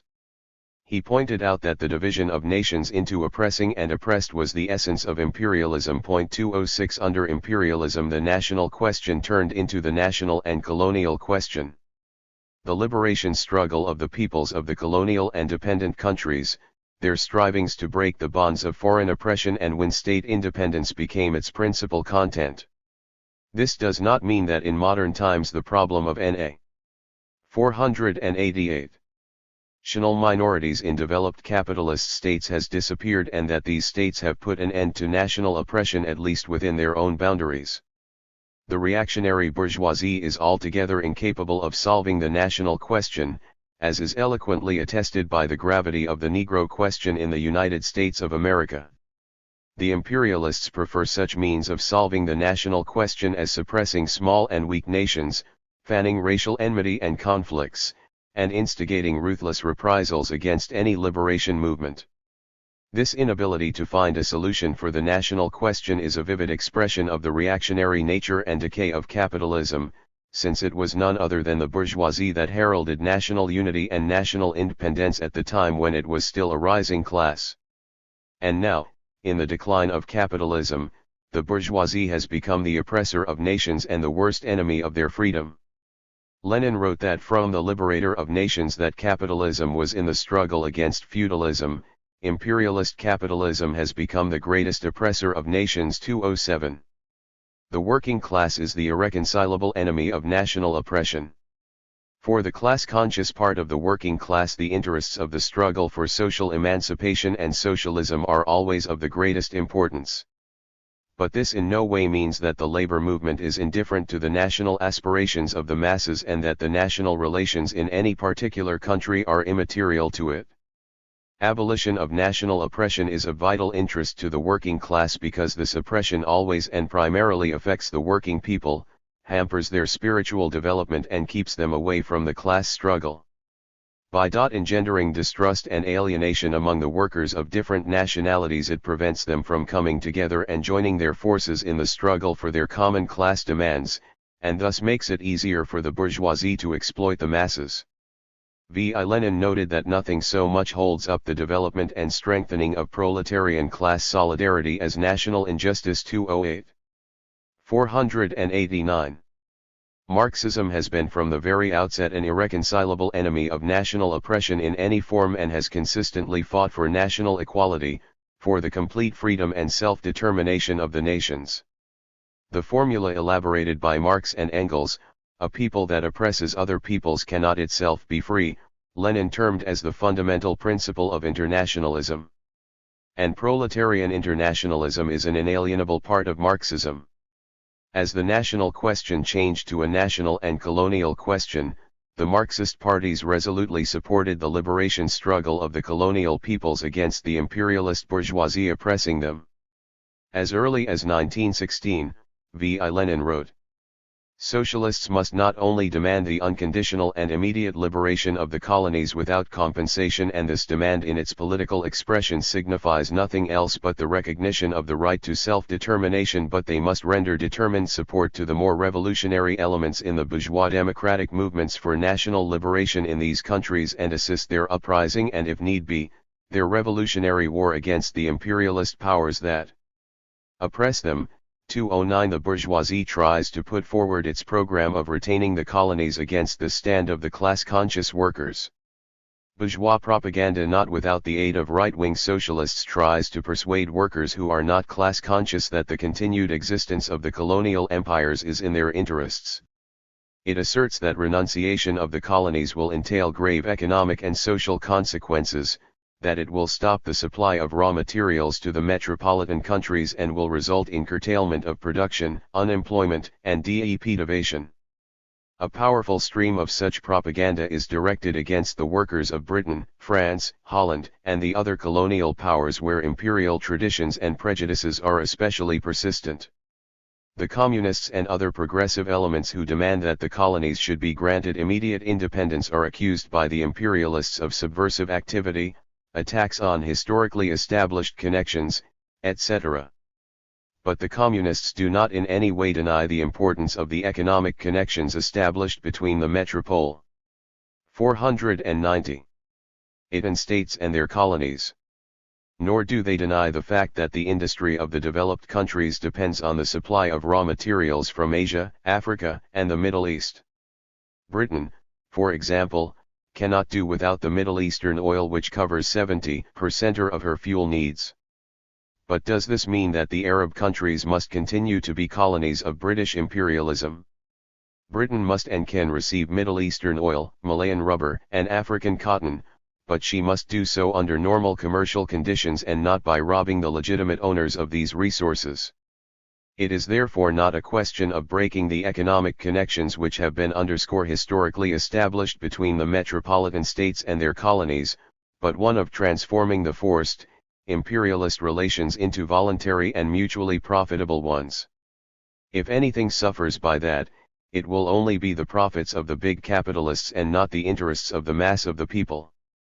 Experience teaches the class-conscious workers that colonialism does great harm to the fundamental interests of the working people of both the oppressed and oppressor nations.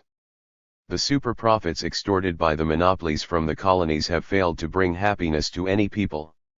To be sure, the imperialist bourgeoisie throws crumbs from these super-profits to the representatives of the privileged top layer of the working class in an endeavor to bribe them and turn them into its hangers-on. But this layer of the workers' aristocracy is very thin, and its existence only harms the common cause of the working people, because this workers' aristocracy is most easily made the vehicle of bourgeois influence in the working class. Nor must we forget that colonialism has become the source and breeding ground of black reaction in the metropolitan states themselves. The colonies have become a rallying place for the dregs of bourgeois society, who have been enlisted by the colonialists to learn methods of terroristic suppression of the masses. In 1936, the Spanish colonies in Africa were the incubator in which Franco's uprising against the Republic matured. History repeated itself in the summer of 1958 when the fascist cutthroats serving in the French parachute troops in North Africa started an anti-republican mutiny in Algeria and then became the bulwark of reaction on the territory of France herself. 491. Thus, following the Spaniards, the French workers have been able to convince themselves that Marxism was right in its conclusion made long ago that a people which oppresses other peoples runs the risk of losing its own freedom. The working class and modern nationalism. In our day, the colonial peoples often wage their struggle for independence under the banner of nationalism. In this connection, the imperialist underlings slanderously assert that communists presumably support the liberation struggle of the colonial peoples only as a matter of tactics. As internationalists, communists allegedly cannot sympathize with the national aspirations of the peoples of Asia and Africa. Such allegations are false from start to finish. In making them, the advocates of colonialism are merely trying to introduce confusion into the clear question as to who are the friends and enemies of the national liberation movement. Marxism-Leninism approaches nationalism, as it does all social phenomena, from a concrete historical point of view, i.e., from the point of view of the interests of social progress. V.J. Lenin repeatedly warned against abstract formulations of the question of nationalism and above all against confusing the nationalism of an IEEE nation with that of an oppressed nation. The imperialist states, such as the USA, Britain, France, etc., are one thing. Here bourgeois nationalism has become the symbol of national exceptionalism, racial arrogance, and militant chauvinism. It serves the monopoly bourgeoisie to justify enslavement of other nations. To this reactionary, colonialist nationalism, communists, as proletarian internationalists, are indeed irreconcilably hostile. The nationalism of the peoples of the colonial and dependent countries is another thing. This nationalism, as a rule, reflects the sound democratism of the national liberation movements, the protest of the masses against imperialist oppression and the striving for national independence and social reforms. Lenin had this in mind when he wrote, "The bourgeois nationalism of every oppressed nation has a general democratic content which 492 is directed against oppression, and it is this content that we support unconditionally. 210 The nationalism in the countries of contemporary Asia and Africa is, as a general rule, precisely such nationalism. It is a nationalism of oppressed nations struggling against their enslavers and fighting for political and economic independence. It manifests itself in countries where national ties are for the most part only in the process of formation and where the bourgeoisie as a whole is, under certain conditions, still able to play a historically progressive role." Noting this trait of the bourgeoisie, V.I. Lenin wrote, "The Western bourgeoisie is in a state of decay. It is already confronted by its gravedigger the proletariat.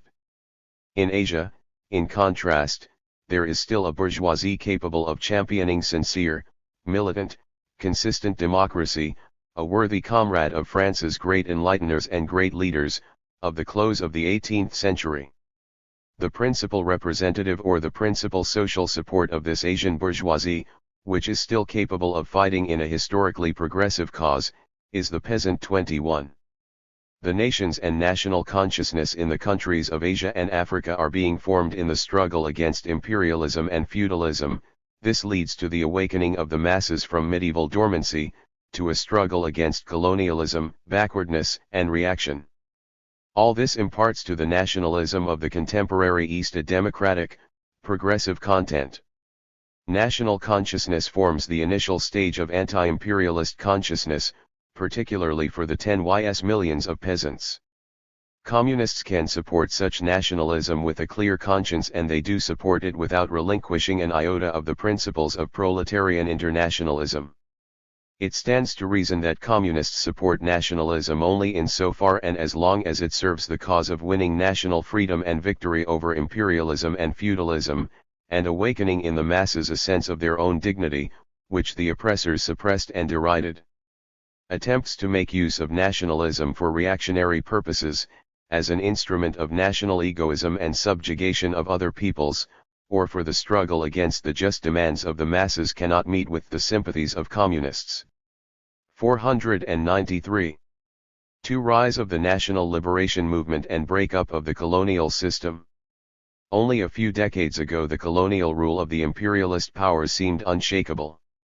The division of the world into a handful of privileged, oppressor nations and an overwhelming majority of oppressed peoples deprived of rights was declared by the imperialists to be a natural state of affairs, which could not be changed. The ideologists of colonialism talked of the racial inferiority of the enslaved peoples and depicted them as an enormous mass of human beings forever stagnating in apathy and submissive indifference.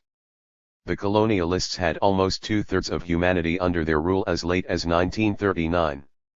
However, the situation changed radically after the Second World War. The colonial empires established in the course of centuries began to break up at an increasing speed. During 1945 to 57, nearly 1,250 million people broke free from the imperialist yoke and entered on the path of independent development. The remaining colonies now have a population of no more than 150 million people, or less than 6% of the world's population. The colonial system is thus going towards complete extinction. With its total disappearance, the world will have turned over one of the most disgraceful pages in the annals of capitalism.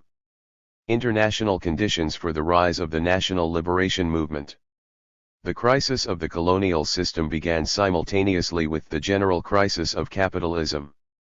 Here, too, the turning point was the Great October Socialist Revolution.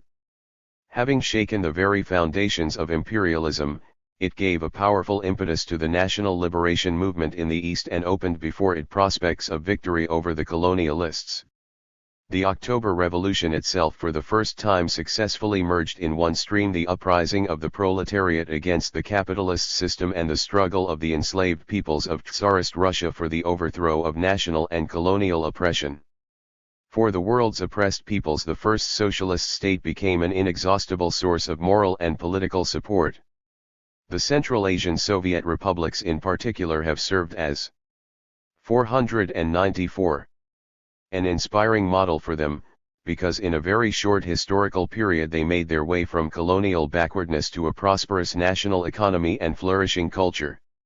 A new stage of the national liberation struggle began as a result of the Second World War.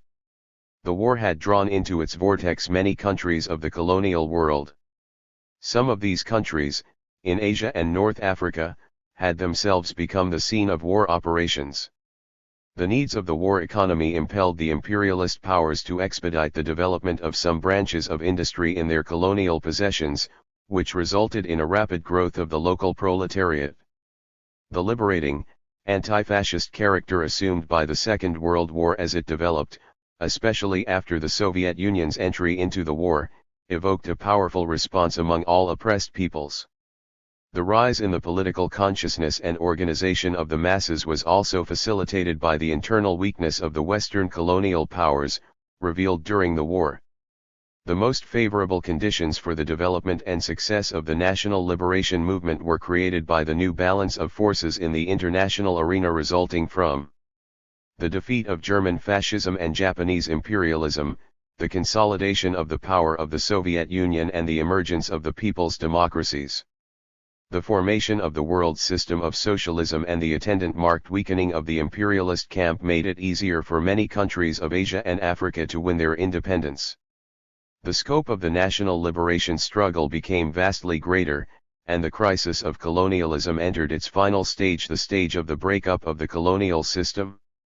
The breakup of the system of colonialism is thus a result of the powerful upsurge of the national liberation struggle under favorable international conditions created by the weakening of imperialism and the transformation of socialism into a world force. The imperialists try in every way to belittle the role and significance of the national liberation movement. For this purpose they insistently spread the myth that the colonial and semi-colonial countries have won their political freedom not as a result of struggle and revolution, but allegedly with the aid of 495. The imperialist powers. At the same time, attempts are made to picture the long rule of the capitalist monopolies in the colonial countries as a necessary period of preparing these countries for independent existence. In this connection, a great deal is being said about the civilizing mission of capitalism in the colonies. As a matter of fact, the mission of capitalism in the colonies had nothing to do with the interests of their peoples. The imperialists were never concerned with the all-round development of the economy of the colonies or with preparing them for independent existence. All fabrications to this effect are exposed by the simple fact that all the countries that have broken away from imperialist oppression and have become independent are underdeveloped, i.e., they are very backward economically, precisely because of foreign domination. It stands to reason that during the many decades of their rule in the colonies the imperialists have objectively and in spite of themselves done some historically useful work there.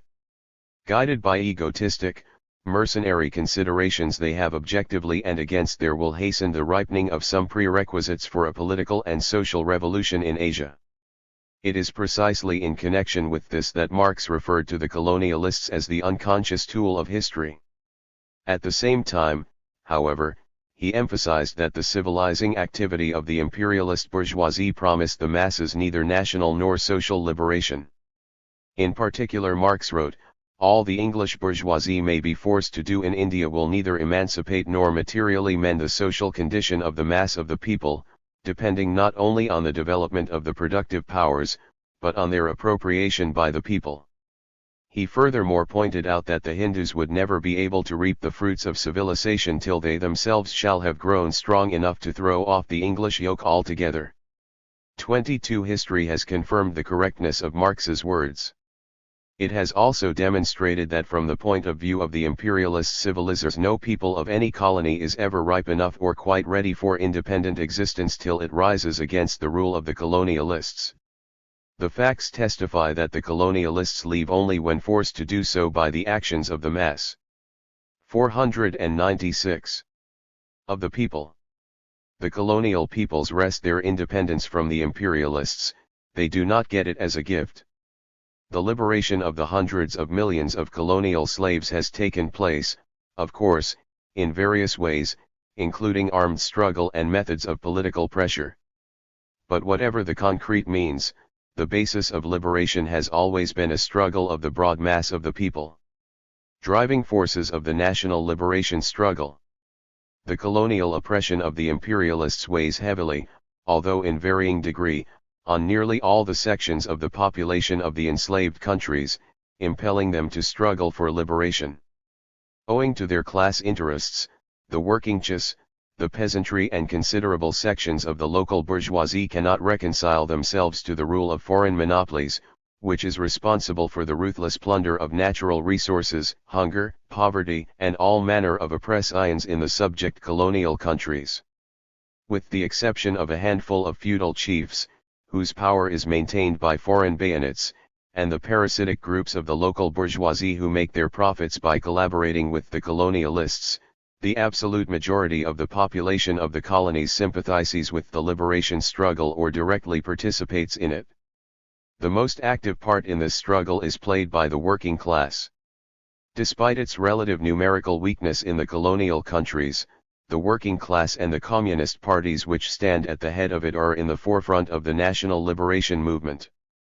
The working class sooner than any other acquires class and national consciousness because it suffers more than any other class from exploitation and racial discrimination. As an advanced class opposed to all oppression and free from mercenary considerations, the young proletariat of the colonies better than any other section expresses the fundamental, vital interests of the whole people. Experience has shown the working class to be the most consistent anti-imperialist force capable of securing the following of the broad sections of the peasantry and urban working people. The peasantry, which suffers from a double oppression of the local feudal chiefs and the foreign monopolies, is H. 32 257 497. Tremendous potential force. The peasantry forms the broadest mass basis of the national liberation movement. For the peasantry, the elimination of colonial oppression is inseparably connected with the abolition of the feudal survivals in the countryside and with the solution of the agrarian question, the question of land. However, as Lenin pointed out, the peasantry is the most numerous section and, at the same time, the section of the population that is hardest to move owing to the very conditions of its existence, its illiteracy and backwardness. The colonial peasantry cannot take the lead in the liberation struggle of the people. In saying this, the communists in no way belittle the historic role of the peasantry in this struggle, but merely note objective facts. They never forget that the peasants constitute the majority of the population in the colonial and dependent countries, and that therefore only through a close alliance with the peasantry can the working class become the leader of the national liberation movement. The most contradictory element of this movement is the bourgeoisie. The various groups of the bourgeoisie have not only different but frequently diametrically opposite attitudes to the national liberation struggle. The reactionary top section of the bourgeoisie and the comprador bourgeoisie connected with imperialism are usually hostile to the national forces. Together with the feudal landlords, who are interested in retaining their privileges, this part of the bourgeoisie forms the bulwark of imperialist rule in the colonies. The so-called national bourgeoisie usually takes a different view of the matter because, as a rule, it invests its capital in industry and is therefore interested in creating and controlling a national market and in defending it against the rapacity of foreign monopolies. It sees the way of achieving this in the creation of a national state and in liberation from foreign dependence. The national bourgeoisie, which itself suffers from the dominance of foreign monopolies and is humiliated by the imperialists, seeks not only to join the national movement, but to control it. Since it is the bourgeoisie that has the greatest access to education and political activity under the conditions of colonial oppression, it is no wonder that in many countries the prominent leaders of the liberation movement come precisely from 498. Its ranks, and that it seeks to impose its own slogans on the movement. While giving this part of the bourgeoisie its due for its patriotic efforts, Marxists do not shut their eyes to the duality of its behavior, to its inconsistency and vacillations, to its attempts to retain many survivals of the old in social life, and to the existence within its ranks of anti-patriotic groups inclined to compromise and reach agreement with the colonialists at the expense of the mass of the people. That briefly is how Marxism-Leninism sees the question of the driving forces of the national struggle. Of course, the concrete situations in the different countries vary greatly. In addition to the main classes taking part in the liberation struggle, there are many intermediate strata who take a special, and in most cases a wavering, position. The immediate interests and positions of the homogeneous non-proletarian classes and strata in the different countries also vary widely. A factual analysis shows that the most reliable and consistent force in the national liberation movement, capable of carrying the struggle through to the end, is the working class, the most revolutionary class in modern society. The experience of the colonial and semi-colonial countries shows once again the special nature of the liberation struggle of the working class, which by emancipating itself simultaneously liberates the whole of society. At the same time, an analysis of the present balance of forces in the colonies demonstrates the existence there of conditions favorable to the organization of a united national patriotic front of liberation struggle against the imperialists. The basis for this unity is to be found in the common interest of the broadest social strata in economic and cultural progress, in emancipation from colonial slavery, in putting an end to plunder by foreign monopolies and to national humiliation. Historic significance of the breakup of the colonial system. Imperialism impedes general human progress not only by suppressing the working classes in the developed capitalist countries but also by forcing whole peoples into obscurity, the peoples of the colonies and semi-colonies. The powerful upsurge of the national liberation struggle signifies the awakening of 499. Half of mankind to active participation in the making of history, participation in deciding the fate of the world. This hastens the advance of progress and vastly extends its scope. The masses of people in Asia and Africa who have joined the national liberation movement are a powerful factor in the destruction of imperialism, in intensifying all its contradictions. The colonies and dependent countries are still very important for the imperialists. There the monopolies obtain at very low costs the raw materials they require and sell their industrial commodities at exorbitant prices. In the colonies and semi-colonies the imperialists establish their war bases, fortified positions, and communications. The national liberation movement undermines and sometimes altogether abolishes these positions of imperialism. Moreover, it transforms the colonial and dependent countries from a reserve of imperialism into allies of the progressive anti-imperialist forces. Following the formation of the world system of socialism, The breakup of the colonial empires is another crushing blow against imperialism. The breakup of the colonial system has an important, favorable influence on the development of international relations. Many of the young national states of Asia and Africa pursue an independent peaceful policy, joining the vast peace zone. Their anti-war position is one of the reasons why a new war has ceased to be fatally inevitable. The national liberation movement strengthens the cause of peace also by shattering the unequal, forced forms of relations between countries, promotes closer relations of peoples and reduces the possibilities of war conflicts. The cessation of the rapacious exploitation of the colonial countries and the development of their national economy make it possible to utilize world resources much more fruitfully. This brings closer the time when it will be possible to overcome the glaring difference that now exists in the levels of economic development of the different countries and to secure for all the people on earth a life worthy of human beings. The revival and development of the thousand-year-old culture of the peoples of the East, which has been slighted and subjected to destruction by the colonialists for centuries, will at last enrich the culture of the whole world. 500. The decay of the colonial system is thus a tremendous triumph not only for the peoples who have thrown off the colonial yoke, but also for all progressive humanity. States that have arisen on the ruins of colonialism. As a result of the diversity in the conditions and forms in which the former colonial countries won their independence, they have found themselves at different stages of political development. This is particularly true of the countries which threw off the yoke of colonialism after the Second World War. Wherever the anti-imperialist front was under the leadership of the working class and its Marxist, communist parties, the revolution did not stop at the bourgeois democratic stage but developed into a socialist revolution, along the lines of a people's democracy. Wherever the movement was headed by the bourgeoisie or bourgeois influences predominated in the anti-imperialist national front, the national bourgeoisie that came to power led society along the path of capitalist development, thus delaying the transition to a higher stage of the revolution. As a result of the breakup of the colonial system, the following are the principal groups of countries that have now been formed. 1. Countries which, having thrown off the yoke of imperialism, have taken the path of building socialism. This group has broken away not only from the colonial but also from the capitalist system and has joined the socialist camp, the Chinese People's Republic, the Korean People's Democratic Republic and the Democratic Republic of Vietnam. 2. Countries which have won their political independence and pursue an independent foreign policy, which have freed themselves from imperialist enslavement but remain in the capitalist system of economy: India, Indonesia, Burma, Cambodia, Ceylon, Iraq, the United Arab Republic, Ghana, Guinea, Sudan, Tunisia, Morocco, Libya, etc. 3.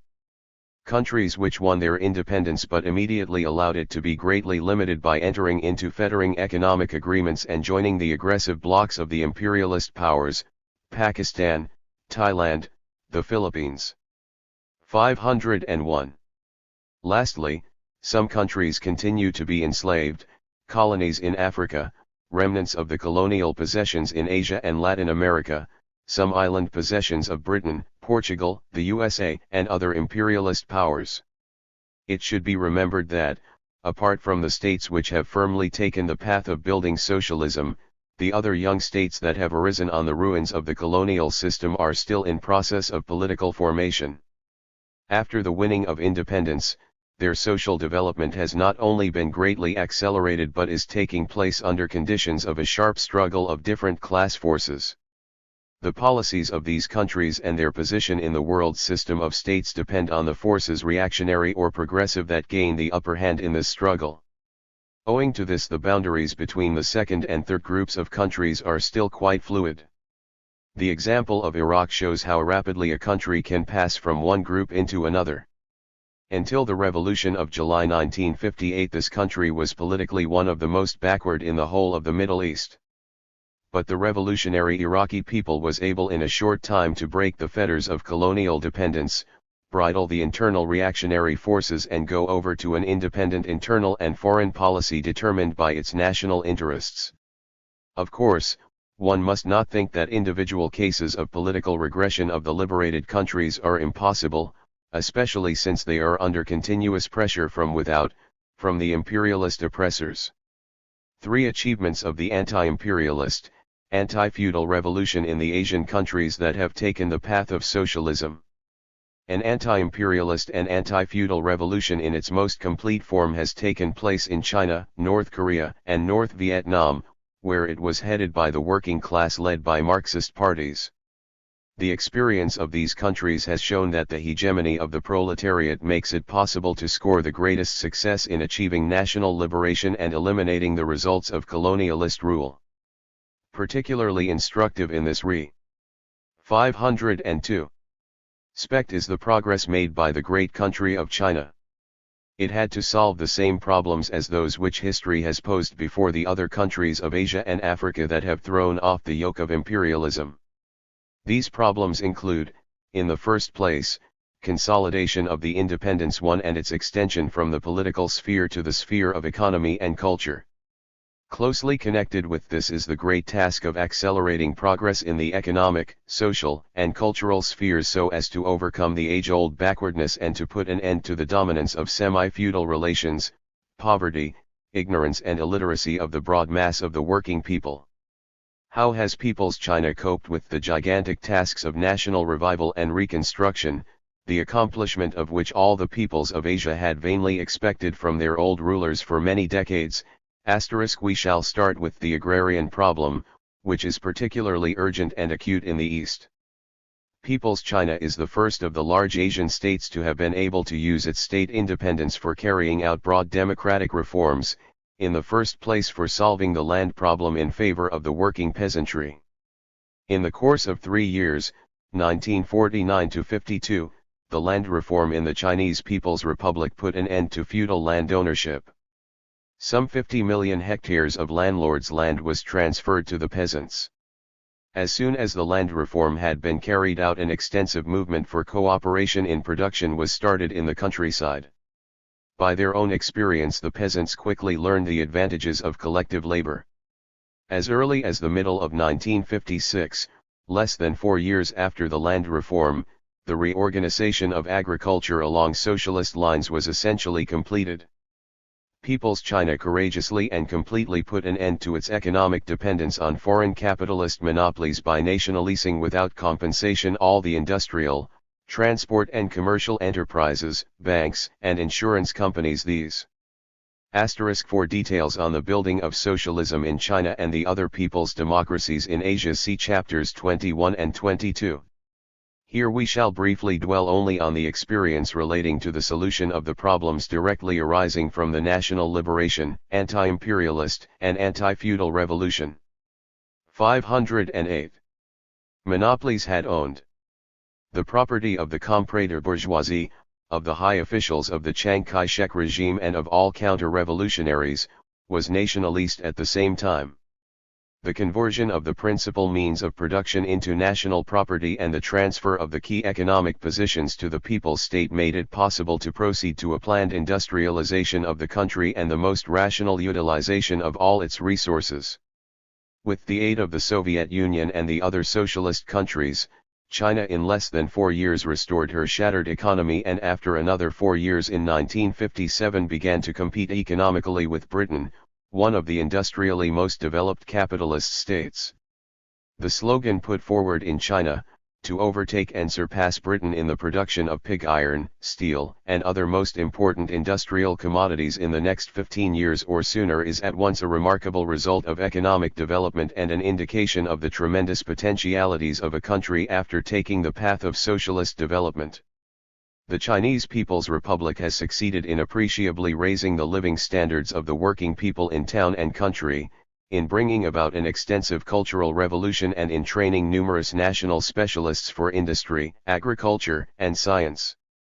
As a result, People's China has been transformed in a historically short time into a really great power and an anti-imperialist and anti-colonial force of world importance.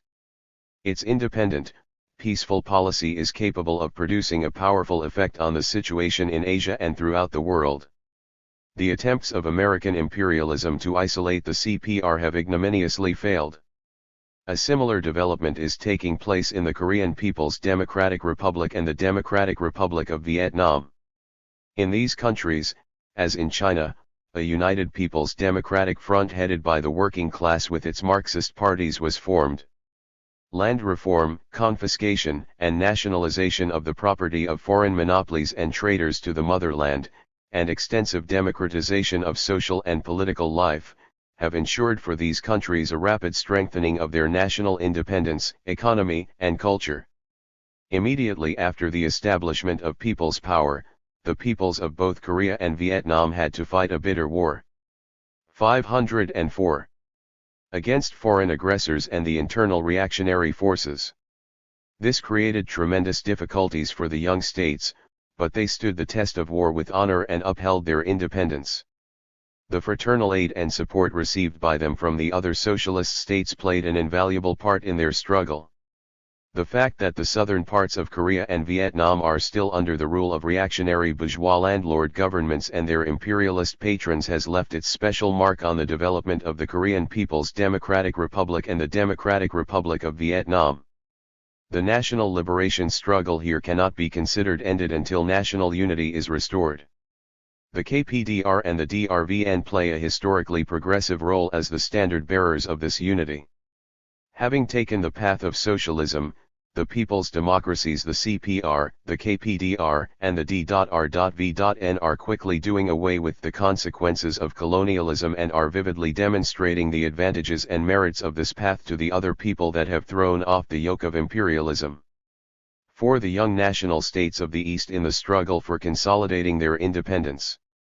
The course of events in our time has fully confirmed the Marxist-Leninist thesis that the national liberation movement of the oppressed peoples is essentially anti-imperialist and that it strengthens the forces of peace, democracy, and progress. This is true not only of the countries which have won their independence and are building socialism, but also of those which after becoming independent have remained capitalist. On the path of progress. Although the scope of the social transformations in many of the young states of the East and the depth of the changes that occurred in the life of their peoples cannot be compared with the changes that have taken place in the socialist countries of Asia, the progress made by them is incontestable. Appraising the new situation, the 20th Congress of the Communist Party. 505. Of the Soviet Union stated that the new period in world history, which the great Lenin predicted, has set in the period when the peoples of the East, now taking an active part in deciding the destinies of the whole world, are becoming a new, powerful factor in international relations.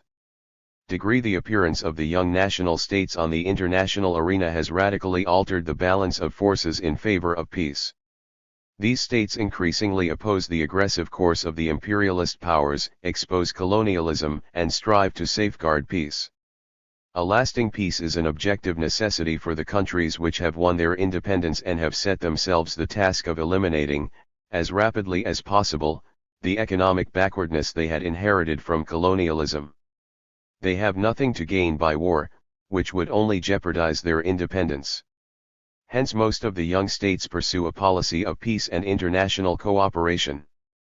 The efforts exerted in this direction by India, for example, have won her recognition and respect on the part of all peace-loving peoples. It is no accident that Asia became the birthplace of the famous 5 principles of peaceful coexistence confirmed in the decisions of the Bandung Conference, April 1955.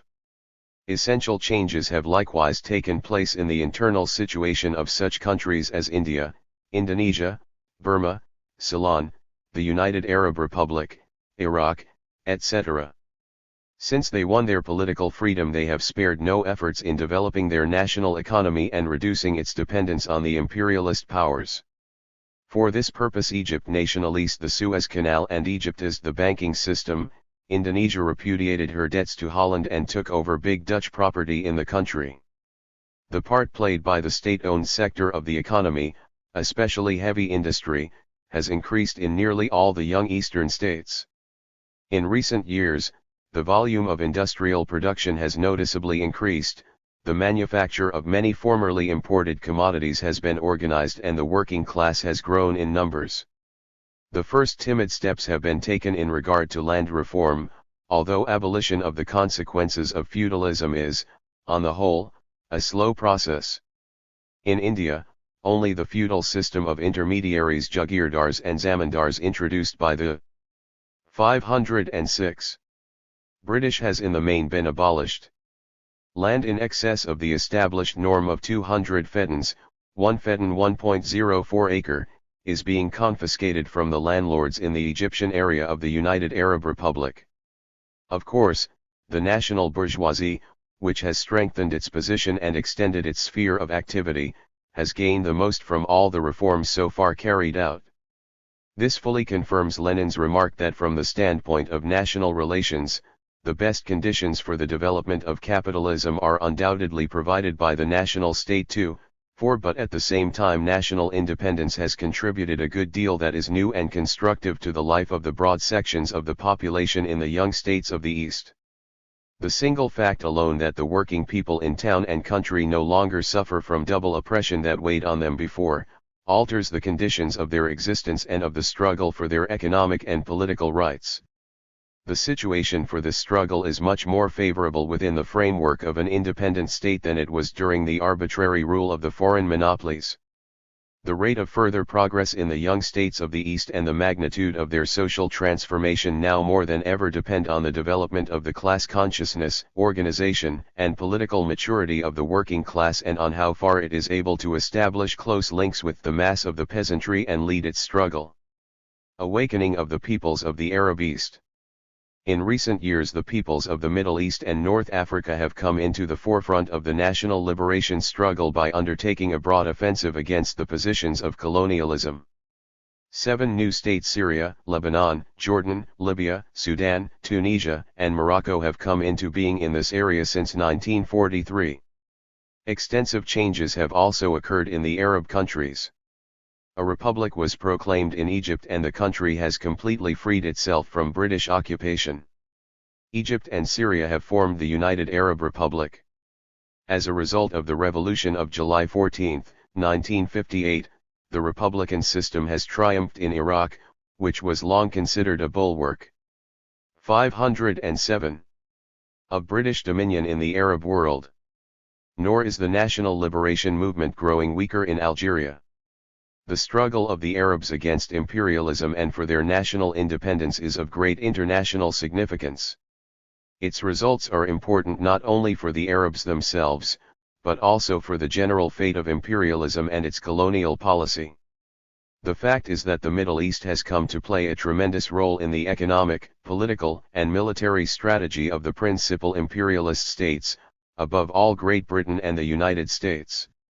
The Middle East is the site of numerous British and American war bases.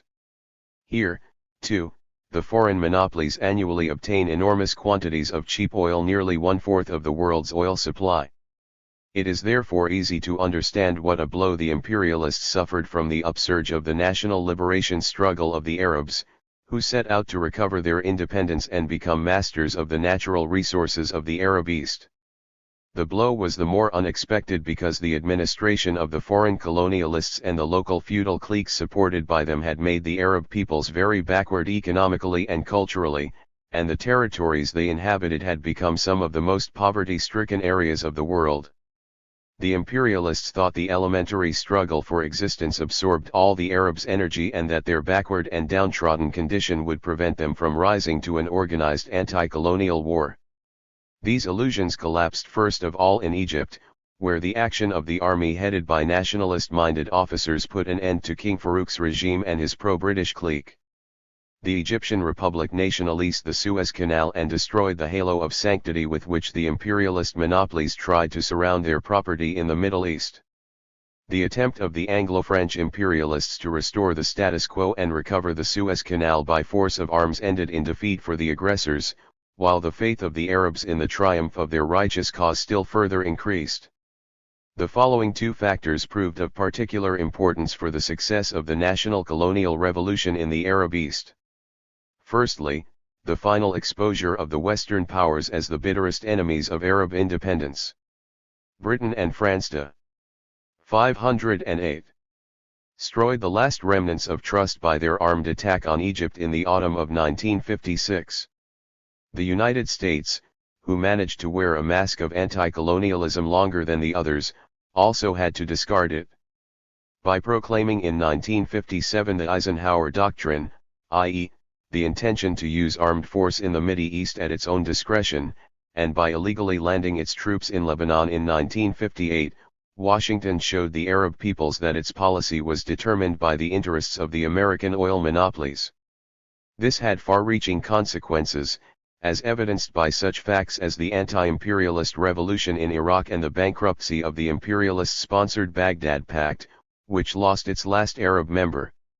Secondly, the friendly political and economic aid rendered to the Arab peoples by the Soviet Union and other socialist countries. This disinterested support ended the economic, political, and moral isolation in which the Arab countries were kept by the imperialists, and increased their strength tenfold. During such severe trials as the Suez conflict, the Arabs saw particularly clearly who were their friends and enemies. One of the characteristics of the liberation movement in the Middle East is that it is developing under the slogan of Arab unity. This idea was born in the struggle against the colonialists and for national independence, and it brought the Arab peoples closer together. As an expression of solidarity in the anti-imperialist struggle, and as a form of the fraternal cooperation and mutual aid of the Arab states, their unity plays a big and constructive part in the struggle for independence. The idea of unity is particularly intelligible to the mass of the working people who suffer equally from capitalist exploitation and from economic and cultural backwardness. As long as the slogan of unity retains its anti-imperialist character and does not have the aim of raising some Arab states above the others, it receives the support of all progressive, democratic forces. However, the reactionary trends in the Arab world are trying to make this popular idea serve their own interests. The extreme nationalist groups seek to interpret the slogan of unity as one calling for immediate unification of all the Arab peoples around the strongest Arab state, with the aim of subordinating all of them to a single government. 509. But it is perfectly clear that state unification is a complex and delicate matter, which permits of no haste or pressure and can prove successful only when the necessary objective prerequisites for it are present. Such unification can be neither strong nor useful if it violates the right of the nations to self-determination or if any particular people loses even part of its social gains or political liberties. Prospects for the development of the national states of the East. Immediately after winning their national independence, all the young states of the East were faced with the problem of the ways and prospects for their further development.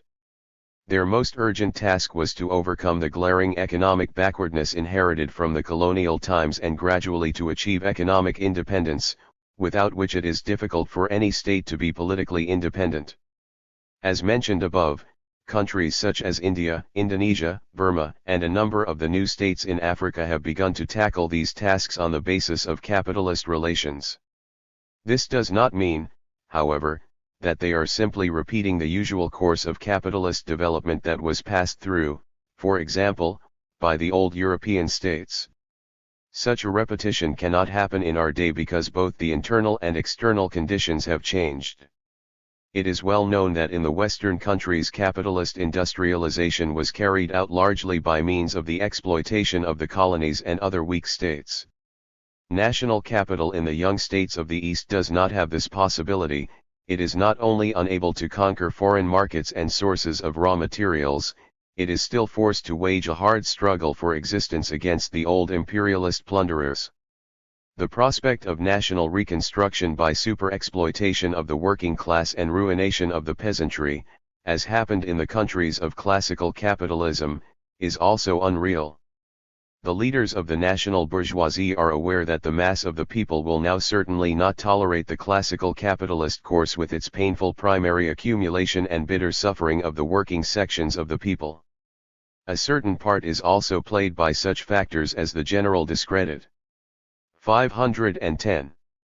Of capitalism in the eyes of the peoples and the growing influence of the example and experience of the socialist countries. For these reasons the economic construction taking place in the national states of the East after the conquest of independence, although still within the framework of capitalism, nevertheless differs in a number of specific features.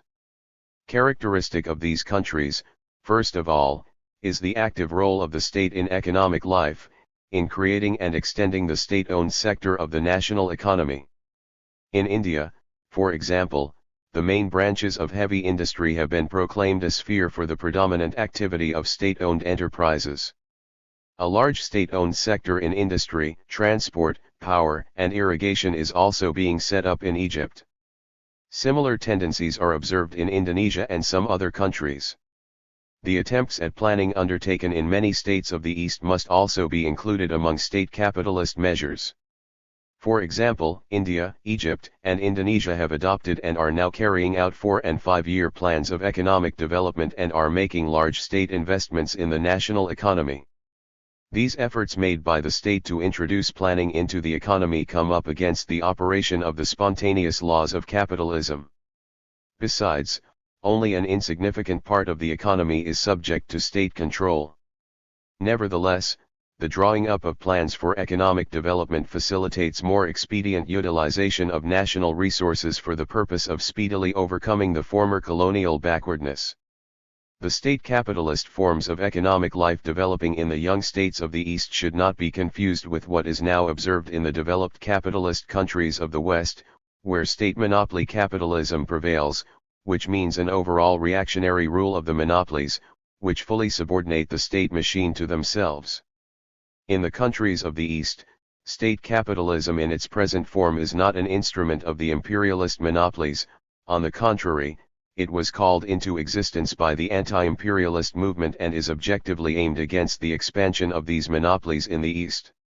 It must be added that state capitalism in the young states of the East is coming into being while these states have a low level. 511. Of economic development, and that it is meant to put an end to the economic backwardness as rapidly as possible and to facilitate the transition from the small-scale semi-handicraft production to large-scale, modern industrial production. All this warrants the conclusion that in the countries of the East state capitalism plays a progressive role. The very spread of such forms is very significant and provides a new symptom of the bankruptcy of capitalism. Even the leading circles of the national bourgeoisie are forced to admit that under modern conditions private enterprise is unable to meet the requirements of the independent development of the young states. This is already evident from the fact that in some of these states, for example, India and Burma, the building of a socialist type of society has been proclaimed as the official aim. Although this type is very far from the scientific, Marxist ideas of socialism, it is convincing proof of the growing popularity of socialist ideas and the loss of prestige by capitalism in the East. It would be wrong, of course, to overestimate the progressive significance of the state capitalist forms and to assume that they will automatically and under all conditions help to strengthen the anti-imperialist forces.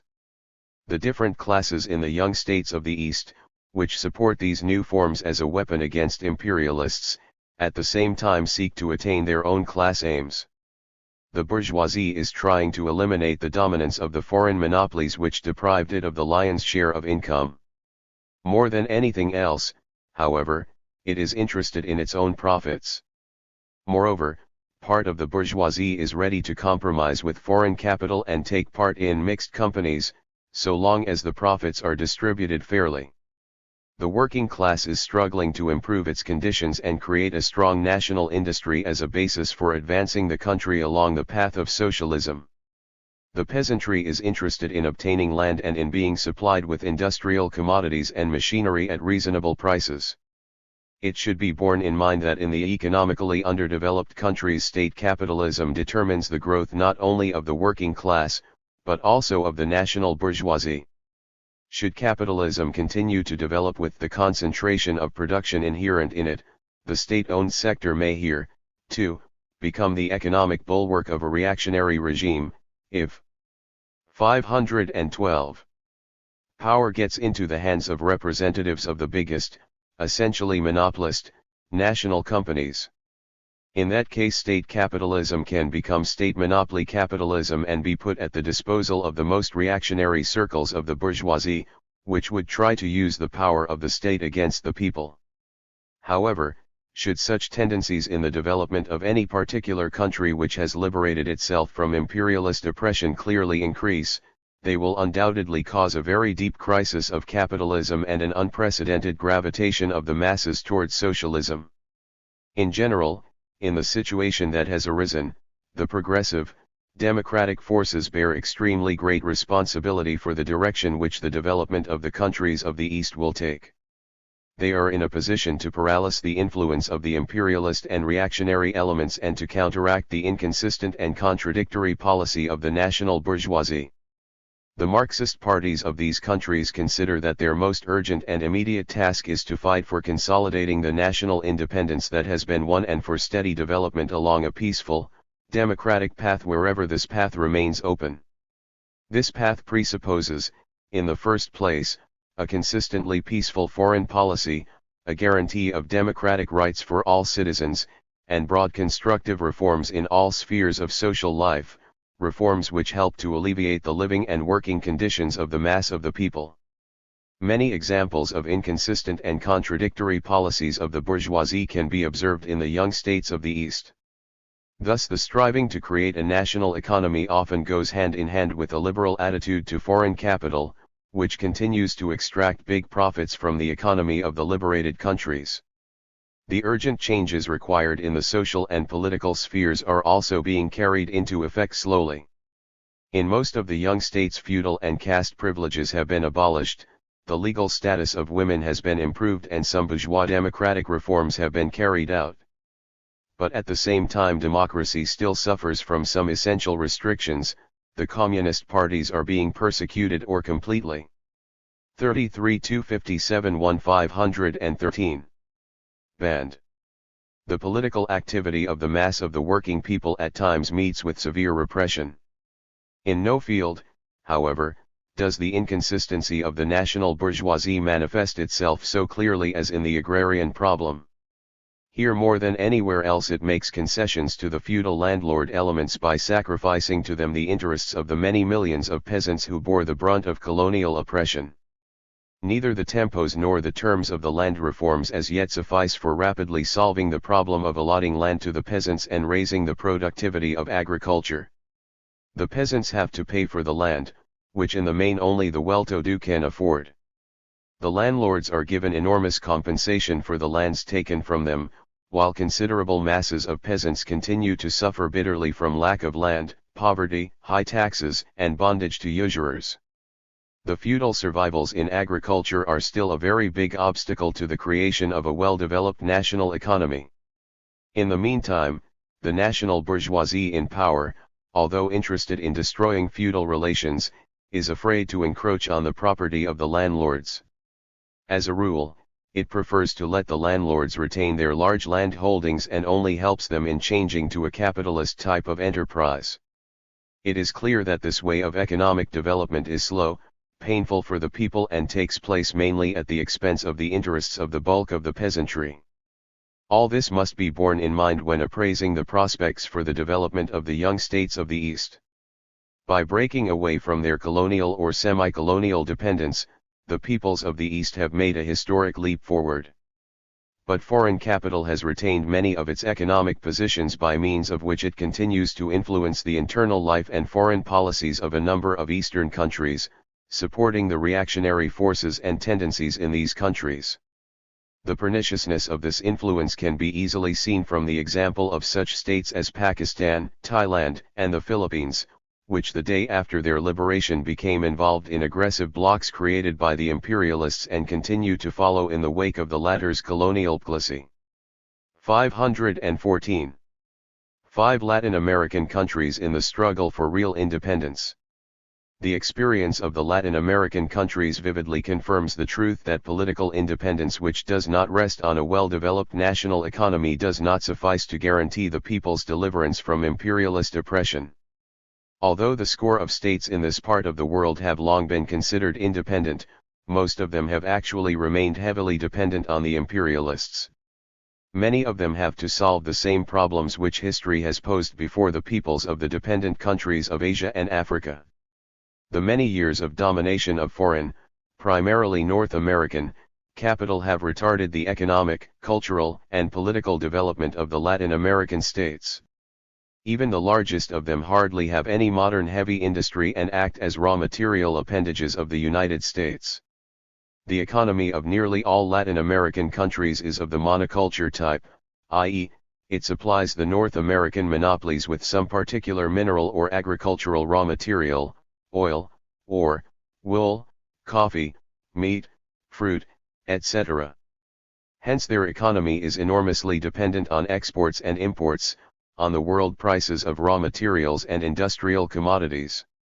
Taking advantage of this, foreign capital brings constant pressure to bear upon the Latin American countries and dictates the most unprofitable terms of exchange to them. As a rule, the USA purchases their raw materials at low prices and sells them industrial commodities at high monopoly prices.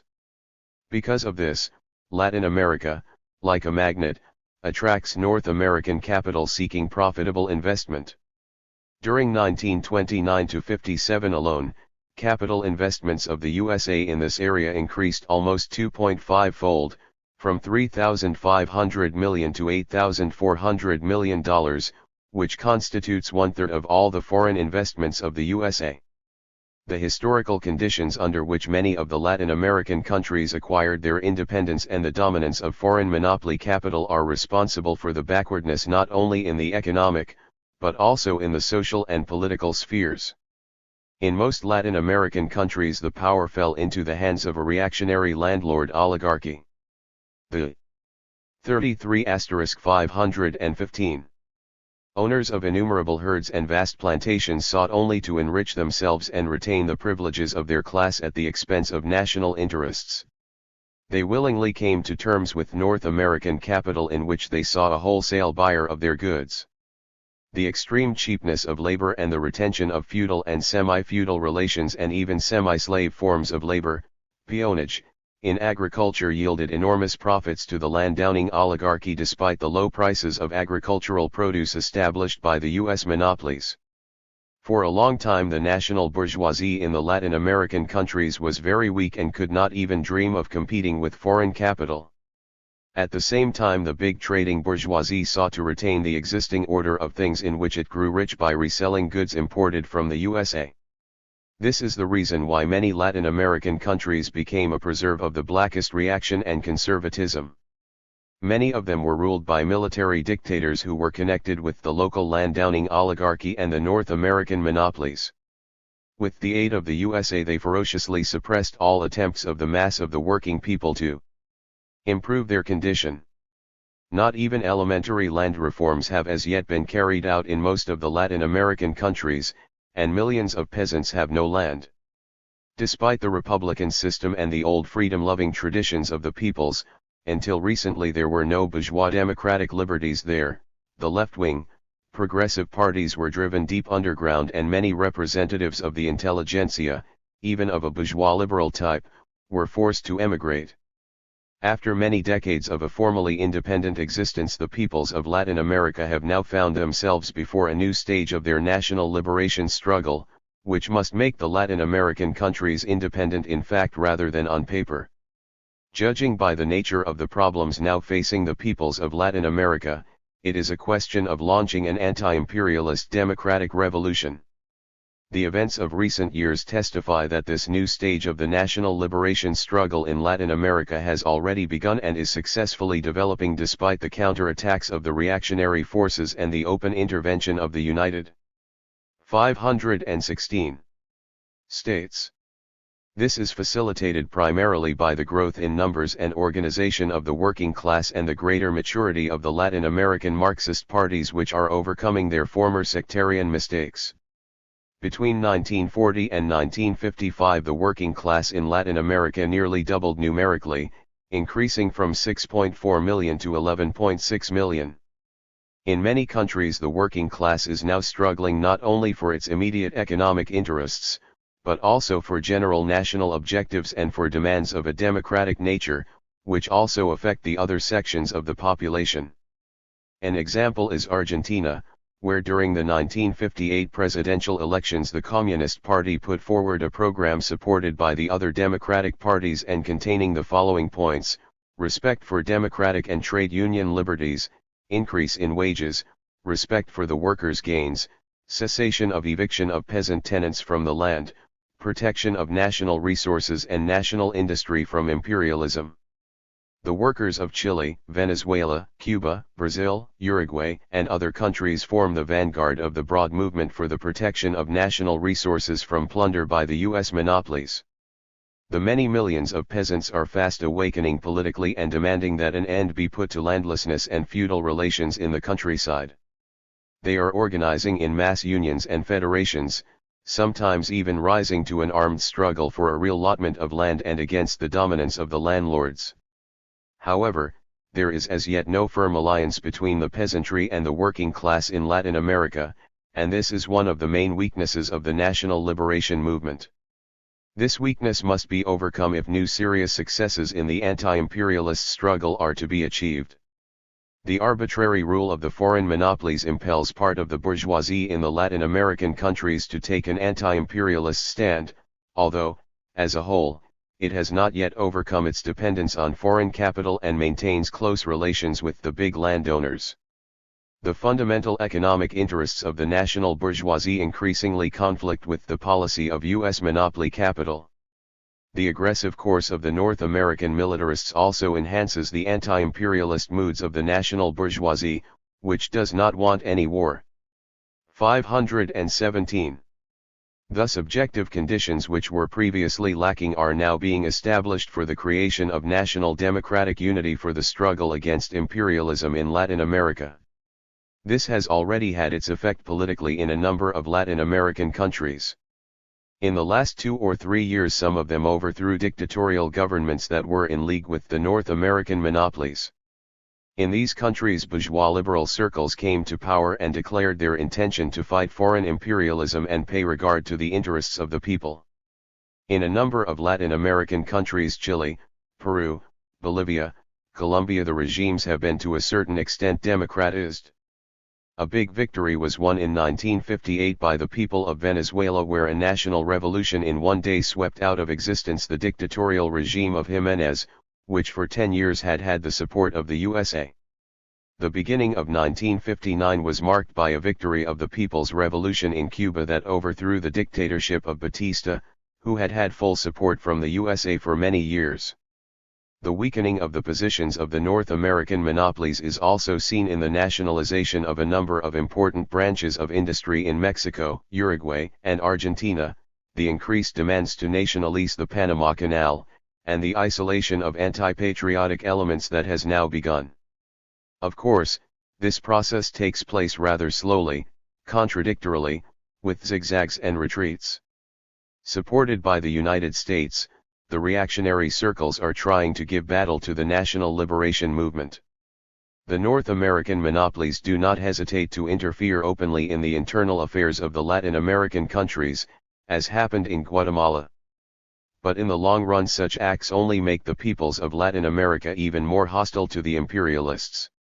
The further upsurge of the national liberation struggle in the Latin American countries will depend mainly on the growth of the popular movement, greater political consciousness and better organization of the mass of the working people, and the creation of a broad anti-imperialist national front of all the democratic forces, in which the communist parties are destined to play a prominent role.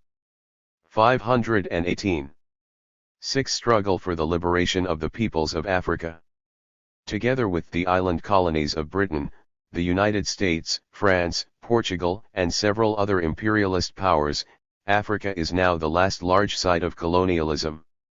For that very reason it has become the arena of a sharp conflict of two opposite tendencies: the irrepressible striving of the African peoples for independence and the efforts of the imperialists at all costs to consolidate their positions in Africa in order to postpone the final collapse of the colonial system. Despite these efforts, the national liberation struggle has borne fruit also in this part of the world. After 150 years, during which Africa has been the colonial preserve of West European capital, a large group of independent states have made their appearance here.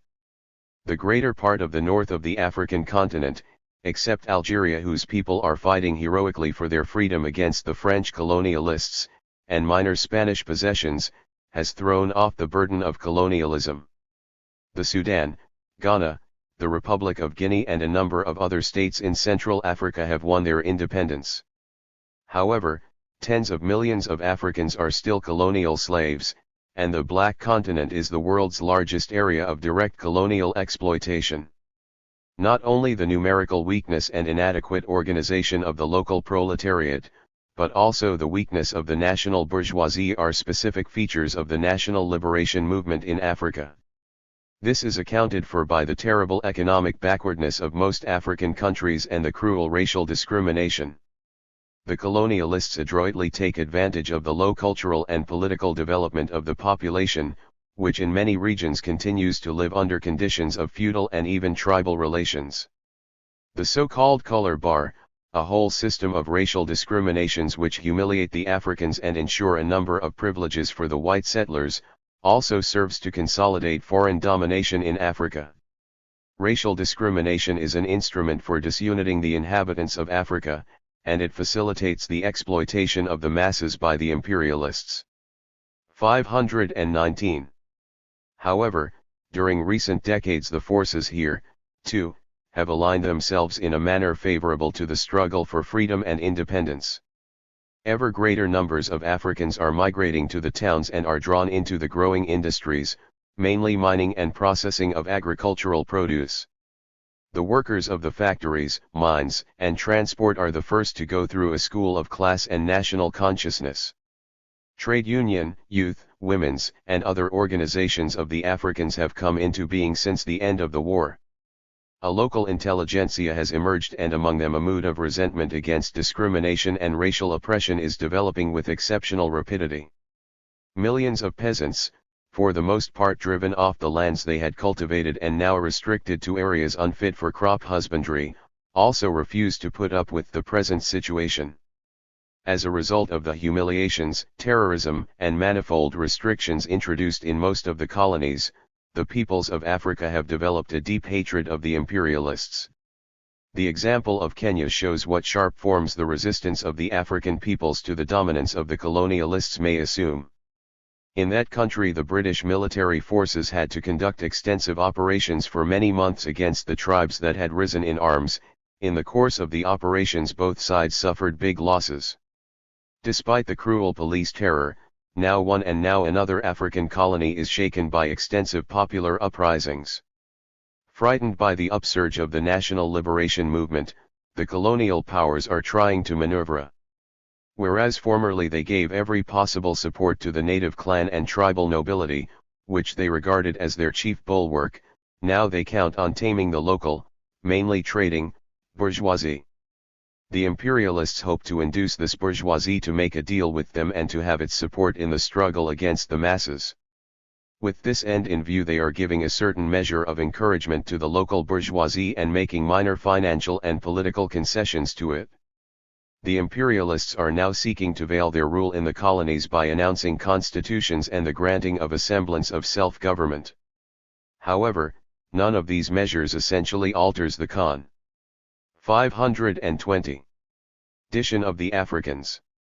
The advantages of self-government go first of all to the white minority and the negligibly small number of representatives of the native bourgeoisie who have made common cause with the colonialists.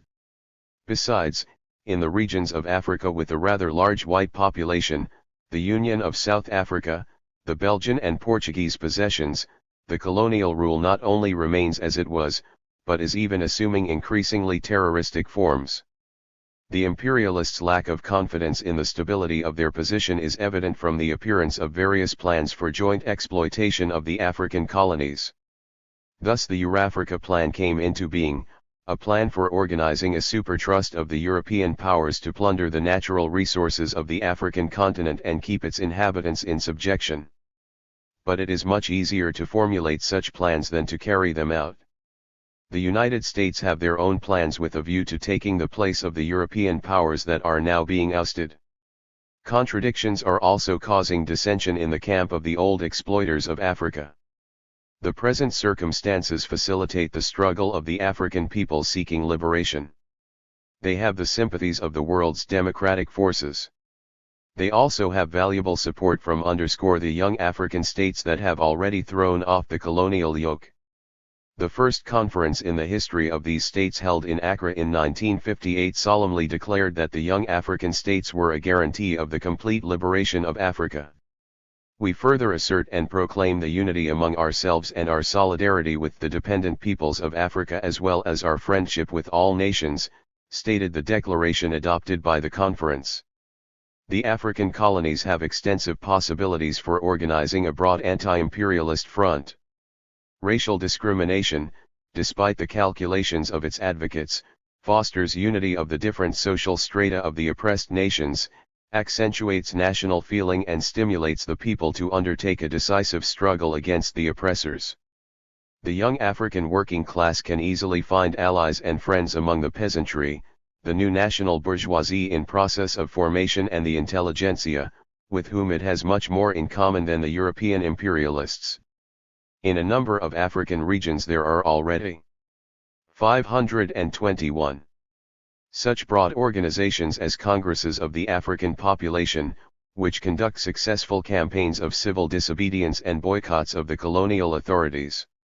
There can be no doubt that the continuation of the policy of oppression will evoke more active forms of struggle and will raise the national liberation movement to a higher level. Independence now has become the most popular slogan in present-day Africa. The African peoples have every opportunity of carrying this slogan into effect. The further liberation of the African continent will undoubtedly proceed at a faster rate, however much the colonialists may resist it. 7. Anti-communism is an instrument for demoralizing and splitting the national liberation movement. The communist parties have been in the forefront of the national liberation movement for many years. Despite the terrorism used by the colonial authorities and persecution by local bourgeois and feudal reactionary forces, communists are making a great contribution to the struggle of the peoples for freedom and independence. They display inflexible courage and make big sacrifices in defending national interests and upholding the demands of the workers and peasants. Communists are well known to the people as staunch fighters against imperialism, social injustice, and all forms of oppression. Wherever the mass of the people has put communists in charge of the government, as was the case in the Chinese People's Republic, the Korean People's Democratic Republic and the Democratic Republic of Vietnam, the struggle for independence, for the all-round development of the national economy and culture and for the improvement of the living and working conditions of the masses has been crowned with success. In the countries where communists form part of the United Front of National Liberation, they actively and selflessly struggle for the common cause, strive for a radical solution of the national problems and for the satisfaction of the urgent needs and requirements of the mass of the working people. They cooperate sincerely with the other patriotic forces, are loyal to their partners in the anti-imperialist struggle and faithful to 522 their engagements. Without the participation of communists, success in the cause of national liberation and revival is now unthinkable in any country. Anti-communism is the more dangerous to the national liberation movement since, if not repulsed in good time, it can demoralize and split the ranks of the fighters against imperialism. Anti-communism is kindled primarily by the colonialists who were driven out of the colonies and refused to reconcile themselves to their loss. The agents of imperialism are always on the lookout for weak spots in the countries that have liberated themselves. They intimidate short-sighted politicians with the communist menace in order to distract their attention from the struggle against the real danger, imperialism. They sow suspicion in the ranks of the National Front and strife among the countries and among different sections of the population in each country. The imperialists try in this way to disrupt the internal unity so much needed by the young states. They try to break the international solidarity of these states and, if possible, to provoke conflicts among them in the hope that they would then again fall an easy prey to the imperialist plunderers. Examples of such perfidious tactics could be repeatedly observed in the Middle East and in Indochina. In propagating anti-communism, the colonialists rely mainly on their old agents among the former bourgeois and feudal leadership. But they also cleverly speculate on the errors of some of the nationalist elements who have come to power in a number of the young states of the East. Being at times unable correctly to understand and appraise the causes of the difficulties which arise from time to time in these states, the nationalist elements put the blame on the communists, thus objectively helping the intrigues of the imperialist powers. The limitations of the ideology of nationalism show themselves in this particularly vividly. To be sure, bourgeois nationalists take for granted that all the patriotic forces of the nation should be united in the struggle for independence against the colonialists. But the narrow-minded bourgeois nationalist is not prepared to take into account that unity of the patriotic forces does not suddenly appear in a ready-made form and that it cannot be regarded as something present once and for all and 523. Unchanging. After the expulsion of the colonialists, when the all-national problems have essentially been solved, society inevitably begins to search for answers to the social questions raised by life itself, and various opinions arise as to the ways of social development. For example, the question of land reform arises, and it turns out that the peasants and landlords have different views on the subject. The differing views of the workers and employers who shortly before were fighting together against the imperialists also come to light. This is quite natural because nationalism does not abolish class differences and the contradictions in class interests. State wisdom consists precisely in the ability to find the right ways of solving the most important problems of social progress that arise in every country after national independence has been achieved. Some bourgeois nationalists, however, do not want to take this into consideration.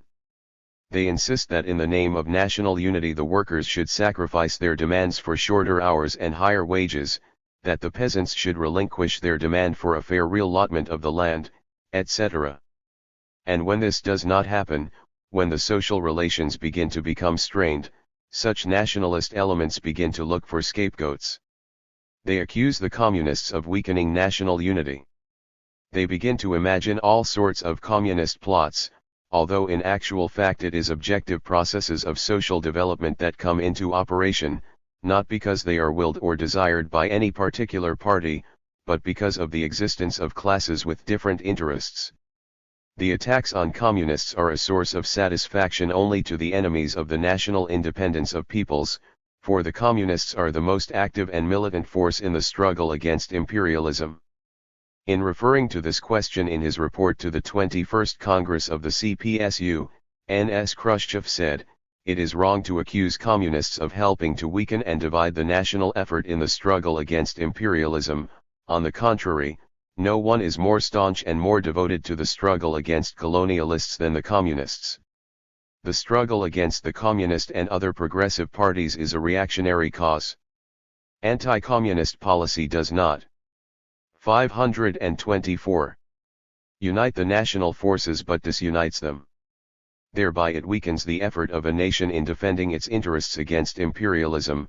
215. All practical experience of social developments during recent years confirms the correctness of this proposition. It is characteristic that the murky tide of anti-communism and persecution of the Marxist-Leninist parties and their press rises first of all in the countries where the ruling circles are ready to make a deal with the imperialist forces. This is, of course, no accident. Those who are really devoted to the ideals of national independence and freedom, who are not planning a compromise with the imperialists behind the back of the people, and who, after the solution of the all-national problems, seriously intend to work for the solution of the problems of social emancipation of the mass of working people, have no reason to hate and fear communists. 8 New forms of colonialist policy. The imperialists refuse to reconcile themselves to the loss of their colonies. They are searching for ways of saving colonialism. These searches have given rise to numerous theories of neocolonialism, a new colonialism which is alleged to be free from all the defects of the past and which reconciles the interests of the oppressed and those of the oppressors. Actually, this new colonialism is nothing but an effort to attain the usual imperialist aims by indirect control of the countries that have formally won their independence. In the practice of colonialism, the method of indirect control is not new. The new feature is the attempt to make it the chief instrument of present-day colonialism, since the old methods of direct coercion of the peoples are so discredited that not even the imperialists as a whole dare defend them. In the first place, the colonialists are making every effort to extend the social basis of their rule and to find new military, political, economic and ideological means of consolidating it. As already mentioned, the feudal and comprador circles have always been the traditional social support of the imperialists. Since these classes depend on antiquated economic relations, their positions have now become much weaker. Besides, they 525 have, with minor exceptions, irremediably compromised themselves in the eyes of the mass of the people. While continuing, wherever possible, to support the feudal lords and the compradors, the imperialists have been looking for other allies, mainly among the representatives of the right wing of the national bourgeoisie most alien to the interests of the people, and also among certain groups of the intelligentsia and reactionary clergy. In order to lay the basis for a deal with them, the imperialists try to intimidate them with the non-existent communist menace, bring military and political pressure to bear and offer them certain financial and economic inducements. The old, classical colonial policy started out from the striving to hinder the colonies, insofar as it depended on the imperialists, from developing any, except extractive, industry. In words, the inspirers of neocolonialism support industrialization, but by this they mean only the development of the light and mining industries and means of transport and communication, something that cannot essentially endanger the economic positions of the foreign monopolies. At the same time, the strivings of the Asian, African, and Latin American countries for real industrialization continue to meet with furious resistance. There were many cases, for example, when the Western countries refused to supply the young states with industrial equipment, machinery, and machine tools. In the last resort, the imperialists establish their own enterprises in these countries, but demand freedom to export their profits and various guarantees against nationalization. The imperialist monopolies generally greatly resent and resist the development of a state-owned sector in the economy of the former colonial and dependent countries. Aggressive blocs, like Sito and the former Baghdad Pact, organized on a mixed basis, i.e., with the participation of the formerly independent states and their previous imperialist oppressors, have become the main military and political form of the new colonialism. Formed under the banner of anti-communism, these blocs actually aim at opening the gates of the former colonial countries to the military forces of imperialism, establishing political and strategic control over these countries and utilizing them for the struggle against the national liberation movement. 526. Of late, the ideological bases of colonial policy have also undergone a certain revision.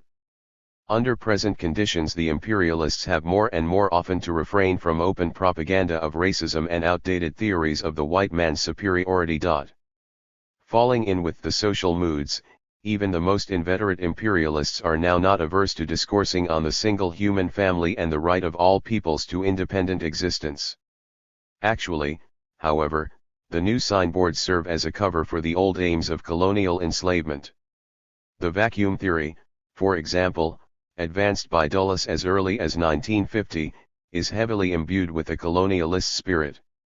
According to this theory, after the expulsion of the colonialists from the oppressed countries, a sort of dangerous vacuum developed, which the peoples who have liberated themselves cannot fill. It is alleged that this has to be done by the Western powers, above all by the United States. The vacuum theory clearly expresses the racist contempt for the intelligence and creative powers of the peoples of the East and is meant to justify the expansion of American imperialism.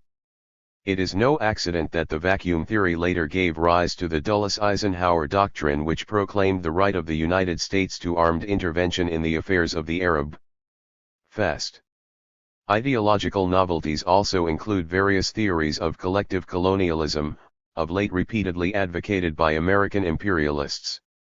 This new form of colonialism aims at replacing the rule of individual Western powers in the colonies by their joint exploitation of the colonial countries, invariably with the leading participation of American capital. Of course, the oppressed peoples have no reason to expect any more relief from this than a person could feel on finding out that he was being robbed by a gang rather than a single robber. In our days, the champion of the new colonialism and its principal support on a world scale is American imperialism. Since the Second World War, the United States has noticeably enlarged its dollar empire. In addition to the actual seizure of part of China, Taiwan, and the occupation of a number of Japanese islands in the Pacific, the American monopolies have settled down in South Vietnam and South Korea and have ac. 527. Acquired important economic and strategic positions in North Africa and the Middle East. Nevertheless, until recently American imperialism managed to pose as a champion of anti-colonialism and of liberation of the oppressed peoples. It won this reputation in the cheapest possible manner, by demagogically criticizing some of the most outrageous actions of the European colonial powers and by offering economic aid to the weakly developed countries. Some short-sighted people did not at once realize that the anti-colonialism of the American monopolies was a mere pretense and that they refused to act together with the European colonialists only when they wanted them to be defeated in the hope of taking their place. As for American economic aid, its purpose is to chain the countries accepting it to the war chariot of American imperialism. Suffice it to say, that of the $3,800 million appropriated by the USA for aid to foreign states in 1957, only $350 million, i.e., less than 10%, was earmarked for economic development. Small wonder that many Asian and African countries, despite their need for capital, have repeatedly declined offers of aid from the USA. The peoples of the world can see ever more clearly that in our time the United States has become the main pillar of the colonial system, without which this system would have collapsed much sooner. 9. The world socialist system is a bulwark of the peoples in the struggle against colonialism. The successes of the national liberation movement in the East are inseparable from the existence of the socialist states and their irreconcilable attitude to colonialism. This reveals the profound objective connection and community between the anti-imperialist interests of the oppressed peoples and those of the peoples of the socialist system. In consistently opposing colonialism, the socialist countries pursue no selfish aims. Unlike the USA, they do not seek to take the place of the expelled colonialists and do not look for spheres of influence. Socialist economy is incompatible with exploitation and oppression. It does not need to export capital. 528. Because its aim of steadily improving the well-being of the working people requires increasingly greater capital investments inside the country. The socialist states are interested in expanding international trade and economic cooperation, but they are not seeking markets for the sale of surplus goods. Socialist economy does not know any crises of overproduction. In supporting the national aspirations of the colonial peoples, the Soviet Union, the Chinese People's Republic and the People's Democracies are guided by principles of socialist ideology, which is irreconcilably opposed to all oppression and defends equality of rights and friendship among the peoples. By opposing colonialism, the socialist countries at the same time help to lessen the danger of war. It is well known that during the last 10 to 12 years the attempts to save or restore colonialism were the source of numerous so-called local wars. The colonial appetites of imperialism are still one of the causes of international tension. The post-war years have convincingly demonstrated the role of the socialist states as a powerful factor in restraining the aggression of the imperialists who otherwise would have descended upon the national liberation movement with all their might and would have strangled it. The significance of the socialist states as an anti-colonial factor is continuously increasing. Firstly, the foreign policy of the socialist countries, firmly based on principle, plays an increasingly direct and decisive role in frustrating the colonialist plans of the imperialists. For example, the socialist countries made a very important contribution to the victory of the Egyptian people over the imperialist aggressors. They also foiled the attack of the colonialists against Syria and later against the young Iraqi Republic. Secondly, the socialist camp is becoming the bulwark of the young national states of the East in their struggle for economic independence. Significance of economic cooperation between the socialist states and the countries of the East. The socialist states have real possibilities of helping the Asian, African, and Latin American countries to develop their independent national economy. The socialist camp willingly and 384-2571-529 on an ever-increasing scale supplies the states of the East with industrial equipment. The Soviet Union leads the world in supplying the industrial enterprises of these states with complete sets of equipment. This gives them real prospects of attaining economic independence. At the 20th Congress of the CPSU, N.S. Khrushchev said, "Today they need not go begging for up-to-date equipment to their former oppressors. They can get it in the socialist countries, without assuming any political or military commitments." 216 The relations between the Soviet Union and India offer a vivid example of the aid in effecting industrialization extended to the countries which have liberated themselves. Soviet designing and building organizations in cooperation with Indian specialists completed and put into operation in 1959 the first section of a big iron and steel works in Bellary with an output of 1 million tons of steel per year. The works had been equipped with modern plants supplied by Soviet industrial enterprises. Unlike the foreign concerns, the Soviet Union does not demand for itself any share in the capital, profits, or management of the works. The rate of interest on the Soviet credit is nearly one-third of that which India pays on the loan granted by a group of British banks for the construction of a steel mill in Durgapur. The socialist states also willingly share their experience in economic construction and help the Eastern countries in educating their national technical specialists. The economic cooperation between the socialist states and the young national states is marked by fundamentally new features. It is cooperation between really equal partners. It does not impose on them any military or political economic fetters or humiliating restrictions.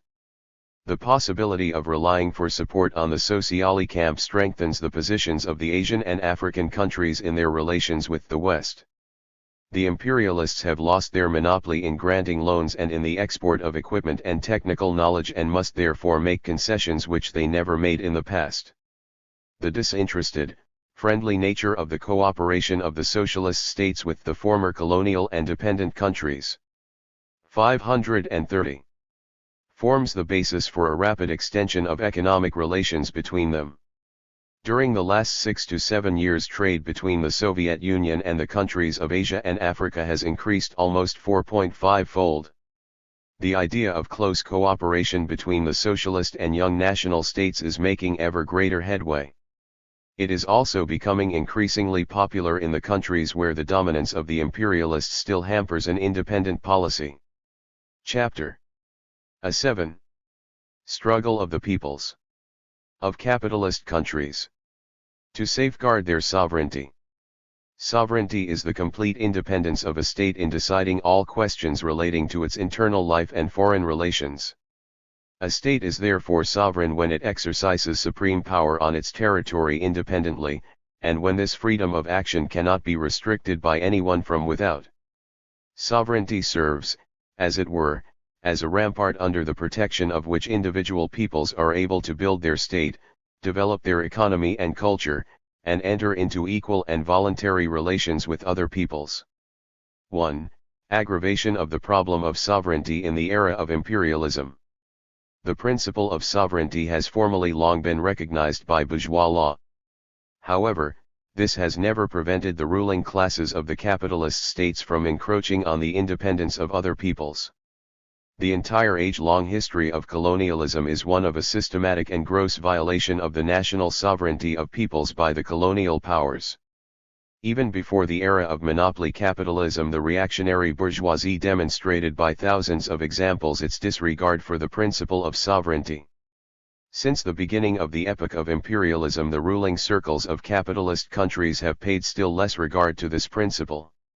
The monopoly capital of the aggressive imperialist powers no longer restricts itself to depriving the backward and economically underdeveloped countries of their sovereignty, but encroaches also upon the independence of the economically 532 developed, long-existing sovereign bourgeois states. Whereas the First World War was fought mainly for a redivision of the colonies, during the Second World War German imperialism aimed not only at seizing colonies, but also at establishing its dominance over the European metropolitan countries. It aimed at enslaving the whole of Europe. Since the end of the Second World War, monopoly capital of the United States of America has put forward its claim to world domination. The American imperialists intend to expand the sphere of influence of the Wall Street monopolies and make the territories of other capitalist countries into a jumping-off ground and the peoples of these countries into a reserve of cannon fodder. The reactionary circles of the USA therefore seek to limit in their favor the sovereignty of the independent capitalist states, since this sovereignty impedes their economic expansion and the transformation of these states into an instrument of American policy. This course of American expansionism gives rise to various, frequently contradictory, tendencies in the international arena. Most of the Asian and African national states which recently won their political independence firmly defend their sovereignty.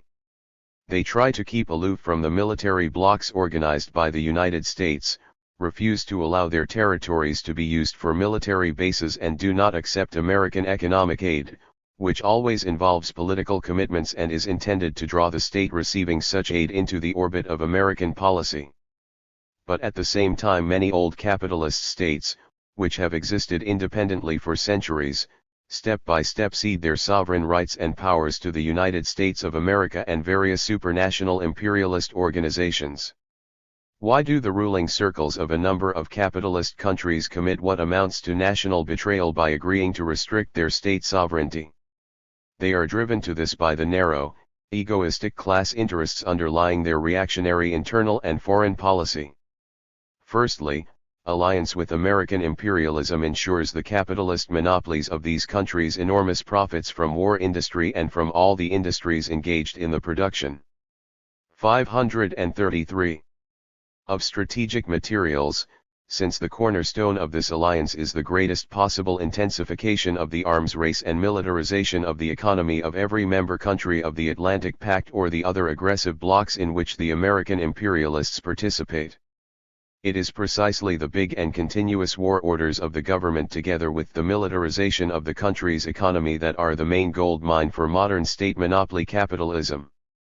Secondly, Britain, France and a number of other countries are being drawn into the aggressive blocs of American imperialism by the imperialist strivings of the reactionary circles of their big bourgeoisie. These circles are worried by the development of the democratic movement following the Second World War, the growing popularity of socialist ideas and the increased tendency of the working class towards unity of action. Like the imperialists of the USA, the reactionary circles of Britain, France, and some other states refuse to reconcile themselves to the establishment of a people's democratic system in a number of European and Asian countries. They dream of restoring capitalism in these countries in order that they may again transform them into their satellites. They would also do anything to stop the breakup of the colonial system and recover their former positions in the countries which have thrown off the yoke of colonial oppression. Since the reactionary bourgeoisie of the formerly powerful but now noticeably weakened states has no longer any hopes of being able by itself to suppress the democratic movement within the country and of carrying its aggressive plans into effect outside, it seeks and finds guardians among the U.S. monopolists. Through this imperialist alliance, the European capitalists hope to find the strength they need to defend their class interests. In payment for such a service, they are ready to surrender the state sovereignty of their countries.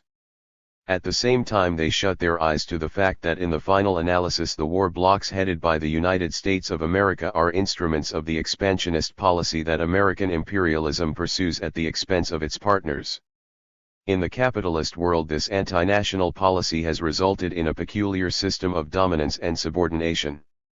The bourgeois states which have become subordinate to the USA at 534. The same time lord it over other countries. They themselves have lost a considerable part of their political independence, but together or alone they continue to violate the sovereignty of other states. Britain offers a characteristic example of such a dual role. As is well known, Britain has relinquished many of her sovereign rights in favor of the USA. British territory is used for American air and rocket bases whose command is practically free from control by the British government. American nuclear bombers, whose crews are not subordinate to British authorities, fly in British airspace. At the same time, Britain systematically violates the sovereignty of the Middle Eastern countries. It may be said that the policy dictated by the interests of the monopoly bourgeoisie has placed some West European countries in a vicious circle. If the ruling circles of Britain, France, Italy, and other countries wanted to defend their national instead of their imperialist interests, they could pursue an independent policy without getting into bondage to the USA. They would have enough strength and resources to pursue such a policy and would not need to seek support on the other side of the ocean or pawn their independence in the American political pawn shop. But since they pursue primarily imperialist aims for the attainment of which they lack strength and resources, they have to resort to American aid, although they know the high price they have to pay for it. Thus the independence of the developed capitalist countries is threatened with a double danger: the internal danger from the domestic reactionary bourgeoisie, which puts its narrow class interests above everything else, and the danger from without, primarily from the financial oligarchy of the USA. In subordinating the other capitalist countries, the United States of America relies on its increased economic and military power. Immediately after the end of the war, the USA produced about 60% of the industrial output of the entire capitalist world. The search for reliable markets for the sale of their surplus industrial and agricultural products, and the hunt for new sources of cheap raw materials and for profitable spheres of capital investment are the economic motives underlying the imperialist expansion of the American monopolies. They regard the subordination of other states as the surest way to 535. New and unprecedented enrichment. Their calculation is extremely simple: the greater the dependence of any particular country on the USA, the easier will it be for the American monopolists to exploit its economy, make inroads into its national economy, and gain additional profits. Furthermore, it is necessary to take into account political and military considerations. The U.S. financial oligarchy regards its expansion into the capitalist countries of Europe and other continents as a component part of the general plan of its struggle against the socialist countries and for world supremacy. It is no accident that the attack of the USA on the sovereignty of the other capitalist countries is accompanied by the endeavor to turn almost all of Western Europe and a number of Eastern countries into American war bases. Lastly, the American monopolies aim at directly influencing the internal policy of foreign countries. By consolidating its dominance over the weaker capitalist states, the USA is in a position to interfere in their internal affairs, spreading reaction in them and demanding persecution of the democratic forces. Forms and methods of attacking sovereignty. Among the various methods used by American imperialism, pride of place is taken by the establishment of political and military strategic control over other capitalist countries. The setting up of American war bases on the territory of these countries has become the instrument of such control and a constant threat to their independence.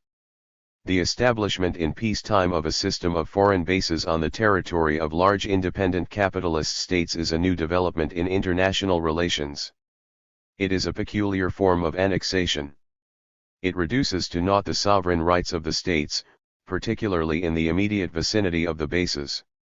Moreover, a state that puts air bases at the disposal of a foreign power loses its sovereignty over a considerable part of its airspace, while a state that allows a foreign power the use of its naval bases loses control over part of its territorial waters.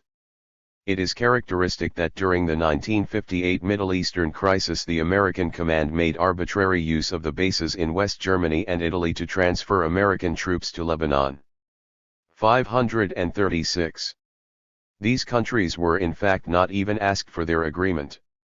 In general, foreign war bases seriously restrict the freedom of action of the state on whose territory they are located, since this state is constantly threatened with the danger of military intervention and can easily become an object of the policy from positions of strength. Lastly, it must also be borne in mind that, should the imperialists unleash a war, the states that have allowed foreign war bases to be built on their territory will run the risk of being the first objects of retaliation. Hence, the governments, which have assumed the role of armor-bearers of American imperialism, may plunge their countries into a military catastrophe in the interests of the overseas monopolies. Undivided control over its armed forces has always been one of the most important attributes of a sovereign state.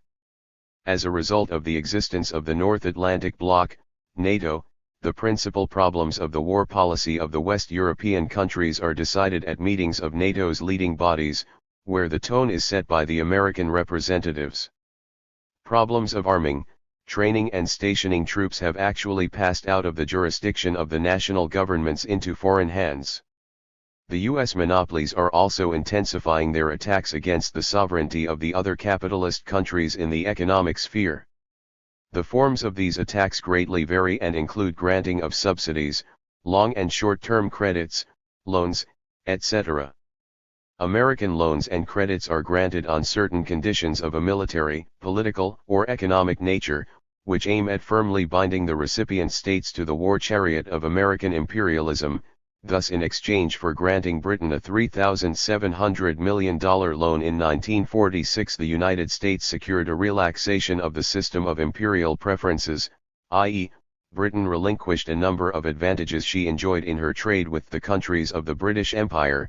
Britain also made concessions in the so-called Sterling Zone and soon afterwards allowed the USA to construct war bases in Great Britain. The export of capital by American monopolies, leading to the seizure of many enterprises and even whole branches of industry in foreign countries, is another important instrument for undermining the sovereignty of these countries. During the 537 first post-war years, the USA was essentially the only exporter of capital on the world market. During the first 5 years following the war, American foreign investments doubled and by 1955 reached $45,000 million. Although later on competition in the field of capital export was renewed, the American monopolies succeeded in setting up strongholds in the largest capitalist countries. Some 800 American firms and their branches are operating in Britain and are playing an important part in her industrial output. More than 500 firms and concerns are under American control in West Germany. American firms also play an important role in France. Thus, one of the basic tendencies in the modern capitalist world is seen also in the economic sphere, viz., the tendency of the American monopolies to deprive the independent capitalist countries of their financial and economic independence.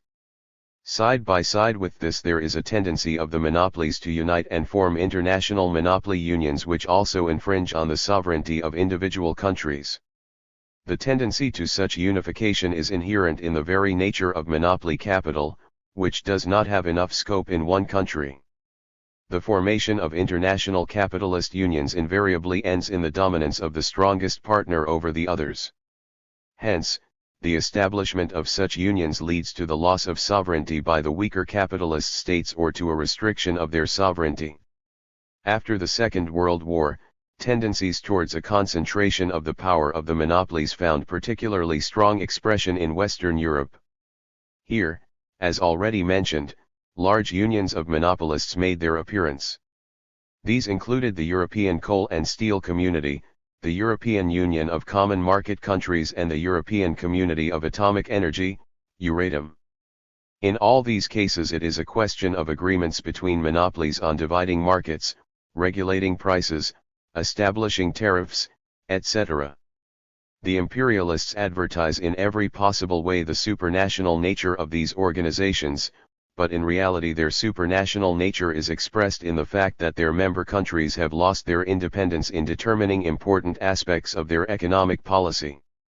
Many functions of the national governments have passed into the hands of agencies virtually 538 controlled by the strongest member of the Union. West Germany, which has acted as the chief henchman of American monopoly capital since the end of the war, is increasingly coming to the fore as such a predominant force in capitalist Europe. Thus the military and economic expansion of American imperialism spells danger to the sovereignty and independence of a number of capitalist countries.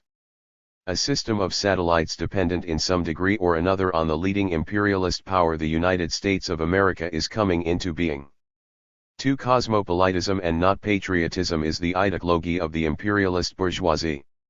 Above we discussed the motives which prompt the reactionary forces in undermining the sovereignty and independence of states. It stands to reason that these motives are kept secret because they are not such as can be openly displayed to the peoples. On the contrary, the real aims of the attacks on sovereignty are carefully disguised, for which purpose various ideological means are used, prominent among them being propaganda of cosmopolitism. Of course, this is not the old idea of cosmopolitism which was current in the 19th century and not infrequently implied a broad view of the world free from national prejudices.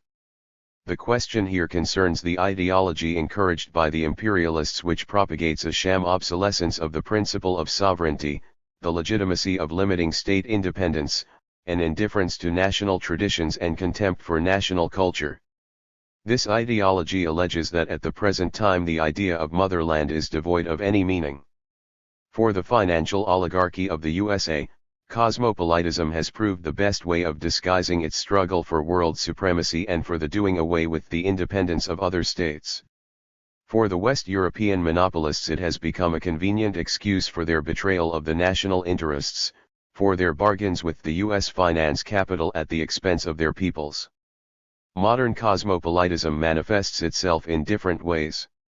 For example, it permeates the propaganda which praises the existing European intermonopoly agreements and calls for conclusion 539 Zion of other similar agreements. The unions of monopolists are presented as an embodiment of the ideas of unity of the European peoples and as the way to overcome national limitations.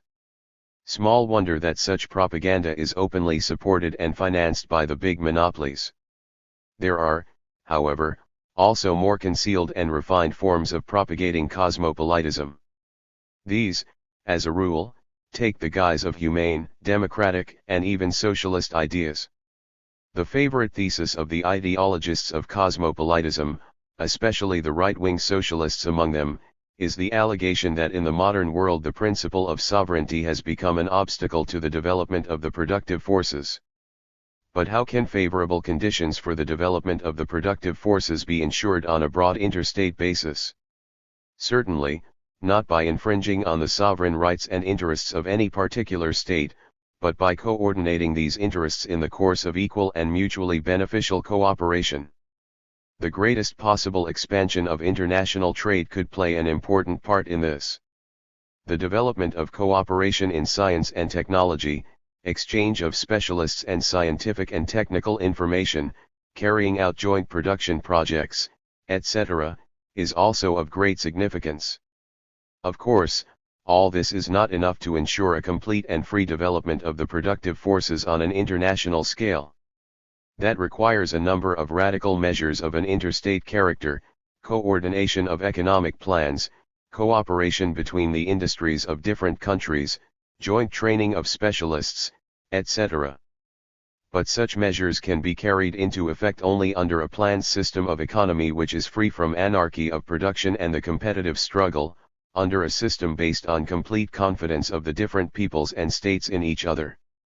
Such a system is socialism. The enemies of Marxism assert that by defending the principles of state sovereignty and independence communists oppose the tendencies of social development and want to preserve the division of the world into states and the disunion of the nations in the international arena.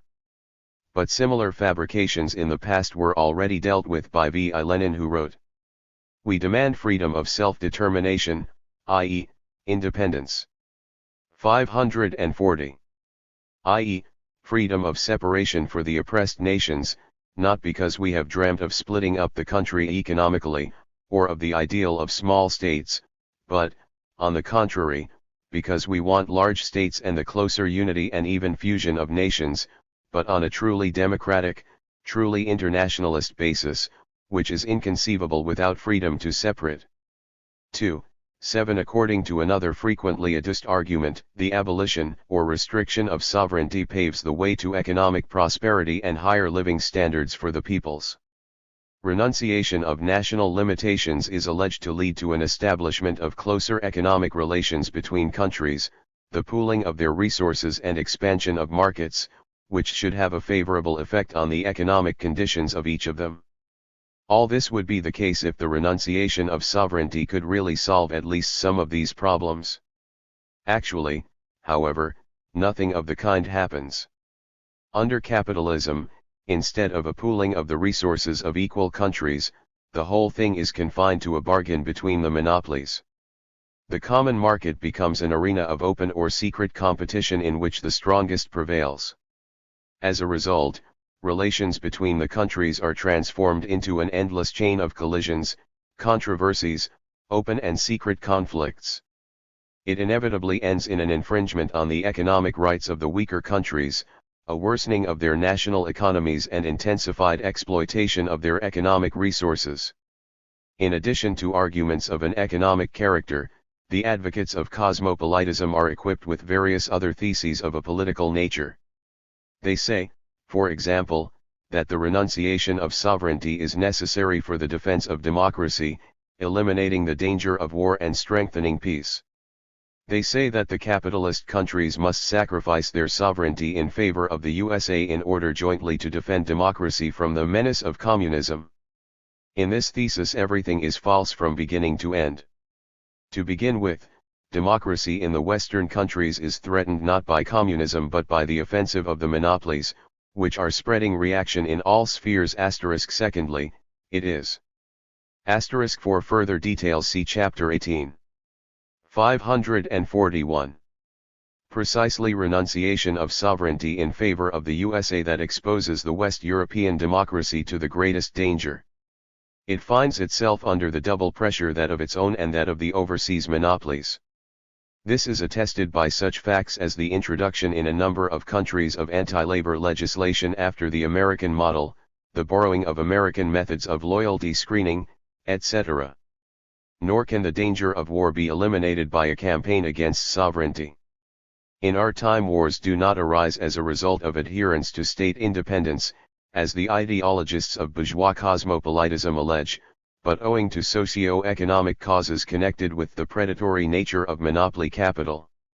Moreover, as already mentioned, one of the most important reasons for the offensive of the U.S. monopolies against the sovereignty of the independent capitalist countries is precisely their effort to transform these countries into strategic bases for themselves. Lastly, the propagandists of cosmopolitism claim that the principle of sovereignty is antiquated because it hampers the development of general culture and impedes the fusion of the peoples into one family. However, in our days, general culture is made up of the cultural achievements of individual nations and is not something apart from them. Literature, art, and music flourish on national soil, but fall into decay when not rooted in the people. The great works of art which have acquired worldwide renown were an expression of national genius. On the other hand, art that has deserted its native soil becomes incapable of producing great works. Thus the struggle for sovereignty and state independence against cosmopolitism is at the same time a struggle for a real development and flourishing of culture. 3. Defense of sovereignty corresponds to the vital interests of all the sound forces of a nation. The objective prerequisites for the unification of the broadest sections of the population in defense of national independence and peace are being created in the capitalist countries whose independence is encroached upon by the American monopolies. The struggle for state sovereignty is one of the forms of the 542 general democratic movement. Experience shows that this struggle has the greatest chance of success if it is headed by the working class and its revolutionary party. The working class is the guardian of the independence of the peoples. The working class movement has always advocated the right of nations to independent existence. BA has combated all forms of national oppression. Marxism-Leninism regards respect for the rights of other nations and for their sovereignty as a prerequisite for normal relations among peoples. In 1888 Engels wrote, "To ensure international peace, it is necessary, in the first place, to eliminate all possible forms of national friction, and every people must be independent and master in its own country too." 8. In the preface to the second Polish edition of the Communist Manifesto written in 1892, Engels again emphasized that a sincere international collaboration of the European nations is possible only if each of these nations is fully autonomous in its own house. 219 VI Lenin always consistently and resolutely defended the principle of independence and equality of nations. Marxist-Leninist science sees the fullest expression of this principle in the right of the peoples to self-determination. Lenin wrote that victorious socialism must necessarily bring about complete democracy and, consequently, not only carry out full equality of the nations, but also put into effect the right of the oppressed nations to self-determination, i.e., The right to free political separation. 220 The fact that the proletariat defends the freedom of the nations, their independence and national traditions is an expression of the patriotism of the working class, which is the direct opposite of both the chauvinist and cosmopolitan ideology of the bourgeoisie. The patriotism of the working class springs primarily from the feeling of pride in the contribution that the people or nation concerned has made to the struggle of the oppressed and exploited masses for their liberation from exploitation and oppression. The patriotism of the working class is therefore profoundly progressive and revolutionary. 643. The workers are not indifferent to the fate of their country. The propagandists of the reactionary bourgeoisie try to represent the capitalist class as the bearer of patriotic feelings. They want to slur over the fact that the patriotism of the bourgeoisie is always subordinate to its narrow class interests, and to disparage the patriotism of the working class and communists. In this connection, bourgeois propagandists sometimes refer to the passage in the Communist Manifesto which says that the working men have no country. It is perfectly clear, however, that it is not a question of repudiating the fatherland, but of the fact that in a society ruled by capitalists the fatherland is actually usurped by exploiters and is not a good father but a vicious stepfather to the workers. By overthrowing the rule of the exploiting classes, the working class creates the conditions for the fullest possible manifestation of its patriotism, for it itself is the true bearer of patriotism in our time. At the same time, it is well known that Marx and Engels always supported the struggle of the workers in the defense of the independence of their country from the danger of foreign subjugation. Nor did they ever assert that under capitalism the working class was indifferent to the fate of its country. Developing the Marxist point of view regarding the fatherland, Lenin wrote in 1908, "The fatherland, i.e., the given political, cultural, and social environment, is the most powerful factor in the class struggle of the proletariat. The proletariat cannot be indifferent to and unconcerned about the political, social, and cultural conditions of its struggle and, consequently, cannot remain indifferent to the fate of its country too." It was precisely in connection with the attitude of the working class to its country that Lenin made the following well-known remark directed against a dogmatic approach to Marxism. "The whole spirit of Marxism, its entire system demands that each proposition should be considered a, only historically, b, only in connection with others, and c, only in connection with the concrete experience of history too. To apply to patriotism, this means that the proletariat is not satisfied with an abstract formulation of the question of defense of the fatherland. In what historical situation the slogan of defense of the fatherland is proclaimed, what class 544 claims it, and for what purposes? These are the things that primarily interest the working class. An imperialist war, when this slogan is used by the ruling bourgeoisie to dupe the masses and disguise the real motives by which the imperialist plunderers are guided, is one thing. A situation, in which there is a danger to the national independence and freedom of the country, and when the national liberation movement is growing, is quite another thing. Under these conditions, the working class is the first to rise in defense of its country, its sovereignty and independence. Under these conditions, the slogan of defense of the fatherland is not just a matter of words, but a vital problem which its most immediate and fundamental class interests call upon it to solve. In our day, under new conditions, the patriotism of the working class, inseparable from proletarian internationalism, has become a particularly active and powerful force. At the time when the fascist barbarians threatened civilization with mortal danger, it was precisely the workers who, in the countries occupied by the Hitlerites, proved by deeds their devotion to their country and their faith in its future. While the official patriots of the reactionary bourgeoisie collaborated with the fascist invaders, the communists fought in the front ranks of the resistance movement, forming its most militant and self-sacrificing core. It is known, for example, that in the battles for the freedom of the country the French Communist Party lost 75,000 of its members. The peoples of the Soviet Union, China, Korea, Vietnam and all the socialist countries displayed unprecedented heroism in labor and in the defense of their countries. Life itself has shown that for the masses of the people the socialist state is such a school for patriotism as not a single bourgeois state has ever been or could ever be. The bourgeois ideologists allege that by combating cosmopolitism Marxists disavow the international character of their doctrine and become nationalists. But the authors of such falsifications perpetrate a double forgery. Firstly, they put a sign of equality between the cosmopolitism of the bourgeoisie and the internationalism of the working class, and, secondly, they ascribe to Marxists the nationalist views which are characteristic precisely of bourgeois ideology. 35-57 545. The internationalism of the working class is, as already stated, an expression of the community of interests of the workers of all countries in their struggle against their common enemy capitalism, of the unity of their aim, i.e., the abolition of exploitation of man by man, and the unity of their ideology, the ideology of friendship and fraternity of the peoples. In this sense all workers belong to the same nation, the world army of working people oppressed and exploited in all bourgeois countries by the self-same force capital. This does not in any way mean, however, that, while belonging to the single international army of working people, the worker ceases to be a Frenchman, Englishman, Italian, etc. Quite the contrary.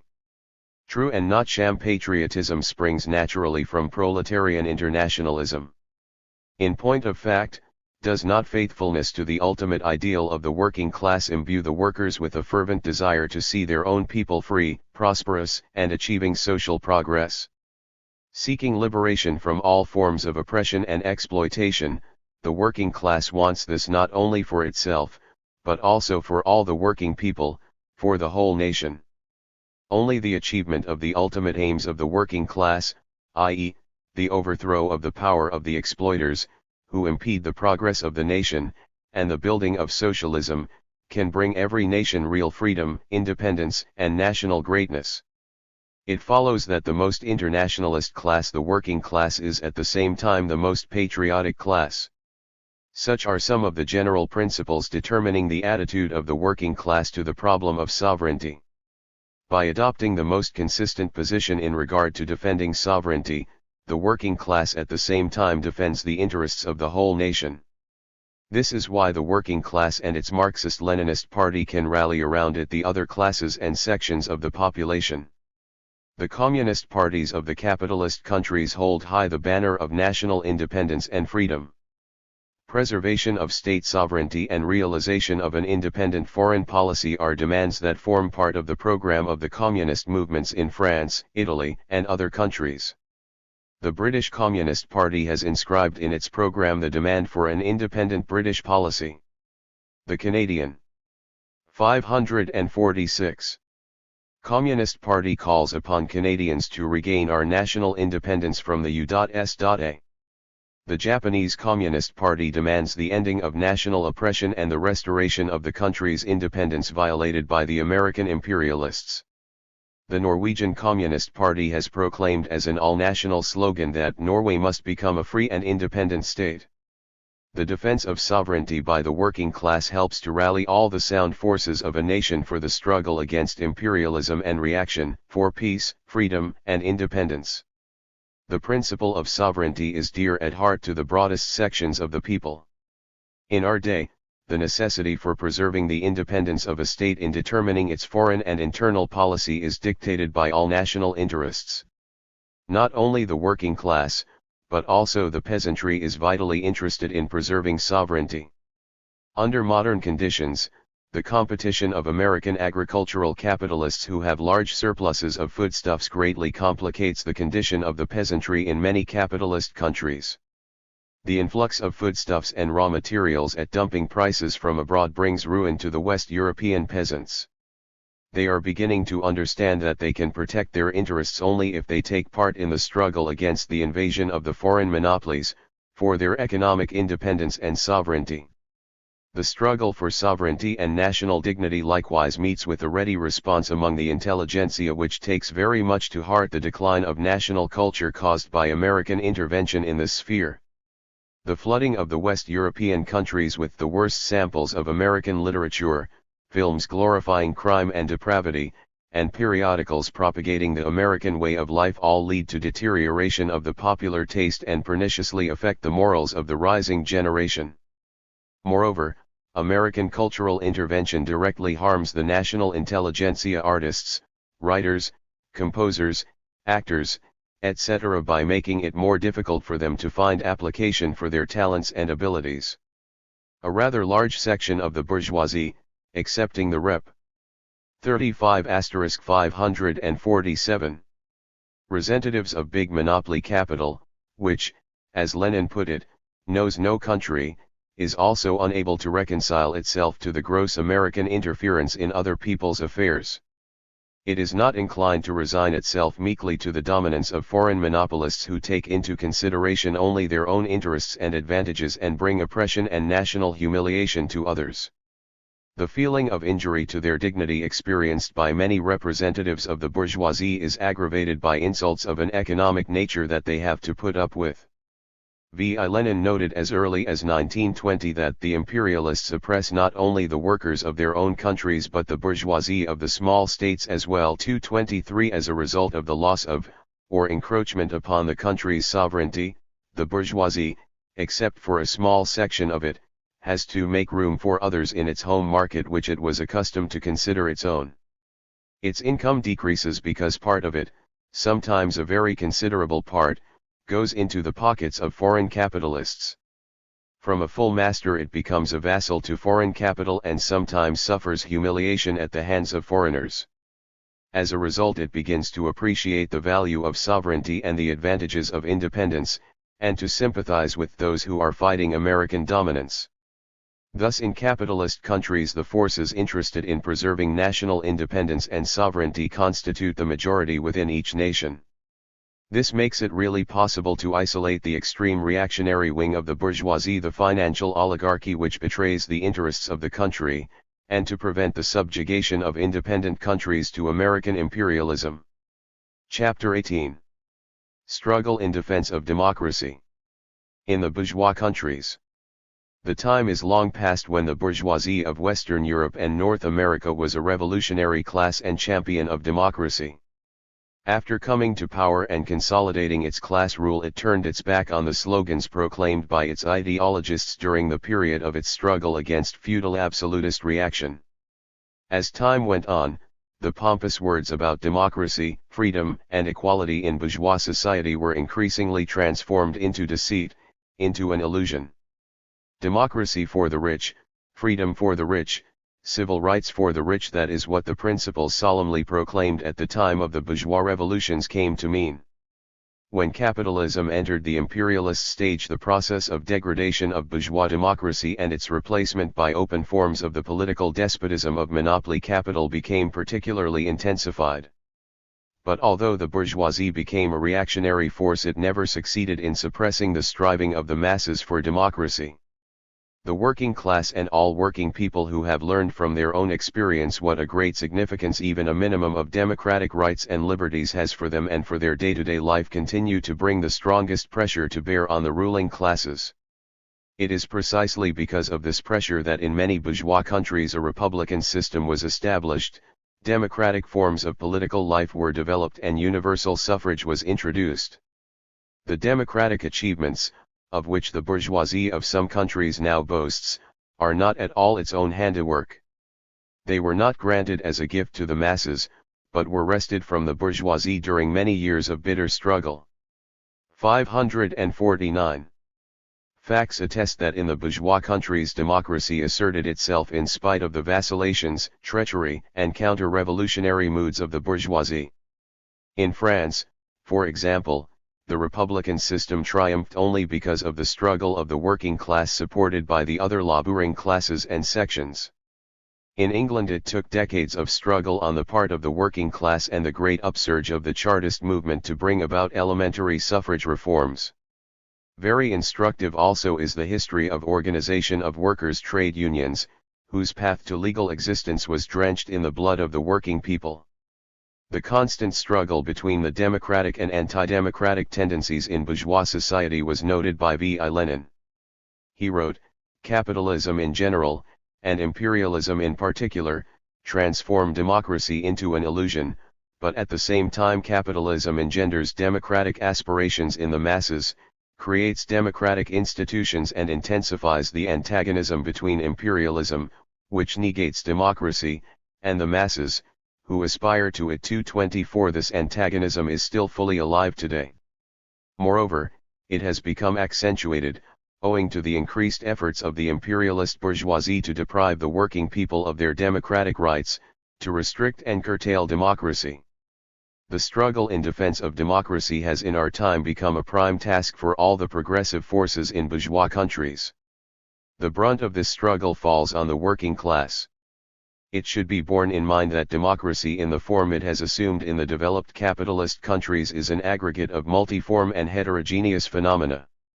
It includes the forms and methods of political rule and state power elaborated by the bourgeoisie and meeting its requirements, replacement of the hereditary power of a monarch by the elective power of a president and parliament, introduction of a multi-party system, etc. But however developed these forms and methods of power may be, in essence they remain forms and methods by which the bourgeoisie suppresses its class enemies. At the same time the concept of democracy embraces the whole complex of rights and liberties won by the working people during their long struggle: freedom of speech, press, assembly, demonstrations, and strikes, the right to set up trade. 550. Union and political organizations, etc. These rights, although very incomplete and limited by the property inequality prevailing in bourgeois society, nevertheless enable the working people to defend their interests, for example, to strive for legislation restricting arbitrary fixing of wages and working hours by the employers, and providing for social insurance. Thus not everything in bourgeois democracy is of equal value for the mass of the working people. Above all they are interested in preserving and extending their civil rights, because these rights as a whole ensure the working people the maximum freedom possible under capitalism for carrying on their class struggle, the freedom legally to defend their immediate demands and interests, and to fight for their ultimate, class aims. Nor is the working class indifferent to the fate of bourgeois democracy as a whole when the forces of reaction encroach upon it. Despite all its vices, bourgeois democracy as a form of class rule of the bourgeoisie offers the working people much more favorable conditions for defending their rights than such forms of bourgeois rule as fascism and the other varieties of open dictatorship of the financial oligarchy. Marxists cannot have the same attitude to bourgeois democracy under all conditions. It is well known, for example, that during the Great October Socialist Revolution Lenin and the Russian Communists waged a struggle against all the political parties which under the banner of defending bourgeois democracy opposed the establishment of proletarian democracy. The point is that at that time the banner of bourgeois democracy in Russia was used to mobilize all the counter-revolutionary forces for a struggle against the working class and the socialist revolution. Today the situation in the capitalist countries, where the reactionary forces are attacking bourgeois democracy, is different. There the working people have to choose not between proletarian democracy and bourgeois democracy, as was the case in Russia in 1917, but between bourgeois democracy and the dictatorship of the most reactionary and aggressive elements of monopoly capital. It is not hard to understand which they choose. 551. 1. Lenin on the need to fight for democracy under capitalism. V.I. Lenin, more than anyone, was aware of the limited and relative character of bourgeois democracy and was able relentlessly to expose its vices and evils.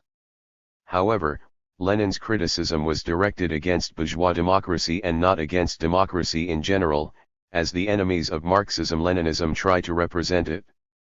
Lenin fought against petty bourgeois illusions of the possibility of establishing true rule by the people under capitalism.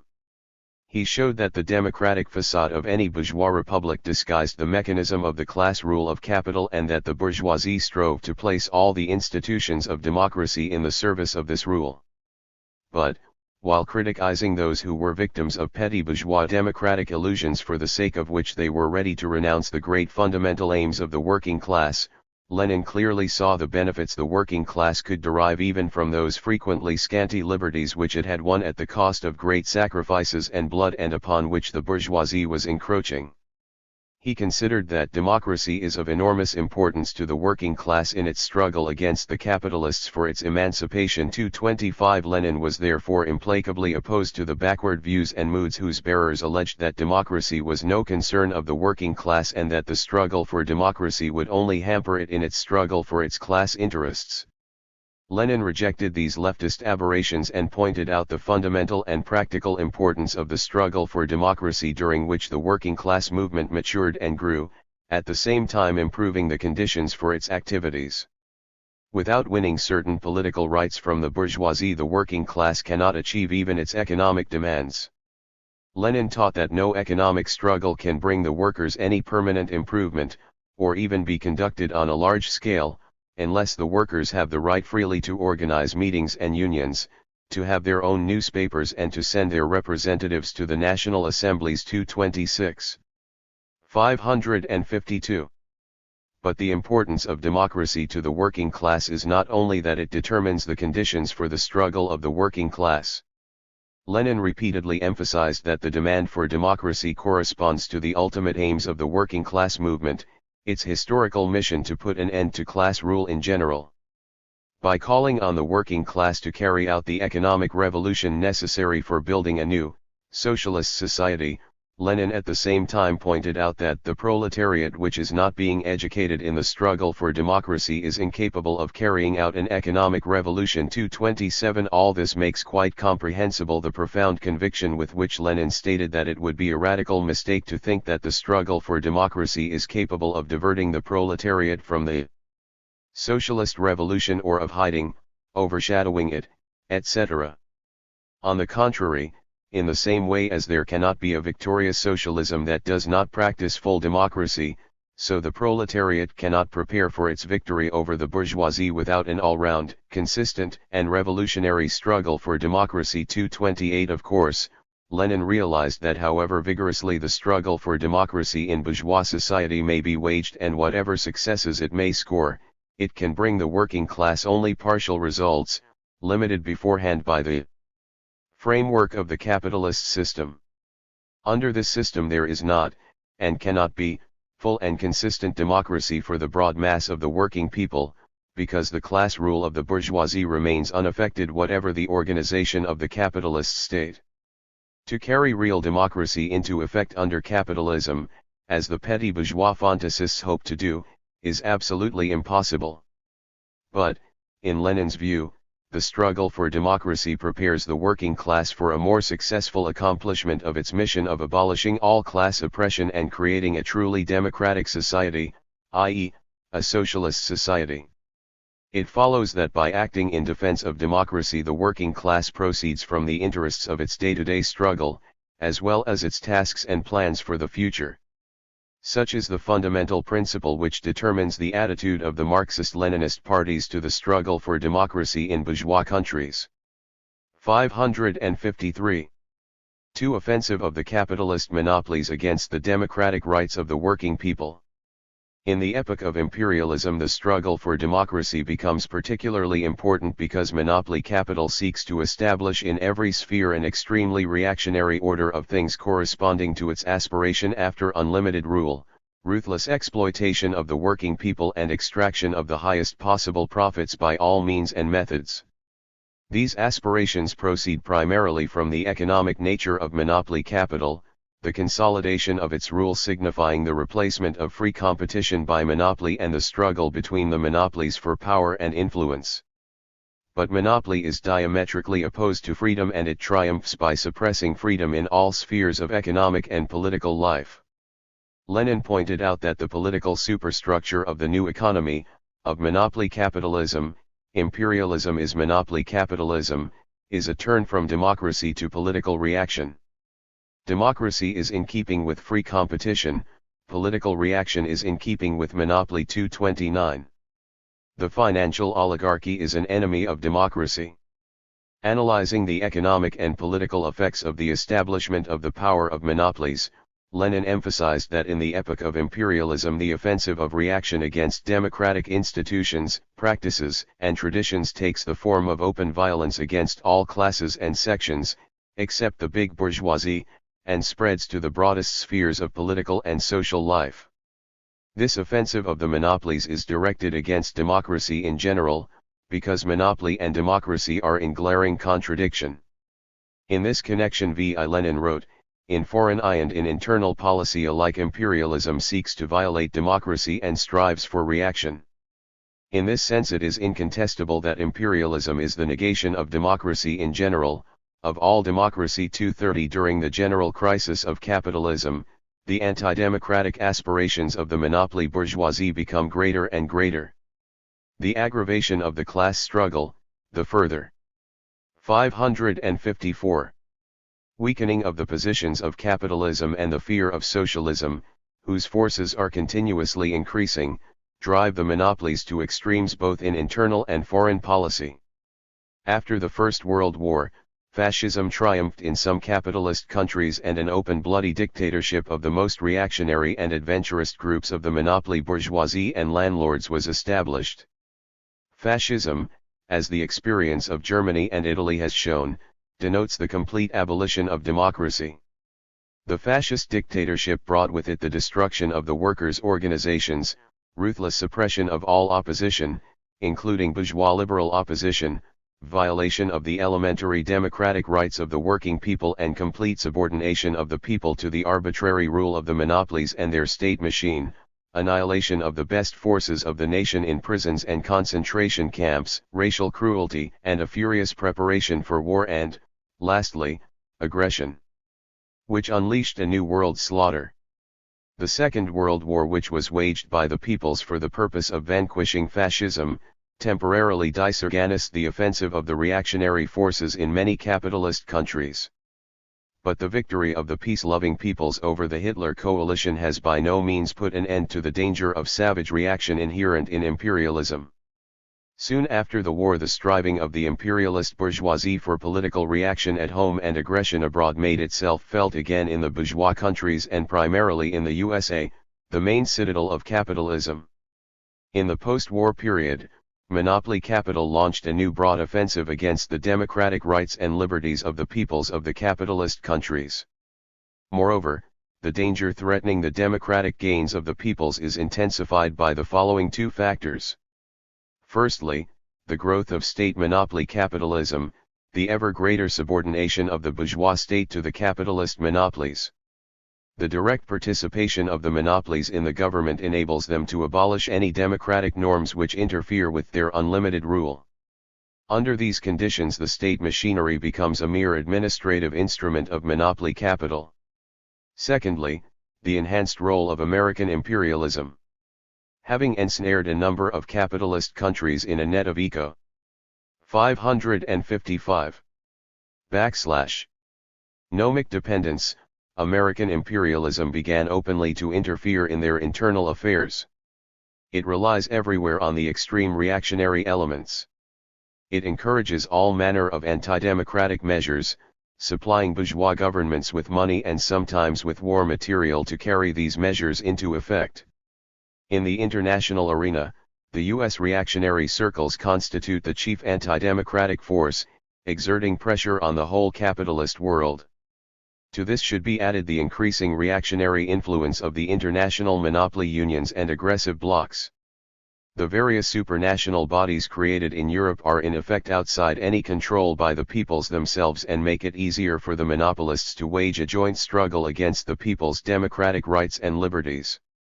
Reaction attacks the vital interests of the working class. Thus reaction is waging its offensive against democracy from different directions and on a very wide front. The offensive takes the form, for example, of an open revision of constitutional norms and electoral systems. In recent years, in the constitutions of a number of capitalist countries, numerous amendments have been introduced, dictated by the effort to enhance the power of the bourgeois governments and to weaken the control of their activities by the parliamentary bodies. The electoral laws are revised and worsened, the principle of proportional representation is flouted, resulting in the votes of the electors being redistributed in favor of the extreme right bourgeois parties, while the working class is deprived of representation in parliaments. The legislative role of parliaments is being increasingly curtailed, the right to legislate passing into the hands of the executive power, which is subordinate to the monopolies. These tendencies have been seen in varying degree in all the bourgeois countries, including the USA, Britain, the German Federal Republic, Italy and, in particular, in France, where the democratic constitution adopted in 1946 was replaced in 1958 by a constitution which virtually abolished the parliamentary regime and substituted a presidential regime for it. 556. Furthermore, the democratic rights of the working people are being continuously curtailed, while the arbitrary police rule and terror are increasing. In the USA, the McCarran Law was passed as early as 1950. This law legalized police control of private correspondence and telephone conversations, which is tantamount to a thought control. Telephone tapping is also practiced in Britain. What the unbridled power of the police in bourgeois countries can do was demonstrated by the history of McCarthyism in the USA, which in a short time was able to leave its imprint on the whole life of the American people. Not a single country in the world has ever had such a wide network of political police as the USA has today. Suffice it to refer to the testimony of Cyrus Eaton, American multimillionaire and prominent public figure. In an interview telecast in May 1958, he stated that if one were to take the police forces of cities, counties, states, and government bodies and add them up, one would have to admit that Hitler in his heyday, when he had his Gestapo, never had such organizations for shadowing people as exist in the USA today. The working class and its organizations suffer most of all from the fury of reaction. The post-war period was marked by the introduction of anti-labor legislation in most of the developed capitalist countries. That was the way the bourgeoisie thanked the working class for its selfless labor and deprivations during the war. The Taft-Hartley Act passed by the American Congress in 1947 became a model of anti-labor legislation. It drastically curtailed one of the most important constitutional rights of the American working people, the right to strike.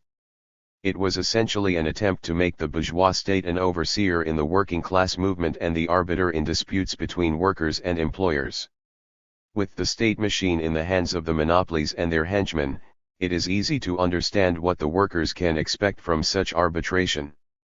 At the present time, anti-labor legislation has specific features which make it particularly dangerous for the working people.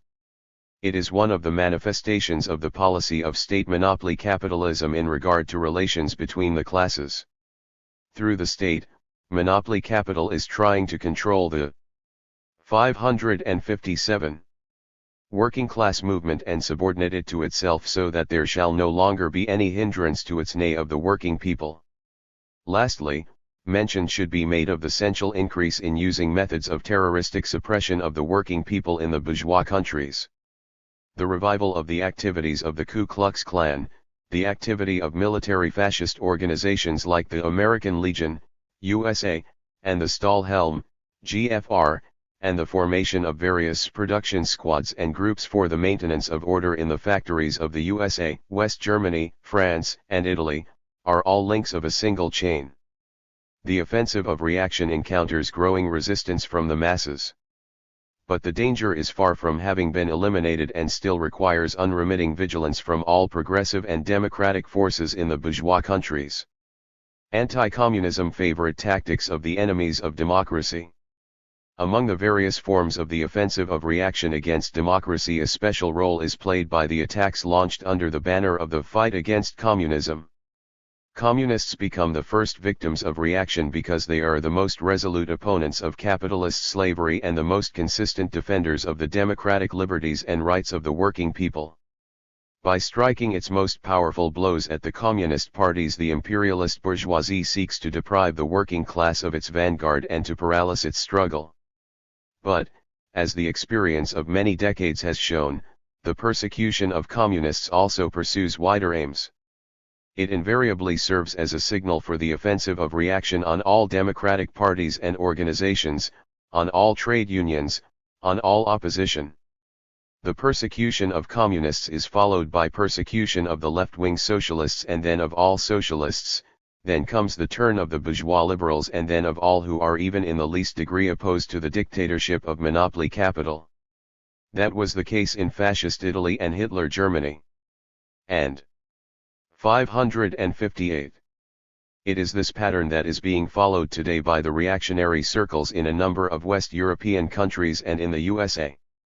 It is for this reason that progressive representatives of public opinion in the West are so alarmed by the attempts of the transatlantic reactionary forces to outlaw the American Communists, the decision of the Bonn government to prohibit the German Communist Party, and similar anti-democratic acts in a number of other countries.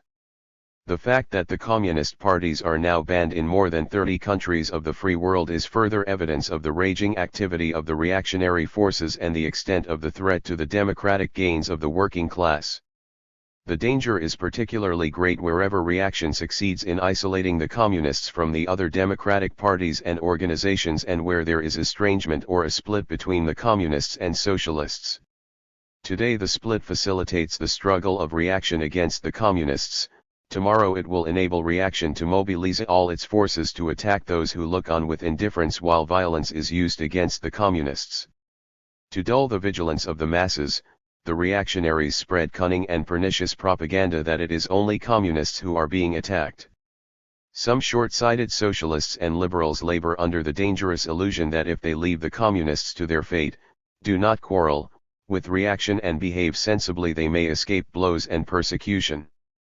The whole history of the working class movement, especially the bitter experience of the German workers during the onslaught of Hitlerite reaction, contradicts such cowardly tactics. The onslaught of reaction can be stopped and its attacks can be repulsed only by the joint efforts of all the democratic forces.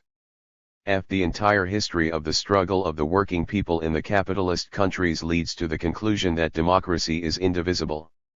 To tolerate the exclusion of the communist parties from the sphere of democracy already suffices to jeopardize the rights, interests, and sometimes the very existence of the other progressive organizations. 559. Democracy is the basis for mass national movements. The struggle of the working class in defense of democracy is the more important since its success in no small measure determines the success of the other important nationwide movements of the present day, the movements in the defense of peace, national independence, and sovereignty.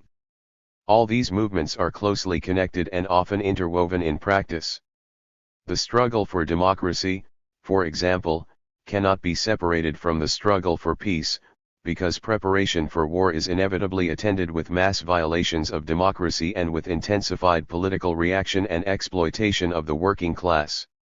It should be remembered that the ability of the masses in a capitalist country to influence the policy of its ruling classes depends on the level of development of that country's democracy.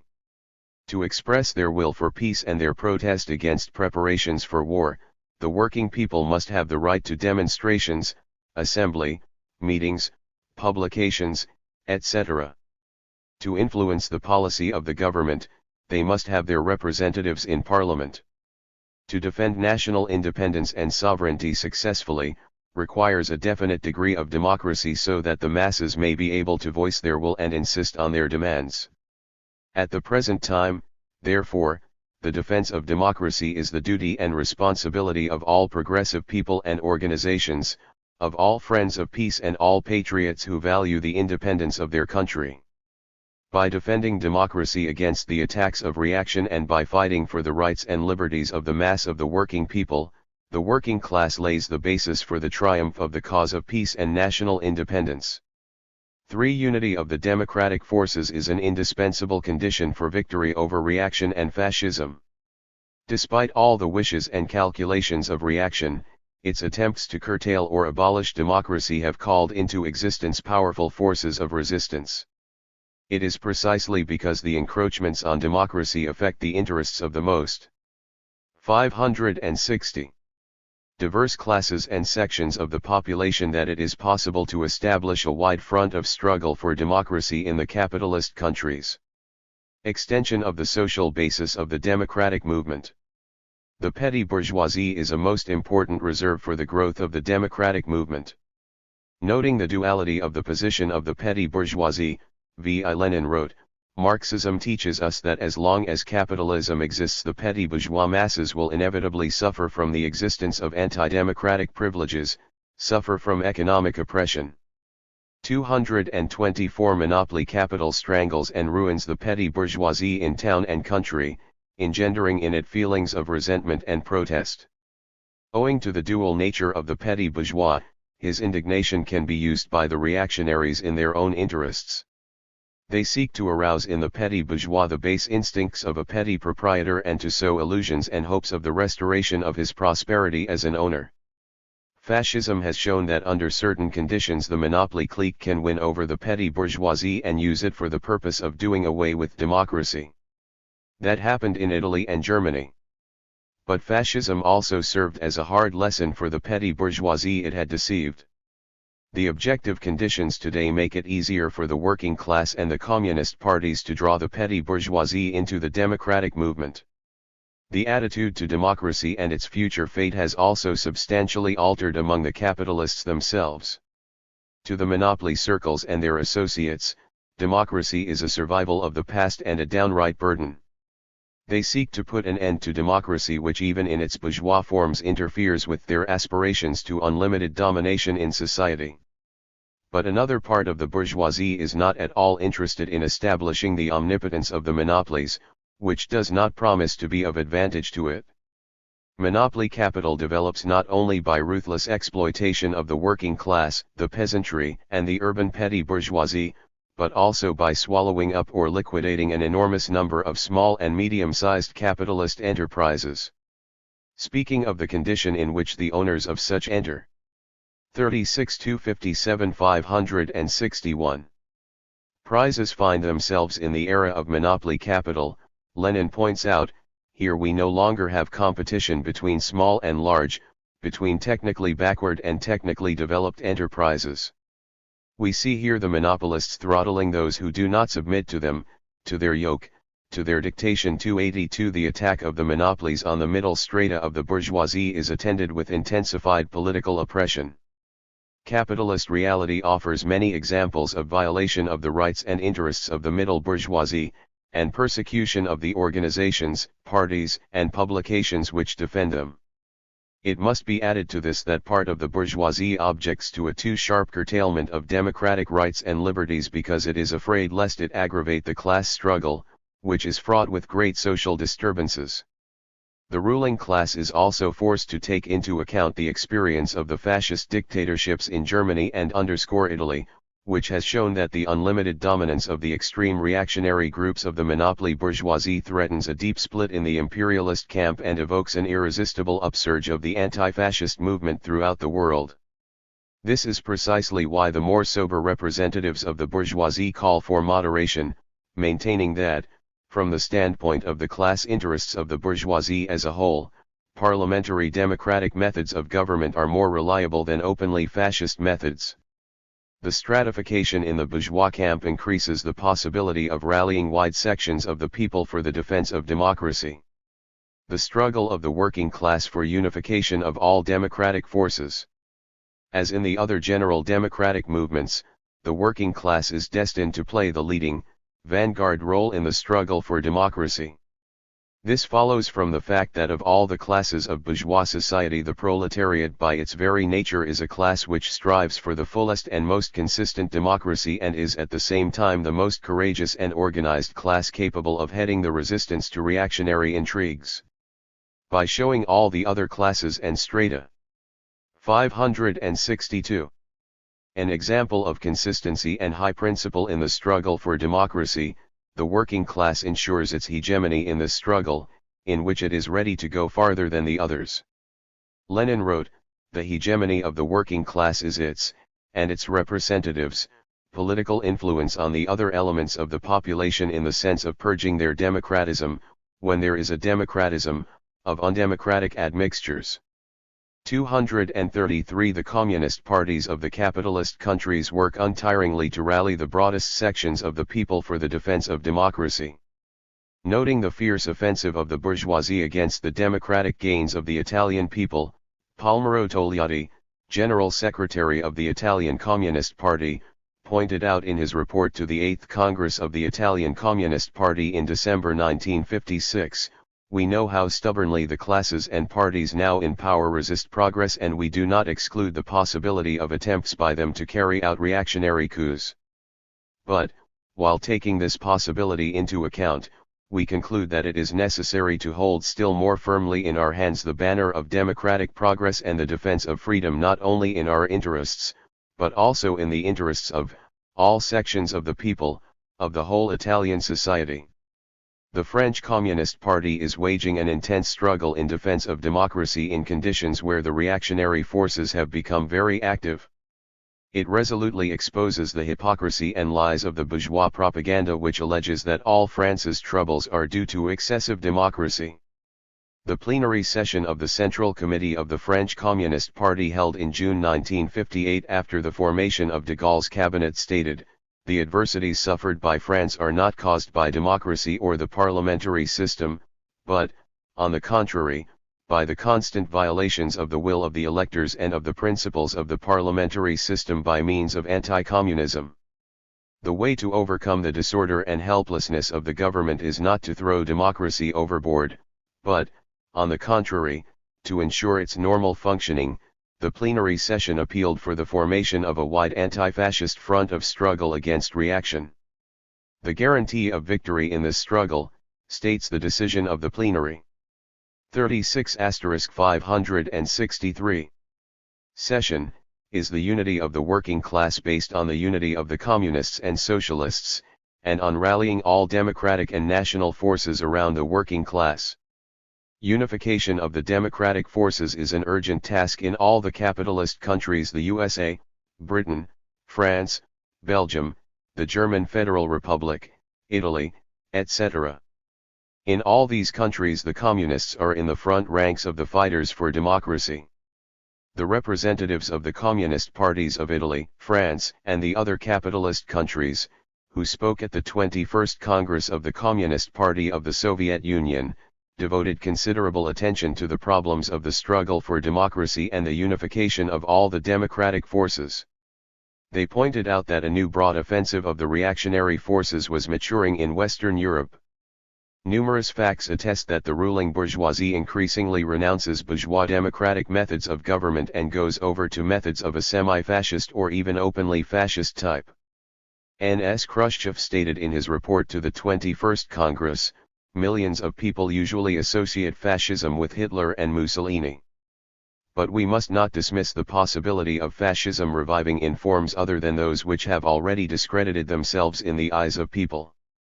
Now that there exists a powerful socialist camp, now that the working class movement has much experience in combating reaction, and that the working class is better organized, the peoples have greater opportunities of blocking the advance of fascism. The broadest sections of the people, all democratic, genuinely national forces, can and must be rallied against fascism." 294. Chapter 19. The Danger of War and the Struggle of the Peoples for Peace. Imperialism is creating an unprecedented danger to the future of mankind. The most monstrous outcome of imperialism is world war.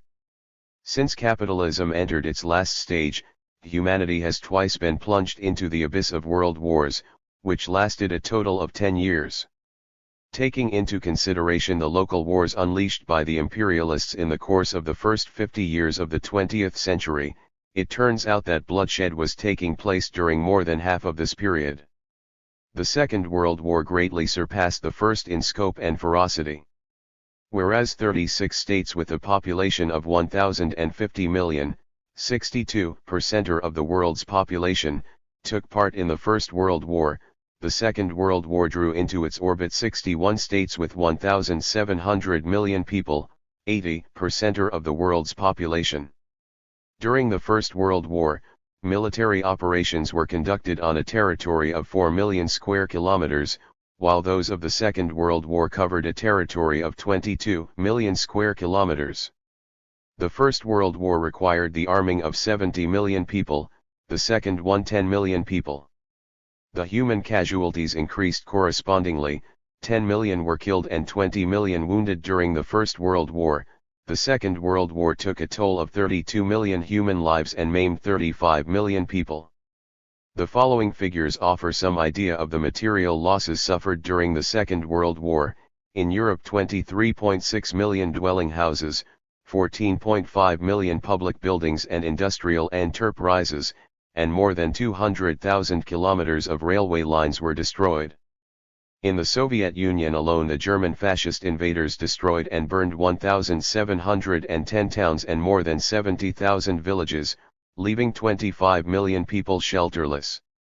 Although the 20th century saw the appearance of new 565 powerful types of weapons, which inspired the militarists to devise adventurous theories of lightning war, the duration of the war actually not only failed to decrease, but continued to increase, the First World War lasting 51.5 months, the Second 72 months. A striking illustration of the growing reactionary tendencies and aggressiveness of imperialism in our day is the constant danger of a new world war which, in its destructive force, threatens considerably to surpass all that has so far been experienced by mankind.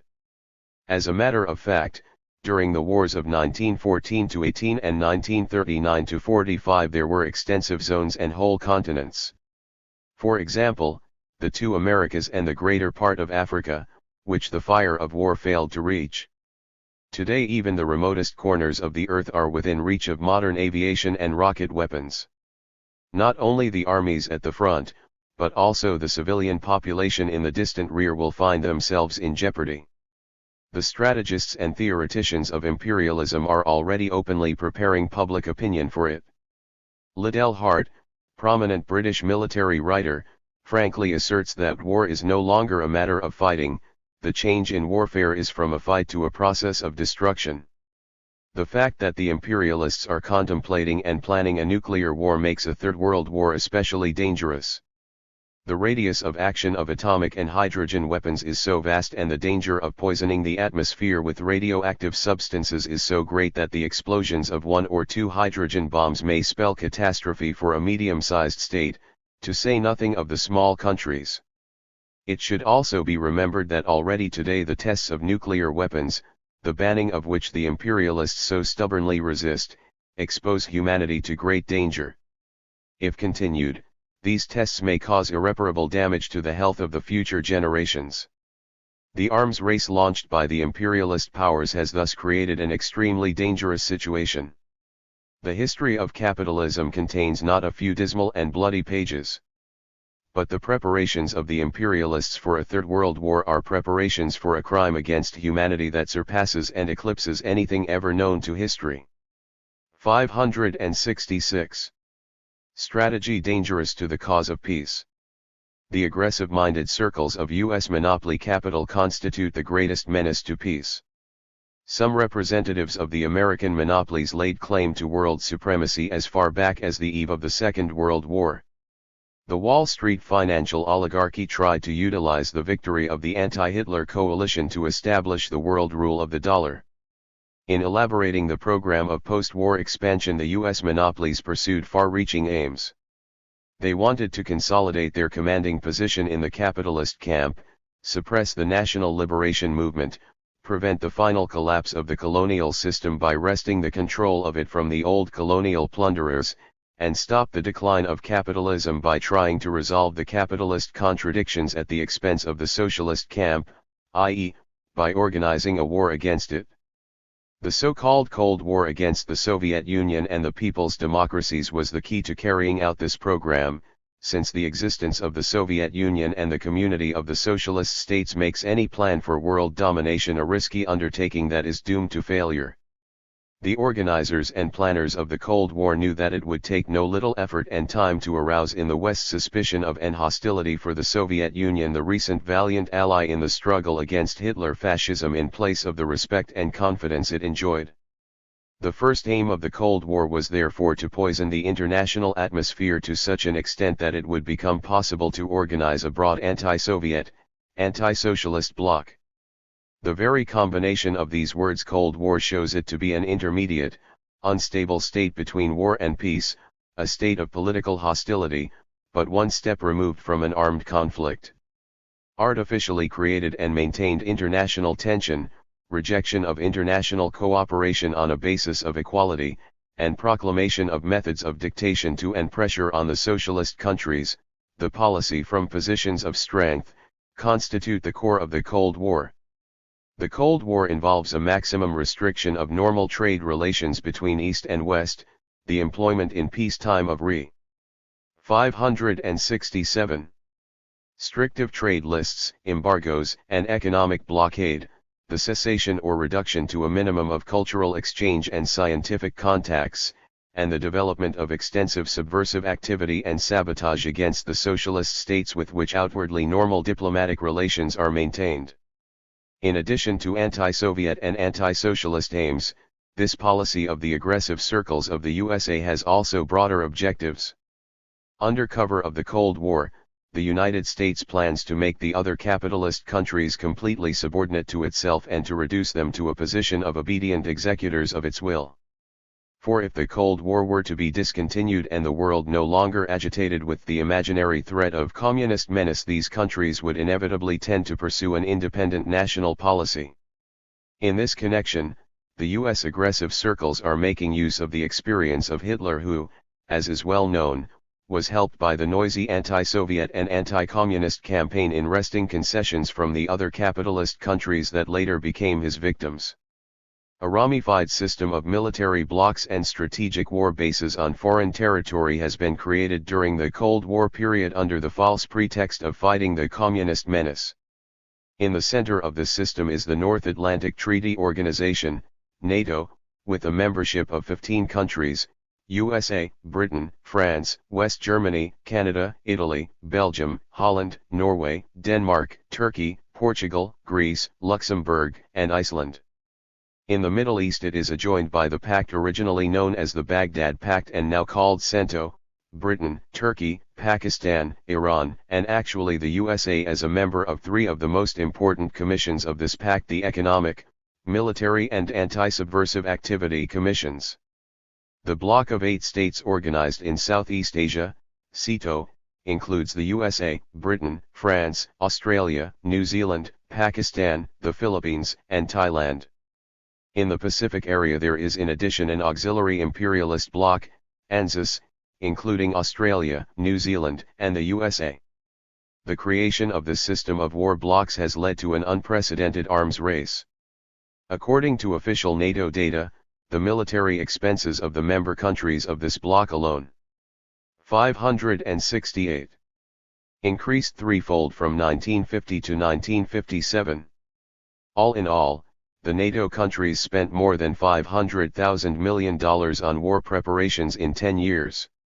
At the same time, the allies and satellites of the United States gave the latter the right to build and maintain American war, chiefly air and rocket, bases on their territories. According to figures quoted in the U.S. Senate in June 1958, the United States have abroad approximately 275 major base complexes, but counting all the points where American troops are now stationed and those intended for occupation in case of emergency, they have more than 1,400 bases. Although the American militarists maintain that their bases are of defensive character, they are undoubtedly intended for purposes of aggression against the Soviet Union, the Chinese People's Republic and the whole socialist camp along whose perimeter they are located. Lastly, in order correctly to understand the nature of the Cold War launched by the imperialist circles of the USA, it is necessary to consider its close connection with the economic policy of the American monopolies. The enormous government military expenditures are regarded in the USA as a means of combating the economic crisis, a means of maintaining a favorable state of the economy. The War Department has become the biggest customer of American industry. That is why the American monopolies and the political circles connected with them are interested in maintaining international tension and not in normalizing international relations. In his public speech delivered on May 6, 1958, the President of the USA let it be known that over the last 5 years the country had spent something like $200 billion on its defense establishment. At the same time, the President stated that the USA is looking toward an era of some 10, 15, 20 maybe even 40 years ahead of big defense spending around present levels of $40 billion annually. Imperialists are playing with fire. In the Western countries, some people console themselves with the belief that the war preparations of the USA are a threat only to the Soviet Union and the socialist countries. This 569 is a profound delusion. As a matter of fact, the strategy of the most frenzied militarist circles, which they themselves call global strategy, is fraught with the threat of a global war. In our day, when the socialist camp has a population of about 1,000 million and occupies a considerable part of the Earth's surface, an attack on any of its constituent countries may lead to the outbreak of a world conflict. One must also take into account the danger to world peace involved in the attempts of the American and other imperialists at military interference in the internal affairs of non-socialist states, for under the conditions of continuing international tension, any local war unleashed by the imperialists may grow into a world conflagration. The danger is aggravated by the fact that the expansionist elements in the USA display an obvious tendency to a boastful overestimation of their forces and potentialities, and to a brazen adventurism in policy. Dulles, who for a number of years directed American foreign policy, admitted this himself when he stated that he had pursued a policy of balancing on the brink of war.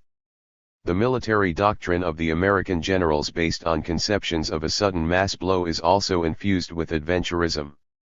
It was not by chance that the whole world grew indignant on learning that in peacetime the American command kept in the air between 1/3 and 1/2 the number of its bombers loaded with atomic bombs.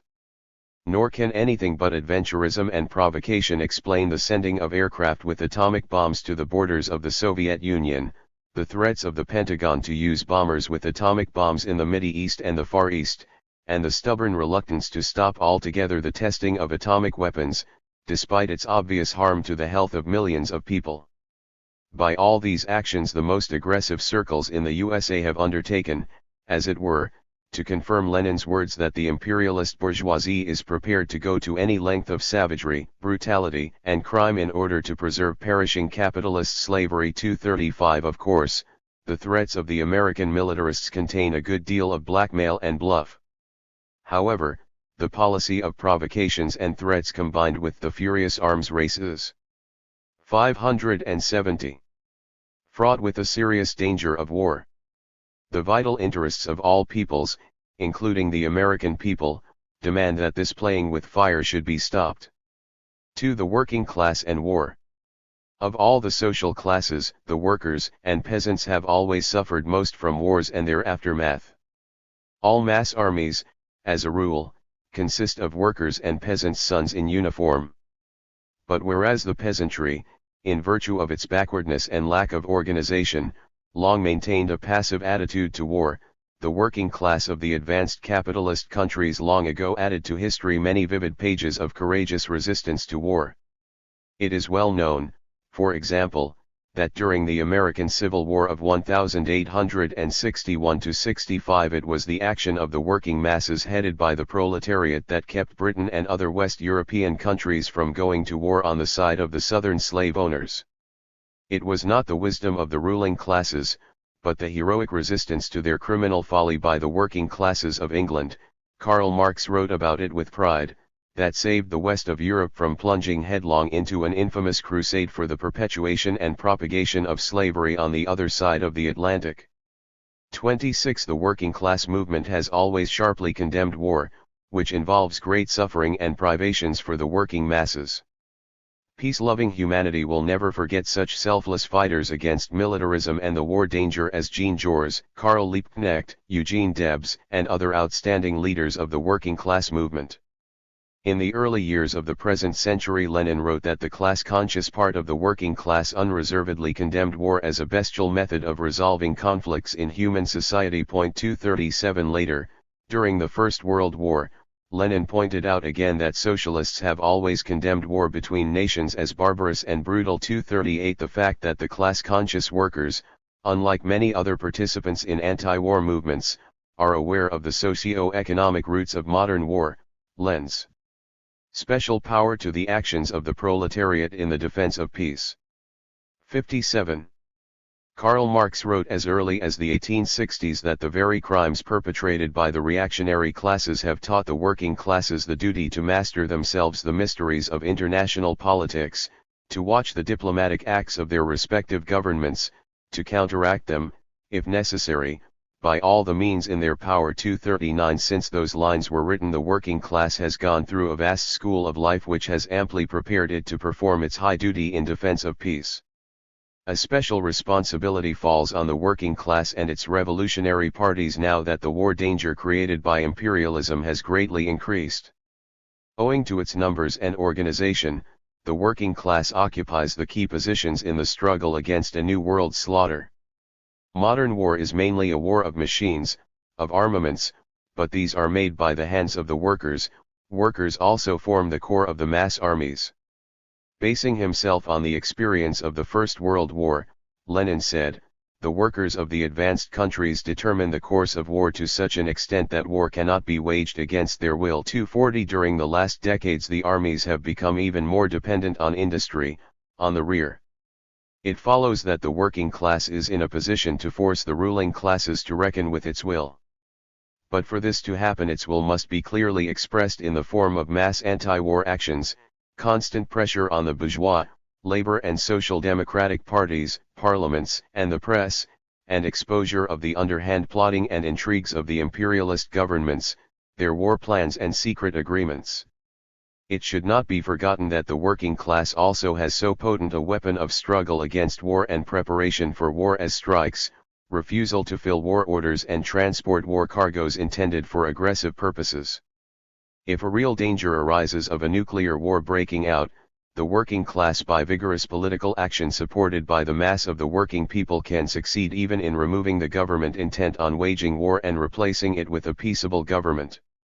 Such action of the working class at the time of national danger is the more likely to win all national support, since in its struggle against war it defends not only its own interests, but the entire 572 of the whole nation and, it may be said, of the whole of mankind. It stands to reason that in order to be equal to its task, the working class must, in the first place, overcome political apathy and complacency in its own midst. Particularly dangerous to the working class is the poisonous propaganda spread among it by the accomplices of the bourgeoisie, who whisper into the workers' ears that the arms race is a boon to the working people since it ensures high employment and high wages in the war industry, and that the vast stockpiling of munitions, including thermonuclear weapons, serves as a deterrent. Experience shows, however, that in actual fact the arms race leads to a growth of inflation and in the long run increases the economic burden of the working people. The accumulation of stocks of atomic and hydrogen bombs increases the aggressiveness of the imperialists, who now threaten to transform any military conflict into a catastrophic nuclear war. At the present time, the most consistent defenders of peace are the communist parties. As the well-known declaration, adopted in 1957 in Moscow, states, the communist parties regard the struggle for peace as their foremost task. Together with all the peace-loving forces, they will do their best to prevent war. 41 In the declaration, as in the peace manifesto adopted at the same time, the communist parties proffered a hand to all people of goodwill and appealed to all who value peace to unite and by common effort to throw off the burden of armaments oppressing the peoples and to deliver the world from the menace of war, death, and destruction. In advocating unification, the rallying of all forces prepared to struggle against war, the working class and its Marxist parties in no way claim any exceptional position, still less any monopoly in the anti-war movement. On the contrary, they readily support any peaceful initiative, whatever its source.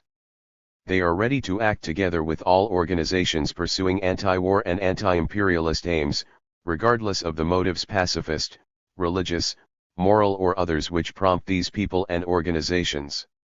And this is not a political maneuver, as reactionary propaganda alleges, but a result of the communists' firm conviction that in our time a war will inevitably 573 plunge humanity into an abyss of tremendous sufferings and will for a long time impede its social, economic, and cultural progress. Unification of all the parties of the working class, communist and socialist, for a joint defense of peace and the achievement of unity of their action is particularly important. If it is achieved, the anti-war movement will form so powerful a stream that it will sweep away all the criminal plans of the warmongers. 3. Defense of peace is the most important democratic task. The unprecedentedly terrible consequences that a new world war would have makes it particularly necessary to expand the popular movement against war preparations and for peace among the nations. The increased destructive power of modern weapons of war makes the task of defending peace the common cause of all classes and all sections of the population in every country, and lends a truly democratic character to the present-day anti-war movement. In regard to preventing war, to creating conditions under which nuclear weapons would never be used, the interests of the most diverse social strata are interwoven and form a single whole, becoming an all-national interest. This is the essential feature of the present-day stage of the anti-war movement, one which distinguishes it from all past movements in defense of peace. And it is precisely this that underlies the appeals of the communists to other political parties, and to public, youth, women's, and other mass organizations, for uniting their forces in the struggle for the main aim, lasting world peace. War is a terrible calamity for the working class. Nor is it less so for the broad mass of the peasantry, which in most countries is the chief source of cannon fodder, on which high taxes are imposed to meet the cost of the war, and which after the beginning of hostilities falls victim to all sorts of confiscations and requisitions. How many peasant homes and farm buildings have been destroyed or burned by the belligerent armies in the course of 2 world wars, how many fields tram. 574. Pled by the caterpillar tracks of tanks and plowed up by exploding shells. Yet the miseries and destruction of a new war with its radioactive and biological means of mass annihilation would inevitably be much greater. Moreover, in the capitalist countries the peasantry suffers also while preparations for war are going on. In many European countries it has become customary to confiscate the peasants' lands for airfields, stores, bases, and rocket launching grounds. Mass destruction of crops in the course of various maneuvers and military exercises conducted by the NATO generals has also become a common occurrence. Normalization of international relations, reduction of the armed forces and discontinuance of the arms race would therefore be of immediate help to the peasantry and would save it from immeasurably greater misfortunes in the future. The militarization and war preparations carried on by the bourgeois governments are also detrimental to wide circles of the intelligentsia. Science, in particular, has been distorted by being increasingly transformed by the monopolies into a handmaiden of war and destruction. Of the $5,400 million appropriated for scientific research in the USA in 1957, more than 83% was spent on war research. Many higher educational establishments have become appendages of the War Department, leading to stagnation in branches of science that cannot be used for war. Moreover, the growth of militarism is inevitably attended with restrictions in the freedom of scientific and artistic creative work, extensive spy hunts and suspiciousness, humiliating loyalty screening, etc. The war psychosis does great harm to schools and the education of the rising generation, and fosters moods of decadence, fatalism, and scepticism in art and literature. The thought of new bloodshed evokes horror even in wide bourgeois circles. A considerable portion of the bourgeoisie, too, does not want a new war, for it knows war's destructive power and remembers the bitter experience of the recent past. The process of sobering up and reappraising the advantages of aggression is intensifying in the bourgeois camp in proportion as it is becoming apparent that American imperialism and its allies not only do not have a monopoly in new types of AR. 575. Moment, but in a number of important branches of war technology, for example, in rockets, are a long way behind the Soviet Union. The riskiness of a new world war is acknowledged even in those military circles which at one time enthusiastically supported the idea of an armed crusade against the socialist countries. General Fuller, well-known British military expert, writes, "In an industrial civilization war is no longer a profitable court of appeal. Granted that the atomic bomb can win a war, it must also be granted that, in a machine civilization, it cannot win a profitable peace. A healthy tendency to end the Cold War, relax tension, and normalize the international situation is gradually gaining ground in some influential circles in the USA. The more far-sighted representatives of the bourgeoisie are beginning to ponder the question whether capitalism will survive a new world war, whether in such a war the very existence of the capitalist system will not be at stake. Such meditations are undoubtedly justified. The nations will not forgive imperialism the crime of a new world war. Thus the forces of war and aggression in the capitalist countries are opposed by no less powerful peace-loving forces. Whereas the creation of NATO was a step in the direction of forming a united front of the aggressive, imperialist forces, the simultaneous formation of a united front of the mass of the people, which has been in progress since the end of the war, is aimed at the defense of peace. This has found expression, in particular, in the formation and activities of the World Peace Council, in which many prominent public and political figures, and eminent men of science, art, and letters are taking part. Humanity today owes a good deal to these people who, like the great French scientist, Frédéric Joliot-Curie, the British scientist, John Bernal, and their colleagues, have devoted considerable effort and valuable time to mobilizing world public opinion against the sinister forces of war. In our time, those who are really in the forefront of culture cannot render a better service to their people and to all humanity than by helping to disperse the clouds of war. The mass of the working people and their organizations are being increasingly drawn into the struggle for peace, international cooperation and peaceful coexistence. However, this 576 does not give any grounds for complacency. In the struggle against the war danger, it has become apparent that public consciousness to some extent fails to keep pace with reality. The extent of the danger with which a new world war is fraught is far from being fully realized by everyone. Some sections of the population in the capitalist countries are infected with apathy and have no faith in the forces of peace. Moreover, feelings of fatalism and doom are deliberately instilled and fostered by militarist propaganda and even by some ecclesiastical circles. To overcome passivity and mobilize the broad masses of the people for an active and selfless struggle for peace requires constant efforts on the part of all progressive people, with the working class at the head. And in the first place, it is necessary patiently to explain to the masses the available ways and means of preserving peace and preventing a new war. 4 possibilities for preventing war in our time. The existence of a real possibility for preventing war, frustrating the plans of the warmongers and preserving peace for our and future generations, was pointed out by the 20th Congress of the Communist Party of the Soviet Union. The statement, contained in the documents of the Congress, that in our time wars are not fatally inevitable is of tremendous theoretical and practical significance and a model example of the creative development of Marxism-Leninism. Of course, the economic basis for wars inherent in the very nature of imperialism still exists. Imperialism has not lost its characteristic aggressiveness, its striving for war and armed conquests. On the contrary, it has become even more bellicose.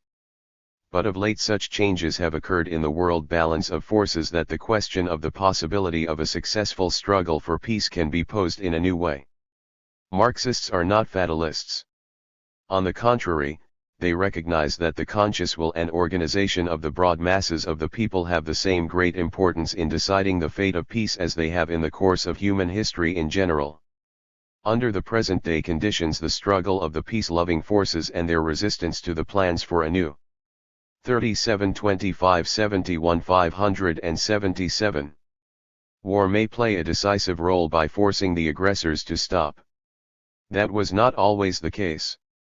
Even quite recently, the forces not interested in war and struggling against it were poorly organized and disunited both nationally and internationally. They lacked the means to oppose their will to the plans of the warmongers. This was the situation before the First World War, when the principal force which opposed the war danger, the international proletariat, was disorganized by the treachery of the leaders of the Second International. The Second World War, too, became possible because the peace-loving forces, although they had increased, still proved inadequate to resist imperialism. The splitting attitude of the right-wing social democratic leaders again hindered the international proletariat from playing its part in the struggle for peace, while the efforts of the Soviet Union, the only state that consistently struggled against war, were not enough to halt aggression. The situation is different now that the socialist camp has come into being and has grown into a powerful force in the world arena. Now the peace-loving forces can rely on the indestructible bulwark of peace formed by the socialist countries. Moreover, a large group of states have freed themselves from colonial dependence and are actively opposing a new war. The working class movement in the capitalist countries has grown and become steeled to an incomparably greater degree. The movement of the supporters of peace has acquired an unprecedented scope. Under these conditions, a new world war can be prevented by the active struggle of all the peace-loving forces. There are also extensive possibilities of hindering the imperialists from unleashing local wars. In its decisions, the 21st Congress of the CPSU noted with good reason that the conclusion of the 20th Congress of the party that war was not fatally inevitable had been fully confirmed. Having analyzed the consequences for the fate of peace that will result from the successful fulfillment of the 7-year plan for the development of the national economy of the USSR and of the economic plans of the other socialist countries, the Congress arrived at the conclusion that the 578 change in the world balance of forces can deter the bellicose imperialist circles from unleashing a world war. The resolution of the Congress pointed out that in this way, even before the complete victory of socialism in the world, with capitalism still extant in a part of the globe, there will take shape a realistic possibility of excluding world war from human society too. Of course, this does not mean that we now have an automatic guarantee against war. We do not. As long as there is imperialism, the danger of war remains. Besides, the fate of world peace depends on many concrete factors. The most important thing to remember, however, is that it depends on the untiring struggle of the peace-loving forces, on their ability to create a powerful united front in defense of peace, on their ability to mobilize in good time the broadest sections of the people for decisive action against the unleashing of a new war. The peace-loving policy of the socialist countries is the bulwark of world peace. The existence of the socialist camp pursuing a consistent peaceable policy is an important historical feature of the present-day situation, which creates unusually favorable conditions for the preservation of peace. This is a fundamentally new factor in international relations. The Soviet Union, the Chinese People's Republic and the other socialist countries with their populations of almost 1,000 million and extensive resources constitute a material force in the international arena capable of bridling an aggressor should he decide to ignore the will of the peace-loving peoples. Seeking to misrepresent the importance of this factor and to deceive the working people in the capitalist countries, reactionary propaganda talks of the threat of world communism, which is alleged to be encroaching on the freedom of the Western world. Special efforts are made to slander the Soviet Union and its Communist Party, to ascribe expansionist intentions to them and to shift onto them responsibility for the arms race and the tension in international relations. The authors of these inventions act according to Hitler's big lie method, assuming that inadequately informed and credulous people will finally believe the calumnies against communism and the Soviet Union. 37*579. But ever wider masses all over the world are beginning to understand that the communist parties and the socialist countries have no reason for wanting war and for preparing a military attack on other states. In the Soviet Union, as in the other socialist countries, there are no classes or social forces which could profit by war. On its vast territory, the Soviet Union has everything necessary for the development of its economy. It does not need additional territory, new sources of raw materials, new foreign markets, capital investment spheres or colonies. Planned socialist economy does not suffer from overproduction crises and therefore does not need such stimuli as militarization and the arms race. But it is not merely a question of the material aspect of the matter. Socialism and aggression are wholly incompatible concepts. The communist aim is to achieve fraternity and friendship of the peoples and eternal peace on earth. The people in power in the Soviet Union are workers and peasants who have suffered the greatest losses in all wars. How can they wish for a new war? Everything is being done in the Soviet Union to ensure a continuous rise in the living standards and cultural level of the broad mass of the working people. Can a war help to accomplish these tasks? The Soviet people are not building new dwelling houses, industrial enterprises, palaces of culture, institutes, gigantic power plants and canals in order that they may someday become bombing targets. War, which inevitably means an interruption of the peaceful, constructive activity of people, which diverts enormous material values to unproductive purposes and is attended by destruction of what has already been built, is at variance with the fundamental aims of socialism. How can it be supposed then that communists, Marxists-Leninists, for whom the construction of socialism and communism is a lifetime aim, could stand for aggression and war? The peaceful ideas of socialism are fully expressed in the principles underlying the foreign policy of the Soviet Union. It is a policy of peace among the peoples, a policy of honest international cooperation, a policy of disarmament. The nations see proof of this everywhere. Since the end of 580. The war, representatives of the Soviet Union have invariably submitted proposals in the UNO and outside this organization aimed at reducing armaments, prohibiting atomic and hydrogen weapons, dissolving military blocs or at least concluding between the opposing military groupings a pact of non-aggression and renunciation of the use of force, liquidating war bases on foreign territories, and applying the principles of peaceful coexistence to the relations between all countries. It is not the fault of the Soviet Union and the other socialist countries that the imperialist states, members of the North Atlantic Treaty Organization, stubbornly refuse to accept these proposals. The peacefulness of the socialist countries is clearly seen in the fact that they consistently pursue a policy of reducing their armaments, thereby setting a good example to the whole world. Suffice it to say that from 1955 to 1958 the Warsaw Treaty countries reduced their armed forces by 2,477,000 men, including 2,140,000 men of the Soviet armed forces. At the beginning of 1960, the Supreme Soviet of the USSR adopted a decision again to reduce the Soviet armed forces by one-third, i.e., by 1,200,000 men. And that was done at a time when the countries of the Atlantic Bloc continued to increase their armed forces, and trained and equipped with atomic weapons the divisions of the revanchist West German Bundeswehr, which is being transformed into the shock force of aggression in Europe. The official doctrine of Soviet foreign policy is the Leninist principle of peaceful coexistence of states regardless of the differences in their social and political systems. Characterizing the policy of peaceful coexistence, N.S. Khrushchev, the head of the Soviet government, wrote.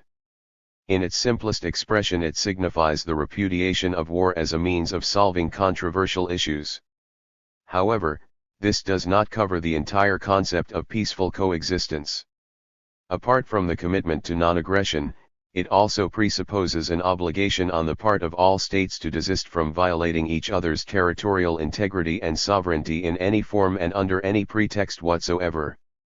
The principle of peaceful coexistence signifies a renunciation of interference in the internal affairs of other countries with the object of altering their system of government or mode of life or for any other motives. The doctrine of peaceful coexistence also presupposes that political 581 and economic relations between countries are to be based upon complete equality of the parties concerned and on mutual benefit. 248 Some of the enemies of socialism maintain that communists advance the slogan of peaceful coexistence insincerely and for purely tactical reasons because, they say, Marxism proceeds from the necessity of war for the victory of socialism. In reply to such inventions, N.S. Khrushchev said in his report to the Third Session of the Supreme Soviet of the USSR that these allegations are sheer distortion of the meaning of Marxism-Leninism. Marxism has always waged an uncompromising struggle against militarism. It has never regarded war between countries as indispensable for the victory of the working class. 244 Communists want the socialist system to triumph as soon as possible in order to make people happy. But can a modern war with its barbarous means of mass annihilation and destruction possibly be the road to the happiness of mankind? Such a war would not only mean unprecedented human losses and suffering, it would result in extensive devastation, destruction of enormous material values, and industrial and agricultural ruin. Can Marxists desire this? Of course not. And why should they pay so terrible a price for the downfall of capitalism if they are convinced that the capitalist system is doomed historically and that it will inevitably lose in peaceful competition with the higher social system, socialism? The peace-loving forces are capable of bridling aggression. Marxism-Leninism has the greatest faith in the mass of the people and their conscious activity. It is not without reason that Marxists believe the people to be the creator of history. This Marxist proposition underlies the conclusion made by the 20th Congress of the CPSU that the activity of the nations in defense of peace can prevent war. The experience of the anti-war movement confirms this conclusion. In recent years, the clearly expressed will of the popular masses, with the state support of the peaceful socialist camp, has repeatedly contributed to bridling the imperialist AG. 582.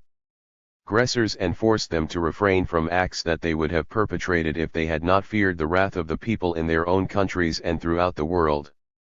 The United States of America was, in the end, compelled to agree to the conclusion of an armistice in Korea, although influential American circles favored continuing and extending the intervention.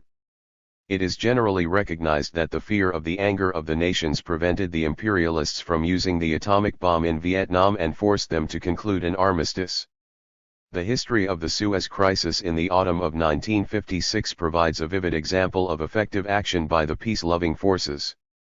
It was possible to stop the Anglo-French-Israeli aggression against Egypt precisely because the imperialists found themselves under the double influence of world public opinion and the state policy of the socialist countries that stood up for the lawful rights of Egypt and the interests of world peace.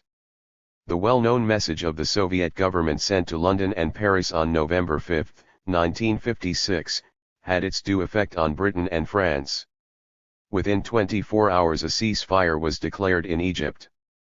A noticeable improvement in the world's situation took place in 1959, due to the efforts of the Soviet Union and all socialist countries and of the peace forces in other countries. The tension in the relations between countries was considerably relaxed and there were favorable prospects for strengthening peace throughout the world. In his report to the Third Session of the Supreme Soviet of the USSR, N.S. Khrushchev said, in analyzing the cause of the change in the world's situation, that most important of all was the growth of the might and international prestige of the Soviet Union and all the countries of the world's socialist system. Another important feature was the ever-growing part in world affairs played by the countries that had liberated themselves from colonial dependence and by other countries vitally interested in the maintenance of peace. The influence of the peace forces in the capitalist countries themselves had also grown. In those countries, too, increasingly wider circles that included many statesmen were beginning to realize the terrible calamities that a nuclear rocket war threatened. An expression of the profound changes that had occurred in the world's situation is to be found in the outcome of the talks. 583. Between N.S. Khrushchev and President Dwight Eisenhower in September 1959.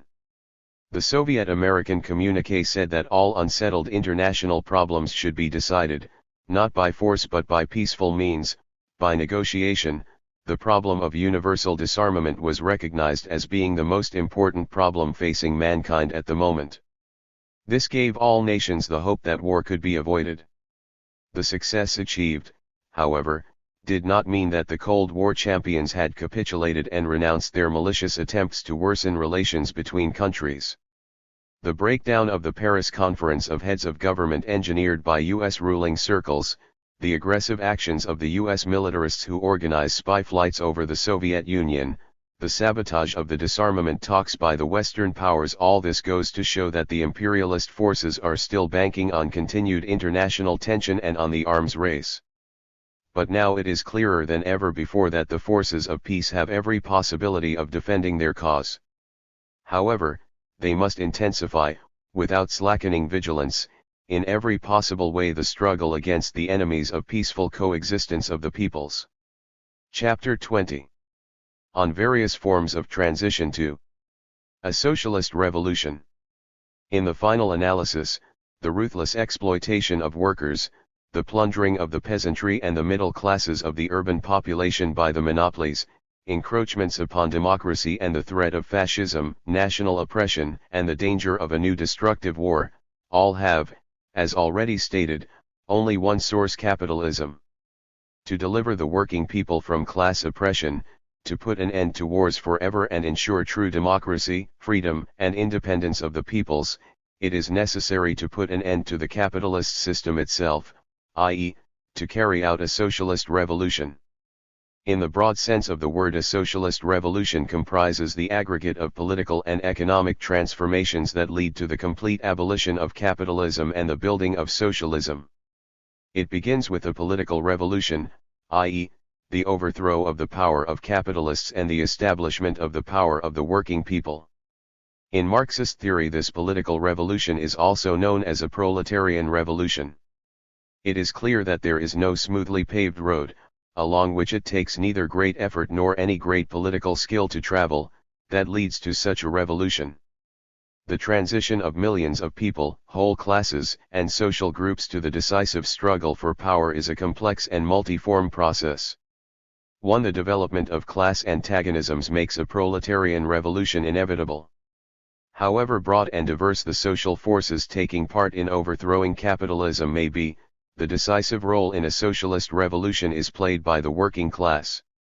The working class is 585. Its shock force, the advanced detachment of the working people storming the ramparts of the old society. Even in the countries of weakly developed capitalism, where the working class is a minority of the population, it can, as the best organized and most conscious class of society, under the leadership of its Marxist-Leninist vanguard, rally around it all the sections of the working people for the struggle for socialism. This is still more possible in the countries of developed capitalism. The probability of a socialist revolution and its success directly depend on the scope of the class struggle waged by the proletariat, and on its class consciousness and organization. Those who wish to bring the revolution closer and see it triumph will help to develop the workers' class struggle and will work persistently to raise the political consciousness and militancy of the workers. The struggle of a revolutionary workers' party for a socialist revolution is in accord with the basic trend of social progress. The very development of modern capitalism impels the working people in this direction. As was pointed out in Chapter 10, the growing power and oppression of state monopoly capital, its encroachments upon the living standards and rights of the working people, and its arch-reactionary policy increasingly accentuate the basic antagonism of capitalist society, the antagonism between the working class and its exploiters. Further intensification of this antagonism in combination with all the other social contradictions of capitalism makes the socialist revolution an objective law-governed phenomenon of our time.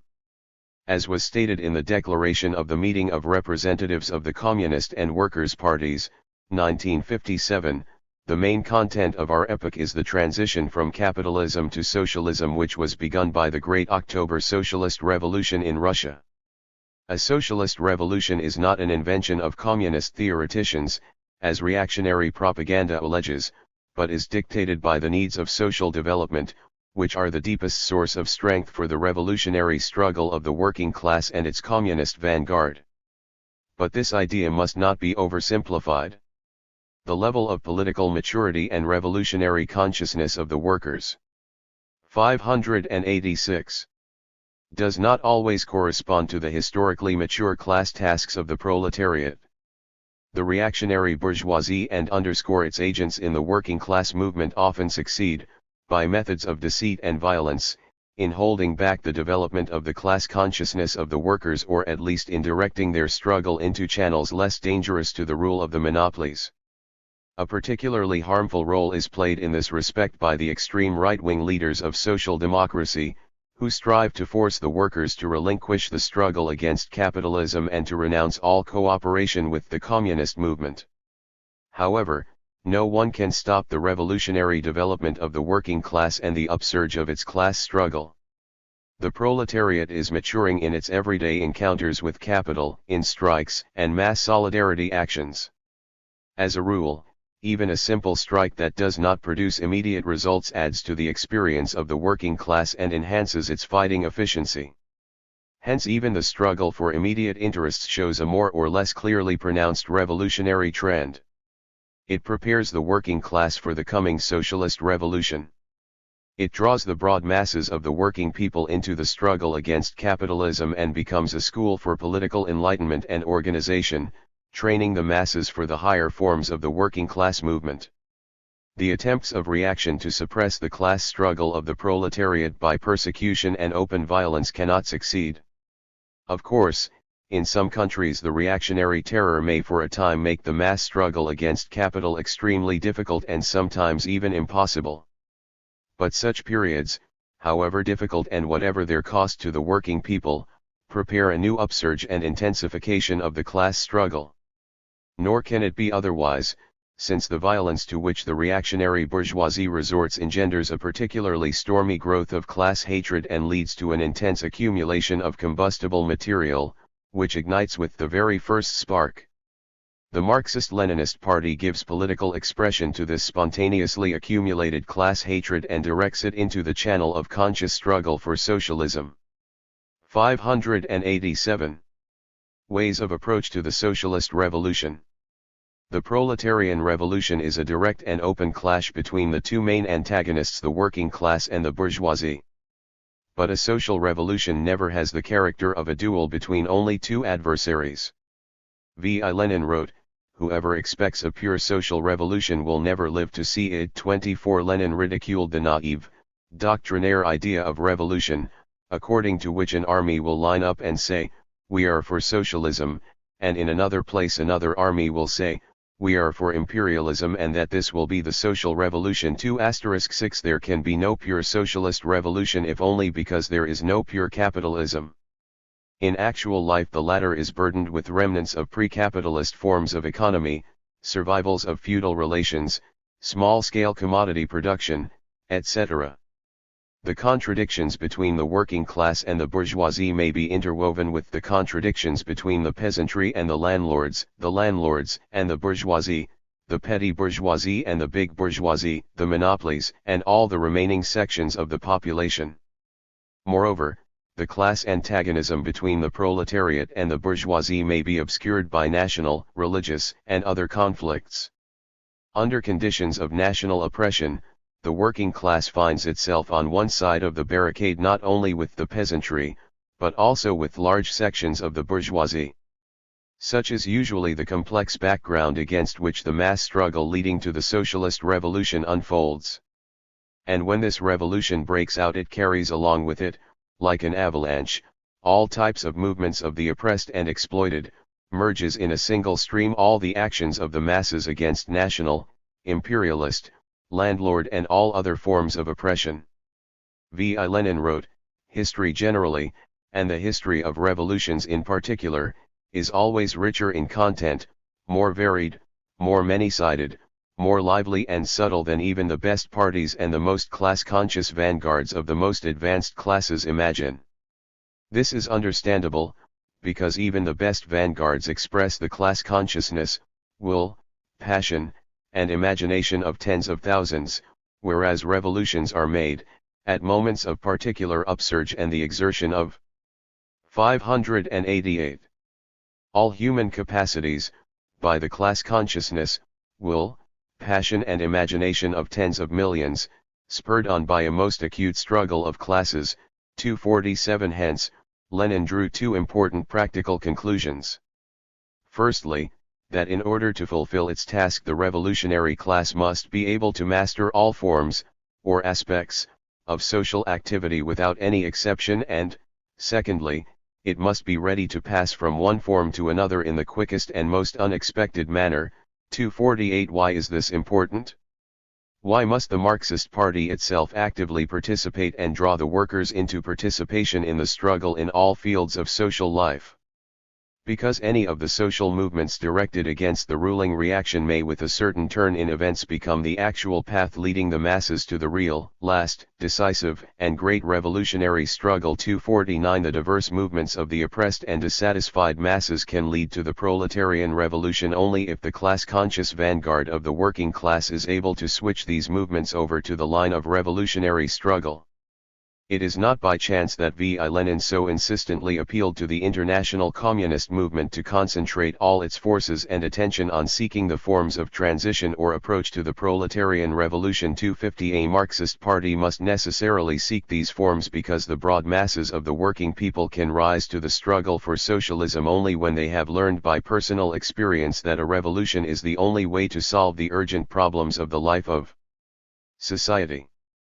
Not only the main masses of the working class itself, but also, and particularly, the broad masses of the peasantry and the middle strata, who in virtue of their position in society do not at once accept the ideas of socialism, must arrive at this conviction. In recent decades extensive new prospects have been opened up in this respect in connection with the unprecedented upsurge of mass democratic movements against monopoly capital and imperialism. Although these movements do not pursue socialist aims, they are objectively connected with the struggle of the working class for socialism and under certain conditions may merge with it in a single stream that will sweep away the